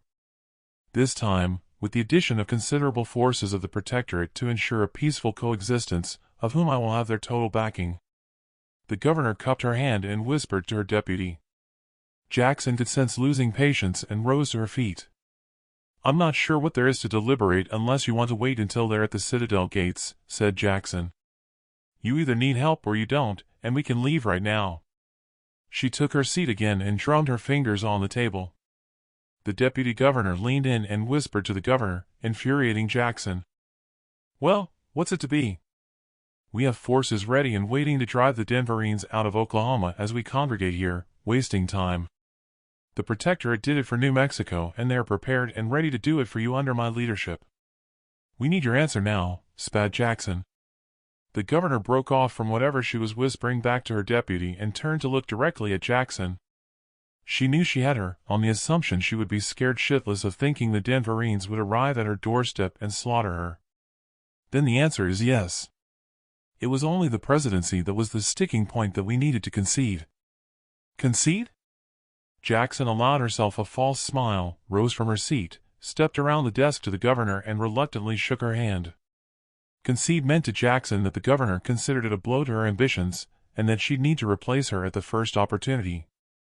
"Right then, I'll leave you in the capable hands of our consul to have the treaty signed. Then you can announce my presidency in a proclamation, and that the treaty is concluded." Jackson turned, and with the sway of her hand, she indicated for General Carter to leave with her. Outside of the room, Jackson rounded on Carter.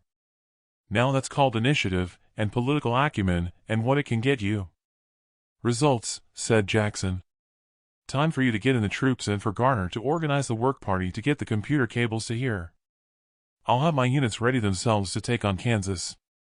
Carter frowned. "I wouldn't do that if I were you. Not without Garner's approval. There's a positive initiative like you displayed in there, and then there's a negative initiative, the likes of which almost cost you your life. Tread carefully. Garner's orders are to stand fast on our operation in Kansas." It annoyed Jackson that Carter was aware of what she suffered at the hands of Garner for her clandestine operation. The consul joined her with a copy of the signed and sealed treaty. I'll take this back to Fort Hood for Garner, the consul said, as Carter marched to the exit. Excuse me. I didn't hear you address me. On my territory, you salute me and address me as, our savior. Sorry, ma'am. I mean, our savior, he said, and made a limp-armed salute attempt. He scurried away red-faced. Jackson punched the air with both fists like shadow boxing, then made her way back to her transport. Yes, I'm back with some semblance of presidential authority, she called out aloud, with no one around. Her amulet beeped. Garner appeared on screen as the older stateswoman. Congratulations, you did well in there. So, I take it that General Carter has reported what was said? No, he had his amulet transmitting to me while you were in there. What are we going to do about Kansas? Jackson asked. Await orders, Garner said, and the screen went blank. Jackson pulled down her sleeve over the amulet. She'd never given it a thought that Garner could listen in on conversations. She hoped it was only possible if the amulet was engaged by the wearer, or it could cause problems for her private conversations. Arriving back at her RV, Jackson scribbled a note, placed her finger on her lips, and handed the note to her radio operator. It read, "When we arrive at camp, locate our radio technician." The radio operator was about to speak when Jackson snatched her hand over the operator's mouth. She removed her hand and scribbled at the bottom of the note. Commit to memory and destroy. In the future, I want all messages relaying to me in note form without discussion. Jackson walked into her office and collapsed into her chair. She cast her mind back to when Garner had said she'd never lost a chess game. Now she knew that Garner was prepared to be sneaky to win at whatever game of her choosing. Especially so with the duplicity Garner had used to have taken to control Oklahoma now the treaty was signed. She hadn't imagined that a software program could have it in them to be so conniving. Clearly, Garner had developed a consciousness. Not only a consciousness, but one as devious as her own, she mused. A worthy opponent for change. All the same, Jackson didn't think that she was prepared to stumble into Garner's checkmate just yet without fighting back. On the contrary, she had her own devious moves in mind to end Garner's control over her. In Jackson's mind, Garner had shown weakness when she had her in check with her pacemaker malfunction, lacking the killer instinct that she possessed. She wished she had Garner's reasoning for not terminating her, and she asked herself, why that would be so. Chapter 42. Amanda Jackson. Base Camp, New Mexico. Still at the base camp on the border with Oklahoma, Jackson stepped back outside to get some air and to stretch her legs on her way to visit her radio technician. Carter was over at his command RV talking with the consul and Lieutenant Garcia. Carter's troops were dashing about, some loading provisions, others climbing into the transport, with some already loaded and forming a convoy. Jackson stepped over to them as a semi and trailer loaded with a tank thundered by her and joined others in the convoy. Carter caught her eye and waved her over. Pleased you've joined us. You're to maintain your camp here and await orders from Garner after we've secured the Citadel and cleared the border. Border? The border with Kansas. Garcia here reported that Lopez's troops were held up by an Indian encampment. The consul says they straddle the border with Kansas. The governor told him they have no control over them, and they leave each other be, especially since they salvaged heavy armaments from Fort Sill after its abandonment. What tribe?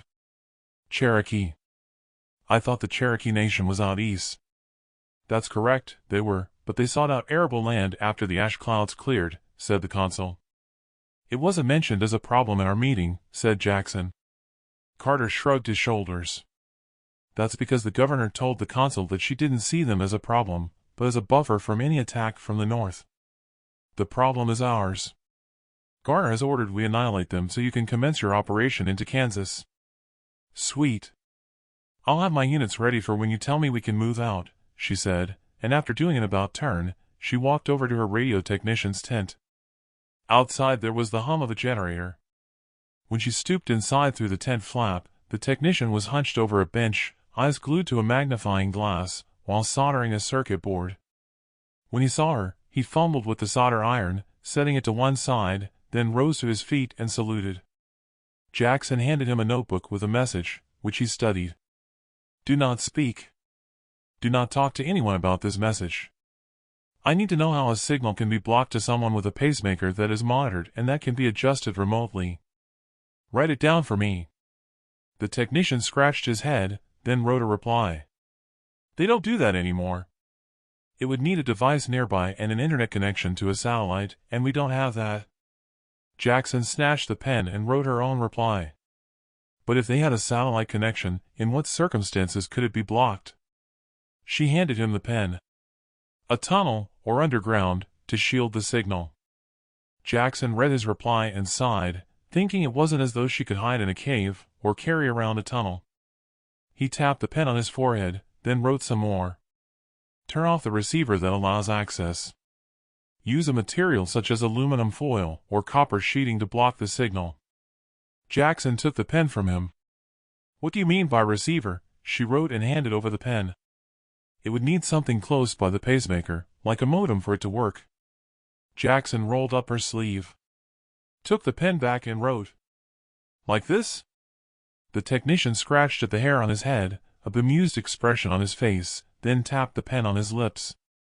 He beckoned her over to his bench with a wave of his hand, then signaled for her to rest her arm with the amulet controls face up. He switched on his oscilloscope device and attached probes to the amulet, then withdrew them. A smile developed on his lips. He picked up the pen and scribbled on the notepad. It's both transmitting and receiving signals. She took back the pen. Do not speak of this to anyone of fear of death, understood? He nodded frantically, a look of fear in his eyes. Jackson picked up the notebook, turned, and stooping, she exited the tent.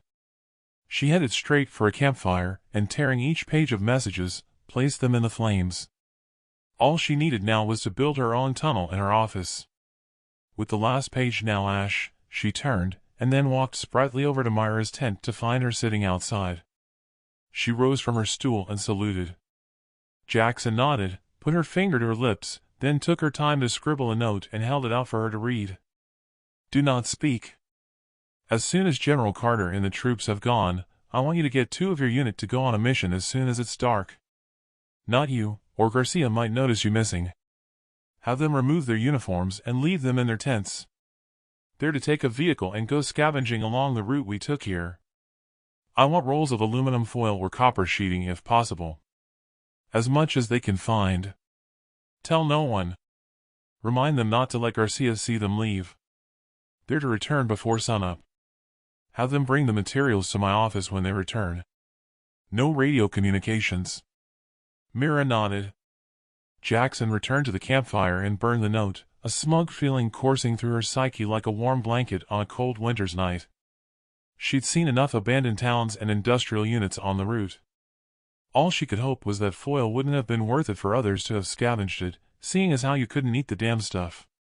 Jackson lifted her vision to the sky and laughed at the notion that she'd have to sit in her presidential office in Denver with a tinfoil hat to be done with Garner. What's there to laugh at, she heard Garcia say, and she span around. Success. Don't you feel it in your bones? Not really. Not until we complete the final mission we're given. You're such a stiff. Do you know that? Said Jackson. Whatever. I have plans to make, and so should you, for when we're called on to go into Kansas. I'll be in my RV listening in for progress from General Carter, said Garcia. You do that. I need to get the troops training, she said, and hoping he'd not been watching her burn the messages. Chapter 43. Jack Cole, Journey to Denver. It was a shock when we approached the religious community stronghold. Gone were the sparse heads of wheat choking on weeds in the fields. There were now neat furrows, with an abundance of different produce growing. Having radioed ahead, Pete met us at the entrance to the tunnel, as expected. Safe journey, I hope, said Pete, as I rolled down the window. Yeah, no incidents. What do you do with all the spare produce? I asked. Most of it goes to Denver for distribution to the survivors who used to live at the waste dumps. Many have moved into the suburbs of the old city and have set up small production units, refurbing equipment for trade. We trade with them. Some we barter with other communities. Did you discuss anything about why I'm here with the elders? I did. We can talk later. The family is waiting to meet you. You'll have to join us alone. Security, you understand. I climbed out of the cab and into his golf cart. Frustration boiled inside of me with Pete stalling his answer. Come on, do I have their permission to recruit or not? I asked as we sped through the tunnel. You'll see. We pulled over at his house. Donna, his wife, Mary, Luke, and Diane were there and gave me a warm welcome. I'd not expected Leroy to be there from the old city. After commiserations for my loss, all the family were interested in was catching up on news about Jara, who they insisted on calling Gina. Putting on a brave face to answer them, grief overcame me at seeing them all, reminding me of the family I'd lost. Maybe Pete sensed my angst as my voice trembled. Either that, or I was wearing the pain on my face. Pete rescued me and beckoned me outside with Leroy. Let's go for a walk, said Pete. Over at the hangar where they kept the choppers, the pilot who joined us on our mission over the border addressed an assembled large group of people. What's going on over there? They're volunteers that President McCluskey sent to us for training as chopper pilots. What about my volunteers? Have you spoken with the elders? Come on then, give him the news, said Pete. First of all, I'm sorry for your loss, said Leroy. Thanks. Bonnie bought it after putting up a good fight. Yeah. Pete told me. There was an awkward silence. I was reminded that he'd taken some persuading to let us take care of Bonnie. Leroy sighed. So, you're looking for recruits? He waved his hand over to the parade ground. There are your recruits. All ex-Army vets, including me. We've all come down from the old city to volunteer. I was temporarily lost for words. All of them were organized into lines and wore uniforms, not to mention they had weapons. At a guess, he'd mustered at least 100. I don't know what to say. Then just tell us where you need us. Fort Carson, but I don't have transport for them. We have the transport. Leroy laughed. What's funny? That's where we borrowed the transport from, Fort Carson, he said, and winked. Who gave the permission? The Lord above, he said, and chuckled some more. Well, I guess I'll see you there then, I said, reminded of Leroy's days as a bad boy, and his expertise at overcoming secure door lock entries. We'll follow you. When are we going? Leroy asked. Right away. The sooner I get there, the better. After saying my goodbyes to the family, I joined Green and the others on the journey ahead. I didn't speak on the journey to Fort Carson, filled with a mixture of grieving and anger at my loss. We arrived in good time. I took a deep breath as we approached, not knowing what to expect. I was amazed to see a sizable encampment of tents. At the barrier, a Denverine marched over. Recruits? My passengers are, and the troop transport's behind us. I'm Jack Cole in charge of recruitment. Ah, yes. President McCluskey said to expect you, General Cole. I'll escort you to your office, she said and beat her chest in salute. General? That greeting threw me. The close vicinity of the camp was a hive of activity. I hadn't expected there to have been recruits arrive already. Where did all the troops come from? President McCluskey had dispatches sent to the Citadel and communities for volunteers. Some have already moved into housing and the rest are working on infrastructure and making the houses habitable. The engineers among them are refurbishing the armaments. Many are Denverine reserves and ex-Army. Good. Follow me. I'll show you to your office. What do you want us to do? Said Green. All of you spread out around the camp to see what's happening and report back to me. Have Leroy and his unit set up in the tent area and await orders. Inside the office, it was just as busy as on the outside. The Denverine had me wait and worked her way over to a young woman at the back of a row of desks with people busy looking through forms, and not a computer in sight. The young woman carried a file and joined me. General Cole, sir. Welcome to Fort Carson. I'll show you to your office. What's your name? Shevchenko, sir. I'm your adjutant, she said, and stood to attention, then saluted, thankfully with a less dramatic tip of her hand to the side of her head, Army style. And your first name? Sabrina, sir.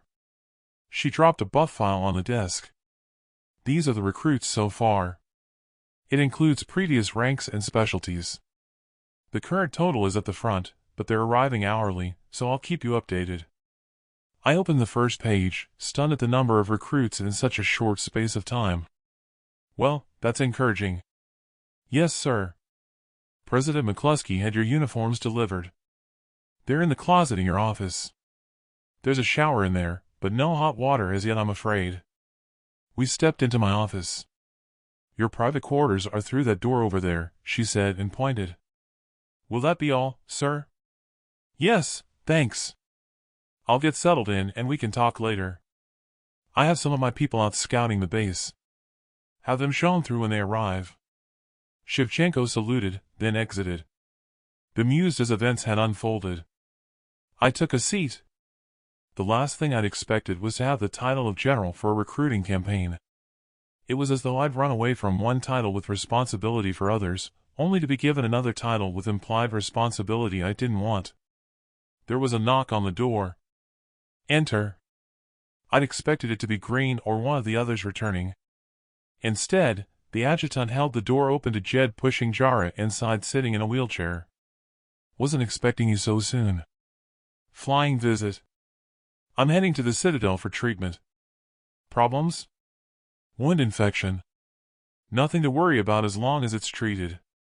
Jed wheeled her over to the desk, then walked back to the door. I'll catch up with you later. I have a dispatch I need to send, said Jed. Without a hello, or how are you, Jara turned my way. How many troops do you have? 2,500 and growing by the day, thanks to your dispatches. That's not enough, but it's a start. I opened the closet door and retrieved a uniform on a hanger. I turned and showed it to Jara. I wasn't expecting the general title. This uniform has 5 stars. It's not like I know anything about running an army. I am just tasked with recruiting? No, I need someone I can trust in command. You know how to manage people from running the community, and you've seen action. There'll be plenty of experts under your command. When I placed the uniform on the desk, I noticed there were some campaign ribbons.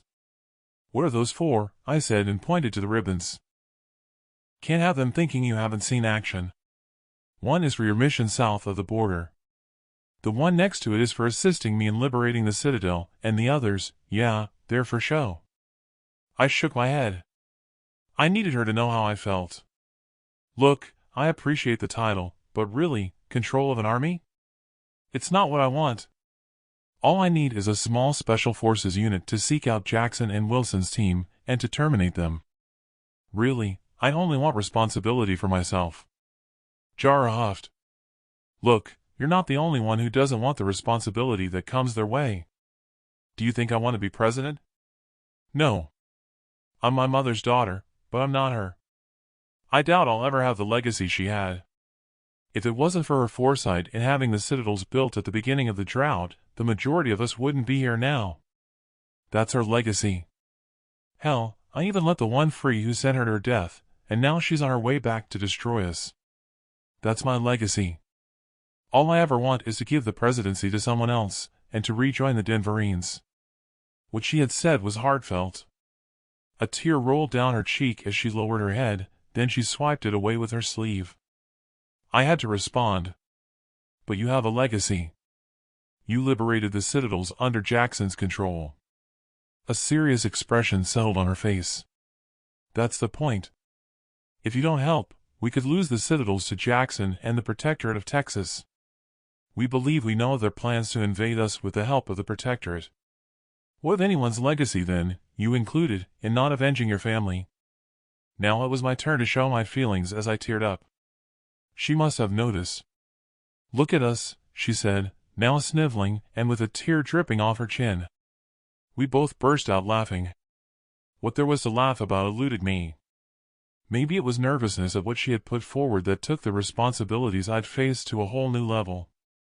I wasn't sure if I was prepared for that mentally. Chapter 44. Jack Cole. Fort Carson, Colorado. Both Jara and I composed ourselves, having controlled our emotions. So much for her exterior of steel. At least it showed she was human, after all her traits as unfeeling and having a stubborn nature. I took a deep breath. After considering what Jara had said, all I could hope was that I had not come to the wrong decision. A legacy would have been no use to me once I was dead. It was vengeance that motivated me. You have a point. I'll accept the task. But hear this, general title or not, I'll be leading a special forces team to take the head off the snake, and to terminate Wilson's old team. Yeah, well, hear this, President, or not. I might just join you if my wounds heal in time to take my revenge on Jackson. Is that laughter I hear? Said Jed as he entered. What's tickled you both? Jara put her fingers to her lips. Just a meeting of minds, I said. Have you discussed with him what our intelligence people believe is happening? Sort of. All in good time. I want further confirmation. It doesn't help that we haven't intercepted radio communications recently to know what they are up to for certain. That itself, it tells me something is afoot. We just have to be prepared. Jara placed her hand to her left shoulder and winced. Are you okay? I asked and rushed around the desk to her, to see her face ashen. Jed, we have to go, she said, then groaned. We need to get to Denver as soon as. The infection is getting worse. Jed scurried over to her and turned around the wheelchair. I told her we shouldn't stop by. Be in touch, he said, and they disappeared through the doorway. She was right about the quick visit. I stepped into the outer office and signaled for the adjutant to join me. Yes, sir. What is it you want? Find some scissors and have someone take the campaign ribbons off that uniform after those first two while I take a shower. Right away, sir. When you've done that, have all the senior ranks meet me here. I noticed Green hovering at the doorframe. What do you mean by senior ranks, sir? Asked the adjutant. Green entered, just in time to save my embarrassment. May I suggest above the rank of commander for the Denverines, and the rank of brigadier general for the army personnel? Said Green. Yes. I was about to say that, I said, sensing the heat rising in my cheeks. Then I suggest you use the hall. There won't be enough room in here, said the adjutant. Yes, organize it, say for in 1 hour. It was such a relief when she exited and closed the door behind her. I flopped onto my chair. What the hell have I taken on? Listen, I'm about to shower and change. Sit at my desk and write out a list of ranks and what they mean in terms of the number of troops under them, who they would answer to, and their responsibilities. I also need a list of how the army should be split up into sections, you know, logistics, engineers, that sort of thing. Right away, sir, she said, then sent me a sort of lopsided grin. Stripped and under the cold shower, I wasted no time getting scrubbed down, then dressed in my uniform. Looking in the mirror, I shook my head. Pa had me read books growing up on ancient battles and minor skirmishes. What use that would be in this age, I didn't know. It wasn't that any large-scale action would be fought with spears and shields. What gleaned had stood me in good stead so far in small skirmishes, but really, I was out of my depth with a modern army to command. It was one thing reading about strategy and outcomes, but another planning my own campaign. When I stepped out of the restroom, Green turned to me. Well, you look the part, she said and handed me her notes. Thanks, but I don't feel the part, more like I have imposter syndrome. I can see I'll have to bluff my way through the meeting. Just stay by my side for if I need correcting. Kick me if I get something wrong. The vets will know what's expected. Just think of it like you've organized the community. You underestimate yourself. You'll be fine. Let me introduce you to them. Good idea. By the time we arrived at the hall, I was a bag of nerves, unable to recall the notes she had given me. Apart from it was only the Denverines who had the senior rank of commander. Fortunately, the adjutant had organized a desk to be placed on the stage. The ranks had gathered as we swept toward the stage, with all heads turning my way. Green took her seat beside me at the desk, and I placed my notes on the surface. The adjutant joined us from the wings, then tested and adjusted the microphone volume on the desk. They're ready, sir, she said, then exited stage left. Chairs shuffled, then silence, save for the occasional cough, and with all eyes drilling in my direction. Here goes, said Green and pulled the mic stand to her. From what Green and the others had said of their scouting around the camp, I had no need to worry about them organizing what was required. The natural order of the ranks had already organized themselves to the obvious tasks of preparation. While Green made the introduction, I looked over the sea of faces. With only 2,500 recruits so far, we were clearly top-heavy with senior ranks. One person caught my attention in the front row. A 4-star general, his rows of campaign ribbons put my two to shame. I pulled the microphone in front of me. "I'd like to welcome you to Fort Carson and thank you for your service in volunteering to build our national army. I appreciate the work you have all done so far. However, in order to achieve a combat-ready army, I need all of you to compile reports for the sections under your command and provide them to my adjutant. In the coming days and weeks, our numbers will swell."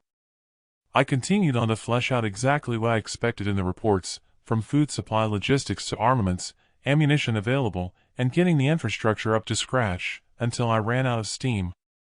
The general I'd spotted sat with his fingers clasped across his stomach. His head tilted to one side, and he appeared to be sending me a look of disdain.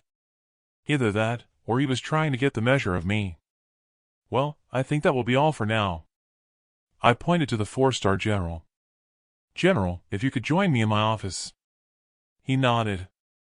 Rising to my feet, I stepped over to the adjutant waiting in the wings, with Green following me. "How did that go?" I asked Green. "Like a duck to water, sir." "If there are any ducks left, that is," she said and snickered. "Look, after I've had a meeting with the general, get hold of Leroy and the rest of your team and meet me in the office. There's also a guy named Jason Tremaine on my list, who according to my adjutant here, she says he is ex-special services, but he's in his 60s. His last job was in human resources for the Protectors, and before that, he trained Denverines. Have him come along. We're going to need training."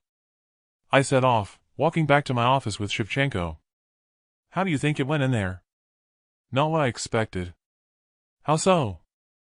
"Oh, nothing. It was fine." "Come on out with it. Speak your mind." "It's just. Her cheeks flushed. "No need to stutter. Talk freely." "I won't bite." "Well, it's just that rumor has it you have no experience as a general other than the ear of the president for her to have given you the task. It didn't show at all if that's so. I had to laugh when Green introduced you as known to her unit as General, tough as old boots, Cole. You'll be stuck with that now. Impressions like that count a lot in the army." "Yeah, that made me smile at the time, if not unprepared for the honor," I said, then we both laughed. "Can I ask a question?" Shevchenko asked. "Go ahead. What exactly did you mean when you said, 'we need training'?" "Sorry, but just now, it's not something I can share." It was that trust issue I had surfacing again, preferring it only to be known by those in the team. The less that knew about my plans, the better. Chapter 45. Jack Cole at Fort Carson, Colorado. Back in my office, alone with my thoughts, I entered a zone of grieving. Not that the darkness had left me, but keeping busy had helped to edge it out of my consciousness. Ifs, buts, and maybes were driving me insane as to what I could have done to prevent my family from their slaughter. Shevchenko entered, and she handed me a note. "A dispatch courier arrived with this from the intelligence division at the Citadel, sir."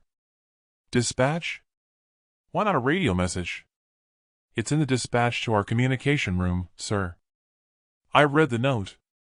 "Have Sinker's radio comms go dark. Only use localized short-range communications until further notice. Use dispatches to communicate with the Citadel and beyond." I have a sealed letter here. I opened the letter and read the contents as she exited and rubbed at my brow. The news from sources in Oklahoma of events confirmed what Jara had been waiting for. Shevchenko knocked, then entered, and introduced the general. I closed his file, placed it in the drawer with the dispatch, then pushed it to a close, and rose to my feet. In his late 50s, with short-cropped white hair, he used authority. He didn't salute, which I thought would be required, nor did he wait to be asked to take a seat as he plunked his butt on the chair at my desk. "General Baker, pleased to meet you." "Likewise. Are you going to fill me in on why you would have been awarded 5 stars? The 5th is only meant to be ordered in wartime." His offhand manner of delivery confirmed my first impression of seeing him weigh me up in the hall. I took a seat. clasped my fingers and rested my hands on the desk. I don't question our Commander-in-Chief, President McCluskey, nor should you. We have a task to carry out, so let's get down to business. Incidentally, I'll let it slip when it's just the two of us, but in the future, I'll expect you to show the respect of a salute in front of others when we cross paths. He shuffled uncomfortably on his seat, running his finger under his shirt collar. Yes, of course. I took up the intelligence dispatch and the note to comms, then handed them to him. He studied the contents, then raised his vision. So, it looks as though it's going to be game on? I can see the need for the army to be resurrected. Exactly, and you're to be in charge of getting it combat ready in my absence, while I visit the other states' governors to convince them to provide volunteers. I'll also be looking for you to provide me with plans in the event of action and defense where and if necessary. I'm putting my complete trust in you. His entire demeanor changed. With his shoulders squared, he puffed out his chest. I'll not let you down, General. You have my word. Good, then I'll not keep you. Let's get this army up to scratch. He rose from his chair, saluted, then did an about-turn and exited. With the door open, I could see Green and her unit in reception and waved for them to enter. I had to allow myself a smile, considering I'd always thought of saluting an embarrassment back in the community. Green and her unit, together with Jason and Tremaine, entered, closing the door behind them. This would have been the first time the others had seen me in uniform apart from Green, and they all saluted. That's not necessary when it's just us, I said. Tremaine stepped forward. I hear you want me to train you with the team as special operatives. You realize what that involves in the selection process? Not all of you will make it through to the other end. I set my vision on him. We're all survivors here. This isn't to be a selection process. Our team is set in stone. All we need is to get us up to scratch. If the training brings out our strengths and weaknesses, then we'll know individual advantages and disadvantages and what we have to work on to be a cohesive team. Okay, understood. Just don't expect me to go on a mission at my age, he said, then snickered. Listen, what we are doing has to be kept top secret. No one is to talk about it at all, understood? Yes, sir, they replied in unison. We'll need specialist equipment, said Tremaine. I had to ponder a while. Then it came to me. That will be Leroy's responsibility. Give him a list. I have every faith that he'll procure what's required. We'll also need somewhere away from prying eyes for the training. Well, we have 18,000 acres here at Fort Carson, so that won't be a problem, said Tremaine. Good, then while you and Leroy find a location and the equipment, I'm taking the rest of you to Kansas with me tonight, so have the transport made ready. That will be all. I called in Shevchenko. Can you drive? Yes, sir. Then go pack an overnight bag. We're going to the Citadel of Topeka in Kansas to meet with the governor. Before you go, have a dispatch sent to the president to say where we are going. We can't radio ahead, so send another dispatch to Topeka to say we are on our way to meet with the governor on behalf of President McCluskey. Try to get some sleep. We're setting off as soon as it's dark. Right away, sir. Incidentally, we're now at 3,500. Good. Off you go. With a change of clothes, I ran my fingers along the line of new uniforms in the closet, then picked one out with the full line of ribbons to take with me. Shevchenko could have been right about impressions. It wasn't as though I was going to meet with army brass who might ask questions. Having taken a number of power naps, the allotted time arrived. All loaded up in our transport, Shevchenko drove out of the camp. Still consumed with the images and thoughts of my family getting slaughtered, the drive along the highway was excruciating, with nothing else I brought to mind taking me in a different direction, until I fell asleep. I came around with Shevchenko tugging at my sleeve. Sir, we have a roadblock ahead across the lanes. What should I do? There was enough room to turn around in the lanes, but then I thought, what would be the point in our going back? Carry on. Green, have everyone ready on alert. We're about to be stopped. Green peered over my shoulder from behind as we were flagged down. They're Topkins, similar to our Denverines, said Green. I prayed the windshield was bulletproof enough if things didn't go our way. 2 Topkins stalked toward us, rifle shouldered. A third walked toward my passenger side. I withdrew my pistol from its holster and put one in the chamber, then hid it from sight with my arm alongside the door. I rolled down the window. "General Cole, we're on our way to a meeting with your governor. We were expecting you. Your dispatcher passed through earlier. Your ID, sir." "I don't have any, apart from my uniform in the back, and I'm not chipped. The others will all be chipped and have IDs." She stepped around to the back, shining in a flashlight, and looked through their army IDs. With the back door closed, she appeared at the driver's side. It didn't go unnoticed that Shevchenko's fingers trembled as she showed her ID. Shevchenko must have had the foresight to have given our dispatcher a list of names, as the token check marked a list on her clipboard.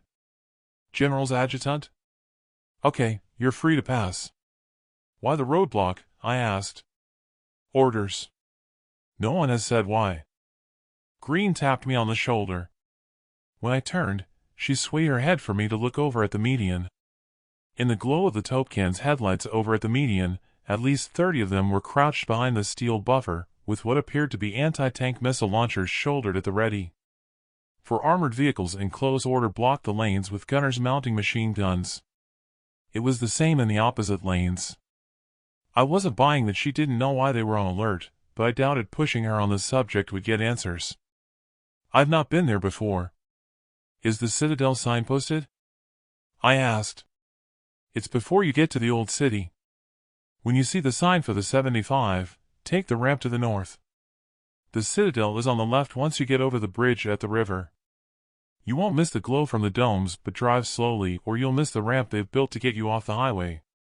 She signaled to one of the armored vehicles for it to reverse to let us through.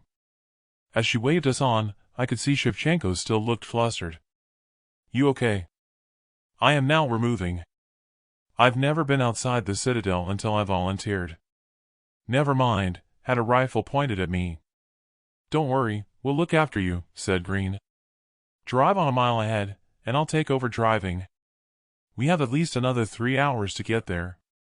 Green might have placated Shevchenko, but after seeing those tank busters pointed at us, I wasn't sure Green and the rest of us could have done anything. The thought struck me they might not just be blocking people from arriving.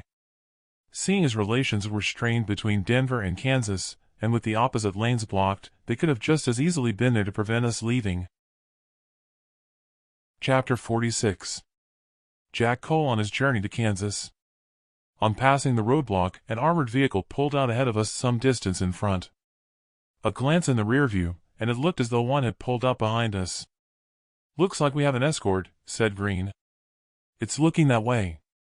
Just before the ramp to take us onto the 75 highway, another roadblock appeared.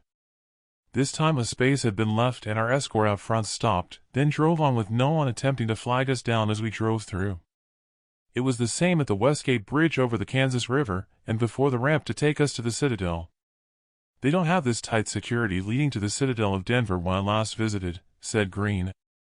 "Maybe we'll find out why when we get there," I replied.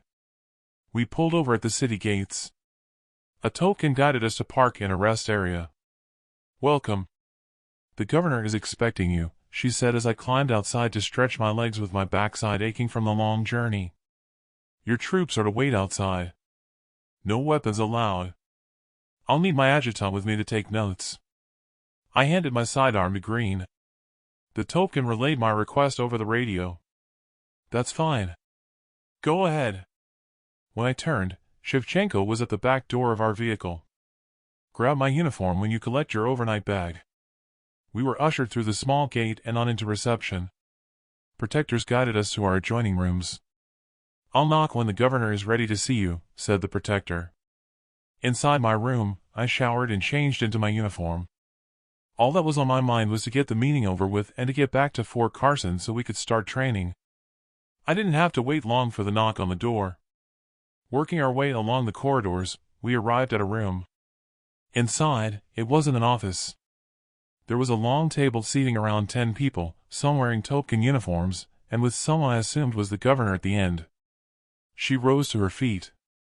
"Please, both of you, take a seat," she said and pointed to the opposite end. "Now you're settled, perhaps you can tell me why your Denverines invaded Oklahoma." You're no doubt aware that after they were driven back, the governor has now announced a treaty with the Protectorate, together with an announcement that Amanda Jackson has been declared the president of the state. I'm fully aware of the situation from an intelligence report I received. But it isn't all it seems. I can assure you, none of our Denverines have set foot in Oklahoma. Really? Then let's hear what Wyakansoka, the chief of the Cherokee Nation, has to say about that. An elderly gentleman turned in my direction, his face weather-beaten, and with graying long hair tied back in a ponytail. He cleared his throat. I was there when the Denverines arrived close to the border. We outnumbered them and fought them off, but we retreated further into Kansas to seek protection for our families. Sorry, what was your name again? I said. If you can't get your tongue around it, you can call me Wolf. Look, I don't doubt that you encountered an incursion, but it wasn't our Denverines. It was a clever ploy by Jackson to have the governor of Oklahoma believe we had sent in an expeditionary force prior to an invasion. The intention was to have the governor seek protection from the Protectorate. Clearly it worked. I turned to Shevchenko. Hand me the copy of those maps and the intelligence report. Better still, hand them to the governor. The governor studied the maps first, then read the report. This could all be a ploy devised by McCluskey. Why exactly are you here? I'm here because the Rangers and Liberators are likely on your borders. I'm seeking volunteers for a national army before Jackson and the Protectorate attempt to take more territory. Look at the maps. The entry to Oklahoma was at the New Mexico border. Those arrows show them splitting into two, then converging again to go into Kansas. We don't know why they turned back, other than what Wolf has just told us. The governor sent me a tight-lipped stare. Our eyes locked as if we were dueling to get inside each other's heads. She broke off the engagement. A national army?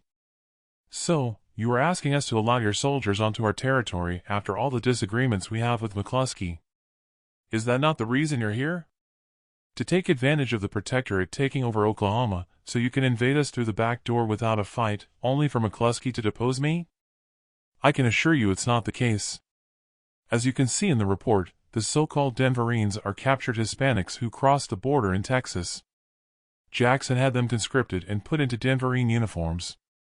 We believe Jackson intends to invade you, then us, in order to take control of all the northern territories with the Protectorate's backing. The governor sat back in her chair, resting her elbows on the arms, then tapped her chin with the knuckles of both clenched fists. There was complete quiet, then her chair scuffed the ceramics as she rose to her feet. Leave us and go to your quarters while we deliberate. She called over to a protector at the door. Have the consul enter. Shevchenko and the consul exchanged glances as they passed each other by, the door closing behind him. That's the consul from Texas? How do you know that? I worked for President McCluskey in admin. She'd summoned him to a meeting when she first took office to discuss cessation of hostilities at the border. Someone tapped me on the shoulder, and I turned. Mr. Wolf. No, just Wolf. It's the meaning of my first name. I'd like to speak in private. I'm the elder in charge of our tribe. Sure, come along with us to my quarters. All these political maneuvers were beyond me, I thought, as we walked along the corridors and into my room. I pulled a chair out for Shevchenko and took a seat on the mattress alongside Wolf. What is it you want to talk about? As I said in there, we overcame the advance with only 200 of us, but we outmanned and outgunned them. The reason we crossed deeper into Kansas was because of what survivors had told us of the atrocities they'd witnessed their people suffer in their community, close to the New Mexico border. We knew more would come. We had to consider our families. I can put over 700 at your disposal from our people over in Oklahoma and some armaments.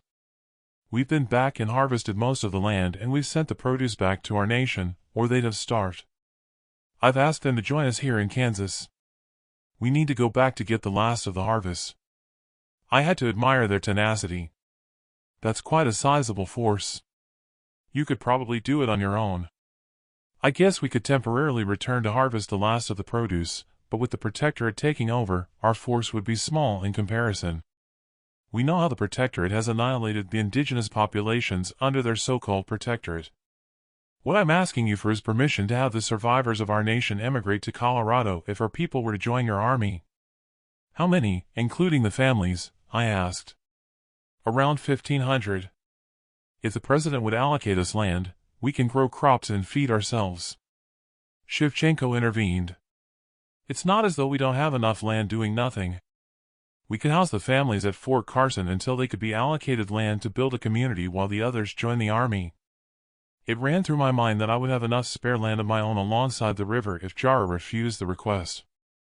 I couldn't see why she should deny them if they were to provide soldiers.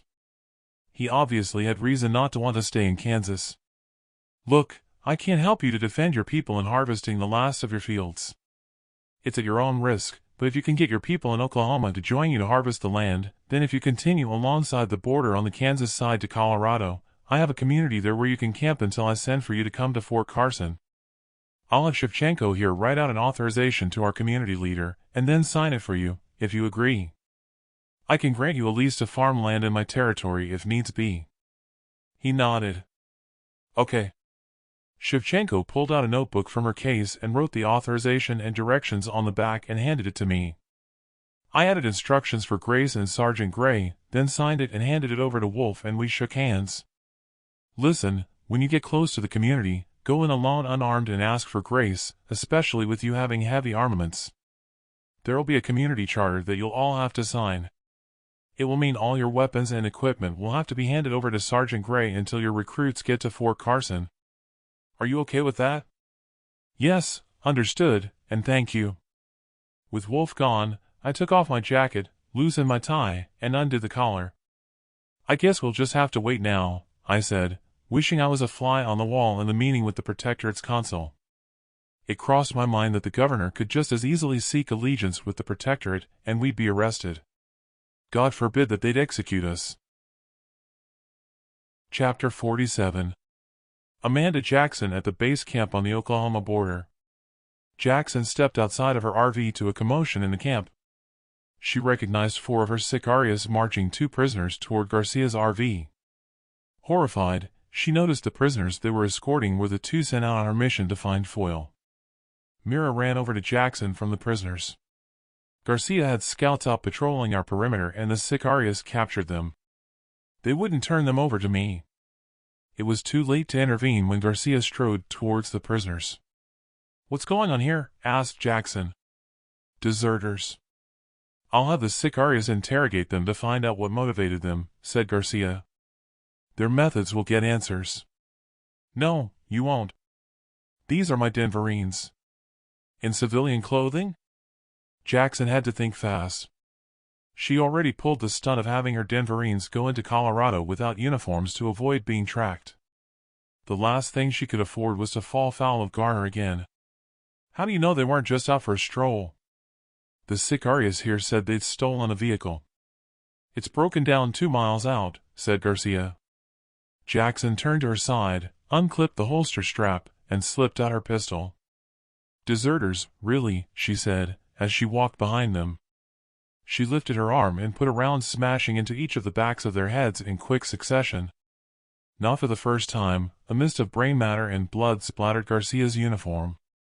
I'd go get that cleaned off if I were you. She turned to Mira. Have the vehicle towed back. Garcia had a look of thunder but said nothing, then marched back to his vehicle. She simply strode away to her RV. Jackson waited nervously for the time it took for Mira to have their vehicle towed. They're back with the vehicle, said the radio operator. When she arrived outside, Garcia strolled over. He arrived at the vehicle before her and opened the back door. Jackson slipped the strap from her pistol holster, then rested her hand on the butt, ready for a quick retrieval.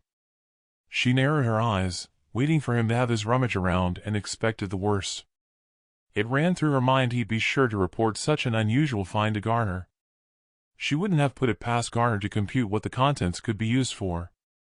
Nothing in there, he said to Jackson's relief. Get it over to the mechanic. Her body released the tension as she watched Garcia march away. She refastened the clasp on the holster strap. As relieved as she was that the vehicle wasn't stacked with foil or copper sheet, at the same time, fury engulfed her that the mission hadn't gone to plan. Mira unzipped the tunic of her uniform, showed her a glimpse of a roll of kitchen foil, then zipped it up again. Jackson scoffed to see it was one meager roll. Not enough to decorate her quarter with. Masking the signal from the amulet would have to wait for another opportunity. Jackson twitched her head as a signal for Mira to follow on. On the way to her RV, as much as her plan had failed, she pondered that killing Garcia in front of everyone would have been a bad idea. It would have been hard to come up with an explanation for Garner. Better that he died when in action. Settled at her desk, she held her hand out to Mira. It was clear what she wanted, and Mira handed her the roll of foil. Jackson placed it in her desk drawer, then flicked open her notebook. She scribbled a message. No one must know about this. When we move on from here, every homestead and community we sack, I want you to gather foil. Mira nodded. Jackson tore off the note and scrunched it into her pocket. Dismissed. Jackson rose from her chair to head back outside. One of the radio operators turned to her. I'm not intercepting any radio messages from Denver, said the radio operator. They must be up to something, said Jackson. I guess we are too. I've had nothing from General Carter's expedition. Jackson sighed. I'm sick of waiting for news. The sooner we hear it's clear to go into Kansas, the better. Jackson clicked her tongue when her amulet bleeped. She stepped outside. Garner appeared on the screen. I'm patching you through to speak with General Carter. Jackson shook her head. Her talking in her RV about comms must have prompted Garner to respond. General Carter. How is it going? Not as we expected.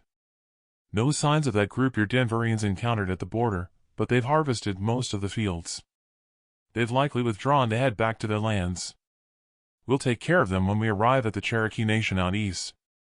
We're on our way there now. So, does that mean we're clear to come back and go into Kansas? Well, we've cleared a corridor, so you won't be detected in Oklahoma on your journey to Kansas, but as of now, you have to await Garner's orders. It might not be necessary. Negotiations are taking place. Okay. The call ended. Jackson stepped over to a campfire, retrieved the note from her pocket, and tossed it into the flames. She picked up a branch at the stack of logs and took a seat at the side of the fire. Stirring at the ashes and partially burned logs with the branch, sparks rose into the air, flames igniting once more. Almost hypnotized by the flames and wisps of smoke rising, it was as if a curtain had dropped, and the fire had disappeared into another dimension as she contemplated her situation. A voice interrupted her thoughts. I've just spoken with the Sicarius. Why would their vehicle have been pointing toward our camp when they were captured? What? Jackson span around to face Garcia. Well, we can't ask them, can we? Maybe they changed their mind about deserting. Calm down, just asking. Jackson rose from her seat and marched away. The sooner we terminate that bastard, the better, she thought.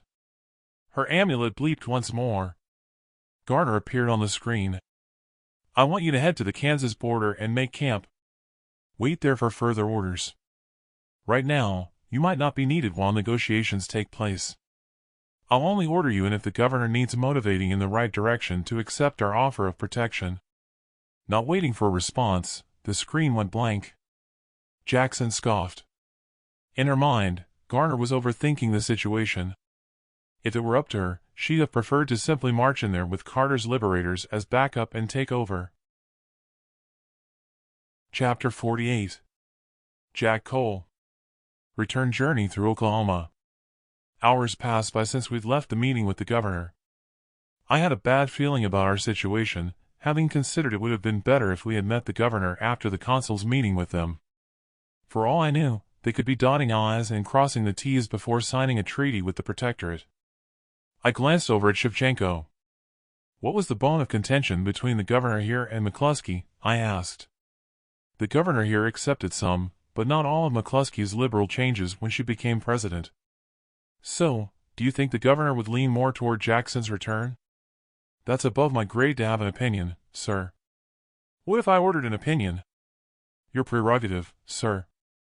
Then out with it. If you insist. I'd go with Jackson if I was her. Apparently, she hasn't ordered that the Book of Light be destroyed, yet the Bible is still banned. Most of the ways of life are as they were for us under Jackson in the Citadel, and they still apply here. This was news to me. Devastating news that I should have been made aware of before going there. I wish McCluskey had warned me. Let's make our way to Green outside and wait there in case what they decide goes against us. I opened the door, to find we had 2 protectors guarding our quarters. Get a message to your governor. We'll wait for a reply outside the Citadel with our escort. Sorry, but we have orders for you not to leave. That's ridiculous. Now I knew we had a problem. Those are our orders, sir, she said, both of them placing their hands on their tasers. It was time for a retreat and to take stock. I closed the door. Shevchenko took a seat at the desk, her fingers trembling. If what they decide goes against us, does that mean we could be executed, sir? God forbid, if they were to make that decision. This God. Are you saying he exists, and he'd forbid them doing so? It was like having the old Jara as Gina with me in the room. Let's hope so. For the next 10 minutes, I racked my brain how we could dodge the protectors and get the hell out of there, when there was a knock on the door. When I opened the door, there were now 5 protectors. One of them stepped forward. The governor will see you now. I exchanged glances with Shevchenko. Chin up, shoulders back. Let's get this over with. Our guards escorted us back to the meeting room. All but one of our escorts stayed outside, and we entered. The first thing I did was to look straight at the governor to see if I could get a handle on which way this was to go from the expression on her face. Nothing. We took our seats and waited for her to speak. All she did was to keep pushing out her bottom lip and drum the fingers of one hand on the table. My steadfastness in waiting for her answer snapped. Well, what's it to be? I asked. I take it you're with us, having seen through the Protectorate's deception. No, it's a maybe. You can go back to President McCluskey and tell her she'll have our decision by the weekend. I had to bite my tongue in not protesting. Self-preservation surfaced with a need to get out of there with all haste. Very well. Until the weekend, I said. We'll await your dispatch. The Protector opened the door for us and dismissed our escort. Shevchenko collected her bag, and we made our way down the corridors to the exit. Leaning against a wall outside with no escort, I noticed the consul. He paid us no attention, engrossed in talking to his wrist, which I thought odd. Maybe some sort of dictation device for him to take notes of his meeting. The governor was clearly playing both sides of the coin and not having him under close supervision. It would seem my mission to recruit for our army had turned into a decision as to whether they would join us or the Protectorate. There wasn't a token vehicle escort waiting for us when we arrived at our transport. How did it go in there? Asked Green. They're thinking about it until the weekend, then they'll have their answer. That lack of trust surfaced again. More of an asset than a hindrance that had kept me alive so far. I still couldn't be sure if they had already made their decision and if they'd want us to have an accident en route. Taking the scalp of the general of McCluskey's army would be like taking off the head of the snake for them. I turned to Green. Take out your map. I want you to plan a route with as many back roads as you can find to get us back to our community. We can rest there tonight and then travel to Fort Carson refreshed in the morning. You drive, I'll get in the back. At the intersection, we turned onto the 75. In no time, we approached the bridge over the river. Topkins waved us on through, leaving me wondering if I were paranoid.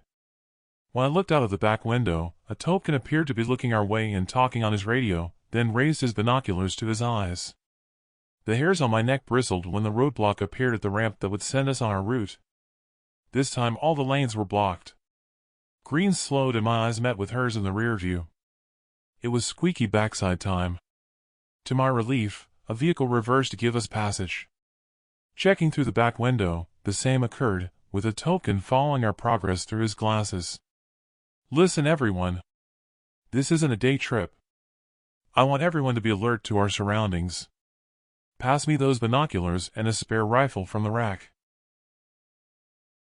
Chapter 49. Amanda Jackson.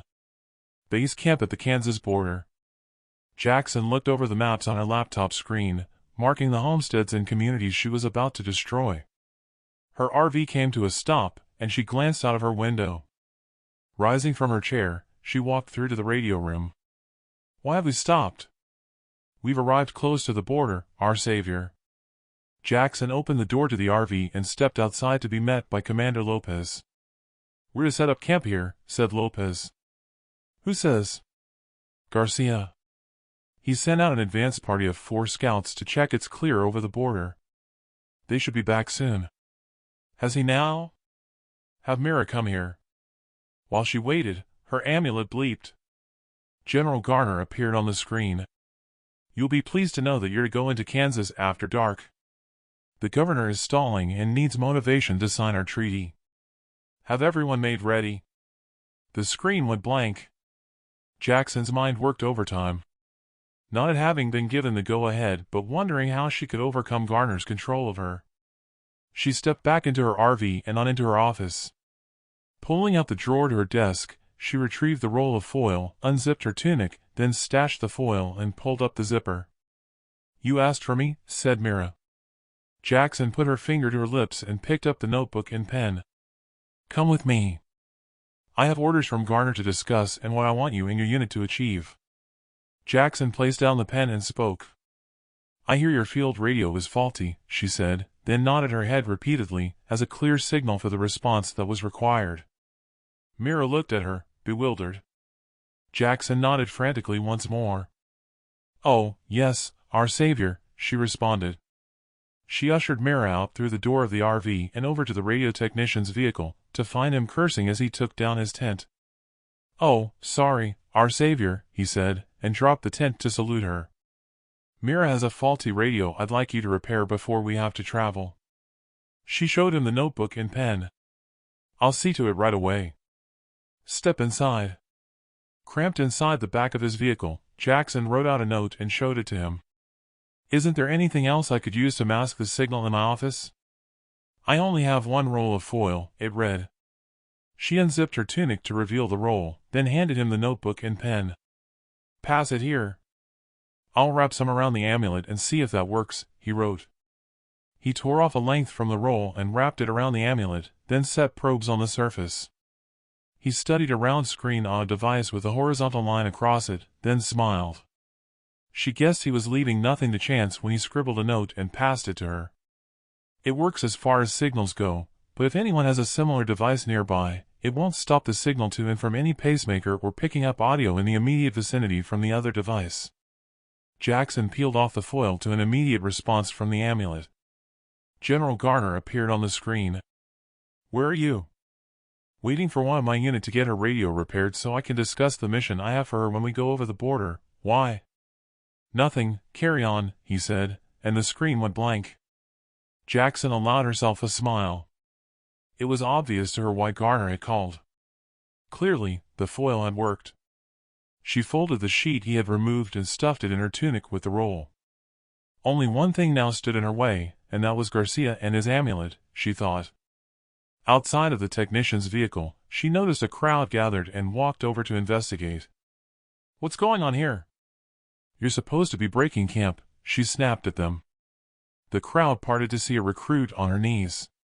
She was holding her shoulder with blood oozing through her fingers and a short length of a wooden projectile sticking out. At the side of her was another recruit with a rifle shouldered and cradling the injured recruit's rifle. "I need a medic," she cried out, tears rolling and streaking the dirt on her face. "I'll go get a medic," said Mira. "Had an accident?" Jackson asked the other recruit. "No, it was an arrow. I had to break the arrow in case she fell and drove it in further." Garcia strode over. He looked at the recruit on her knees as she winced, then he took the other recruit aside, but within earshot of Jackson. "Where are the other 2? "Captured. It's the same people we encountered before at the border, only this time there's more of them and they have more heavy armaments. They've set up camp 2 miles over the border." Jackson stepped over to them. "Oh, great, you sent out recruits to scout instead of our Denverines," said Jackson, while relishing in the debacle. Mira arrived with the medic. Jackson pulled Mira to one side. "Bring me a map. I don't trust the scouts not to sell us out with our position. They could lay a trap for us when we cross the border."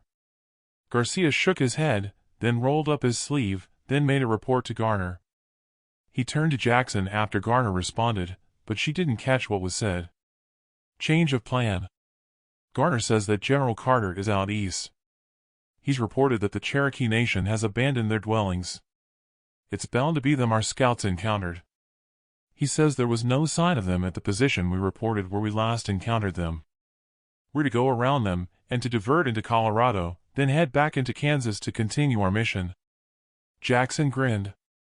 She saw the diversion as an opportunity if McCluskey was still camped outside the community in southern Colorado. Garcia sloped away. She narrowed her eyes as she pondered and watched him disappear into his RV. He would need taking out of the picture along with his amulet after what the technician had said, she decided. Jackson turned her back and stepped out of everyone's sight behind an armored vehicle, then stepped back out and handed Mira a note. I have a task for you. Stay close to Garcia. I don't need to know what he's doing. I need you to wait for an opportunity in any action we encounter on the way to Colorado when the bullets start flying to assassinate him. Just make sure there are no witnesses. Chapter 50. Jack Cole. Journey back to Cole's town. Darkness fell as we passed through a deserted town. With only around an hour's drive to get to the border with Colorado, time couldn't pass quickly enough. Shevchenko was sparked out in the passenger seat. For all I'd told them to keep alert, Green's team were dozing in the back, judging by the sound of the snoring, with only Green looking out of the back window as I glanced in the rearview mirror. I was getting to the stage of wanting to sleep myself, with heavy eyelids and the occasional nod of the head snapping me back to some semblance of alertness. You'll need to take over, I called out to Green. I'll stop when we get past that industrial building ahead. We've got company, said Green. A vehicle just pulled out from an abandoned house back there. I can see the silhouette, but it's not using lights. It's gaining on us. We could let them pass, I said as we zipped by the industrial unit. I didn't get a response. Get in the turret. There's an armored vehicle behind coming up fast, screeched Green as she raised the others from their slumber. Put your foot down. Look for somewhere we can park and cover. It's beside of us. It was too late. In the instant I'd looked in my rear view, there was a loud thud, the steering wheel spinning through my hands as the vehicle sideswiped us.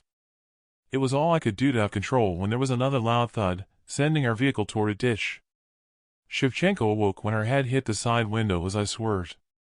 What I couldn't understand was why our gunner wasn't firing rounds in defense. At the third thud, I lost control, our vehicle careening off the road and down a steep hill. The brakes failed to stop when I hit the pedal hard. Get out, I heard Green shout top note as we bounced along on the suspension at a gathering speed. All I could see through the windshield was an empty dark void ahead. I heard the back door clunk open. Shevchenko, get out. Self-preservation took over. I snatched at the door handle. Flung open the door and jumped. I landed with a sickening thud, taking the wind out of me, and rolled over and over until I hit a bush. Our vehicle took flight into the void. To an explosion and a flash of light, I dove on Shevchenko as she was about to roll past me. Green limped over to us, with the others following. Shevchenko held her knee, rocking back and forth, and sniveled. I helped her to stand, but she wasn't able to put weight on her left leg. Give me a hand here, I called out to Jimenez. We need to get to cover, said Green. The rocks over there. It wasn't until we were hidden behind the cover of the rocks that I realized just what fate we'd missed. When I looked over at the glow, there was a cliff edge. Green took out her combat knife and sliced at Shevchenko's pants. I winced at the sight of a gash. Anyone got a medic kit? Green whispered to a shake of everyone's heads. I took off my shirt and coat and handed the shirt to Jimenez. Cut up the shirt and use that for a bandage, I said, then slipped my jacket back on. Weapons? Green asked to a show of sidearms, and not a rifle between us. Shush, get down. I craned my neck to hear mumbled voices and footsteps crunching on the stony ground. No one could survive that. Let's get back and make a report to the Citadel. We'll come back in daylight and take photos of the bodies and wreck to send to Denver. Damn, my instincts were right. There was the governor's answer for us to take back to Denver right there. A sudden firework display erupted and filled the air as the ammunition in our vehicle exploded once more. Green clasped her fingers over Shevchenko's mouth as she whimpered. We could hear their boots sliding on the ground as they climbed the hillside. To the slamming of doors and the whine of the engine, I heard them drive away until we were drowning in silence. Green removed her hand from Shevchenko's mouth, only for her to whimper again. We should get back to that industrial building and take stock of what to do. They might come back, I said. She can't walk. I'll carry her on the flat if you help get her up the hill. There wasn't any cover when we arrived at the top of the hill. Jimenez scrambled up behind us, dragging a backpack. I found this. It'll have a medic kit. Is there a radio in there? I asked. No, the field radio was still in the back of our transport. We'll have to leave treating her until we get to the industrial unit. It's only 100 yards there and we're out in the open here. By the time we reached the unit, it was like I was carrying a sack of iron. Green helped lower Shevchenko off my back and to lay on the concrete with her back to the wall. While Jimenez tended to her wounds, I signaled for Green to join me, and we checked out the factory unit. How's the leg? I asked Green. Bruised, that's all. It's Shevchenko I'm worried about. It's at least a 60-mile hump to the border. Never mind getting to Colestown. You'd be looking at 3 days at least even if she could walk just to clear the border. Clearly, she can't walk. I went down on one knee and rubbed my brow. If it took 4 days to get to the community and another day to get a dispatch to Denver, Kansas would be completely under the Protectorate's control by then. Short of a miracle of finding a working vehicle, I couldn't see a way around the problem. I rose to my feet. Who is the fittest out of your unit? Jimenez. Then we'll have to stay here. It'll give us 2 chances if Jimenez goes it alone. We can stay here, and when that group comes back to take their photos and to look for bodies, they'll have to go down the cliff. That should leave their vehicle unattended. If not, we'll just have to wait it out for Jimenez to return with a vehicle. I knew it wouldn't be that simple. Jimenez would have to take what rations were in the backpack or she wouldn't make it home. Hunger, I knew we could overcome, but not a lack of water, and she'd need what was in the pack and to find more on our way. Our priority would be to find water before sunup. The problem was not having purifiers, which would mean lighting a fire to boil the water. Penny for them? Green asked. We need to go out looking for water. I was thinking that myself. We should go right away. I'm sure we passed a stream over a bridge about a mile back. We'll need to find some containers first. Green saying that made me realize just how tired I had been. I couldn't recall driving over a bridge. Hell, I must still have been tired, never having given it a thought we'd need something to carry the water in once we found some. You stay here with Shevchenko. I'll take the others with me and send Jimenez on our way. You don't look as though you have a mile in you, never mind the journey back. I had to agree with her and simply nodded, knowing I'd sapped my strength carrying Shevchenko. With the team gone, I settled down beside Shevchenko. Will we survive this? She asked. I've survived worse. Don't worry. It was as good a cue as any to recite some of my adventures out there in the wastelands to pass the time. Unfortunately, I took it too far and teared up. So, you didn't know that our president and her assistant were undercover? I wish my life had been as exciting. Sorry for your loss. I wish I had family. Well, I know it's not the same, but you have a family. The army is your family now. We're back, I heard Green call out. When they came into view, they had 2 5-gallon containers of water and a pan. I hope you brought 2 sticks to rub together to light a fire, I said. Green reached into her pocket. Will this do? She said and tossed me a lighter. That abandoned house back there was in Aladdin's cave. Shevchenko looked perplexed. I'll explain about the cave later. We need wood and kindling. Green unbundled a pack from her back. No need. I have it here with a pan and a spare container for when it cools. I thought I had the makings of an excellent Special Forces team with the initiative they'd shown, when I heard someone call out. General. It's me, Jimenez. Don't be alarmed and don't go for your sidearms. I froze. In the shadows, I could see she wasn't alone. Chapter 51. Jack Cole. Journey to Colestown. Out of the shadows, the figures appeared with Jimenez to the fore. Green nudged me and waved her head for me to look behind. All I could see were more silhouettes in the darkness. We were surrounded. Jimenez stepped into clear view, her hands on her head. Behind her, someone had a rifle at her back. All of you toss your weapons on the floor and step away from them, knives and any grenades included. Then place your hands on your heads. To the tinkle of metal on the concrete as the weapons piled up, everyone took a deliberate step forward and placed their grenades alongside of them and stepped back, hands on heads. The figure of a young boy stepped forward. He lay a cloth cover on the concrete, and gathered them up, then tied the corners of the cloth. He disappeared with the bundle over his shoulder, along with any hope of us mounting a fight back. Don't hurt the woman. She's wounded. Two of them stepped forward, lifted Shevchenko to her feet, then carried her outside. We were escorted outside where they tied our wrists, our hands still on our heads, and then bundled into a canvas-top transport. None of them wore uniforms. They had neckerchiefs as masks hiding their identity. Two of them climbed inside and had us move to the front. They took a seat at the exit, rifles at the ready. "Who are you? Where are we going?"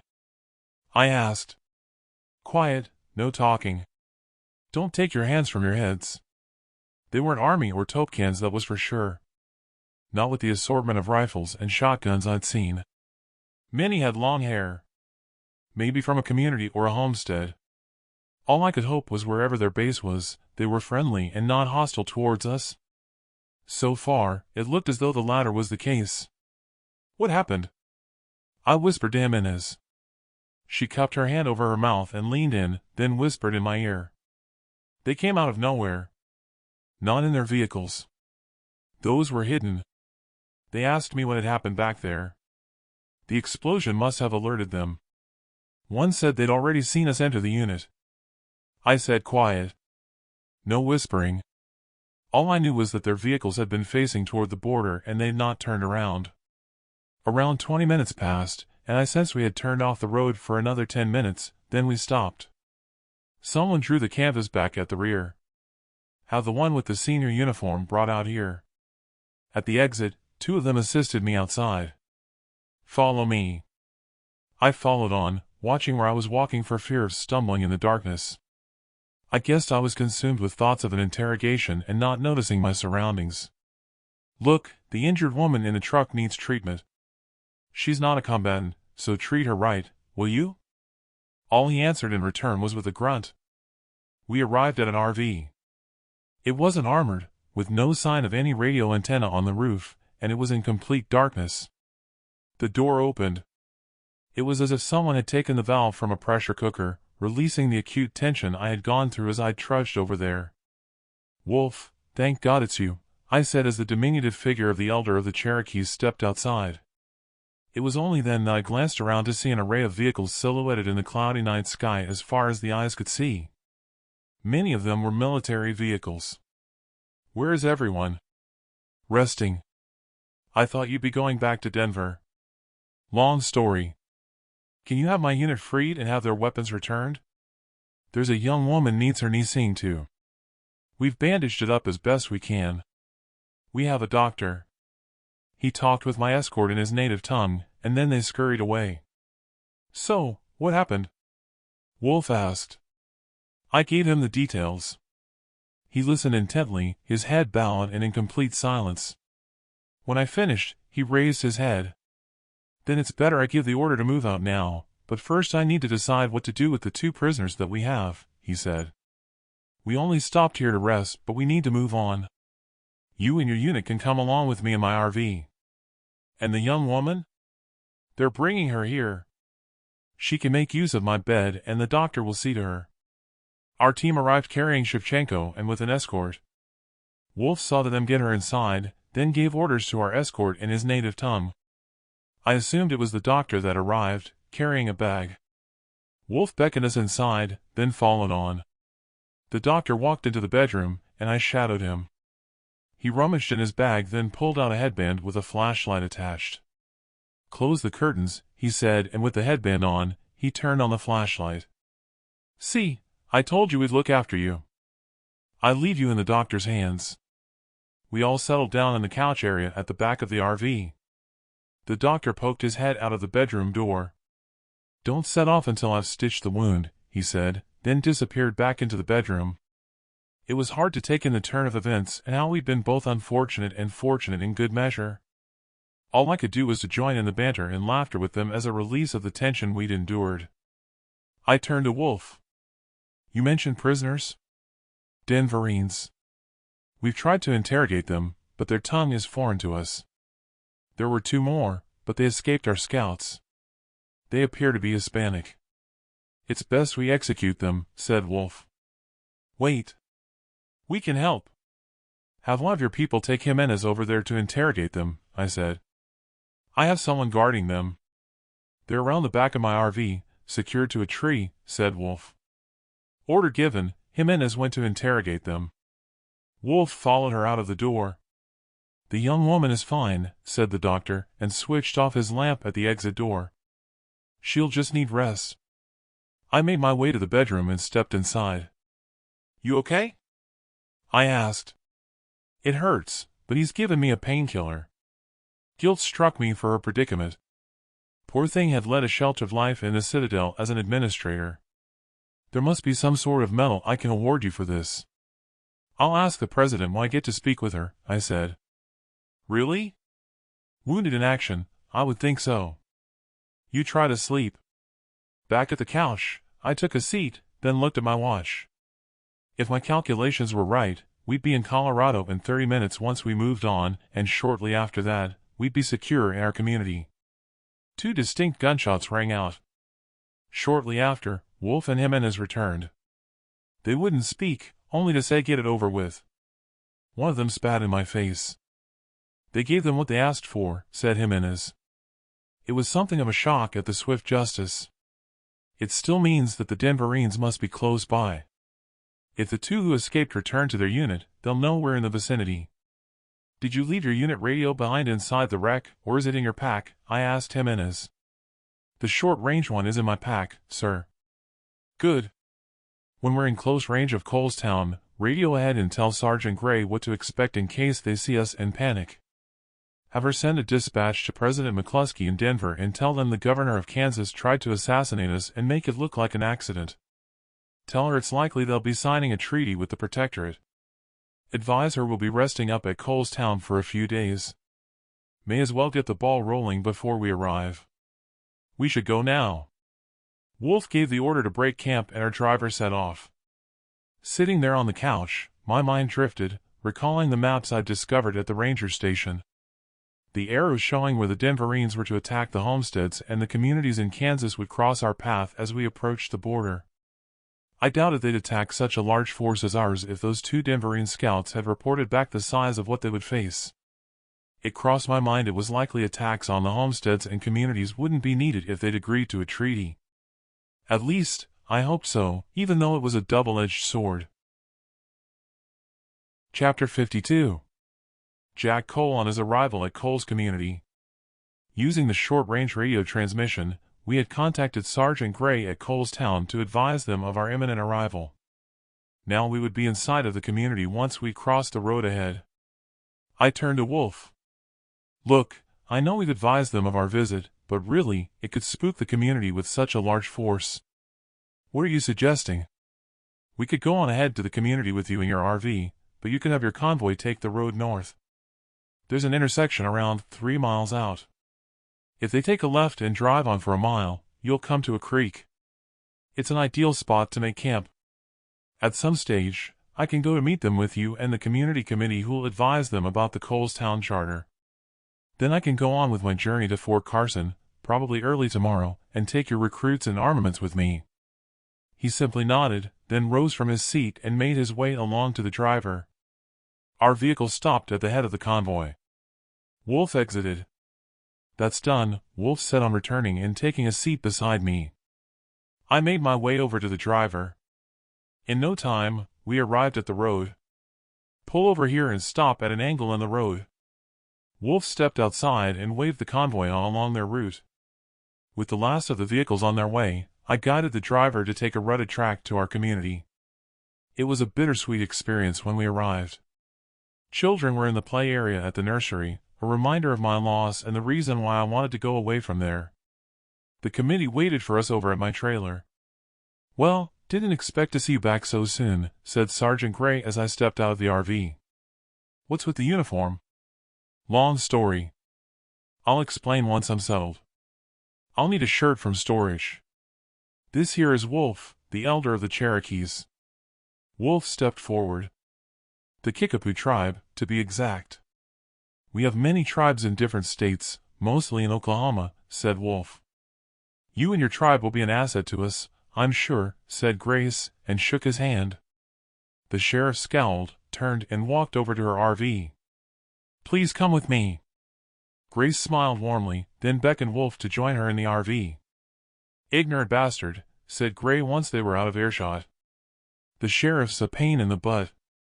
Can't we replace her? We've tried nicely, but she sees that as a weakness in us both. We're constantly butting heads and the community hates her. Grace and me, we keep having to bail people out from that container she has for doing next to nothing. Consider it done." I knew she wouldn't fit in from the moment I set eyes on her. "Did you send the dispatch to President McCluskey?" "Yeah, send it right away." The others of my team joined us after assisting Shevchenko outside. "Meet my adjutant." "Shevchenko." "Adjutant. Are you saying that uniform is real?" asked Gray. "Yeah, he's a fully fledged general now, though you wouldn't think it with the dirt and rips in his pants," said Green. "How did that happen?" "Come on, let's get Shevchenko inside and we'll fill you in on what happened," I said. Wolf and Grace must have been in the office when we settled in the living area. The next few hours, we caught up on events. Wolf appeared with Grace. "I'll go join my people at the camp," said Wolf. "Grace has explained the charter. You do that, and I'll see you tomorrow. I need to catch up on some sleep. Shevchenko, you can rest in the kids' room here. I'll sleep on the couch." "If that's okay with Grace," I said. Grace nodded. "We'll go do the same," said Green. When I awoke, Shevchenko was stirring on the couch opposite. She stretched and yawned. "I thought you'd be resting in the kids' room." "Didn't seem right, sir. I was good here." It looked as though Grace had left me a shirt on the table. I took my jacket off and slipped on the shirt, but not before I'd seen the bruising on my arms and chest from when I jumped from the cab and rolled down the hill. There was a tap on the door, then Green entered. Shevchenko gingerly maneuvered with her legs over the side of the couch, and I rushed over to help her to stand. "You're wanted over at the Denverine camp. President McCluskey has arrived with her assistant and wants to see you right away." I struggled to think why she would return. Regardless, I had Green bring the buggy, and we drove over there. Jed was outside her RV with Jara in the background inside the doorframe. He helped her down the steps. "I see you're on your feet." "Yeah, the antibiotics and painkillers are working. I thought you'd stay in Denver until fully recovered. Not after you sent that dispatch and a report that I had from our intelligence division. Jed, go get the maps while we take a seat at the campfire." We took a seat, and I briefed her on what happened in Kansas. Jed arrived as I finished briefing her. Jara tossed a twig into the campfire. "Well, now Oklahoma has seceded and is under the control of the Protectorate, with Jackson as president. We need a plan. We thought Jackson was about to launch attacks in Kansas, but from what you say, it wouldn't be necessary. No announcement as yet, but if they've signed a treaty, they will likely have appointed Jackson as president. The question is, from what you say, why would they be going back in there and sending in scouts?" Jed sat between us and spread out the map. "That's where the tribe encountered her scouts," I said. Jara slapped her forehead with her palm. "It's obvious. They'd be looking to make sure the route was clear. The Cherokee, with a force of that size, would be an obstacle they'd have to get around. I don't think Kansas was their target." "What then?" Jed asked. She stabbed a finger on the map at Nebraska. The Protectorate's consul has been sniffing around, but the governor of Nebraska has rebuffed them. Looking at the map, if she was right, and they were to attack communities in Nebraska to motivate negotiations as they'd done in Oklahoma, and plan for Kansas, then that would leave the entire eastern flank and part of our northern flank under the Protectorate's control. Never mind the southern border with New Mexico. We didn't encounter them on the way here. They've probably circled around to the east, I said. The radio operator stepped over. Message from Sergeant Gray. The sheriff and her deputies have gone missing. They can't raise them on their radio. 2 of the men are fighting.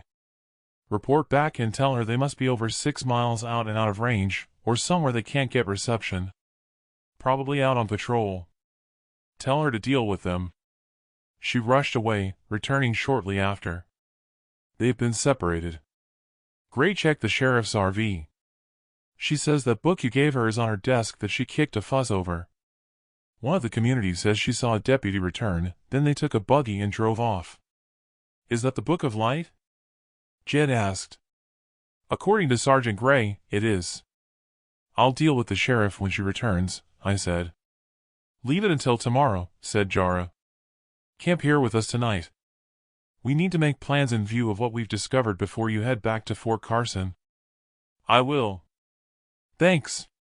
Inside, I was stewing when I considered the fuss the sheriff had made over the damned book. Just why she hadn't destroyed it annoyed me. She had some serious explaining to do before I would send her back to Denver. I turned to the radio operator. Contact Sergeant Gray. Instruct her to have the sheriff arrested when she returns and placed on detention in that container of hers.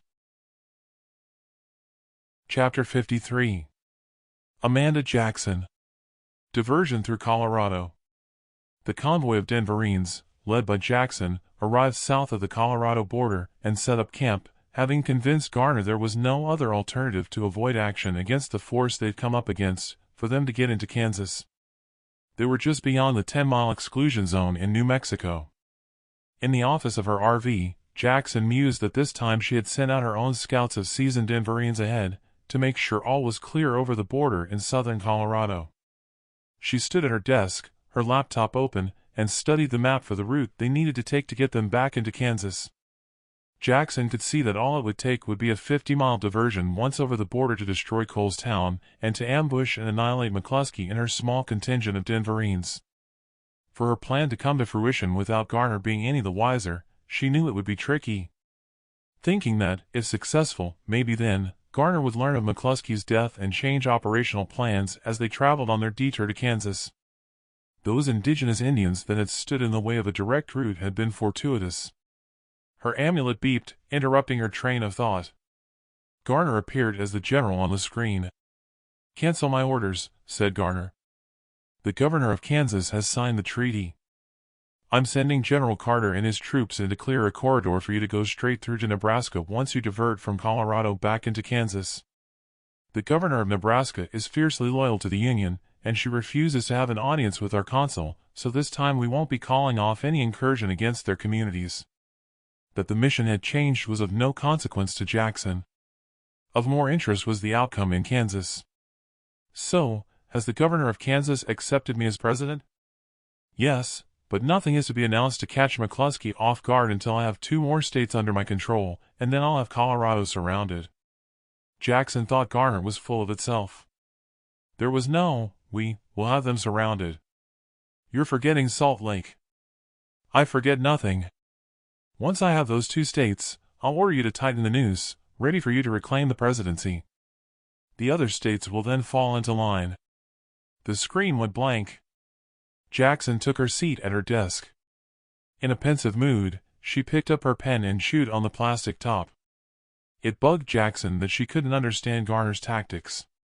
More to the point, she asked herself, why Garner would want her as president. That was especially so when connection by the fiber optic cable to those states that surrendered to the Protectorate's authority was complete. The northern and central states would have Garner in control in the same way as in the southern states, with no need for her as president. She closed her eyes and tried to put herself in the mind of Garner. If it were up to her making plans, she determined, all it would take would be a joint army of all the existing states under the Protectorate. That way, they could smash Colorado into submission right away. What then, once Garner had control through its computer systems? Jackson asked herself once more. The answer came to her as a flashback in the recovery room at Fort Hood. She opened her eyes and recalled the note she'd read tucked into the jeans pocket that she'd been given by whoever had owned them. She threw the pen across the room, then clasped her hands on the chair arms. Jackson knew what action she would take in the same circumstances. At the realization Garner would likely do away with her, like she had probably done with Hernandez, and the owner of the jeans. Her lips tightened. She slapped the chair arms and rose to her feet. It was time for her to go dark as she'd planned, and to do things her way to take back her presidency. But first she had someone to take care of. And for that, she'd have to wait for her Denverines to return from scouting with details of what she had asked them to scout and to report on. Lopez arrived as instructed. "They're back. I have the scouts outside. Do you want them to debrief you?" Jackson simply nodded and put her fingers to her lips. She reached out and picked up her pen from the floor. Jackson wrote out a note as Lopez exited. When Lopez returned with the scouts, Jackson held up the note to them all. "Mention nothing of what you found. Write out a report." Jackson handed a scout her notebook and pen. She paced around her desk until the report was finished, read it, then beckoned them to leave and followed them out of the door. Having read the report, she scribbled a note and handed it to Lopez. "Have Mira come to me," the note ordered. "Then break camp. We're going into Colorado right away.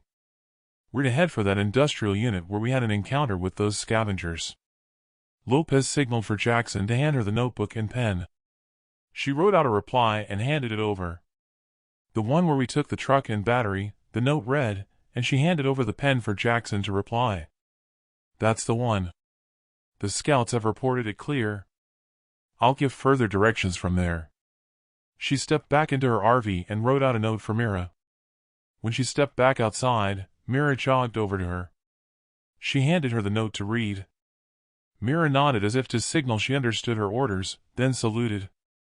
Jackson scribbled another note. "I want you to stay close to me on our journey.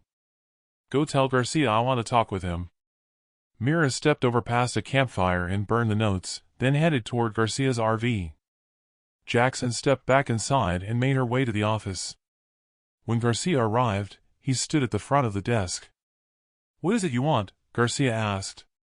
"We're to travel to an industrial area over the border. It's 20 miles ahead. I've had scouts check it out. It's clear. We've left a scout behind to signal if it's still clear for when we arrive there. From there, we can send out more scouts to check our route ahead to get into Kansas. I'll report that to Garner. You do what it is you have to do, but my orders are to get us to Kansas unseen. It's time we set off now, it's dark." Jackson remained at her desk, twiddling her thumbs as her RV set off on what she hoped would be a 20-minute journey. Her impatience got the better of her and she stepped into the radio room. "Are you picking anything up from Colorado?" "Not a thing. I've swept the channels and I'm not getting anything from the communities either. It's as though they've had an EMP strike, causing a radio outage like back in the day." "I doubt it. They'll have put out orders like Garner has to maintain radio silence. Keep listening." Someone might not have had orders to maintain silence. Settled back in her office, the time passed so slowly that the tension got the better of her for what she had planned. Thinking they'd never arrive, the RV slowed, then came to a halt. Not one to be nervous, she held out her trembling fingers, then sucked in deep breaths until they steadied. Jackson retrieved her short-distance radio comms and put on the headset. She opened her drawer and took out the roll of foil and stuffed it inside of her uniform tunic, then pulled up the zipper. Chin up, shoulders back, she marched on past the radio room and down the steps at the exit. Outside, she stood over a maintenance inspection cover. Mira passed by with 3 other Denverines. They shared furtive glances with Jackson, then they split up and disappeared into factory units. Mira had carried a heavy-caliber sniping rifle in her arms, with her other rifles slung over her shoulder by the strap. One of her Denverines stood a yard away on guard. Jackson called over Lopez.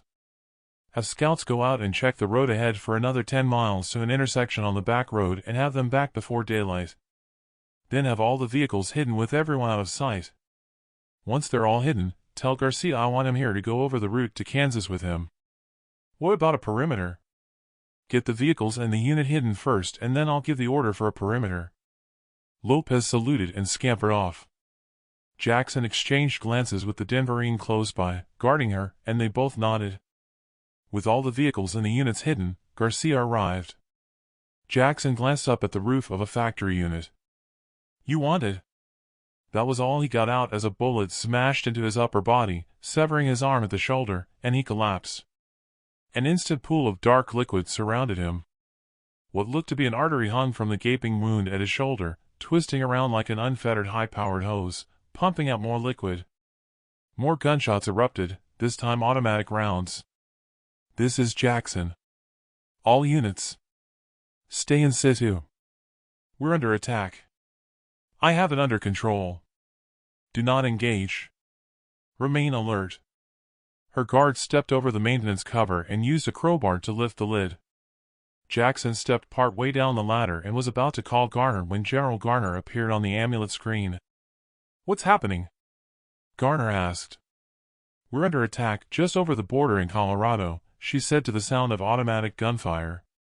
"I'm taking cover in the sewer so we might lose contact. I can't get a hold of Garcia." Jackson looked over at the corpse with no more liquid spurting from the artery. "He's dead," she said, and twisted her arm holding the amulet for Garcia to see. "Have your unit defend the position." "I'll send a drone," said Garcia. "No need, we have it under control and a small group of hostiles surrounded." With the call cut by Garner, she took the roll of foil and covered her amulet, then climbed back out of the maintenance hole and passed the roll of foil to her guard. She knew what to do and stooped as Jackson watched her wrap foil around Garcia's severed arm over his amulet. "Dump his arm with that damned amulet down the hole and put the cover back." Jackson unzipped and removed her tunic, then tossed it down the hole, taking care of her GPS tracker in the lapel. The staccato of gunfire stopped. Jackson glanced at the rooftop to see the silhouette of Mira stand and then disappear. "All clear. Mira and a team have taken out the hostiles," said Jackson over the comms. Jackson allowed herself a grin as she waited for Mira to show. "What the?" said Mira as she arrived, stopping mid-sentence with her hand over her mouth. She followed Mira's vision and glanced at Garcia's corpse. Jackson stepped back, seeing his body twitch. Like some kind of puppet with twisted limbs and no coordination, Garcia's corpse rose to its feet. Her guard fired auto rounds at his torso, but he simply swiped the barrel away, grabbed her by the throat with his remaining hand, and lifted her from the ground as if by superhuman strength. Jackson fumbled to take her pistol from its holster. Garcia dropped the lifeless guard to the concrete. He snapped his head in her direction, his eyes glaring at her. Chapter 54. Amanda Jackson at the industrial complex in southern Colorado. Jackson had frozen to the spot, temporarily mesmerized by what she was witnessing. Mira grabbed an open-mouthed Jackson and charged her way behind her RV. Mira dropped to one knee, rifle shouldered, and fired rounds into the back of Garcia, with Jackson peeking over her shoulder. With an intense flash of light and an enormous explosion, Mira keeled over backward into Jackson, the blast and Mira knocking her to the ground. When the smoke cleared, Jackson scrambled on all fours, then rose to her feet, stunned by the ferocity of the explosion. Her severed guard's head hit the ground and rolled toward her. It stopped a foot away. The guard's eyes stared at her, wide open, displaying fear. "What the hell just happened?" Jackson stood there forlorn, then turned on her comms. "Lopez, get over here." Lopez arrived beside Jackson at the scene of the explosion. "I've taken care of Garcia. I know you weren't in the loop, but it had to be only the ones involved who knew what we had to do." "Understood." Radio operators scampered from her severely damaged RV, now on fire. She turned to Mira. "Get the damned RV towed inside a unit while you can before the flames spread and we're seen." "What happened?" asked Lopez. "I don't know if Garcia pulled a pin on a grenade, or the guard did when they tussled." "That was no grenade with that crater," said Lopez, and glanced at the severed head of the guard. "Where are the other body parts?" "A grenade wouldn't vaporize the bodies," said Mira. "Vaporize?" "Let me see," said Jackson. The twisted frame of the RV jerked with a wheel missing as it was dragged on a tow chain to reveal the crater. "Go get some of the unit with flashlights and search the surrounding area on the knees. Something doesn't add up." "And get that head out of my sight," said Jackson. Lopez picked up the guard's head with her hair and marched away. To one side of the crater was the dark patch where Garcia had taken Myra's high-caliber bullet in his shoulder and collapsed. Denverines arrived with their flashlights. A beam flashed over the pool, illuminating what appeared to be a small spherical object. "Pass that object here and bring your flashlight," said Jackson. The Denverine passed it to her, then shone her flashlight on the moist ball joint in Jackson's palm. She dropped it and stepped back. "That's not blood. It's almost a clear liquid, like oil." Mira stepped over. "I found this boot," she said and held it out with the other Denverine shining her flashlight over the boot. Jackson scratched her head. At first it had looked to Jackson as though it had sinews and veins protruding with an intact foot inside. Closer inspection, and it was nothing of the kind. The veins were plastic tubes surrounding a severed alloy bone. There wasn't any muscle flesh, but a substance surrounding the bone inside the boot. "What the hell is that?" said Lopez. Jackson recalled Walker's report to say that she had never seen him sleep or sweat on their mission. She snatched a vision of him reciting what was on the plaque describing the wolf spider in a monotone, and claiming to have a photographic memory, which at the time she thought odd. Jackson wondered if he'd been exchanged for a robotic version after their last visit to Fort Hood. She'd seen him eat and drink there in the canteen when they arrived, but not since. Jackson slapped her forehead. "Damn. He was a robot." "Why didn't I see it before?" said an agitated Jackson, flinging her arms around in the air and turning around full circle. "But he looked and acted so human," said Mira. "Yeah, they all looked and acted human inside the Citadel. If that wasn't a grenade, it must have had some kind of self-destruct." "I mean, did you ever see him eat and drink?" she said, with a roll of the eyes, and wondering how she could have been so stupid as to not realize he was an android. "What should we do now?" asked Lopez. "Move out before Garner sends a drone. Let's get the next phase over with. I'll take Garcia's RV. What about the trackers in our uniforms?" "Garner will be able to track our movement," said Mira. "That was to be my next order," she lied, having forgotten, with her mind fried at events. "Have everyone remove their tunics and leave them here. They can take civilian clothing when we sack Cole's Town and take it over as our base. Have their tunics dumped into the sewers to hide the GPS signals so Garner will think we've gone to ground here. That'll buy us time to get the task done. We'll stop to take care of that homestead 10 miles southwest of Cole's Town so they can't send out an alert and take it from there. I'll get them to line up when they dump their tunics instead of gathering them, so Garner will think they've climbed down into the service tunnel," said Mira. "Good thinking. When that's done and they're ready to roll, join me at the RV and bring Lopez along so we can flesh out the plan." Mira saluted and scurried away. Jackson walked over to Garcia's RV, collecting her radio operators on the way, and climbed with heavy legs inside. She glanced at her wristwatch. With only 30 miles to the homestead, and then adding the time for them to discard their tunics and break camp, they'd be at Cole's Town in less than an hour once they'd eliminated the homestead. Jackson flopped onto the couch, closed her eyes, and leaned back to rest her head on the cushion. She snickered, finding it hard to believe that at last she was free to say and do as she pleased, with no one to answer to, controlling her every move. The trouble was, she knew the game was still in play, with only the pawns moving and facing off against each other. The game had turned into a multi-dimensional chess game with other states and Garner involved. At the same time, she thought that Garner had fluffed its moves and handed her the advantage. She pushed up to stand and entered the radio room. "I want you to type out 2 letters and I'll sign them, then have 2 Denverines take motorcycles and instruct them to deliver dispatches to the governors of Kansas and Oklahoma. If they look like being stopped, tell them they're to destroy the letters." The radio operator picked up her pen and hovered it over her notebook. Jackson pondered for a moment, then recited the message. "As president, I'll need a vice president, and I'll be consulting with you shortly regards that position. In the meantime, I'm ordering you to delay by all means possible the connection of fiber optics to your Citadel, together with the installation of computer equipment for reasons I will explain when we meet. Treat these orders with the strictest of confidence, with no mention to any representative of the Protectorate, in the interest of your state, the citizens, and your own security. Yours, blah, blah, blah." Have the same letter addressed to each governor. When it's done, I'll sign them and seal them. Right away, our savior. No, wait. Add to the letter to the governor of Kansas for her to advise everyone immediately in the Citadel of the secession and of my appointment as president. Not by broadcast, but by word of mouth. The consul must be kept in the dark. Jackson strode to the office, leaving the door open.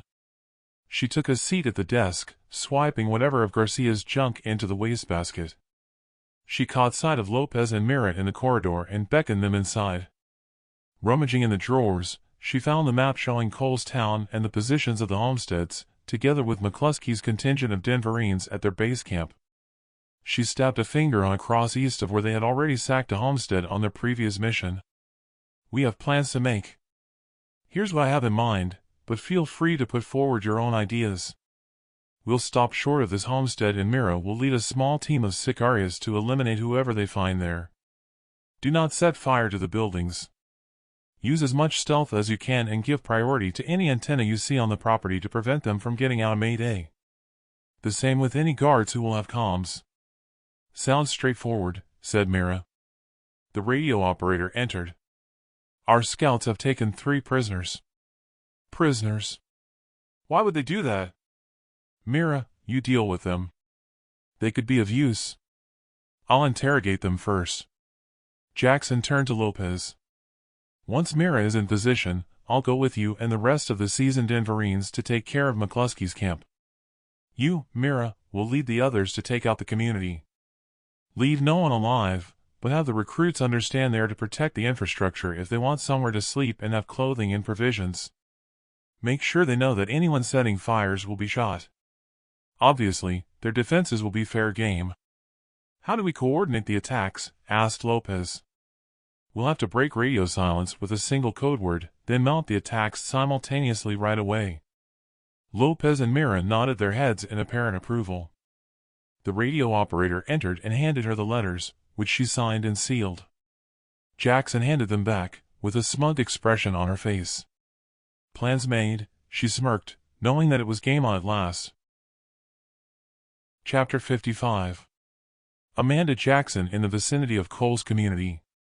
With the Denverines readying for their missions, and the vehicles out of sight within striking distance on foot to the target homestead, Jackson and Lopez waited for the outcome of the attack by Mira and her sicarios. Jackson had hoped for cloud cover, but the sky was clear with a full moon. Mira arrived and jogged over to Jackson. Mission accomplished. No shots fired. I've left the sicarios there on watch. Those prisoners were a mine of information. There's a container we have to blow up before any of the community gets to it where they store their arms. 2 of our sicarios checked ahead. It's clear on the road. We can make good use of the prisoners. The 3 of them studied the map. Jackson turned to Mira. What's your plan? I'll have our armored vehicles with the heavy machine guns form a line on standby in a dip on the terrain we've located just before Cole's town. We can call them in when required. Our unit will split into 3.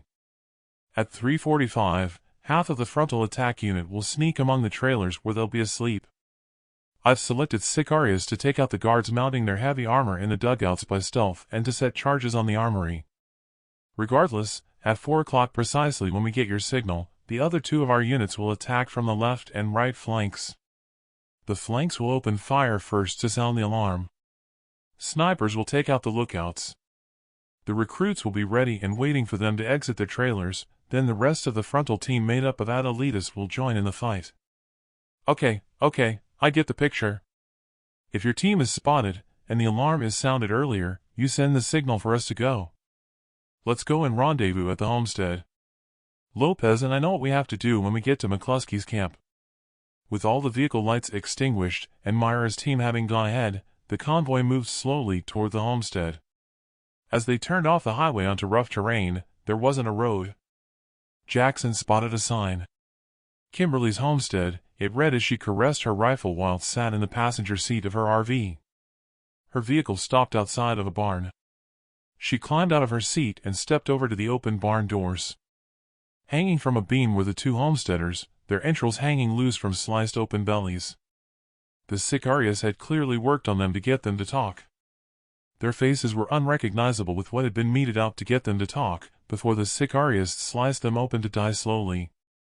She stepped back outside and over to an armored vehicle. The stench of burning flesh from one of their guards who lay over the embers of a campfire offended her nostrils. Another lay just to his left, his throat cut. Douse the embers in corpse, she ordered. The two sicarios sat on a rock beside the fire, warming their hands. Lopez caught up with her. I have our armored vehicle ready. Our team should go now. Jackson followed on to where all the seasoned Denverines were waiting.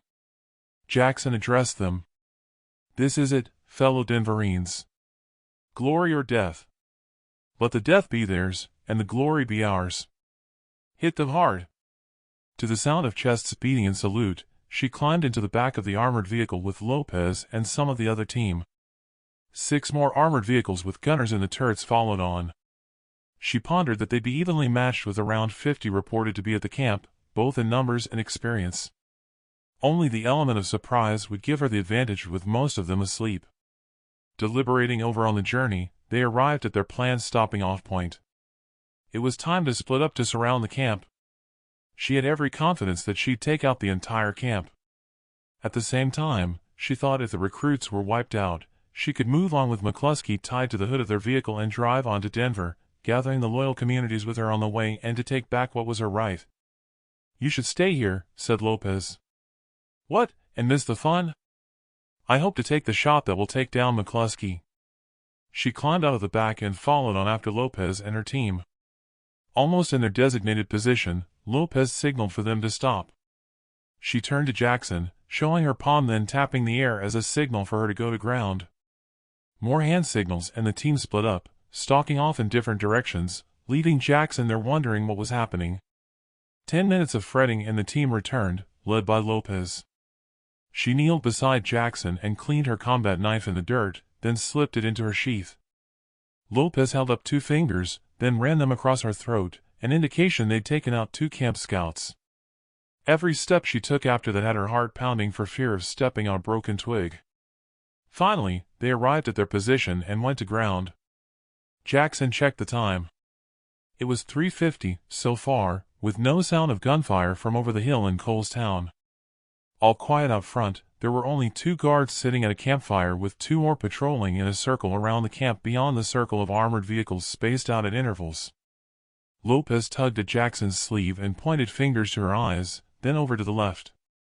There was McCluskey's armored RV partly obscured by an armored vehicle. Jackson checked the time again at 3:54. She unclipped the strap to her holster to make ready, then placed a finger on the trigger guard of her rifle. Sweat dripped off her nose, despite the cool night air. She checked her watch again, 3:55. The 2 guards at the perimeter closed in on the campfire and they exchanged banter with the ones keeping warm. They all hovered there, prime targets, but it wasn't the allotted time. Lopez snapped a grenade from her tunic, and they shared glances. A sudden burst of gunfire from over the hillside cut through the air. Jackson snatched a look at the time. 3:57 and no signal. She imagined alert guards in the community had spotted Myra's advance. Now the guards at the campfire were alert. Go, Lopez said into her comms, and lobbed her grenade. The 4 guards at the campfire were instantly dropped by sniper fire before having the chance to shoulder their rifles. Her Denverines stalked forward, rolling more grenades under the armored vehicles to the explosive sound and the flash of light from Lopez's grenade. While hugging the ground, Jackson took a deep breath. Lined up her sight in night mode, the crosshairs moving slowly to the door of McCluskey's RV. Her sight widened out with the surrounding explosions. She kept composed, breathing slowly, motionless. Waited for the sight to focus, oblivious to the surrounding mayhem. The crosshair focused on the door. Her finger caressed the trigger. Come on out, bitch. Chapter 56. Jack Cole and the Battle of Cole's Town. I sat up in my tent, startled at the sound of gunfire and explosions. The flap to my tent flew open with Jed's head poking inside.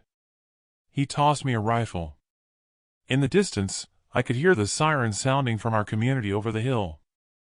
You were right to look at all options of Jackson's troops going around where the Cherokees were camped, said Jed. When I crawled out of my tent at the camp that we'd established away from the main Denverine camp, the explosions and rapid rifle fire were in close proximity. Jed, get Jara away from here to the Cherokee camp. Leave the fight to us. Take my buggy. Outside, Denverians scrambled from their own tents, forming units, and then quickly dispersed toward the sound of the gunfire and explosions. Over at Jara's tent, Jara argued with Jed. I marched over there. For God's sake, it's you they'll be after.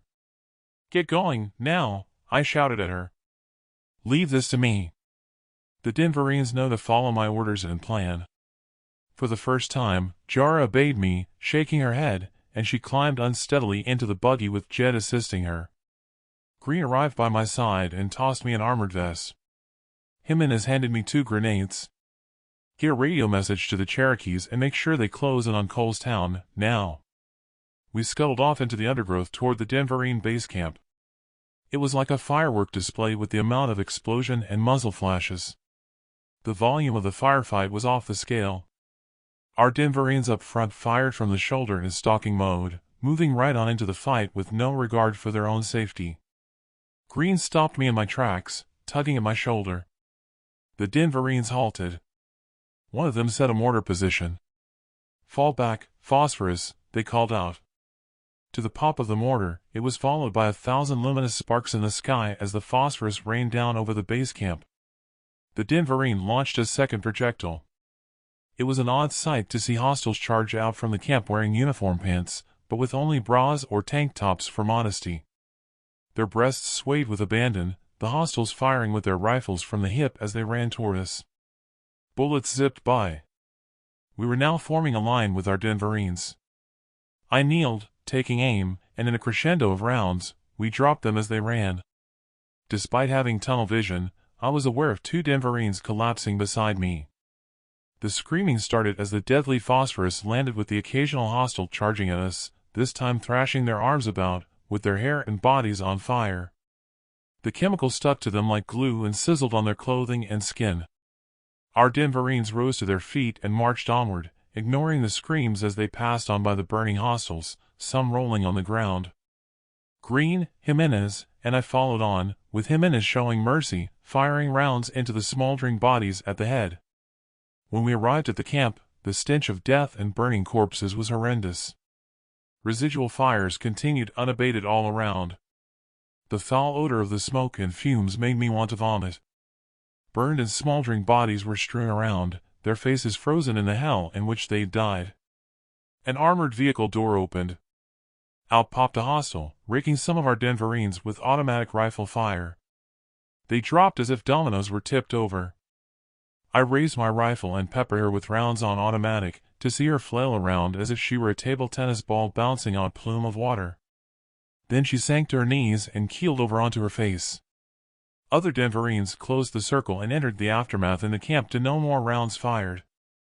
Now all I had to worry about was the battle going on over the hillside and hoping to God that Gray had routed the hostiles, sending them into the ring of Cherokees I'd had on standby to surround our community at a distance. Take the hill, Green screamed at the Denverines, and we were off. There wasn't any gunfire from our sentry on the hill, which had me worried. Out of breath at the top of the hill, I collapsed onto my knees at the 50 cal machine gun post. Both our lookouts were dead, one having his throat slashed, the other lying on top of a hostile. I rolled him off the top to reveal our lookout covered in blood and bullet holes in his chest. The sentry's combat knife was embedded to the hilt in the hostile's chest. To one side was another hostile corpse. Jimenez manned the machine gun, firing off rounds down the hillside. Our Denverines joined him in taking pot shots as hostiles poured up the hillside.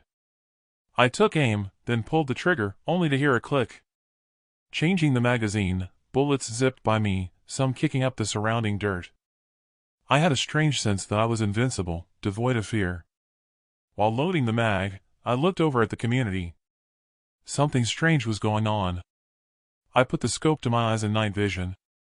Our container that held our weapons was blown to smithereens. I could only hope our community had got their rifles before it exploded. There was every chance that was the case. Hostiles were dropping like flies as they charged the hillside to escape a multitude of muzzle flashes from behind them, cutting down their numbers. I took aim, dropping some that reached the hillside. Then it was over. The siren wound down to the occasional gunshots, then nothing. Through my scope, the ones who had fired on the hostiles were now all sat on the ground, legs crossed and with their hands on their heads. It looked as though Gray had beaten them into surrender. "Let's get down there." I ordered a Denverines to take over on the machine gun post from Jimenez. Green and Jimenez followed me as I scrambled down the hillside. When we arrived, I was even more confused as I stepped over hostile bodies. There must have been at least 70 hostiles sitting on the ground, with Gray having her small contingent of troops collecting weapons from the ground in front of them. "How the hell did you get them to surrender with so few of you?" "I didn't. They took out most of their own kind from behind." I scratched the hairs of my head and walked up to the nearest, who didn't appear to be more than 15. "Why did you turn on your own kind?" She replied, but in Spanish. I turned to Jimenez. "Translate for me." "Ask the same question." They exchanged words. Jimenez turned to me. "The girl says they're adelitas." Women freedom soldiers from Mexico who were forced to join with Jackson and her Denverines or face incineration at a border internment camp in Texas. The others were cartel sicarias, their archenemies. She says Jackson was to lead a unit over the hill at the Denverine camp. Mention of Jackson leading the attack on the Denverine camp didn't surprise me. "Radio the Cherokees and tell them to hold their positions and to take anyone who tries to escape as prisoners," I ordered Green. I took time to walk around, inspecting the damage with Gray. "Did you manage to get everyone in the mine?" "Sorry, not everyone. We were on alert as you ordered, but they got the jump on us. We've probably lost around 50 from the community and 7 of our soldiers. We had the children and some of their community carers sleep in the mine as you ordered, thank goodness." "Crap. That'll be 9 soldiers. They've taken out our gunners on the hill," I said. Gray turned to me. "We'll do an exact count, but it'll take time. Some were slaughtered in their beds. If the other hostiles hadn't turned on the others, we'd have lost a whole lot more." "Our arsenal container blew before the community could get the rifles," she said. "Contact Jed and President McCluskey and tell them it's over. Then I'll let you get on with clearing up the bodies. Tell Jimenez to have the adelitas help." Gray saluted and scurried away. I passed on by the blacksmiths and stopped in my tracks. Jeff was skewered by one of his own scythes, pinning him to the door. I pulled it out, laying his corpse on the ground, and closed his eyes. His gun lay beside him on the ground. I checked the magazine, and it was empty. Close by were the bodies of our community deputies in pools of blood. With no other bodies around him, I guessed he'd taken them out, but why he would do that escaped me. I heard a noise like a groan from inside of the blacksmith's and stepped inside, rifle shouldered. I hit the flashlight function. "Where are you? Do you need a medic?" The flashlight beam caught sight of the contorted face of the sheriff, rushing toward me and holding a scythe aloft. I pulled on the trigger to a click. Quickly turning around the rifle, I lashed out with the butt, sweeping aside the blade before it would split my skull in two, then dodged behind a wooden upright. "What the hell's going on with you?" I called out. "You, and that bitch you call president couldn't lick the boots of our savior." She swung out again, the blade embedding itself in the upright. As she tried to pull it out, I drew my knife, and thrust it into her neck, then stood back. She stood there, wide-eyed, grasping the wound with her hand in a vain effort to stem the pumping blood from her carotid artery, then collapsed. I stooped and wiped the blood off my blade onto her uniform, then slipped it into its sheath. "What's going on here?" asked Green. "Gray has her wish. We need another sheriff." I don't think they were out of radio range when they went AWOL. "More than likely, the sheriff and her deputies chanced on the hostiles and offered to join them," I said. "Jed and the president are on their way," said Green.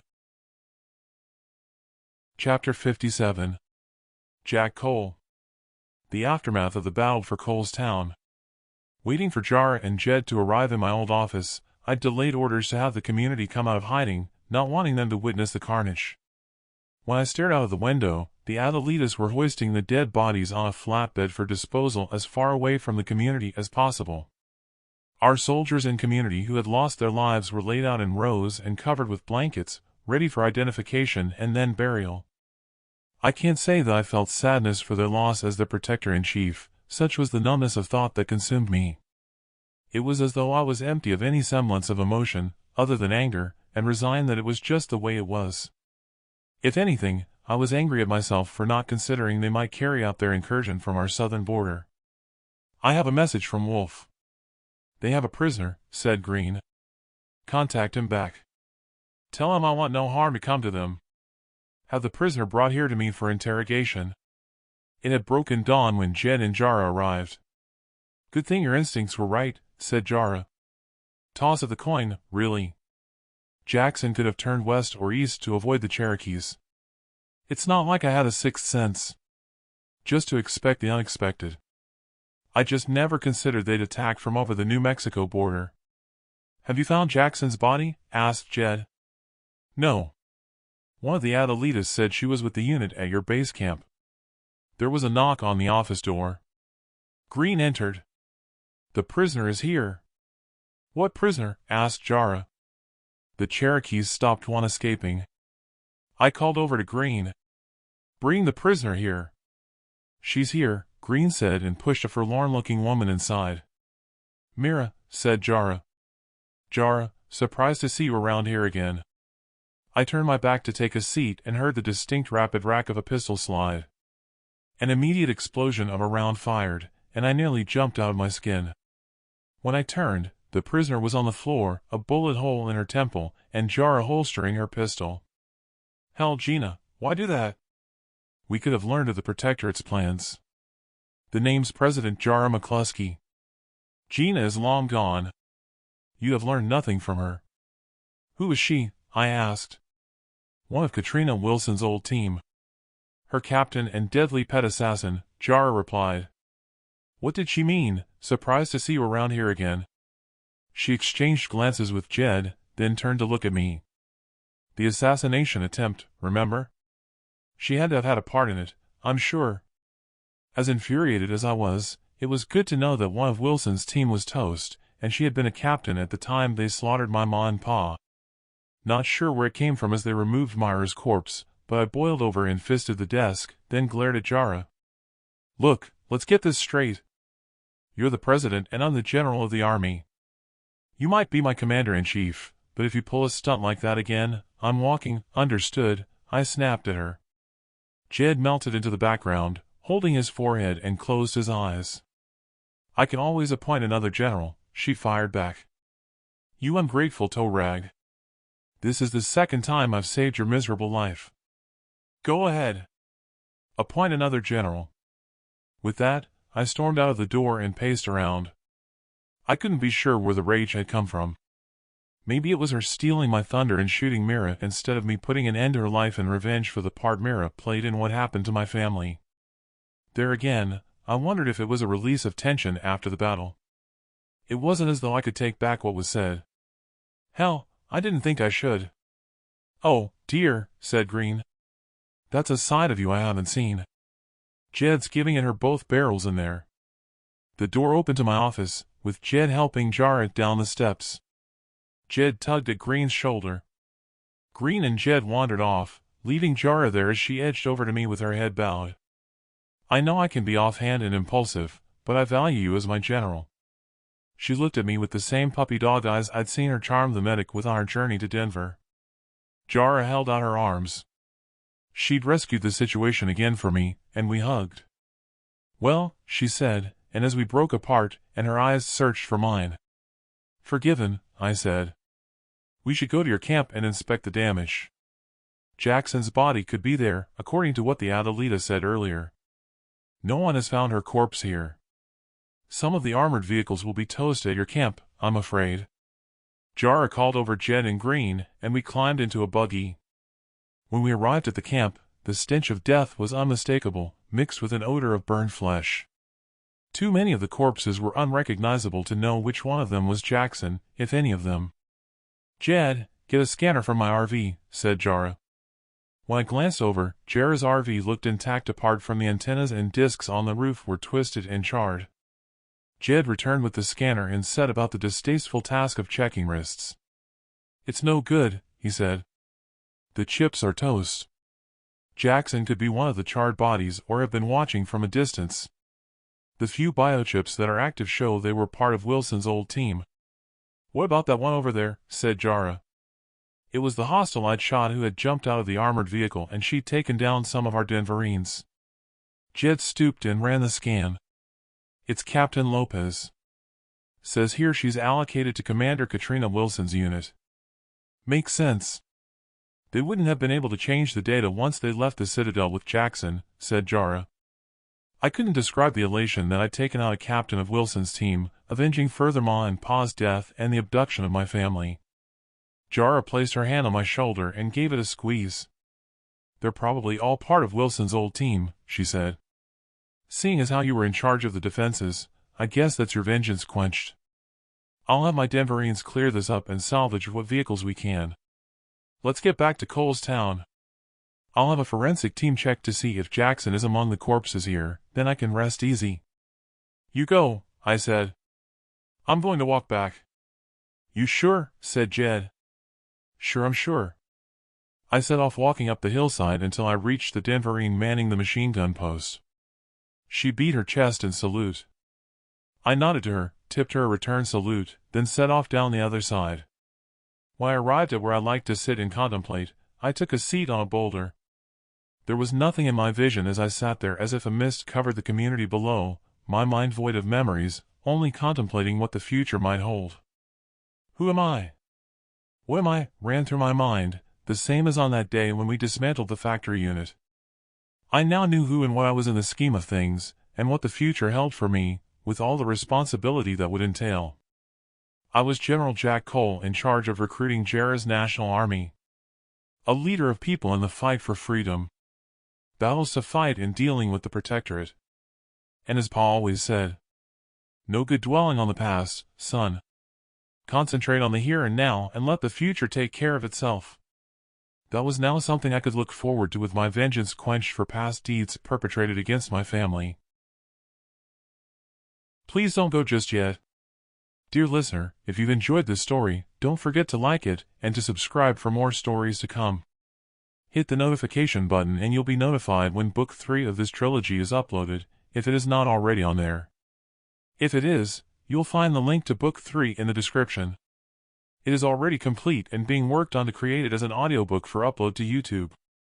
You're welcome to check out the channel for stories already loaded.